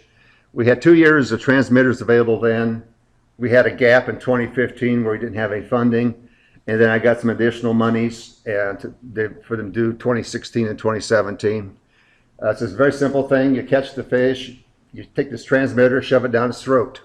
And we did put pit tags the first 2 years in the fish because Dominion Power was also doing a study of movement of American shad up the Roanoke River. So we didn't want to be double tagging these fish. They were measured, gave them sex if they could do it, fin clipped in the last 2 years, and scales were collected this last year. There are an array of VEMCO receivers throughout the sound from previous studies on Atlantic sturgeon, largemouth bass, striped bass. So there's already I should say that's one reason I put this proposal in the first place, was I knew we had receivers out there. We didn't have to buy too many of those things to supplement that. We did buy some extra ones that are going to be placed in the upper Chowan tributaries. This is the location of the receivers scattered throughout the sounds the inlet and the Roanoke and Chowan rivers. And I assume you all know where everything is here. That's a bad assumption. Oh, Lordy. This is the Roanoke portion, and this is the Chowan. And ditto over here. Over there. Roanoke, Chowan. It's very professional talk, folks. We over the years we lost receivers, weather being stolen, etc. So we have fewer receivers out there than we used to. So there are some gaps in our detections. These are the receivers deployed in the upper Chowan. The red circle on the left is the upper Meherrin River. If you go up, right up the dead center, you see that larger circle, that's at the confluence of the Nottoway and Blackwater rivers. And upper left from that's the Nottoway, and straight north is the Blackwater River. Those are the three, the Blackwater and Nottoway formed to make the Chowan. And there's some receivers further down in the lower Meherrin and also in the Chowan that you really can't see too well from where you're sitting. And then Dominion Power put all these receivers down below Roanoke Rapids Dam to do some micro scale tracking of American shad below that facility. And they did that in 2013. And we did pit tag. Like I said, we both pit tagged. And one fish was discovered in the fish house in 2013 that was caught by a commercial fisherman. There is a commercial season, so we didn't want to be putting tags out there during the season. So we put tags out before the season and after the season to try to avoid being captured. When I called Mike Loeffler, he was very adamant that he could catch shad. We can do it, Fritz, we can do it. So the first year in 2013, I actually assisted and did some field work for once, but we got a whole whopping 7 fish in that first year. And it's like, oh man, this is going to be a bad project. And 4 of the fish were detected. And you'll see a column says left sound. American shad do not like to be touched. They even like it less to have something shoved down their throat. And they exhibit what's called fallback behavior.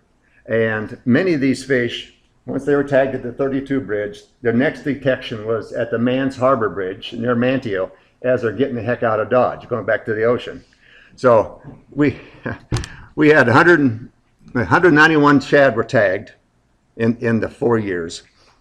116 of those were detected at one point, but most of the detections were right around the NC 32 bridge. They just milled around for a while and then they disappeared. We have no idea where they went to. But you can see 26 of the fish didn't even stick around. They just, once they were tagged, the next detection was at Mans Harbor or at the Oregon Inlet, and they're out in the ocean. But we did have some success, thankfully, that we had 35 of the fish did make spawning runs based on the detections. And it's actually a little bit higher than that. There were 4 fish that Marine Fisheries put transmitters in.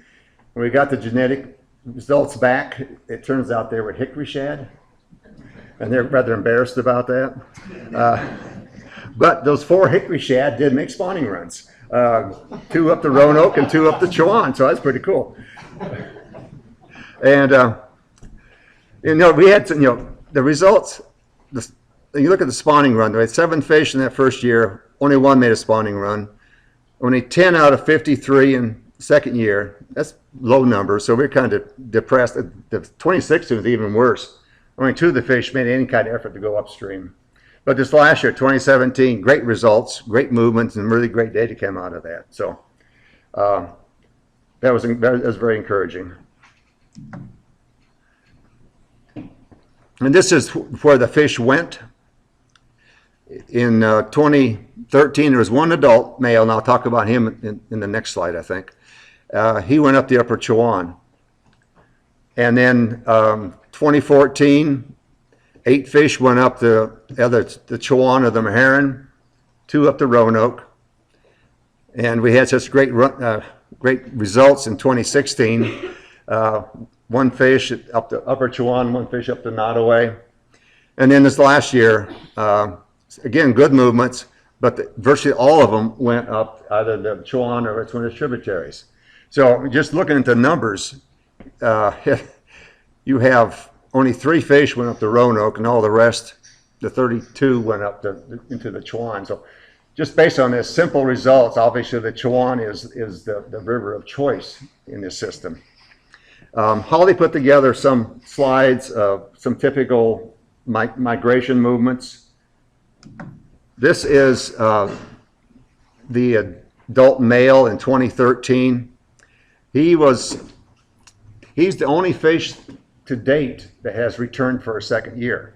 He was tagged in 2013. He went up the upper Chuan. He up there about a little over a month, and he left the sound in late April of that year. And then he came back to the Chuan. It was up there in March and May, sort of bouncing around between the mouth of Meherrin and up there on Winton Island. And but again, that's the only one that showed that kind of behavior. This was a fish from 2014, a male. He was tagged at the bridge in late February, and after tagging, he dropped back down to that lower right to the Mans Harbor area. And then about a month later, he was back up to the Chuan River Bridge, which is the US 17 bridge. And then it was about 3 weeks without any detections, but then he was next found in the Meherrin River, that upper left thing. And he spent about 37 days up there in the spawning grounds, and that was it for detections. This is a female that's tagged late April, and it went up the Roanoke River, and it was on the spawning grounds by May 6th near Roanoke Rapids. And it spent 2 days, almost 2 months up there, bouncing back and forth between the receivers up there before it was when it was last detected. This is a female from 2014, tagged the 1st of April. It dropped back to the upper right to the Pasquotank River, and then it moved back up into the system, up into the Meherrin River, or the Nottoway, I'm sorry. And then it went up there for about a month, and it was lost. It went through Mans Harbor detection. We had trouble with the Oregon Inlet keeping that receiver in place, so we had, and it's interesting because the lack of receivers, these are some wide bridges, and so many times a fish would swim past that bridge and not be detected, but be detected the next bridge upstream, or 2 or 3 bridges upstream. 2016 fish, she was tagged in late March, went all the way up to Nottoway. There was no fallback, and then she spent about 6 months up on the spawning grounds in the Nottoway. Another female tagged, let's see here. Yeah, April 14th. It traveled up the Chuan to above Winton, and then it moved on back down to Mans Harbor and exited the system. This fish was tagged middle of February in 2017. It was never detected on any receiver in North Carolina, but was detected off Virginia and Delaware, as you can see here. There's active receiver arrays out across the mouth of Chesapeake Bay, going out in the ocean, across the mouth of Delaware Bay. Many researchers are studying migration of sharks, sturgeon, and other organisms, and all this data is shared through the ACT network, and so we get some pretty valuable information from that. So this fish, again, was never detected inside, but it fell back and went up to the ocean. We had another one. It was tagged in late March, went up into the Chuan River, up to the Meherrin River late April. Then later it left the sound, and by the end of April, it was detected off Ocean City, Maryland, as it's heading north to join the crowd up there. And this fish entered the Chuan in early April, and the lower Nottoway mid-April, upper Nottoway is up there till at least April 24th. And then it was not detected again in North Carolina, but it was detected off of New York later that summer. So it's some serious movement by that fish.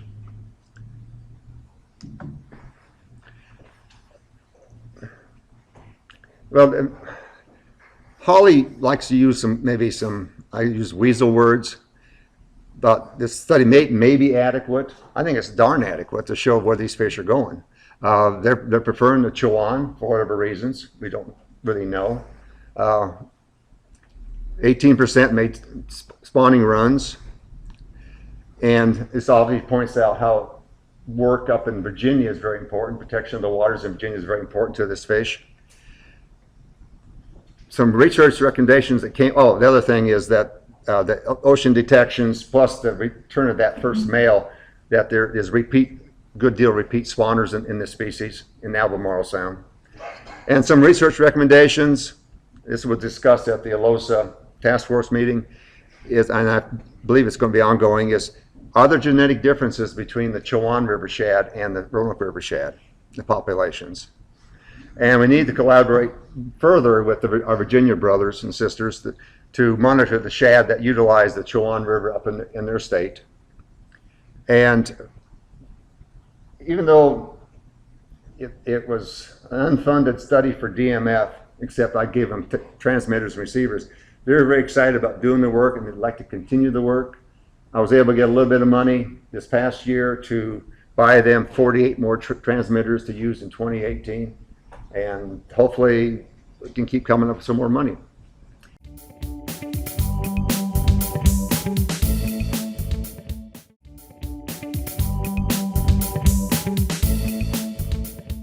I'll be talking about the early life history of 6 sympatric sucker species that occur in North Carolina. Before I get started, I'd like to real quickly acknowledge my funding sources, which were the U.S. Fish and Wildlife Service and Duke Energy, as well as the collaborators that I listed up here, and my affiliation with North Carolina State University. Today's story is going to bring us to the upper Hiwassee River Basin, which is located in the far western portion of the state. Within the river basin, there's a highly diverse fish assemblage. There are over 50 species of fish that are extant within this section of river, which includes 7 sympatric sucker species. And that includes the sicklefin red horse, which Steve spoke yesterday about its current status, its imperilment, and the candidate conservation agreement that was recently reached for that species. There's been some previous research done on adult suckers. However, in comparison to many other taxonomic groups, there's kind of a lack of research and lack of interest in doing the research. But the previous research that has been done involves looking at how these suckers reproduce when they are in a sympatric situation, as they are in the upper Hiwassee system. Dr. Kwok figured out that there are reproductive isolating mechanisms amongst the various red horses. And more specifically, within the upper Hiwassee system, Scott Favreau, who is one of Dr. Kwok's students at NC State before me studying the sicklefin red horse, he was able to identify interspecific differences in spawning timing, location, and microhabitats, which likely led to the diversity that's seen in the upper Hiwassee system. And then finally, most suckers engage in potamodromy, which means that they migrate mainly to spawn entirely within freshwater systems. However, there's been very little work done on the early life history of suckers. This is likely due to their small size, which makes them difficult to identify. There's a lot of similarity in morphological characteristics amongst most larval fish, and especially when you're looking within a specific taxon. Otolith analysis may not be feasible, and there's a high degree of interspecific overlap and intraspecific variability, which makes it difficult to really read into your data. So, like most teleost fishes, suckers go through a number of life stages. They start their life as eggs, they progress through the larval stage, become juveniles, become adults, and then repeat the cycle. During their larval stage, they initially hatch and acquiesce in the substrate for several days, upon which they absorb their yolk sac and emerge into the stream column, into the water column, and begin exogenous feeding. Also during this time, there's large developmental changes. They develop fins, which increases their swimming ability, and they also have growth in length and weight during this time. So there's a definite need to study the early life history of suckers. As I said earlier, they're rarely studied, especially in comparison to the more economically valuable fishes. Their early life histories have never been studied, and with the 6 species that occur in the upper Hiwassee River system, this is a model system for doing such a study. And ultimately, this all comes back to what type of recruitment we're seeing.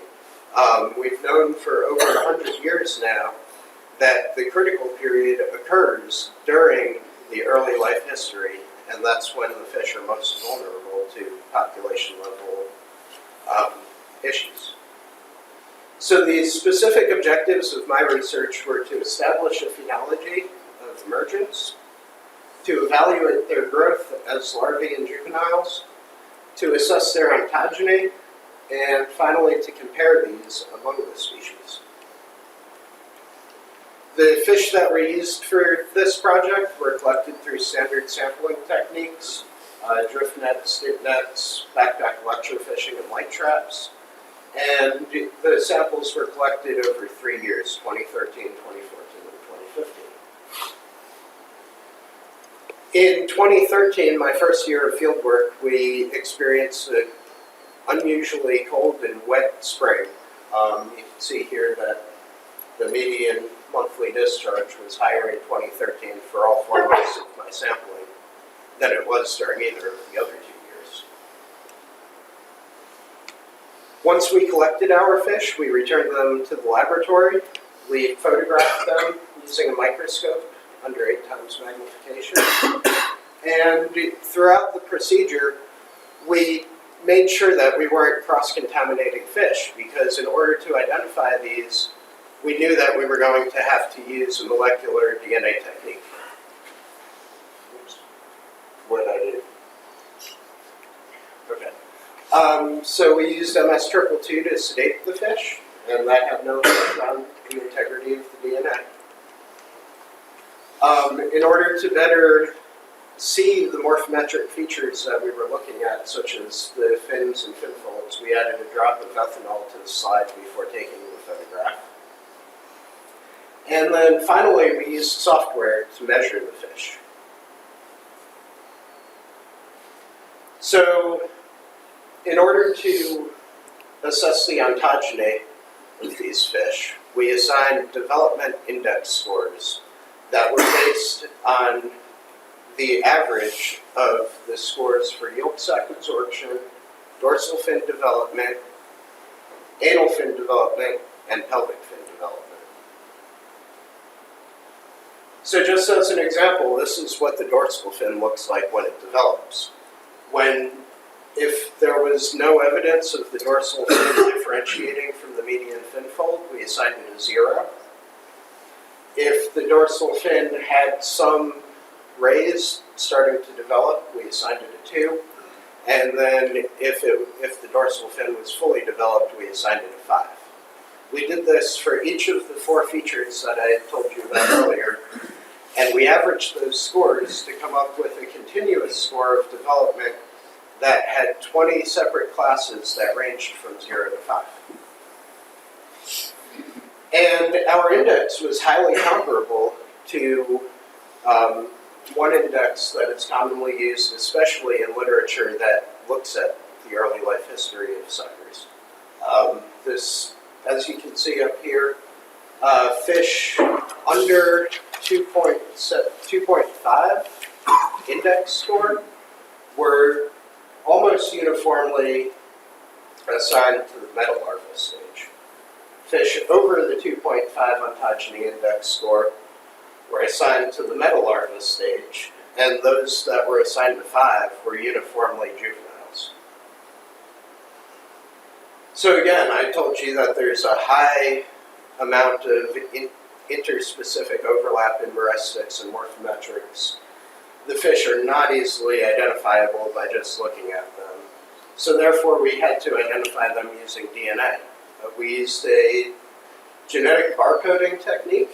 All of the samples that we ran and all of the reference sequences that we obtained all adhered to the common recommendations of the barcodes of life, such as 75% contiguous sequences or greater. So our sample incorporated 6 of the 7 species that are present in the upper Hiawassee system. Smallmouth red horse were lacking from our sample, likely due to their spatial segregation from where we were sampling. And river red horse we collected in relatively low numbers, so they were omitted from some of the analyses that I'm going to be talking about here. So the first thing that we analyzed was the emergence phenology of these fishes. In order to do this, we conducted a quantile regression, and we created separate models for each of the species. We treated the data as a time series where X was the day of the year and Y was that ontogeny index score that I described earlier. And based on this, we back calculated to the date when ontogeny equals 0. We used the 90th percentile regression to establish the lower bound on emergence, and we used the 10th percentile to establish the upper bound. And what we found out is that silver red horse and northern hogsucker tend to spawn early in the season, or emerge early in the season, I should say. Black red horse emerged intermediate in the season, and then golden, sicklefin, and river red horse emerged late in the spring season. We saw interannual differences, where emergence was delayed by approximately 2 weeks in 2013 as compared to 2014 or 2015. This is likely due to the higher flow rates or the higher discharge that was observed in 2013, as well as potentially colder temperatures and delayed spawning. However, we did notice that the phenological sequence was consistent among years. Scott Favreau documented spawning in the upper Hiawassee River Basin in 2006 and 2007, and our observations of emergence correspond with his observations of spawning very closely. Any sort of differences that you see up here are likely due to interannual differences. In order to model growth rates, again, we treated the data as a time series, where the x-axis was the day of the year, and the y-axis was the 90th percentile, again using quantile regression, it was the 90th percentile of the log of total length. We chose to model the 90th percentile so that we were focusing on just the early cohort of those that emerged. And we included year and species as covariates in this model.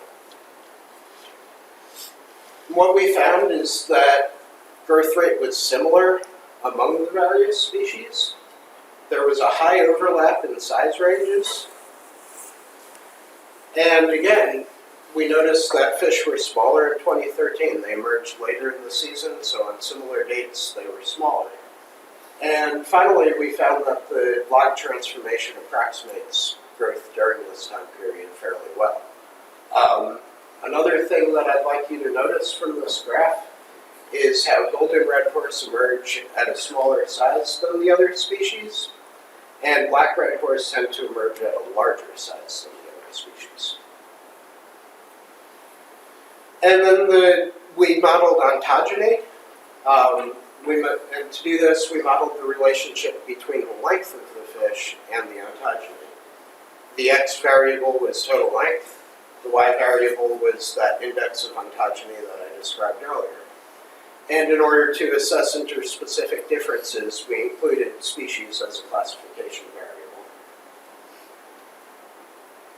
And what we found here was that there were slight but significant differences among groups of species.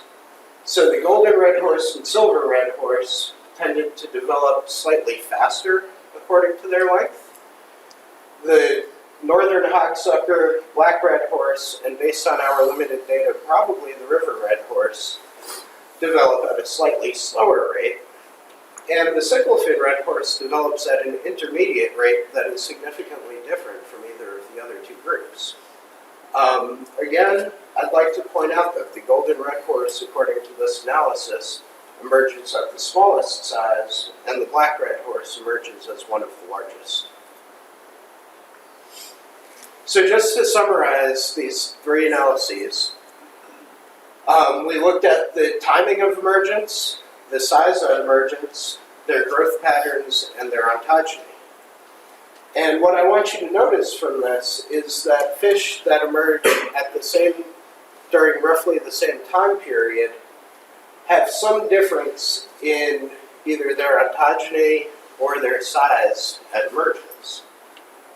So, for example, the northern hogsucker and sickle fin red, or northern hogsucker and silver red horse emerged earliest in the season. They both emerged at fairly typical sizes. Their growth was typical. All of the species' growth rates were similar. However, the northern hogsucker developed significantly slower than the silver red horse. So again, the timing of larval emergence varied. There were small differences in the size at emergence. The fish exhibited similar growth rates. And then among fish that emerged at the same time, there were small differences in ontogeny among these fishes. So then in conclusion, these small differences in early life history reduce interspecific competition because fish that are emerging at the same time are likely able to specialize on different types of food or different microhabitats. These small differences in early life history may have facilitated the current distribution of suckers and allow these sympatric species to coexist in the upper Hiwassee River Basin.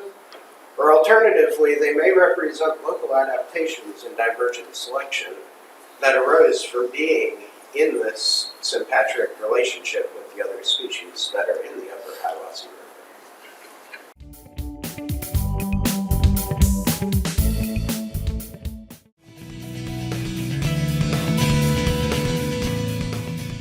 I wanted to give some background before we get going with these slides. Talk a little bit about harmful algal blooms. They're becoming an increasing problem in the southeastern United States especially.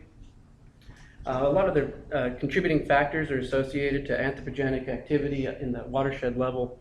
And unfortunately, by the time that it warrants management, the only reasonable or best case for treatment is chemical algicides. So Lake Waccamaw, for those who aren't familiar, is in Columbus County in eastern North Carolina. It's a highly biodiverse bay lake. It supports roughly 17 rare fish and mollusk species, including 3 endemic fish species and 3 endemic mollusk species. Recently, it's been battling a hydrilla issue. Although they've moved on to the monitoring phase of that management, there may be another problem creeping up on the horizon. In 2013, a giant lingbia was detected in Lake Waccamaw. And giant lingbia is a filamentous cyanobacterium. It's capable of producing harmful algal blooms. It forms dense benthic mats and is characterized by long filaments composed of trichomes surrounded by a persistent protective sheath, and it makes it very difficult to eradicate. It is thought to be native to the United States, Although historically it's been an issue in southeastern region, its range is expanding quickly. It's now found in Lake Erie, as well as the St. Lawrence River in Canada, and there's some detections in Australia as well. And so this may be a problem that becomes a persistent issue. In Lingbia itself, there's several potential adverse effects associated with it. The first of which is that it's a toxin producer. It produces a suite of saxitoxins, also known as paralytic shellfish toxins, known for their toxicity to marine bivalves. But we don't have a lot of information on how they would impact freshwater mussels. Houdan and et al. In 2012 found some pretty significant declines in total invertebrate, 9-fold decreases in invertebrates and an 11-fold decrease in gastropods in study sites containing Lingbia, as well as a reduction in overall fish richness. It's not just plants and animals that we're concerned about in this. There's also some human disease aspects. There was a study done in Lake Erie that found a high concentration of E. coli and fecal coliform harboring in the filaments themselves. Lingbia also has dermatoxins. Of handling it, you can react and get a rash on your skin. And lastly, they co-occur with these sensitive aquatic species. They're located down in the benthic habitat along with these sensitive species. Any attempt to control them is injecting algicides using weighted hoses that get a high concentration of algicide down to the benthic habitats. So to understand the implications of chemical management on native freshwater mollusks, we first needed to determine the toxicity of candidate algicides. We selected 6 algicides for this objective, and none of them have previous toxicological data for freshwater mussels or mollusks. The second objective is to determine the toxicity of the proposed treatment algicide combinations. And we wanted to look for any antagonistic, additive, or synergistic effect that may occur from having two chemical compounds in the toxicity testing. The third objective is to determine the toxicity of these proposed algicide combinations in the presence of Lingbia and Lake Ceston. And with this, we hope to get at some idea of partitioning and adsorption that may occur with organic compounds, possibly reducing the toxicity of these algicides. So this is the overall study design. For all the tests, we followed ASTM standard guidelines for the toxicity testing of freshwater mussels. These tests were done in laboratory controlled conditions. We controlled for photo period, 16 hours light, 8 hours dark, as well as temperature at 25 degrees C within incubators. The mussels were exposed for a total duration of 96 hours, and the chemical and water was renewed at 48. We also conducted survival assessments at the 48-hour time point as well as the 96-hour time point. And most of these were conducted with ASTM soft water. For all of the toxicity experiments, we used Lampsillus cardium subadults with a mean length of 33.4 millimeters. In parentheses is the range. You can see quite a bit of diversity. And so to limit our bias, if there was any size bias, we sorted into 3 size categories and then randomly placed mussels into each treatment replicate until each replicate had 5 individuals. This is a slide with a table showing you the 6 different algicides for the objective 1, as well as their active ingredient. Algimycin, Captain XTR, and Cutrine Ultra were all copper-based compounds. Green Clean Liquid is a hydrogen peroxide-based compound. Hydrothol is an endothol product, and Reward is a diquat dibromide-based product. For the second objective, to look at the toxicity of algicide combinations, these are the recommended combinations. We first had algicide with AMP activator. AMP activator is a protein adjuvant that is used to enhance the efficacy of algimycin. The second combination we had was Captain XTR plus Reward. And the third was Hydrothol 191 plus Green Clean.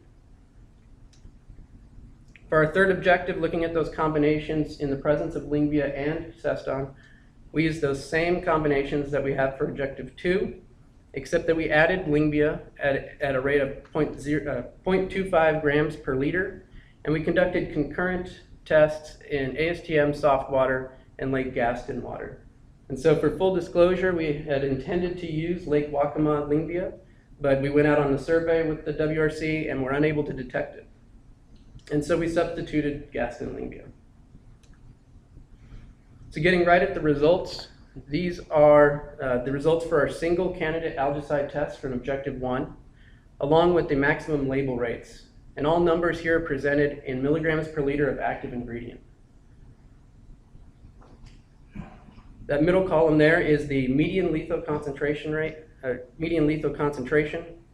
And you can see that all LC50s were below maximum label rate, indicating a high degree of toxicity, except for Reward, the diquat dibromide compound. So for Objective 2, looking at the toxicity of the combination, we found that all combinations had a LC50 below the recommended rate, except for hydrothol 191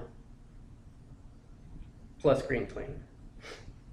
And so to determine any of those antagonistic or additive synergistic effects, we can compare our 96-hour LC50s from Objective 2 with the combination tests, with our tests from Objective 1, which is the single chemicals.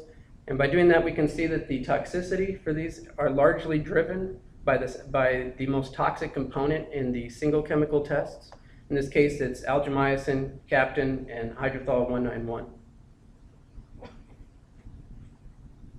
And for algimycin, we can see no antagonistic, additive, or synergistic effects. The numbers for captain and the hydrothol combinations appear that there may be some antagonistic effects, but we really think this is due to a different variable that I'll discuss later on. So moving on to Objective 3, these are the combination tests in the presence of Lingbia and Ceston. I have presented here are the concurrent tests that were done at the same time in ASTM soft water and Gaston water. And these are the 96-hour LC50s. You can see very little differences between these two, indicating that water source played no role in toxicity. And that we likely didn't have that partitioning or adsorption that we thought might be occurring. But if we wanted to tease out some Lingbia differences, we can look at those results from Objective 3 and compare them back to Objective 1, those single chemical tests.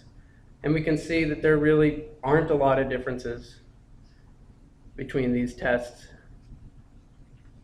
indicating that Lingbia was not a big player in influencing toxicity. And now back to those numbers that didn't quite fit.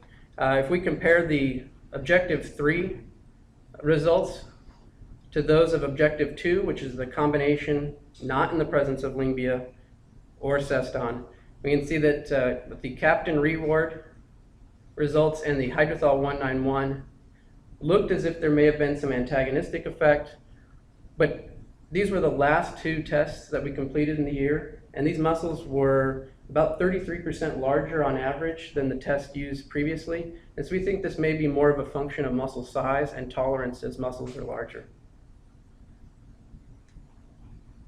And so in summary, all candidate algicides are acutely toxic at levels below max label rates. And max label rates providing a false sense of safety. Again, all of those compounds, none of them had been tested or have mollusk data, toxicity data included in their SDS sheet. And also the proposed treatment combinations containing copper have LC50s below recommended application rates. And the proposed treatment combination toxicity is driven by the most toxic component in that combination. And then we had our results indicate that mussel size may be a factor playing a role in toxicity here as well. But ultimately, algicide efficacy must be weighed together with toxicological risk. If we're using an algicide that is not effective or only partially effective, the risks do not outweigh the benefits. And so in summary, we've generated new toxicological data for 6 algicide compounds and 3 combinations. And this should be used to inform management and regulatory decisions and in scenarios where Lingbia is present.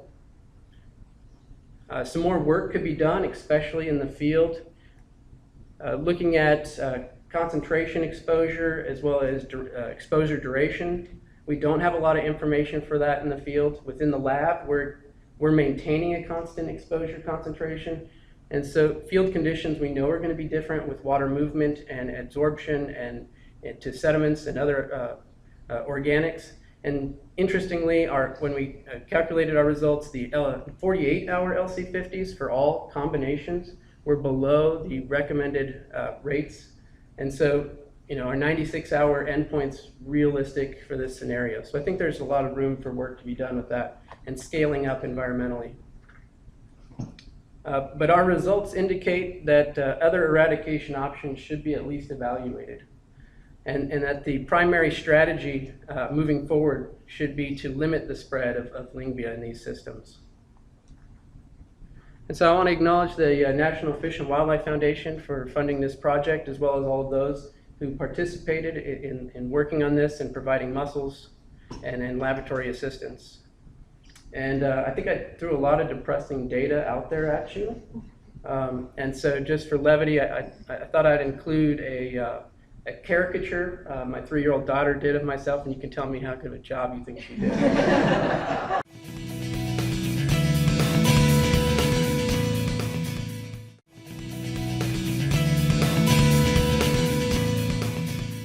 A little bit of background on how this project started about. We have this extremely unique recreational fishery in southeastern North Carolina where an angler would go out and buy a special devices license and go out and use these old-timey telephones and hand crank for catfish, which I'll go into more detail here in a little bit. But we started this project in 2015, had 2 field seasons, and collected a ton of information on not only catfish but also sportfish species, as well as fish communities as a whole. I'm just going to be concentrating on our catfish data just for the Cape Fear. Along with all that field work, we collected a lot of otoliths, and we're just now finishing up all that, aging all those fish. So this talk here is more descriptive. I didn't go into any statistical analysis, and there'll be definitely more talks on this coming up in the future. So getting on into it. So most of y'all know flathead catfish and blue catfish are introduced in North Carolina. They're native to the Mississippi Basin, but as you can see, they've been introduced all over the East Coast and elsewhere. And specifically to North Carolina, they were introduced in the Cape Fear River in 1966 near Fayetteville. And subsequent Wildlife Resources Commission surveys found over the next decades that they became established in the Cape Fear River in the 70s. Then they were found in the Black River in the 80s and in the Lumber and Waccamaw rivers in the late 90s. And along with these documentation of established populations, they saw declines in native catfish species and also sunfish. So, flathead catfish and blue catfish have been introduced, like I showed you a minute ago, not only in North Carolina but throughout the whole Southeast. Certain states have picked up removal programs. One of the more known ones is in Georgia, working on the Satilla River, where their state agency has gone out and removed catfish since starting in 2007, and where they've seen they were not able to eliminate the fish, but able to change the size and age structure, and see some differences in the catfish population as well as the fish community as a whole.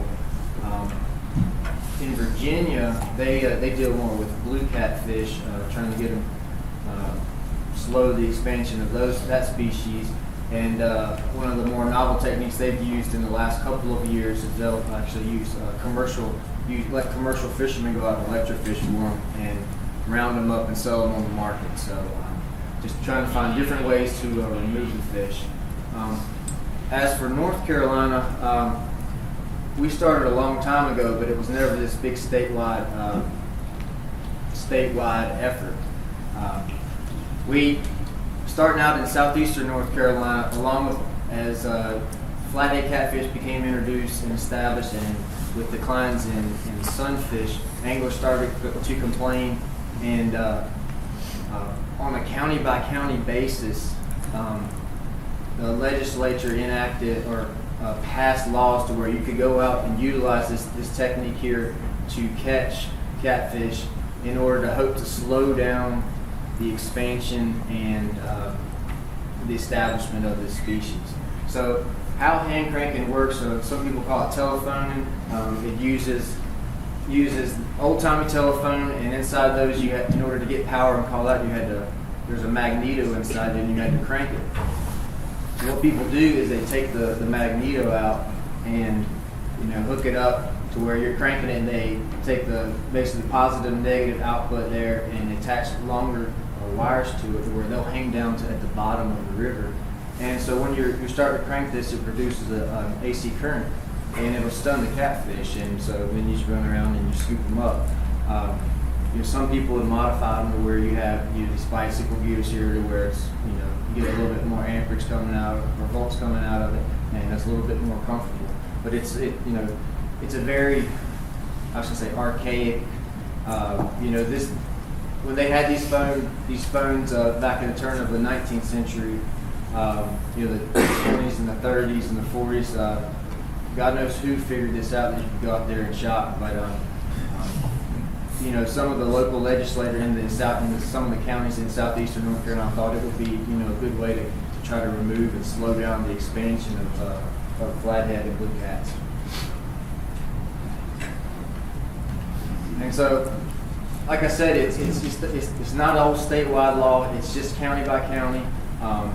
And for Cape Fear River, it was enacted in 1985, basically just in Bladen County, from Lockingham 1 to Lockingham 3, and in the Black River in 89 in Sampson and Pender counties, and then the Lumber and Waccamaw Rivers in Columbus County in 2000. And again, just want to stress, these 4 counties are the only place you can do this in the entire country, legally. So I'm sure somebody will do something.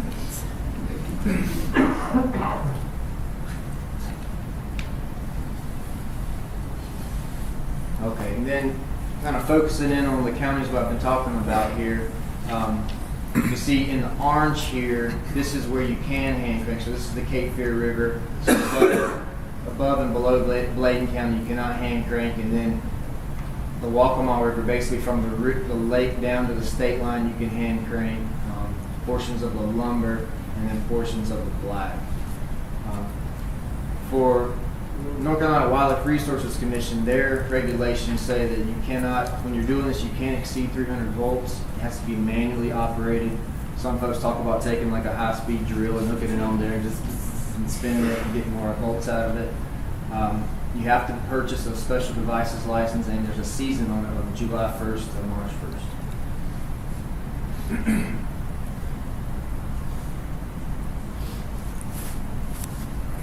And in 2011, the commission conducted a special devices license survey where they interviewed or called back people that bought these licenses, and out of 845 people interviewed, 387 of them said they bought the license specifically for hand crank electrofishing. And out of those, 55% of them were using it on the Cape Fear River, 12% on the Black, 14% on the Lumber River, and 9% on the Waccamaw River. And then those folks that used those licenses, they were targeting flathead catfish 26% of the time, 14% of the time for blue cats, and then 12% for channel cats. And then the mean number of days that they went out hand cranking was 2 days per month. Typically, the fish that they targeted were up to 11 kilograms, which is around 25 pounds, most of the time. So with this kind of unique fishery, you've kind of got 2 sides of the table now. You've got guys that have to go out and hand crank, and you also have, with the growing popularity of catfishing in North Carolina, you have trophy anglers that say it disrupts catfishing. They say that once you go through hand cranking, and the fish will basically turn off, they won't bite for a couple of days. And and they feel like that the larger fish are being removed from the rivers where they want to see those be caught hook and line. So you got kind of two sides there. Some people like it, some people don't. Currently in North Carolina, catfish are not recognized as a sport fish. There are no harvest restrictions, and there's no minimum size limit on them, and there's no creel limit, so you can keep as many as you want.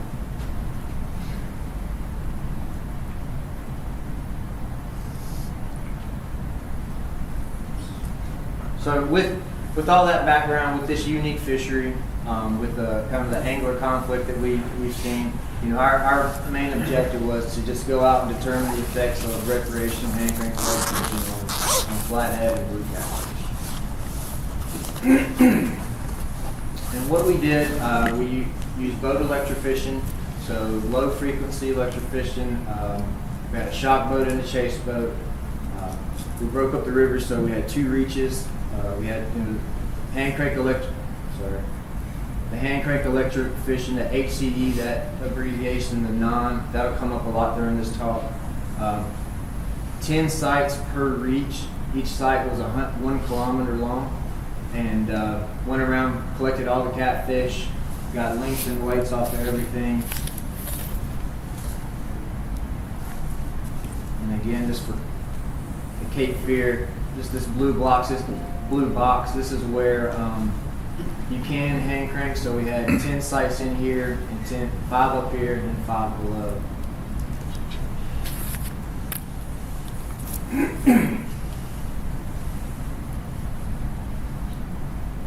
And along with length and weight, we removed otoliths out of both species, or all 3 species, the channels, flatheads, and blue cats. And then once they were processed, we aged those with 2 independent readers. From that data, we ended up creating Von Berlanthe growth curves, and then looking at total annual mortality. And then this is just one of the, I think this is the oldest fish that we collected, a big flathead that was 31 years old, and just kind of looking at the different annulus there, formation. That's what we were going off of in aging the fish. So jumping right into the results, again, the HCE, that's the hand crank reach, and the non, that's where you cannot hand crank. So for the flatheads, we got 189 in the hand crank reach versus 169 in the non.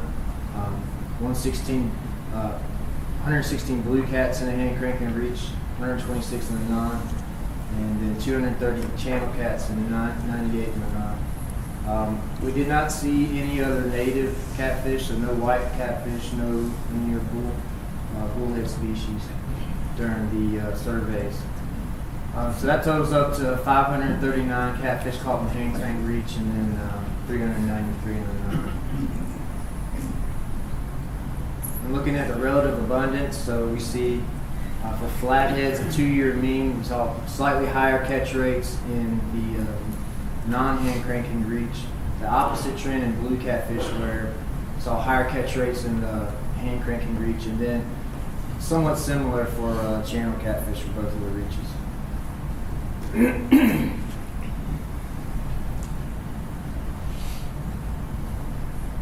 And then breaking that abundance data or size length, breaking up the relative abundance data in size distribution. These size classes here for flathead catfish, we call for these substock fish, so smaller, up to 350 millimeters. Caught a lot more in the hand cranking reach versus non-hand cranking reach. And then for all the other size classes, we saw higher catch rates in the non-hand cranking reach. And for blue cats, kind of similar trend here, where the smaller fish were higher in hand cranking reach, and then the subsequent size classes were catches were higher in the higher size class, non-hand cranking reach. And channel cats, most of the fish were pretty small, but they were all in the sub-stock category, and the same trend there. Whoa.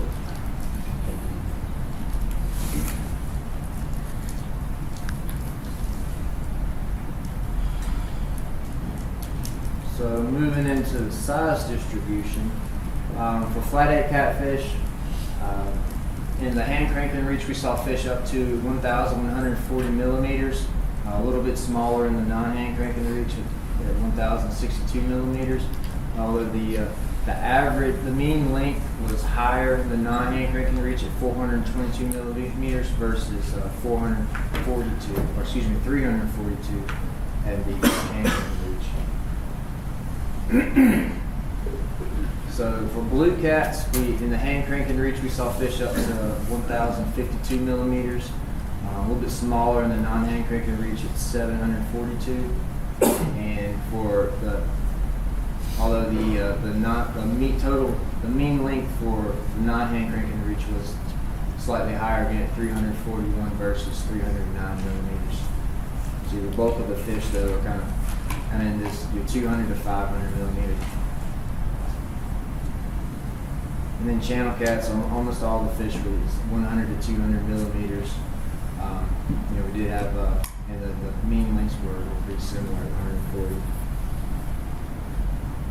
Okay, so looking at age here, the range of ages was a lot less in the hand crank reach. So we saw fish up to age 15, whereas we saw them up to age 31 in the non-hand cranking reach. And the mean age was higher, 5.3 in the non-hand cranking reach and 4 in the hand cranking reach. And we see that a lot of these fish way out here. There was only a couple of fish that were 14 and 15 years old collected in the hand cranking reach, and then had several other ones that start from age 10 and up in the non-hand cranking reach.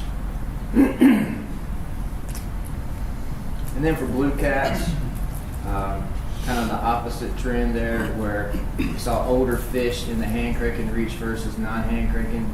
Went up to age 21 versus age 13, and slightly higher age, mean age of 4.8 versus 4.1.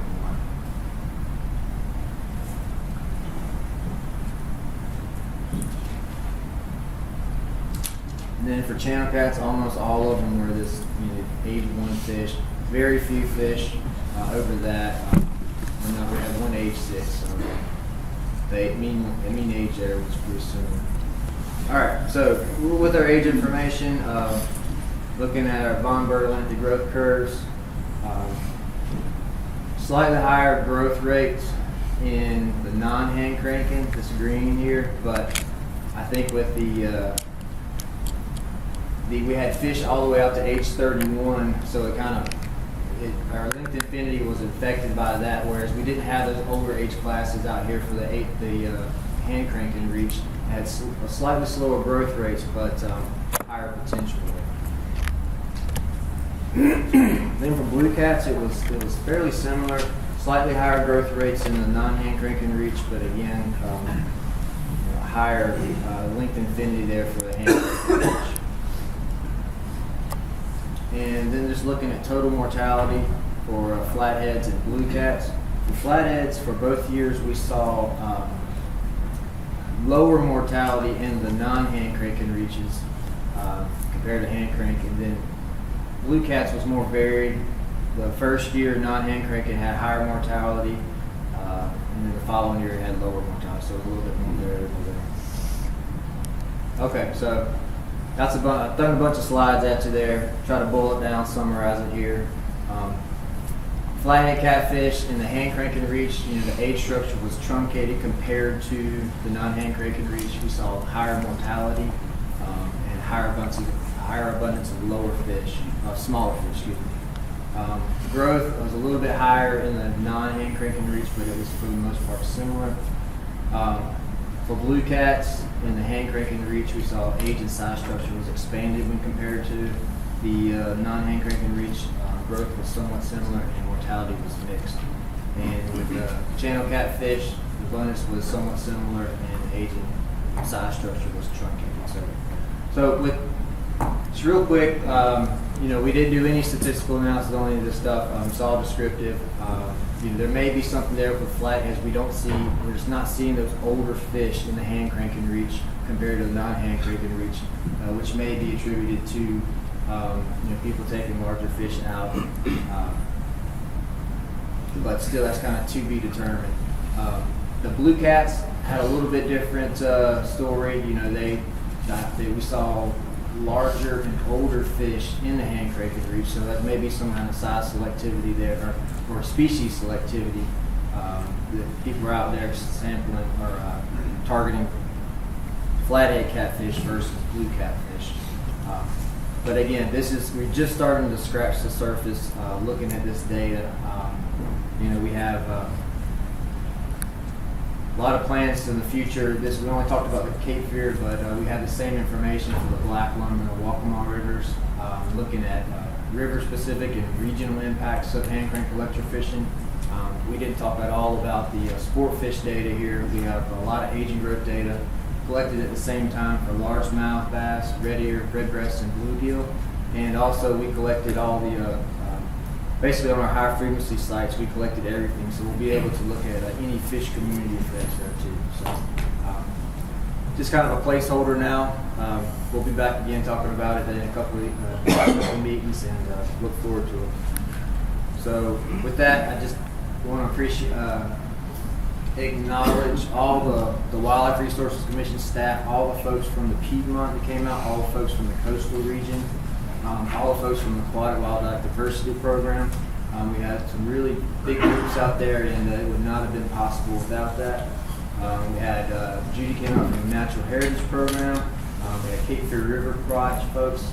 Folks came from South Carolina Department of Natural Resources, NC State, UNCW, and Fred Sharp's lab, and Sarah McCrae from U.S. Fish and Wildlife. So appreciate everybody's help on this project.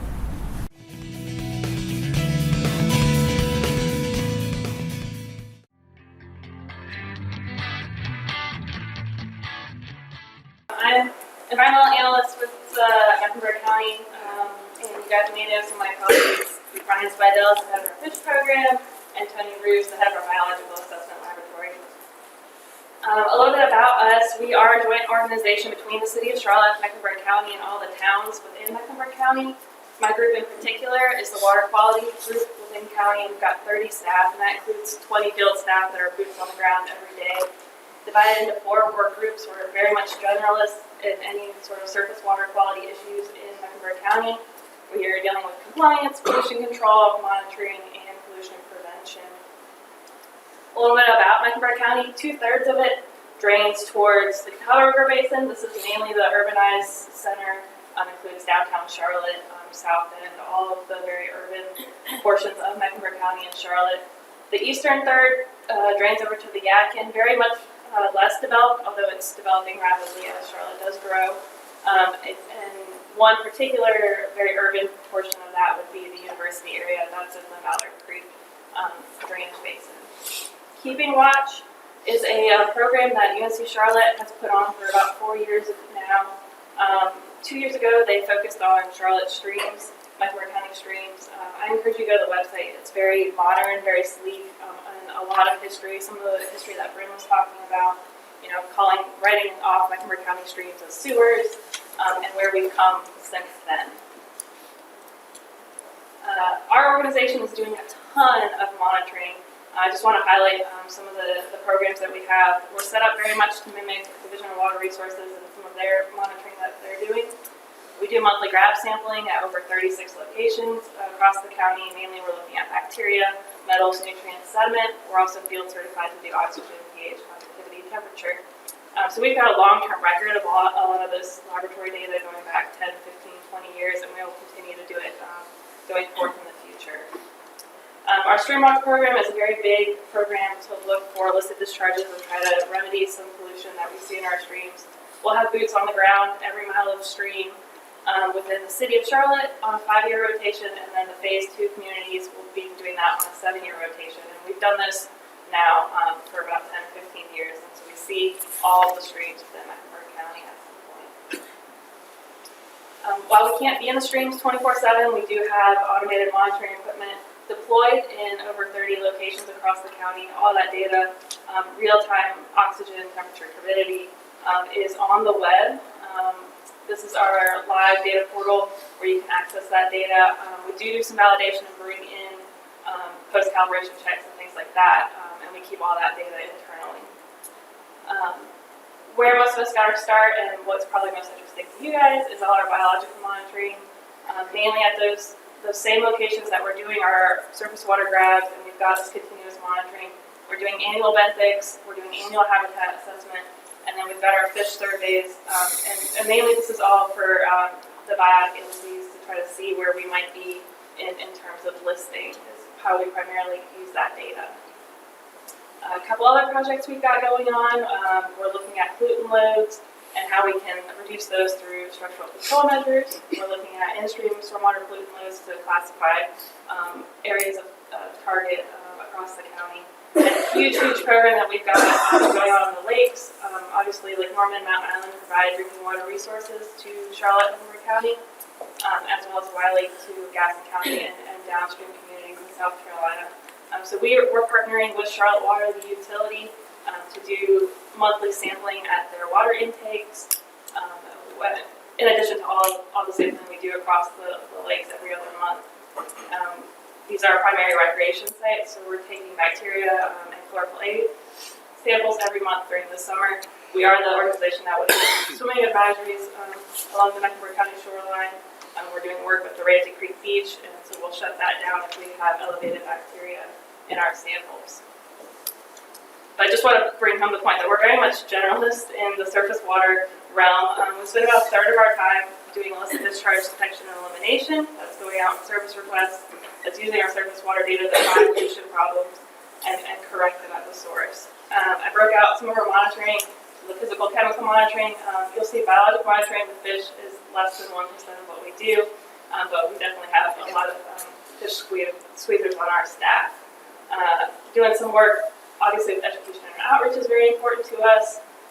Really cranking up our capital improvement programs, a lot of stream restorations going on within our borders.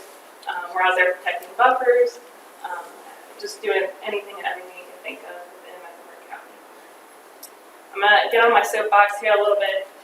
All of y'all do work out on the water across North Carolina. I encourage you guys to develop a relationship with your stormwater utilities in the areas that you guys are going to be sampling. And if you guys see pollution out there, to call it in. We make it very easy. We have an app. You can get your smartphone out now if you want. Download it, iTunes, Google Play. You snap a picture, it geolocates you. You can put some information in there, and then that goes directly to our on-call phone number 24/7 and all of our supervisors. But anywhere you are in the state, know your stormwater utility. If you're working in Durham, 560 SWIM. If you're working in Raleigh, just know who to report that pollution to, because you guys obviously care about the environment, and it definitely helps us go directly to the source. Obviously, you can go to your regional DWR office, but the faster you can get it to us, the faster we can respond. Bryn brought up some urban fisheries thing. This is a float I did with a coworker on Sugar Creek. We definitely tested out Class C waters. They are good for recreation and aquatic fauna. I can assure you there's a large bass in every pool on Sugar Creek. As far as the urbanization and what we're doing to try to remedy that, downtown Little Sugar Creek used to be paved over. It used to be a parking lot, it used to be a shopping mall. Our organization, in conjunction with Park and Rec, worked to uncap this stream, stabilize the banks, do a little bit of habitat restoration, and put in a greenway. So now this is one of the most utilized resources in downtown Charlotte. You'll see people all day long go up and down this greenway. And we've got our monitoring equipment right there in the heart of downtown, looking at those parameters and detecting pollution and creating some long-term records of what the water quality data is in this area. All right, so let's bring it home to the darters. So last time we presented to you guys, we talked about the tessellated darter. This is kind of our story, our feel-good story that we tell people in conjunction with the Little Sugar Creek restoration. These are slides from Kennedy's presentation last time, just to go through them pretty quickly here. 1980 had some data, 1999 fairly absent in our urban streams. In 2007 we turned a corner and we started seeing tessellated darter at the drainages of Big Sugar and Little Sugar Creek down in Pineville. And then in 2010, as we were unveiling our new stream restoration project in downtown Charlotte, we started seeing the tessellated darter return to our urban streams. And this, again, it's just a good point we like to convey to the public. Obviously, tessellated darter is a little bit more tolerant than some of the other darter species, but now it's fairly ubiquitous across the county. And that's all I'm going to say about that. Do want to give an update though on some of the data that we're collecting since the last time this talk was given, and a little bit of nod to data management. Most of our fish records were housed in Excel files dealing with separate projects.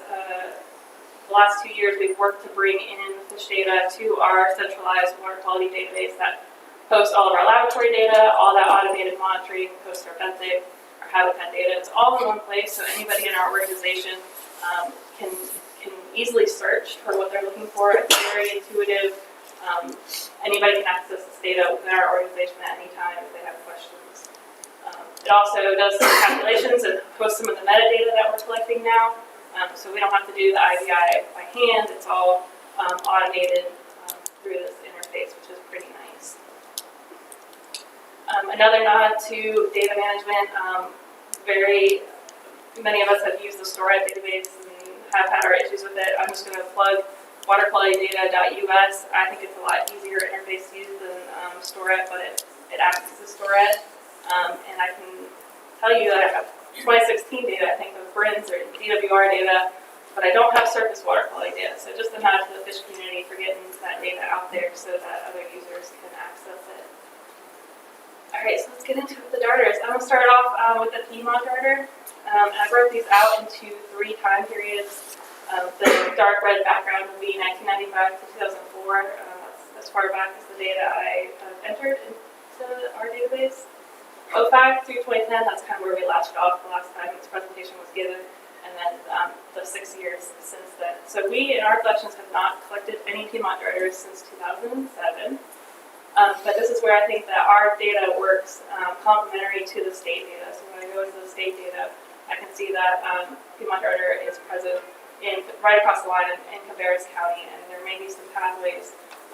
When we overlay the 2 data sets, we can see particularly in Mallard Creek, we have not revisited the site where we had previously found darters. It's a little bit better for you. But just we've moved our sampling stream upstream, and some of the consequences of that, this is our upstream site, very deep, very slow water, a lot of saprolite and kind of this turbidity issues, ongoing turbidity issues. So even if they were there, they'd probably be hard to detect. But just utilizing this data, I guess, for our own internal resources is kind of the thought process that I'm going along here. Moving on to fantail darter, definitely much more distributed in the Yadkin drainage sites in Mecklenburg County. We actually were doing a special study over here in Reedy Creek in development of a Reedy Creek watershed plan and a huge stream restoration that's going on nature preserve properties. We did some additional sampling up in those headwaters and did not find the fantail darter, but if you look at our data and bring in BRINS data, definitely possibly a pathway for looking at that stream restoration and to see if we get any darters, particularly fantail darter, to return in some of those sites that we've been to. This is some of those Reedy Creek sites. Obviously, we have a lot of habitat issues and water quality issues that we're trying to address hand in hand with some of our watershed plans. Carolina darter, species of concern. We have found it in the Catawba River drainages very recently, and so we're pretty excited. Right here is 4 Mile Creek, just downstream of Matthews, North Carolina. Beautiful habitat at that site. We did collect it there. We're doing some feasibility stuff for potential stream restoration down in Steel Creek. And we found Carolina darter there. We also found pretty good ECT numbers and geomorphology data. And so we actually decided not to pursue a stream restoration at this time in that area. And that's kind of how we're using this data internally. Again, if you had just looked at DWR data, you'd say Mecklenburg County, oh, they don't have any Carolina darter. So just another pitch to how all this data can be used, and it's very complementary to one another. There's all 3 of those species together. I could talk for a long time about the nuances of all these streams. I don't have time to get into that today, but definitely look forward to coming back and talking to you guys in the future. You'll notice that I left out one darter, swamp darter. Actually, disregard this legend here. We had originally found it one time in 2004 up in Gar Creek. Not too surprising, connected to Mountain Island Lake. We kind of know it's in the coves over there in the lakes, but we weren't surprised. We did find it down here in Steel Creek. And so that site in particular is a little bit of a hotbed for some good biodiversity, I think. And that's just a look at Steel Creek. It does drain Carowinds, and it's rapidly developing out with the addition of the Tanger outlet walls in South Charlotte. And just another look at our database and how easy it is for all our staff to kind of search things as questions arise. Some more metadata that we're collecting we found very important. Reach extents. As you know, a lot of our staff begins to retire, and some of this historical data hasn't been kept up in records. What we're trying to do is move this metadata into the database so that we can transition from different staff members as we progress into the future. But with that, I just want to shout out, I have a lot of data, you guys. Put a data request if you're working in Mecklenburg County. If you have any data that you'd like to share with me, I'd love to have it. Just want to open up that pathway for us to collaborate on the future.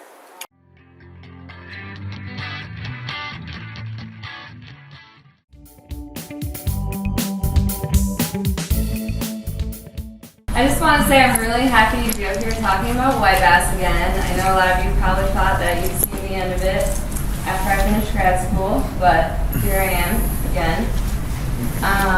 So today I'm just going to be talking a little bit about kind of a continuation, more long-term monitoring of white bass, sort of what happened after my thesis was over and I joined the Wildlife Resources Commission.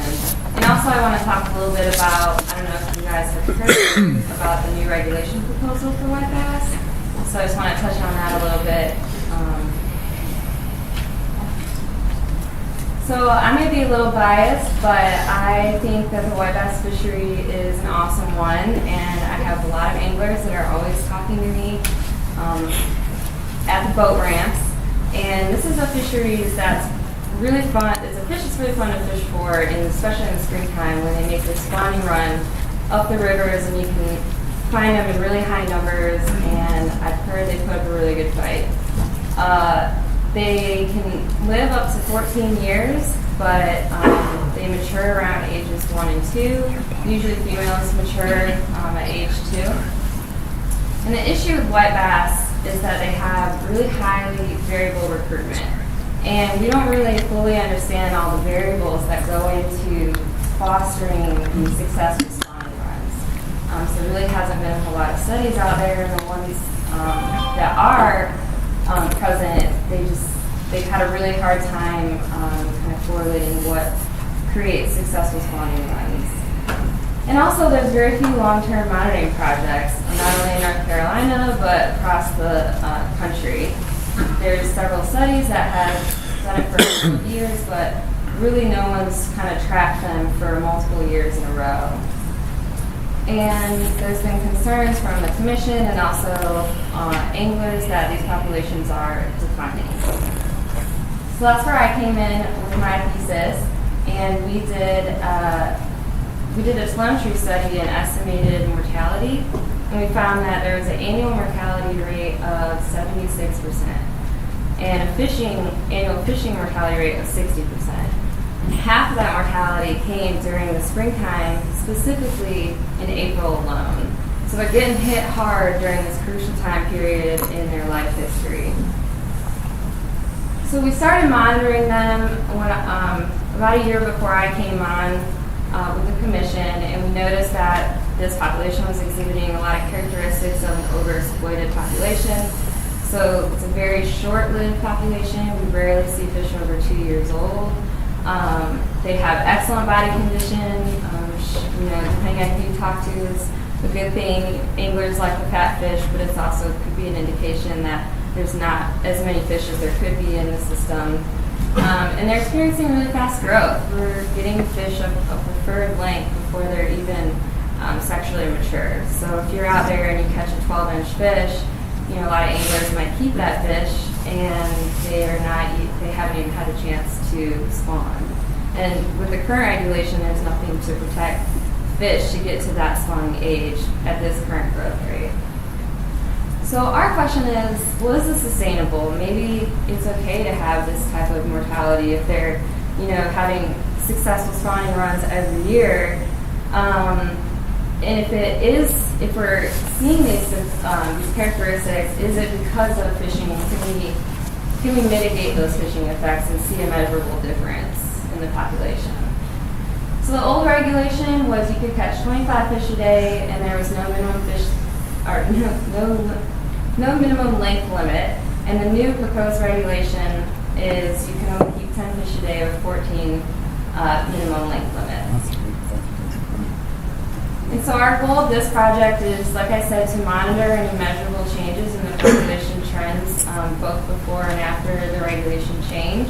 And then we also, one thing we're concerned about is we really want to examine how frequent these age classes are coming through. Are they happening every year, every other year, every 4 years?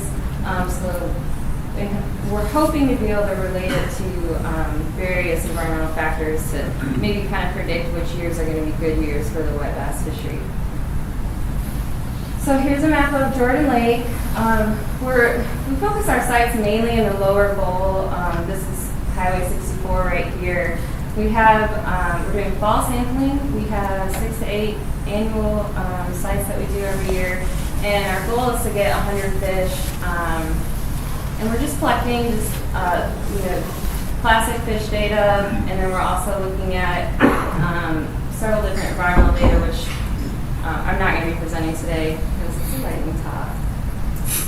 So here's our length frequency distribution starting in 2013 on the top, going down to 2016 on the bottom.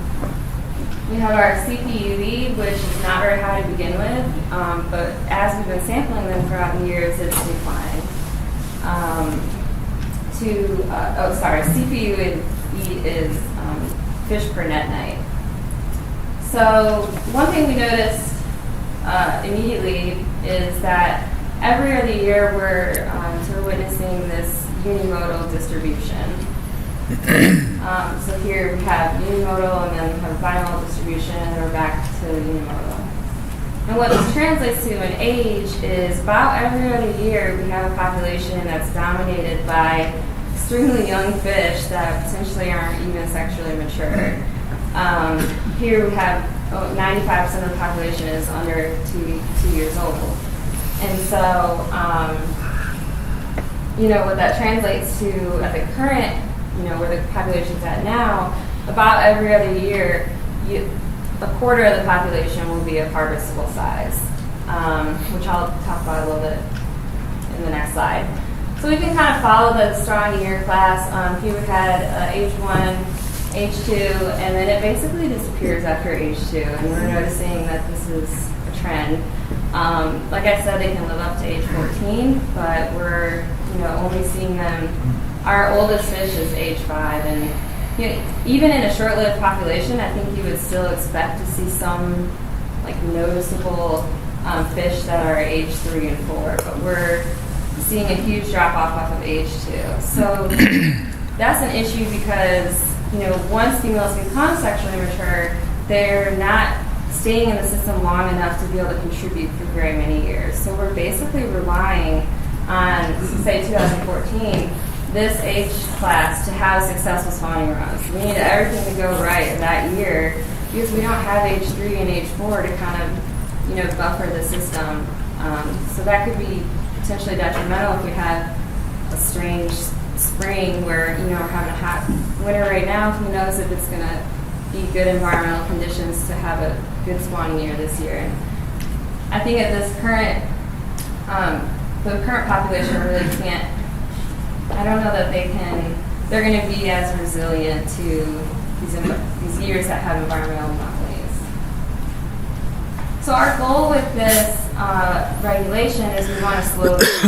I know, I've talked to a lot of white bass fishermen, and some of them are a little upset, but I think in the long run, we're going to slow their growth, and hopefully we can increase the abundance of older fish so that eventually there'll be more fish that are over 14 inches that you can catch, and it'll be a lot more stable population. And so, like I said, we're going to look into the different environmental factors, and hopefully in a couple of years we'll have a little more information for you guys.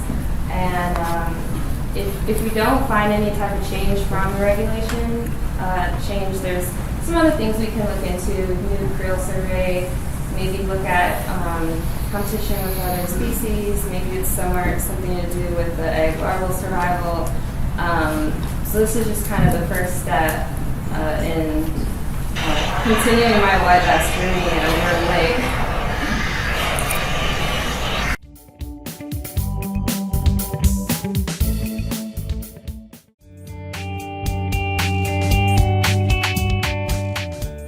I'm going to talk about the status, habitat, and occupancy of the endemic Carolina mad tom. And this is basically an overview of my research for my master's thesis. So first, I would like to acknowledge the following agencies and organizations for their support, namely the North Carolina Wildlife Resources Commission, who funded this project under the State Wildlife Grant Program. And I'd also like to acknowledge everyone that helped in the field and lab, especially my two awesome technicians, Joseph McKeever and Will Wood. So this is the Carolina mad tom, Latin name Noturus furiosus, the trivial name furiosus coming from the venom ducts and painful sting you'll get from the pectoral spines and dorsal spines if you get pricked. And they are a small fish, usually less than 200 millimeters. They are a non-game catfish, and they are an endemic to North Carolina, only found in the Tar and Neuse River basins. So Carolina mad toms inhabit small to medium free-flowing streams with riffle-run pool sequences. They usually are found in shallower depths, less than 1 meter deep, and are found over sand and gravel substrate with small cobble and leaf litter mixed in for cover. In May through July, when they begin to reproduce, they will move into areas of slow velocity and adequate cover, and will nest in natural cavities such as logs, under small rocks, or unionid mussel shells, but they will also make homes in artificial cavities such as beverage containers or any other in-stream litter. So, the southeastern United States is home to a diverse group of freshwater fishes, but it is also home to a large number of imperiled taxa. As you can see on the map, the southeast is home to over 50 imperiled taxa, and the Carolina mad tom is one such species, and they've been experiencing drastic decline in distribution since the 1960s. As such, their protective status, they are listed as state threatened and a federal species of concern, and are listed as near threatened by the IUCN Red List. And as Sarah mentioned, a species status assessment is due out this year, and hopefully this project will help inform such documents and will inform future listing decisions. So this is a Huck 10 scale map of Carolina mad tom occurrences in the 1960s. The green areas are where Carolina mad toms were found, and the yellow areas where they were not found. As you can see in the Neuse River Basin on the bottom, they were found from the lower Neuse Basin all the way up to the Eno River, which unfortunately that site is now at the bottom of Falls Lake. And they encompass most of the upper Tar River Basin. And this study was led by Smith and Bayless in 1962 when they did basin-wide rotenone sampling. So you can compare that to current distribution, and you can see a small decline in the Tar River Basin, but they've been mostly extirpated from the Neuse River Basin except for the Little River and Continue Creek, which may be the last two strongholds of the populations in this basin. And this research was led by Chris Wood and Rob Nichols in 2008. So this leads to our study, which is in 2016. This is our study area. We chose 20 locations from the Chris Wood and Rob Nichols study, encompassing both the Tar and Neuse River basins, including areas of historical occurrence locations, recent occurrence locations, and some where they had never been found before, but just exploratory locations. And we made sure to sample Continuing Creek and Little River to make sure that we could find any specimens if they were left in the Neuse Basin. So our protocol, we also followed Wood and Nichols of 2008. We snorkel surveyed 150 meter reaches, starting downstream and slowly moving upstream, searching under all cover and debris for Carolina mad toms. Snorkelers covered no more than 5 meters wetted width to standardize effort, and any Carolina mad tom found was collected and placed in a bucket for further processing after the survey was completed. Point of capture was designated by a weighted marker for microhabitat analysis or data collection. But using this method, we found low capture rates and we did not cover much river distance. So in 2017, we decided to shift our focus. First, in the study area, we decided to focus in on areas of most recent occurrence, Swift Creek, Fishing Creek, and Little Fishing Creek in the Tar River Basin. And then once again, Continua Creek and Little River in the Neuse River Basin.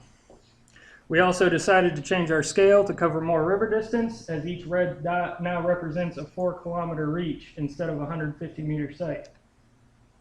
So as I mentioned, we have 4-kilometer reaches, and we would kayak down those, and we would stop at 3 to 4 30-meter sites per kayak trip in areas we deemed good habitat for Carolina mad toms. But once we got in the water, we used the same protocol as 2016, slowly moving downstream to upstream, searching under all cover. So for microhabitat data, we took measurements at point of capture of every Carolina mad tom, as well as cross-sectional transects at each site to get available habitat. And we took depth, bottom velocity, mean column velocity, both dominant and subdominant substrate, as well as the distance to nearest cover and the cover type if they were found under some. So we also did some occupancy modeling of our collected Carolina mad toms. And occupancy is described as the probability of you showing up to a site and the fact that it will be there. And occupancy can be solved using this equation right here, where occupancy, shown as psi, equals the number of sites where you detected a species over the total number of sites where you sampled times p, and p is detection probability. And this factors into account that the fact that you might not find it, but it doesn't mean that it's not there. So occupancy modeling can simultaneously solve for psi and p at the same time, giving sampling information. So using our spatial replication from our 2017 site stops, we created detection histories and then ran that through the modeling program Presence. This program Presence also allows for utilization of covariates, so we added our microhabitat data to see if they affected occupancy and detection probability. We also ran a generalized linear model to see if there was a correlation between detection of Carolina mad toms and our microhabitat data. We also did some microhabitat study with our use by Carolina mad toms, available in-stream habitat, and suitable areas for Carolina mad toms to inhabit. And this research was first done by Steve Midway, a grad student of Dr. Kwok's back in 2010. Who found suitable ranges for Carolina mad tom habitat, and also found that Carolina mad toms non-randomly select habitat. He also built and deployed artificial habitats, as you can see on the right. This is one we pulled out from his study. It's been in the river for 7 years now, and they're still there. And that was to help enhance detection of Carolina mad toms in the field, but he also ran laboratory choice experiments and found that Carolina mad toms preferred artificial habitat over the natural cover. So for our survey results, in 2016, we had 150-meter sites, and we only found Carolina mad toms at one of the sites we surveyed, but we found an abundance of 15 Carolina mad toms at that site.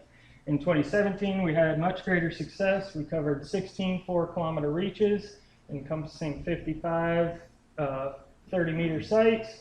We found Carolina mad toms at 5 of those reaches, or 14 of the sites, for a total of 44 Carolina mad toms. So here's a map of our combined results. This is both 2016 and 2017. The green arrows are where we surveyed and found Carolina mad toms, and the red triangles are where we did not find them when surveying. As you can see, almost all of our occurrences come from the Upper Tar Basin and Swift Creek and Fishing Creek, although we did get anecdotal collections from the Upper Tar River proper and Little River.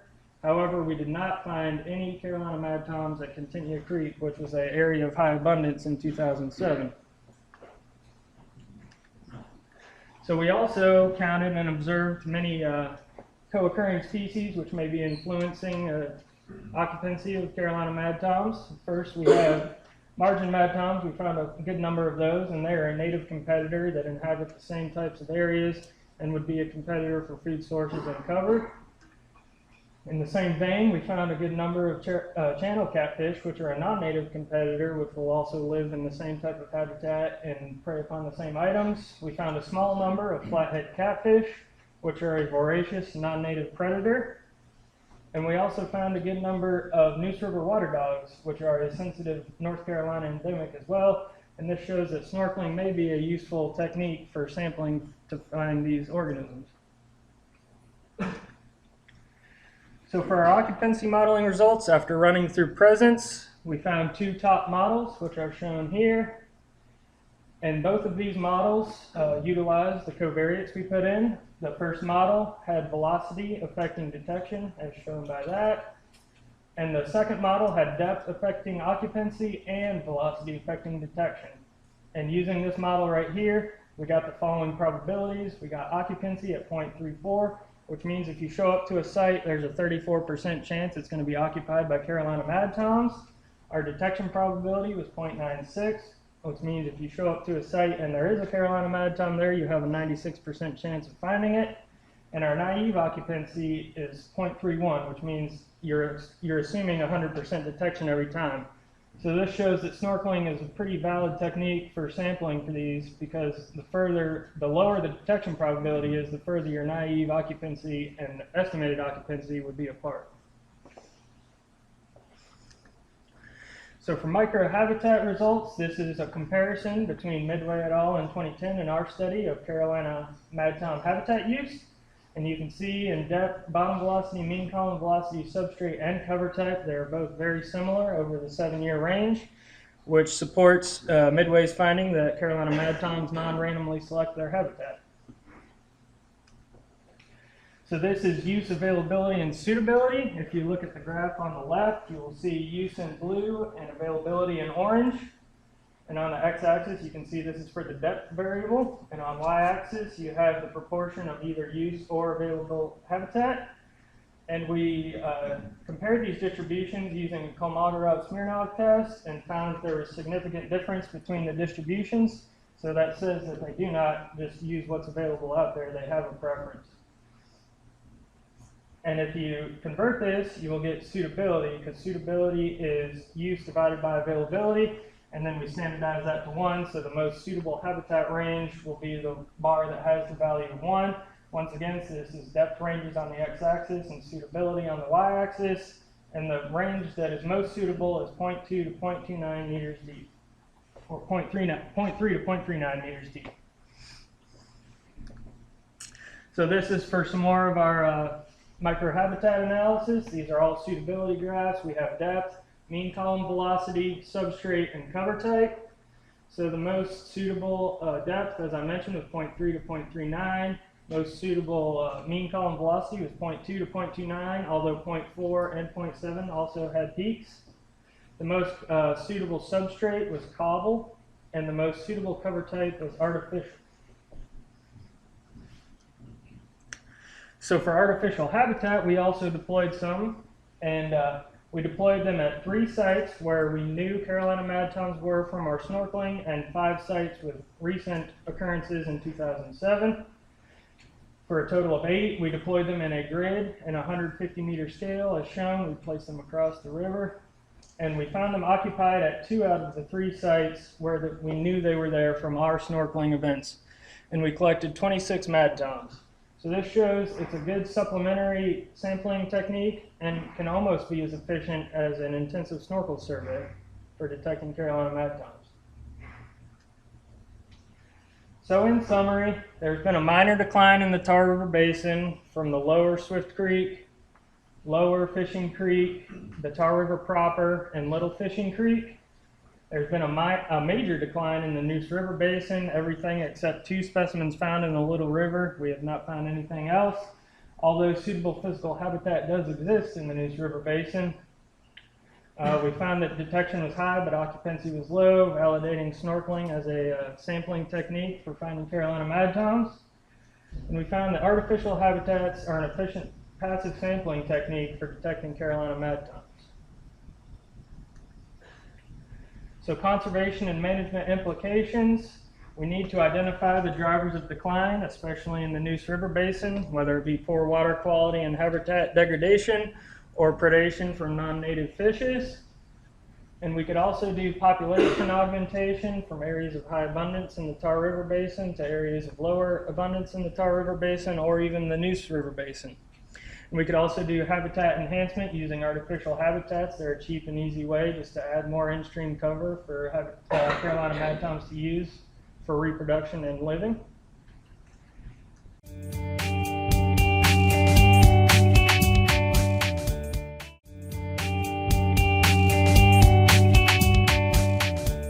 Be talking about some of our ongoing work at Lake Waccamaw. This is housing complex here. And before I move into that, I want to acknowledge that even though I'm the one who happens to be standing here today, the information I'm going to share with you is the result of work done by a lot of great partners who have participated in the Technical Advisory Committee at Lake Waccamaw, including NC State University, our state and federal agencies, some private contractors, and even though they don't have a fancy logo, the local citizens and stakeholders have been pivotal to this work. Shonda and I stopped doing some basic background of Lake Waccamaw. I promise my presentation is slightly less depressing than that. For those of you not familiar with this area, Lake Waccamaw is a 9,000 acre natural Carolina Bay lake that is down in Columbus County here, down on the coastal plain. It is in the Lumber River drainage. The lake forms the headwaters of the Waccamaw River, which then flows down the coastal plain into South Carolina. It has a limestone buffer that is embedded around the rim of the lake, and that creates a unique environment with a neutral pH that allows unique species, Swedish species to flourish in this habitat. It also has a Lake Waccamaw State Park here around the southeastern edge and some game lands and nature preserves around the northern end. The rest of the lake is pretty much built out with lake houses and docks around the edge. And then this is our commission public boat ramp here on the north end, and there's another ramp down where Big Creek comes in near the park there. Beginning in 2009, the commission, Ryan Heisey and myself, began monitoring the fish and mollusk species in the lake. We do the fish monitoring annually, the mollusk monitoring biennially, and that includes, there's a federally threatened fish species, the Waccamaw silverside in the lake, that has an associated recovery plan, so that helps meet the goals of that recovery plan as well. Along with the silverside, we have some other species of greatest conservation need, which you'll often hear referred to as SGCN species from our State Wildlife Action Plan. That includes the Fritz Rohde promises me soon to be described broadtail madtom, the Waccamaw killifish, and the Waccamaw darter. We also have some SGCN mussel species in the lake, the Waccamaw fat mucket and Waccamaw spike, which are still considered endemic species in the lake. They may be subject to some taxonomic reclassification, and that's all I'm going to say about that. We also have Lancillus curiosa and splendida, as well as Toxoplasma that we've collected in the lake in our monitoring surveys. In 2012, hydrilla was detected in the lake.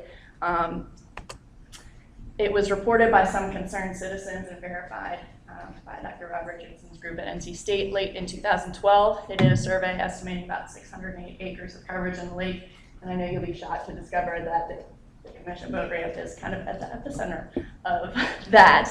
And then there was just a little small area down here by the dam where the Waccamaw River comes out.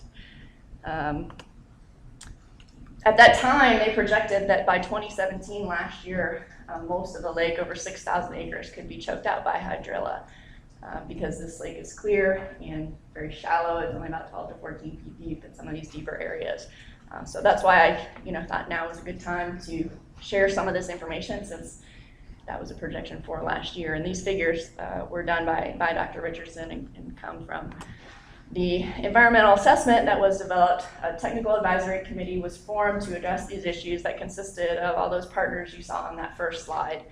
They put together an EA of control options to evaluate what method might be most appropriate to deal with this issue, as well as a management plan for how to proceed with implementing this. From those options, herbicide treatment using fluoridone which is commonly known as sonar, was chosen as the preferred treatment. That treatment began in 2013. Although grass carp were discussed, that was not a preferred option because since they are non-selective herbivores, we were concerned that they would graze out other vegetation in the lake that's used by species like the Waccamaw darter. Along with this, Jennifer Archambault and Greg Cope's lab did an acute toxicity study looking at the effects of fluoride on early life stages of mussels and found at that time that there weren't any significant effects on mortality at that. So felt like we could proceed with acceptable risk levels. So 2017, last year, saw the completion of the 5th year of fluoridone treatment in the 960-acre treatment area in the lake. For those of you who are looking at dealing with this issue, this is costing about $465,000 a year to apply this treatment. So by the end of 2018, we really spent well over $3 million addressing this. So the old saying about an ounce of prevention can be spelled out in numbers here. When you're looking at management options, we have to get out in front of that transport and control curve. In the summer of 2017, the TAC requested an intensive tuber survey to try and get out kind of where we are now in terms of the tuber bank of hydrilla. For those of you who are familiar with this weed, it forms tubers beneath the soil, sort of like a potato, and it can take up to 7 years to get at and deplete those tuber banks. They found greatly reduced detection levels. I think they picked them up at only 2 of their 55 survey sites. So that was really great news after we have spent all this time and money. And so for 2018, the TAC has proposed reducing that treatment area to down just below about 450 acres in that ballpark. The other thing that is developing and is very exciting and important is we have some community partners who are engaged and want to get involved in helping to do things like provide boat wash options and trailer cleaning options for people, as well as keeping local stakeholders involved in educating both residents and visitors to the lake about how important controlling those introduction pathways are. So with that kind of in the background, I'll move into our species monitoring results beginning in 2009 and then after treatment. I'm going to start with our fish surveys. As I said, this is annual sampling. We collect most of our fish using seines, and you'll see those numbers expressed as the number of individuals collected per minute of seining. For the Waccamaw darters, since they live in these emergent maiden cane beds that you see here, we use snorkeling to sample for them, since we can't pull a seine through there very well, and in that case, it's the number of individuals observed per person minute of sampling. We measure a subsample of those animals. We turn them all loose. So we have 4 fish sampling sites on the lake. We had 3 originally in 2009. We had one down here where Big Creek comes into the lake, one on the south shore near the dam where the river comes out, one on the north shore by a little restaurant called Dale's Seafood that has a nice bright red pier that we can find very easily. And then in 2013, we added another site here near private property on the northwest shore that's in the hydrilla treatment area, so we could see if any effects appeared there and document the animals more closely. So just looking at what we saw for the fish, I'm going to show you graphs for our 3 priority target species that'll have the sampling years here along the x-axis, and on the y-axis you'll see catch per unit effort expressed for these animals. For Waccamaw silverside, and on all 3 graphs you're going to see an asterisk over 2016. We were not able to complete our fish sampling that year. It was very hot. It's exceptionally hot even for August. Water temperatures were up to 37 degrees in the lake, so the fish were out in the middle where we couldn't sample them very well, so we just avoided sampling that year. But Excel gets angry about gaps in graphs, so had to make it connect the line. For the Waccamaw silverside, we continue to get really, really variable catch rates. This is a pelagic schooling species, so sometimes we just get lucky and scoop up one big school and get most of our sample size early on. We were also battling thunderstorms this year, dodging back and forth across the lake, so fish appeared to be very scattered. So this was our mean for 2017 at 1.8 with our standard deviation, but the last site we sampled on the south shore in a more sheltered area was a couple days later. Storms were calming down a little bit, and our catch rate went up to close to 7, which was more in line with some of our higher levels, so we felt pretty good about that. Waccamaw killifish have continued to do well this year as in recent years.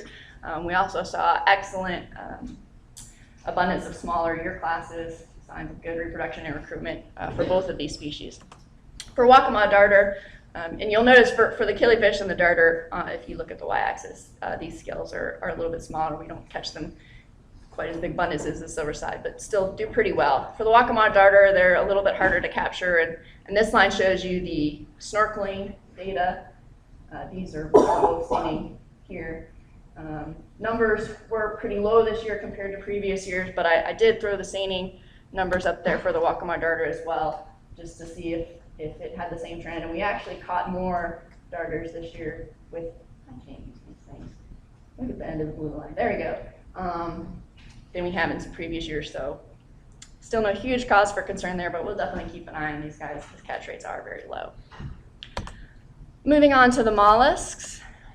These are sampled biannually every other year. We use a systematic sampling design with 3 random starts. Sorry, I should have ate the rest of my snack. Each of these sites has 100 quarter-meter quadrats that are visually surveyed by snorkelers, and then at 50% of those quadrats, there's an additional excavation effort so that we can also capture the density of mussels that are beneath the surface. Subsample of these are measured before they're released for each species. That data is then exported into the USGS mussel estimation program, which uses those numbers of both surface and excavation mussels to then calculate overall densities with coefficients of variation. Beginning in 2013, we also sample some endemic microsnail species using Ponar sample grabs before we do our visual surveys. So these are our mussel sites. We had started out in 2009 with just one site down here at the state park and another up here at Dale's Seafood on the North Shore. We added that private property on the northwest shore in our treatment area in 2013, just as we did for the fish. Just looking at mussel density for all species across the lake, our average throughout our sampling years has been 28.1 mussels per square meter. In 2017, we did pretty well. We were very close to that. That was our second highest year. So things are looking good overall there. So for our 3 mussel sites, I'm going to show you, first you're going to see a table, and what you'll see here is a density for all mussel species combined across the top for each sample year with the coefficient of variation on the individual species in parentheses behind it. There was a survey done by Hugh Porter in 1985 looking at some mollusks in Lake Waccamaw that gave us some before data to compare to. And also just at this site, there was some data from the commission in 1997 of some mussel densities within the lake. Because I'm a picture visual person, I'm also going to show you just as sort of a picture of how to think about what this community looks like.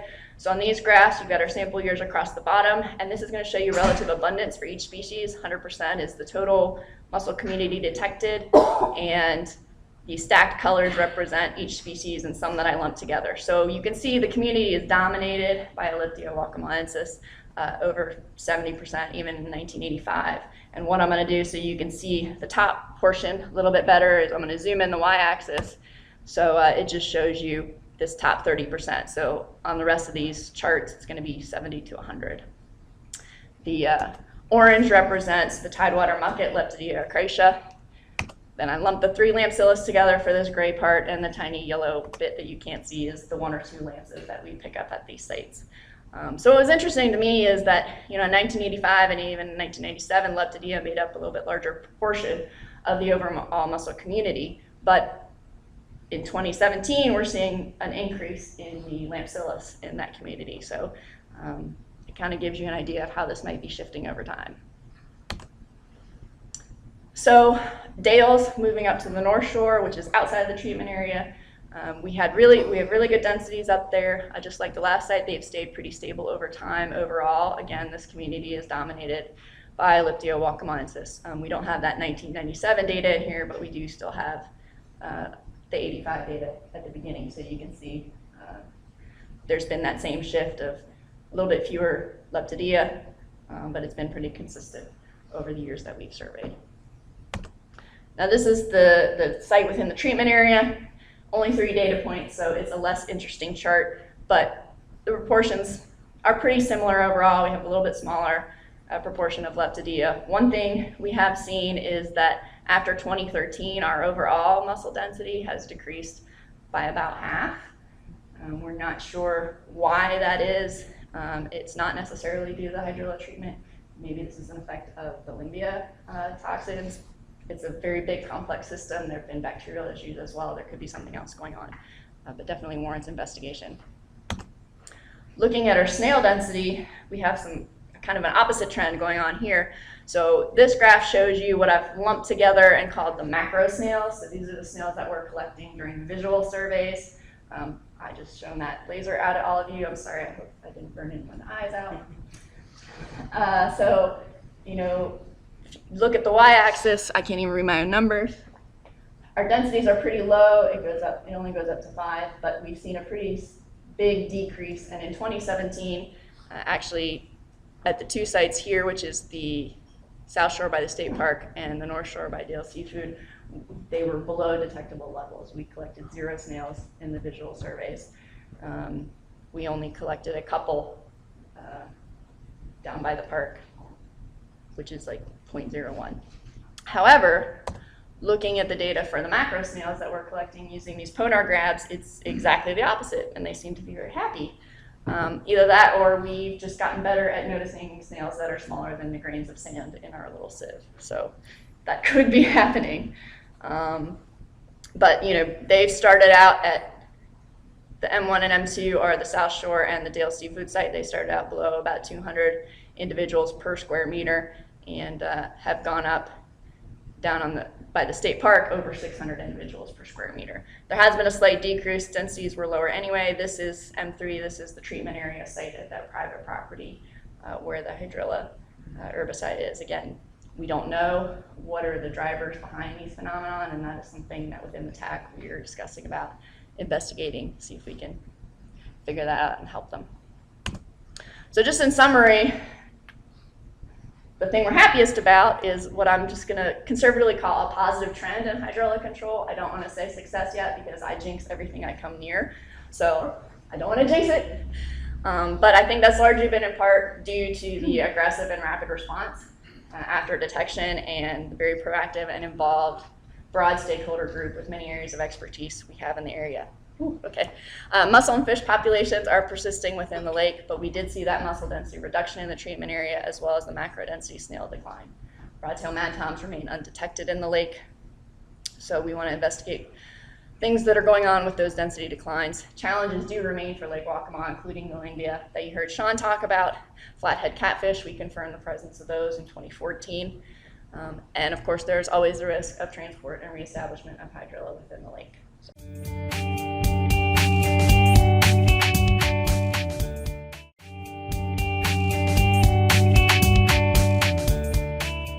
So today I'm going to talk about my pilot study for my master's research, which is looking at, again, the impacts of urbanization on freshwater fishes. Urbanization, or urban sprawl, is ubiquitous. And here I have an example of the rate of urbanization in the southeast. And on the left, you can see the current urban centers within the southeast. And on the right, you see in red the areas of projected growth. And this is important because the southeast is, again, projected to have the greatest rate of urbanization within all of the U.S. And so this presents a critical opportunity to understand how ecosystems will respond to urbanization.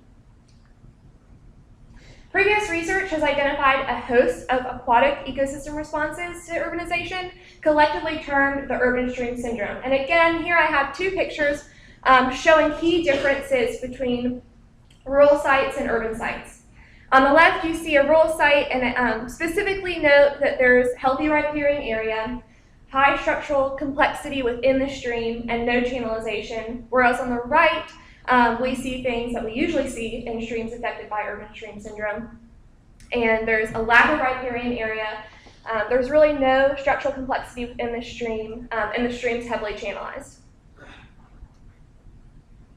And so urban streams are degraded, and we can use fish as bioindicators of this habitat degradation. Previous research looking at disturbance in aquatic ecosystems has shown that there are decreases in things like population densities, overall species richness, and a shift from sensitive fish species to tolerant fish species as streams are degraded. So again, we can use this information to understand how urbanization is impacting stream health overall. Which leads me to the objective for my pilot study, which was to document fish populations and communities across urban and rural streams. And so specifically, I wanted to document fish assemblage differences between urban and rural streams using 5 focal fish species, 3 of which were tolerant species and 2 of which were sensitive or intolerant species. And I looked within the Upper Neuse watershed because it contains 3 of the largest cities within North Carolina. So what better place to look at urbanization than the area with the most largest cities. And so I looked at 5 paired urban and rural streams within Wake, Durham, and Granville County. And so the urban sites are highlighted here in red, and the rural sites are highlighted in blue. And at each site, I sampled a 50-meter reach using triple pass depletion methods to gain more information about fish assemblage, and also collected information on age and growth. So I'm still working on my preliminary data, but here I'm showing the average density of focal fish species, and my focal fish species are on the x-axis, with the sunfish representing my tolerant species and the chubs representing my sensitive species. And then on the y-axis, I'm showing the average density per 10 meters squared, with urban sites in red and rural sites in blue. And there are 2 main takeaways from this graph. The first is we are seeing a shift from sensitive species in rural areas to tolerant species in these urban areas. So we are seeing this shift in species. And we're also seeing a significant difference in population densities between urban and rural streams. And so this information is really foundational for the main focus of my master's research, which is trying to answer this question of, can we use landscape level features to predict population and individual level traits in urban fishes? So I want to look at, within a watershed, what are the landscape level features that are leading to the responses that we see in fish? So I'm going to use GIS analysis and modeling methods to look at things such as land use changes, soil detachment rates, depressions within a watershed, and the effects of impervious surface. And this is really exciting because it's going to be the first study to link these landscape watershed level effects to the responses in fishes, and help elucidate, hopefully, some of the mechanisms that are driving urban stream syndrome, which is currently the largest knowledge gap that we have in urban stream fish ecology. And so just my quick acknowledgments from NC State and NSF for my provide funding, and then also to my advisors at NC State. And I will take any questions.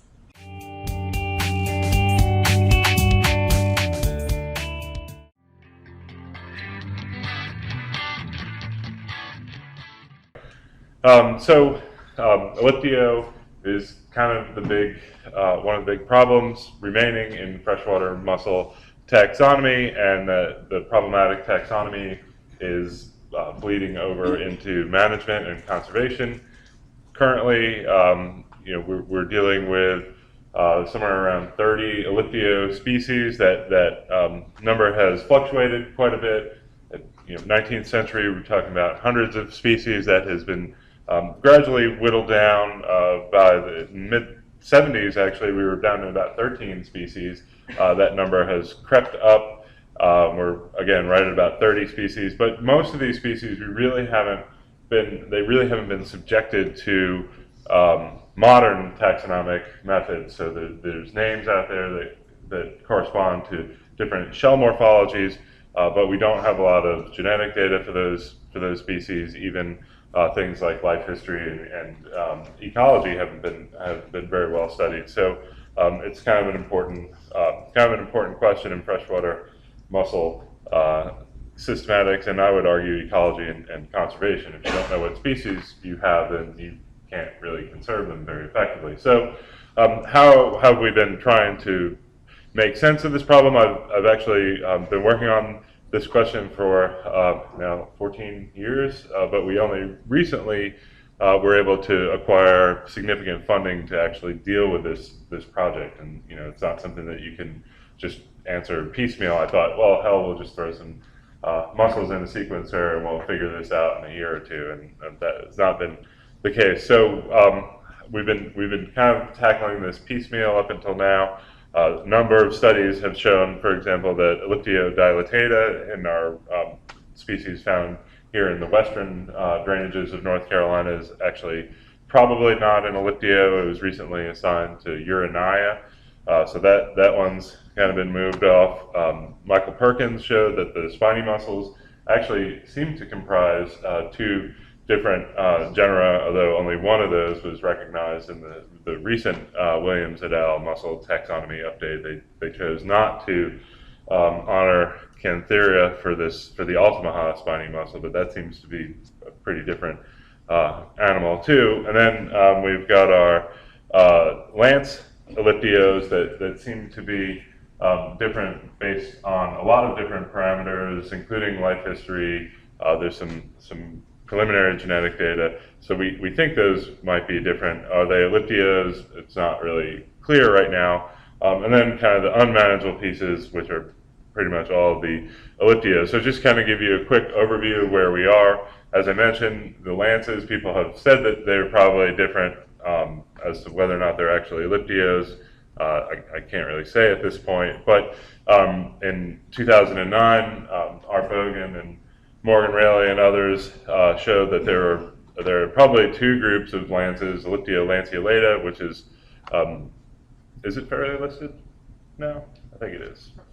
Proposed for threatened. It hasn't been finalized yet, but that one's on its way. And then the other lances, Angustata, Fisheries, things like that, seem to be different from lanceolata. That seemed to have been borne out in subsequent analyses. So I had a student, Raquel Fagundo, working on Elliptio a little bit and mostly working on compilata. And then in the Perkins et al. Paper, the lances did come up as being pretty different. But we're really, at this point, just starting to get our data back. So I don't really have a lot of very, very exciting results for you, but just to kind of show you what some of our data look like. And I show this not for you to actually see any trends in this alignment, but what we're looking at here is large numbers of individuals from a given locality. And I put this slide up to basically show that this is kind of what the data look like and what we need to be looking at if we're going to figure out where the species boundaries are. If you go out and you collect just 3 or 4 clams from each locality and you run them, the chance that you're going to find that there are some differences there that may or may not be interesting is going to be much higher than when you look at a large data set. You can get a complete picture of the genetic diversity in a population, in a stream, and what we're doing is trying to assess genetic diversity within these species so that we can compare between and among species. So what we're seeing with the lances, again, you can't really see this very well in the alignment. If you squint and have really good color vision, you can see that there's a few base pair changes in this alignment of the lances. And what we're seeing with that group is there's a fairly distinct difference between populations in the northern Atlantic slope and the southern Atlantic slope, and that boundary seems to be right around the North Carolina-Virginia line. So Chowan and North seems to be one group, and Roanoke and South seems to be another group. So we're trying to figure out that a little bit better, and the lances are a group that we really need a lot more samples from. So if you're out there and you spy these things, and we want to get some samples. The rest of the elliptios, though, what I call the core elliptio group, that includes Crassidens, the type of the genus, and these are all some of the many forms of compilata that I've encountered in my work. This is where a lot of the headaches remain. Probably 2/3 of the species would fall in this core elliptio group. So there they go. We're going to make them disappear. So what we see when we run these, what I've got here is a group of samples from the PD River. I think this is either Falls or Blewett tailwater reach. And what we did is we went, Brian Heisey and Brina Jones and others went out and they collected, at my request, large numbers of individuals from this reach, and we thought these were syntopic species. We had five, losing my voice, 5 different species at this site: Campanata, Icterina, Congaria, Roanokensis, and then Producta, which is a lance. And what we see when we put up we put these into phylogeny, again, the phylogeny is not that important. There's basically no nodal support in this phylogeny, except for this break here between the lances here in orange and all this other mess here. But this kind of pattern is very common in elliptiogenetic studies. Basically, these species don't sort out very well based on this gene locus, and also other markers don't provide any resolution. So we're basically seeing the evidence that these species are either all one species, or they're capable of interbreeding at a very high rate, and the species boundaries are basically non-existent. So kind of analogous to a giant swarm of Lepomis out there. This is again something we see no matter where we look for this trend in Elliptio. You see this in the Apalachicola River, and the Swanee River, and the Altamaha River, in the PD. It's very widespread. So it seems like we've got a lot of problems here taxonomically. So what we're trying to do again is go through and by using these relatively large data sets, large numbers of samples, try and figure out where the species boundaries are, assessing whether or not there's evidence that, in some cases, we're seeing evidence of genetic exchange between populations as far north as Maine and down to North and South Carolina. So trying to figure out kind of where those species boundaries fall, if there are any species boundaries, and then going back and using that information to piece together the evolutionary history of this group. So right now, the main priorities are, there's some geographic priorities. So further to the south in Georgia, South Carolina, there's some weird species that we need to pick up samples from. Drainages in Virginia, if anyone's working up there, that's a place where we really need specimens. And then, the conservation concern species, we're still needing samples from those. So if you are doing work, and I appealed to the mussel group on Tuesday, but if you're out there doing research on corbicular fish or algae or whatever, and you find some interesting elliptios, you can give me a call, shoot me an email, and if you can get live specimens to us, that'd be great. But I can send someone down to get samples from you. And what we're looking for are fairly large samples. So elliptios are everywhere. You shouldn't feel too bad about throwing 20 of them in a bag and putting them in a cooler and sending them to me, unless they're, of course, lanceolate. I think you won't want to do that. If you do encounter things that you think might be listed, tar spines or something like that, we can get data out of buccal swabs. So non-lethal samples will work. We do have a nice little protocol that we think works pretty well for handling buccal swabs. It's very different from the manufacturer's protocol. So if you want that information, contact me as well. And that's pretty much all I have for you right now. And thanks to the WRC for funding this project, and for a lot of folks for providing samples.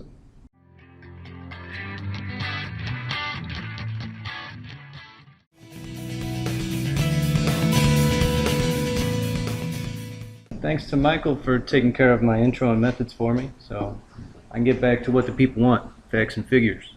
So I'm gonna just kind of follow, like Lawrence pointed out, a funnel design here. We'll start broad, and then we'll narrow down, and then we'll broaden back out towards the end. Michael told us about these hand cranking zones in southeastern North Carolina. You can hand crank in certain portions of each river using a special device license for the take of non-game fish like blue catfish, channel catfish, and flathead catfish. And like we said, we used boat electrofishing during 2015 and 16, and I'll be focusing on the high frequency sites. So 120 hertz, and because these are sport fish sites, they were half-kilometer transects encompassing both shorelines.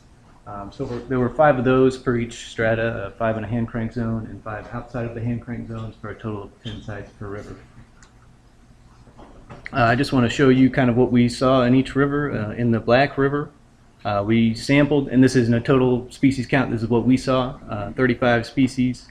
Some standouts here were blue spotted sunfish, eastern silvery minnows, hog chokers, satinfin shiners, yellow perch. In the Cape Fear River, the largest river wholly contained in North Carolina, we sampled 32 species. We caught some diadermis species, spotted bass, striped mullet, white perch, and it had the dubious distinction by the numbers of the non-native catfish king. So I'll be coming back to that. And then the Lumber River has its whole North Carolina reach is a natural and scenic river. Additionally, 81 miles of it are also federal wild and scenic river classification. And reflected in that, we saw 47 species just in our sampling. Some standouts here were like black-banded sunfish, some native bullhead and mad tom species, swamp fish, which I think are super cool, and some other stuff. So we caught a lot in the lumber, and it was probably the most fun. And then in the Waccamaw River, we saw 40 species here. Once again, a blue spotted sunfish, a few more bullhead species, and we caught a smallmouth buffalo, which was kind of cool. So I'm going to jump right into the data analyses since Michael took care of the broader context. I used non-metric multidimensional scaling, which is just a non-metric method of visualizing the similarity of data points. So here it was fish community, assemblages, and sites. So similar to a map, points closer together are more similar, and points farther apart are less similar. So in this plot we see, like I said, community data. Each of the circles represents a sample site, and each one of the plus signs is a fish species. So trying to shoehorn all of this into the ordination space creates a level of stress, and stress here is just the difference between these coefficients and the plot itself. So stress less than 0.1 is pretty good. Less than 0.2 is still all right. But once it gets over 0.2, you start to suspect the fit of the data within the ordination space. So here the stress is bordering that, but it is representative of species assemblages in all the rivers. So you'd expect a little bit more noise in the data. Next, I overlaid species vectors on top of these ordination plots. So these are just directional vector arrows representing species that are representative of an area of sampling.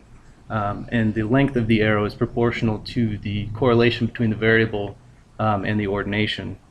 So for example, blue sites in the lower right-hand corner of the ordination may be characterized by abundances of bluegill.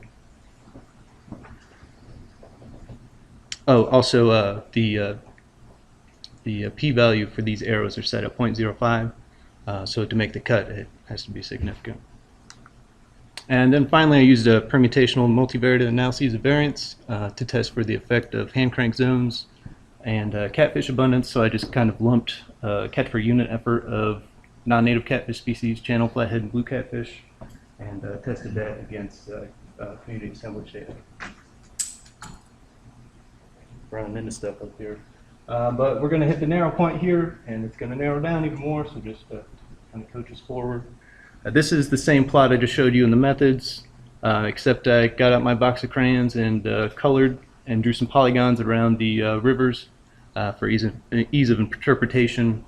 So the Black River is the black polygon, the Cape Fear River is the red polygon, the Lumber River is green, and the Waccamaw River is blue.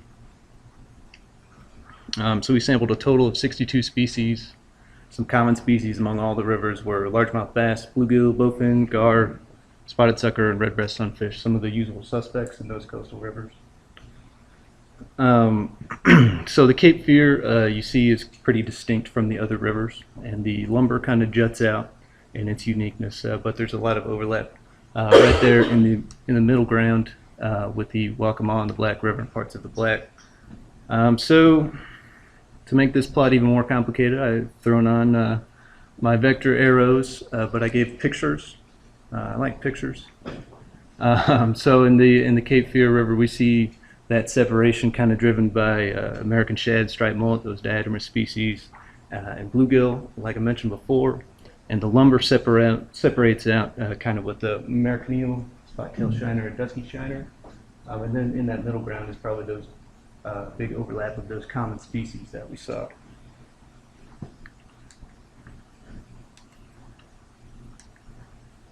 And then this is the same plot once again, except I've drawn different colored polygons around the hand crank reaches and the non-hand crank reaches of the rivers pooled together. And while there's quite a bit of overlap, the Permanova model does show a difference between those reaches, just in an overall sense. Oh, so once again, or not once again, but the hand crank zone, HCE, Michael did a good job of getting the nomenclature out there.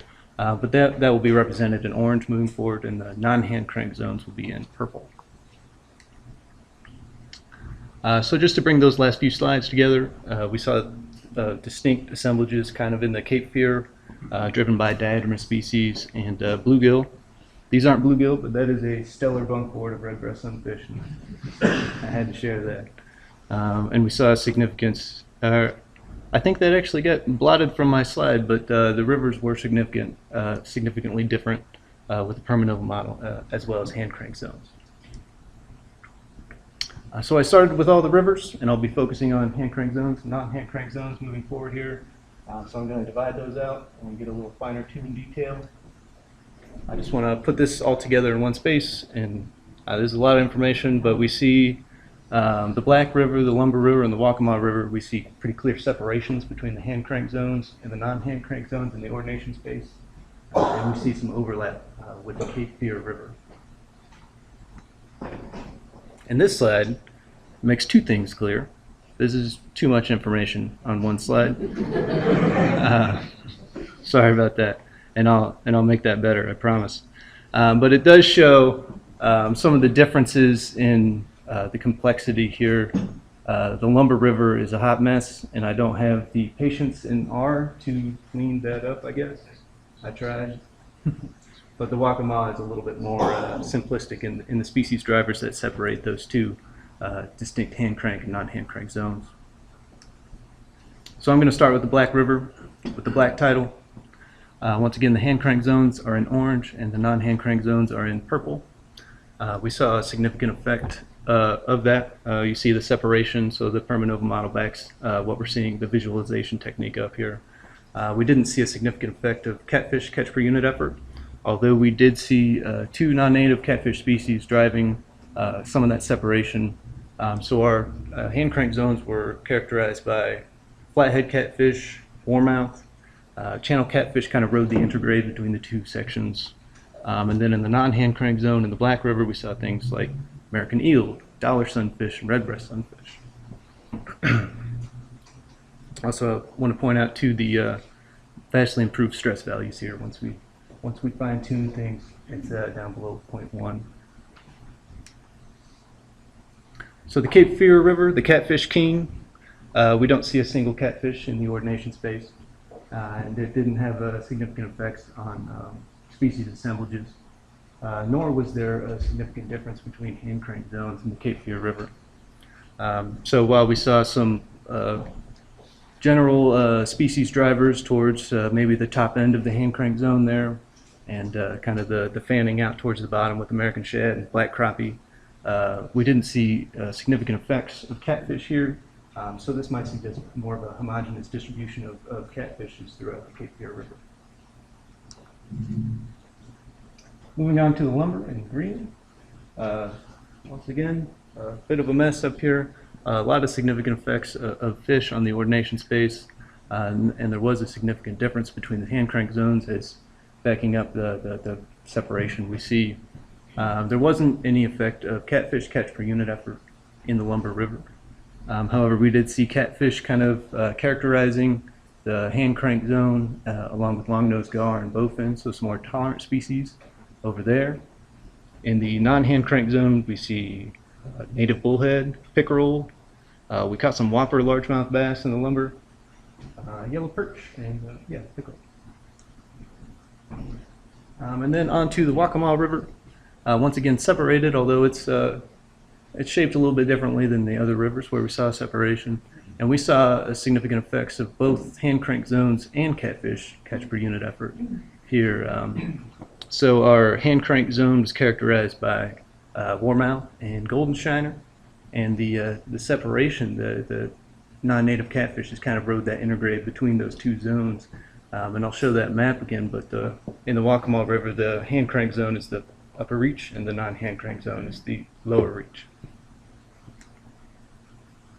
So we saw this picture already, but to bring these few slides together, we didn't see a significant effect of hand crank zones in the Cape Fear River. And we only saw significant effects of non-native catfish abundance in the Waccamaw River. So to bring this all home, to kind of bridge the gap between the two kind of sections I presented, to just bring a few bullet points. We saw the highest number of species in the Lumber River and the fewest in the Cape Fear, where we did see the highest numbers of non-native catfishes. Although non-native catfish abundance didn't have significant effects here, like I said, more of a homogeneous distribution along the gradient of the Cape Fear River. And that perhaps may be what made it distinct from the other rivers in the total ordination space. We did see significant effects of hand crank zones in the Black River, Lumber River, and Waccamaw, and effects of non-native catfish catch per unit effort in the Waccamaw River. So now that I've filled up my water balloon, I'm going to poke a few holes in it. So there may be a few considerations to keep in mind as we kind of process all this information. First, I used only high frequency electrofishing data, so that leaves behind effectively sampling for flathead catfish and blue catfish, and that skewed the data even worse. Those stress values were incalculable.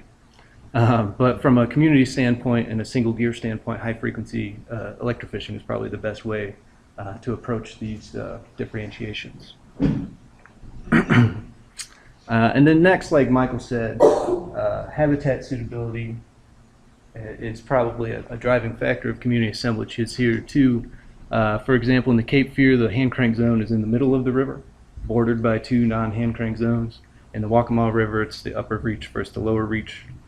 So some of these rivers, as you go from headwater to higher flow, lower river reaches, it just is better habitat for catfish. The fish community assemblages change. So moving forward, I'd like to incorporate habitat into these fish community assessments. And then finally, in the Cape Fear River, we saw the community assemblages kind of driven by diatomous species, striped mullet and American shad. And we sampled in late spring, early summer, and maybe later in the year you wouldn't see that. So that's another thing to keep in mind is timing of sampling. If you're going to repeat this, you want to keep things consistent. So, like Michael did, I want to acknowledge our funding source, Sport Fish Restoration, F108, and the army of volunteers we had out in the field with us, both within the commission and without. It was a Herculean effort put forward to get this all done in the 2 years, so thanks to everyone who was involved, and thank you guys for listening.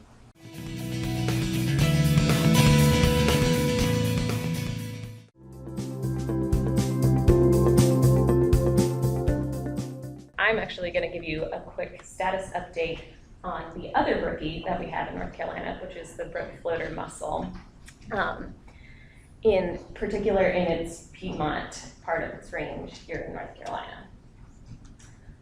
So this was definitely a collaborative effort. Many thanks to my AWD colleagues for collecting mussels for me and going out there in the field. My technician and the Eastern Region technician provided a lot of support. And also Jay Mays and Laura Fogo from the Fish and Wildlife Service. Jay in particular provided a lot of data for these surveys. And this was funded through our state wildlife grants program. So the brook floater it occurs from Georgia all the way up into Canada. It's got a pretty broad range, but it is declining over much of its range. In North Carolina, it's listed as state endangered, and it has been petitioned for federal listing with a decision to be made hopefully sometime in the next year. And it is a species of greatest conservation need in our state wildlife action plan. In North Carolina, it's found in the Catawba, the Yadkin, and the Cape Fear basins. So on this map, darker red, Huck, I believe these are Huck 10s, are more recent occurrences of the brook floater, and black dots are actual sampling locations. So we have the Catawba, the Yadkin, and the Cape Fear. So Catawba, Yadkin, and Cape Fear. So there's been a lot of work by folks in the AWD program over the past few years to sample up in this foothills region of its range, so this kind of northwestern portion. And so they've done a really good job updating this data, but we still have some data gaps down here in the Piedmont portion of its range, which is where my surveys came in this summer. So we conducted 68 surveys at 55 different locations. We were targeting a minimum of 3 person-hours per site of search effort. With some collaborators, sometimes we didn't quite meet that threshold. And we collected a whopping 30 brook floater at 12 different sites. The catch per unit effort was average of 1.6 individuals per person hour, ranging from a quarter of a mussel per person hour to about 6 per person hour. So we still, and then on this map here, red dots are occurrences of brook floater this year. Gray triangles are historic occurrences of brook floater, and black dots are where we didn't detect brook floaters this year. So as you can see, we have some decent coverage around here, but there are lots of gaps that we want to fill in. So the plan for next year is to continue surveying. We want to get out there, see if we can detect some more of these mussels and hopefully some more watersheds. Something of note, some recent preliminary work by Jay Mays is suggesting that this population in Uaris may be genetically distinct. It might have merit as its own species. In the immediate conservation future, it doesn't change how we're going to survey and manage the species. This work is preliminary, so we're going to stay tuned and keep surveying for whatever elasmodon is in this area. So, and I think we would have found more mussels if my technician had actually been looking in the water.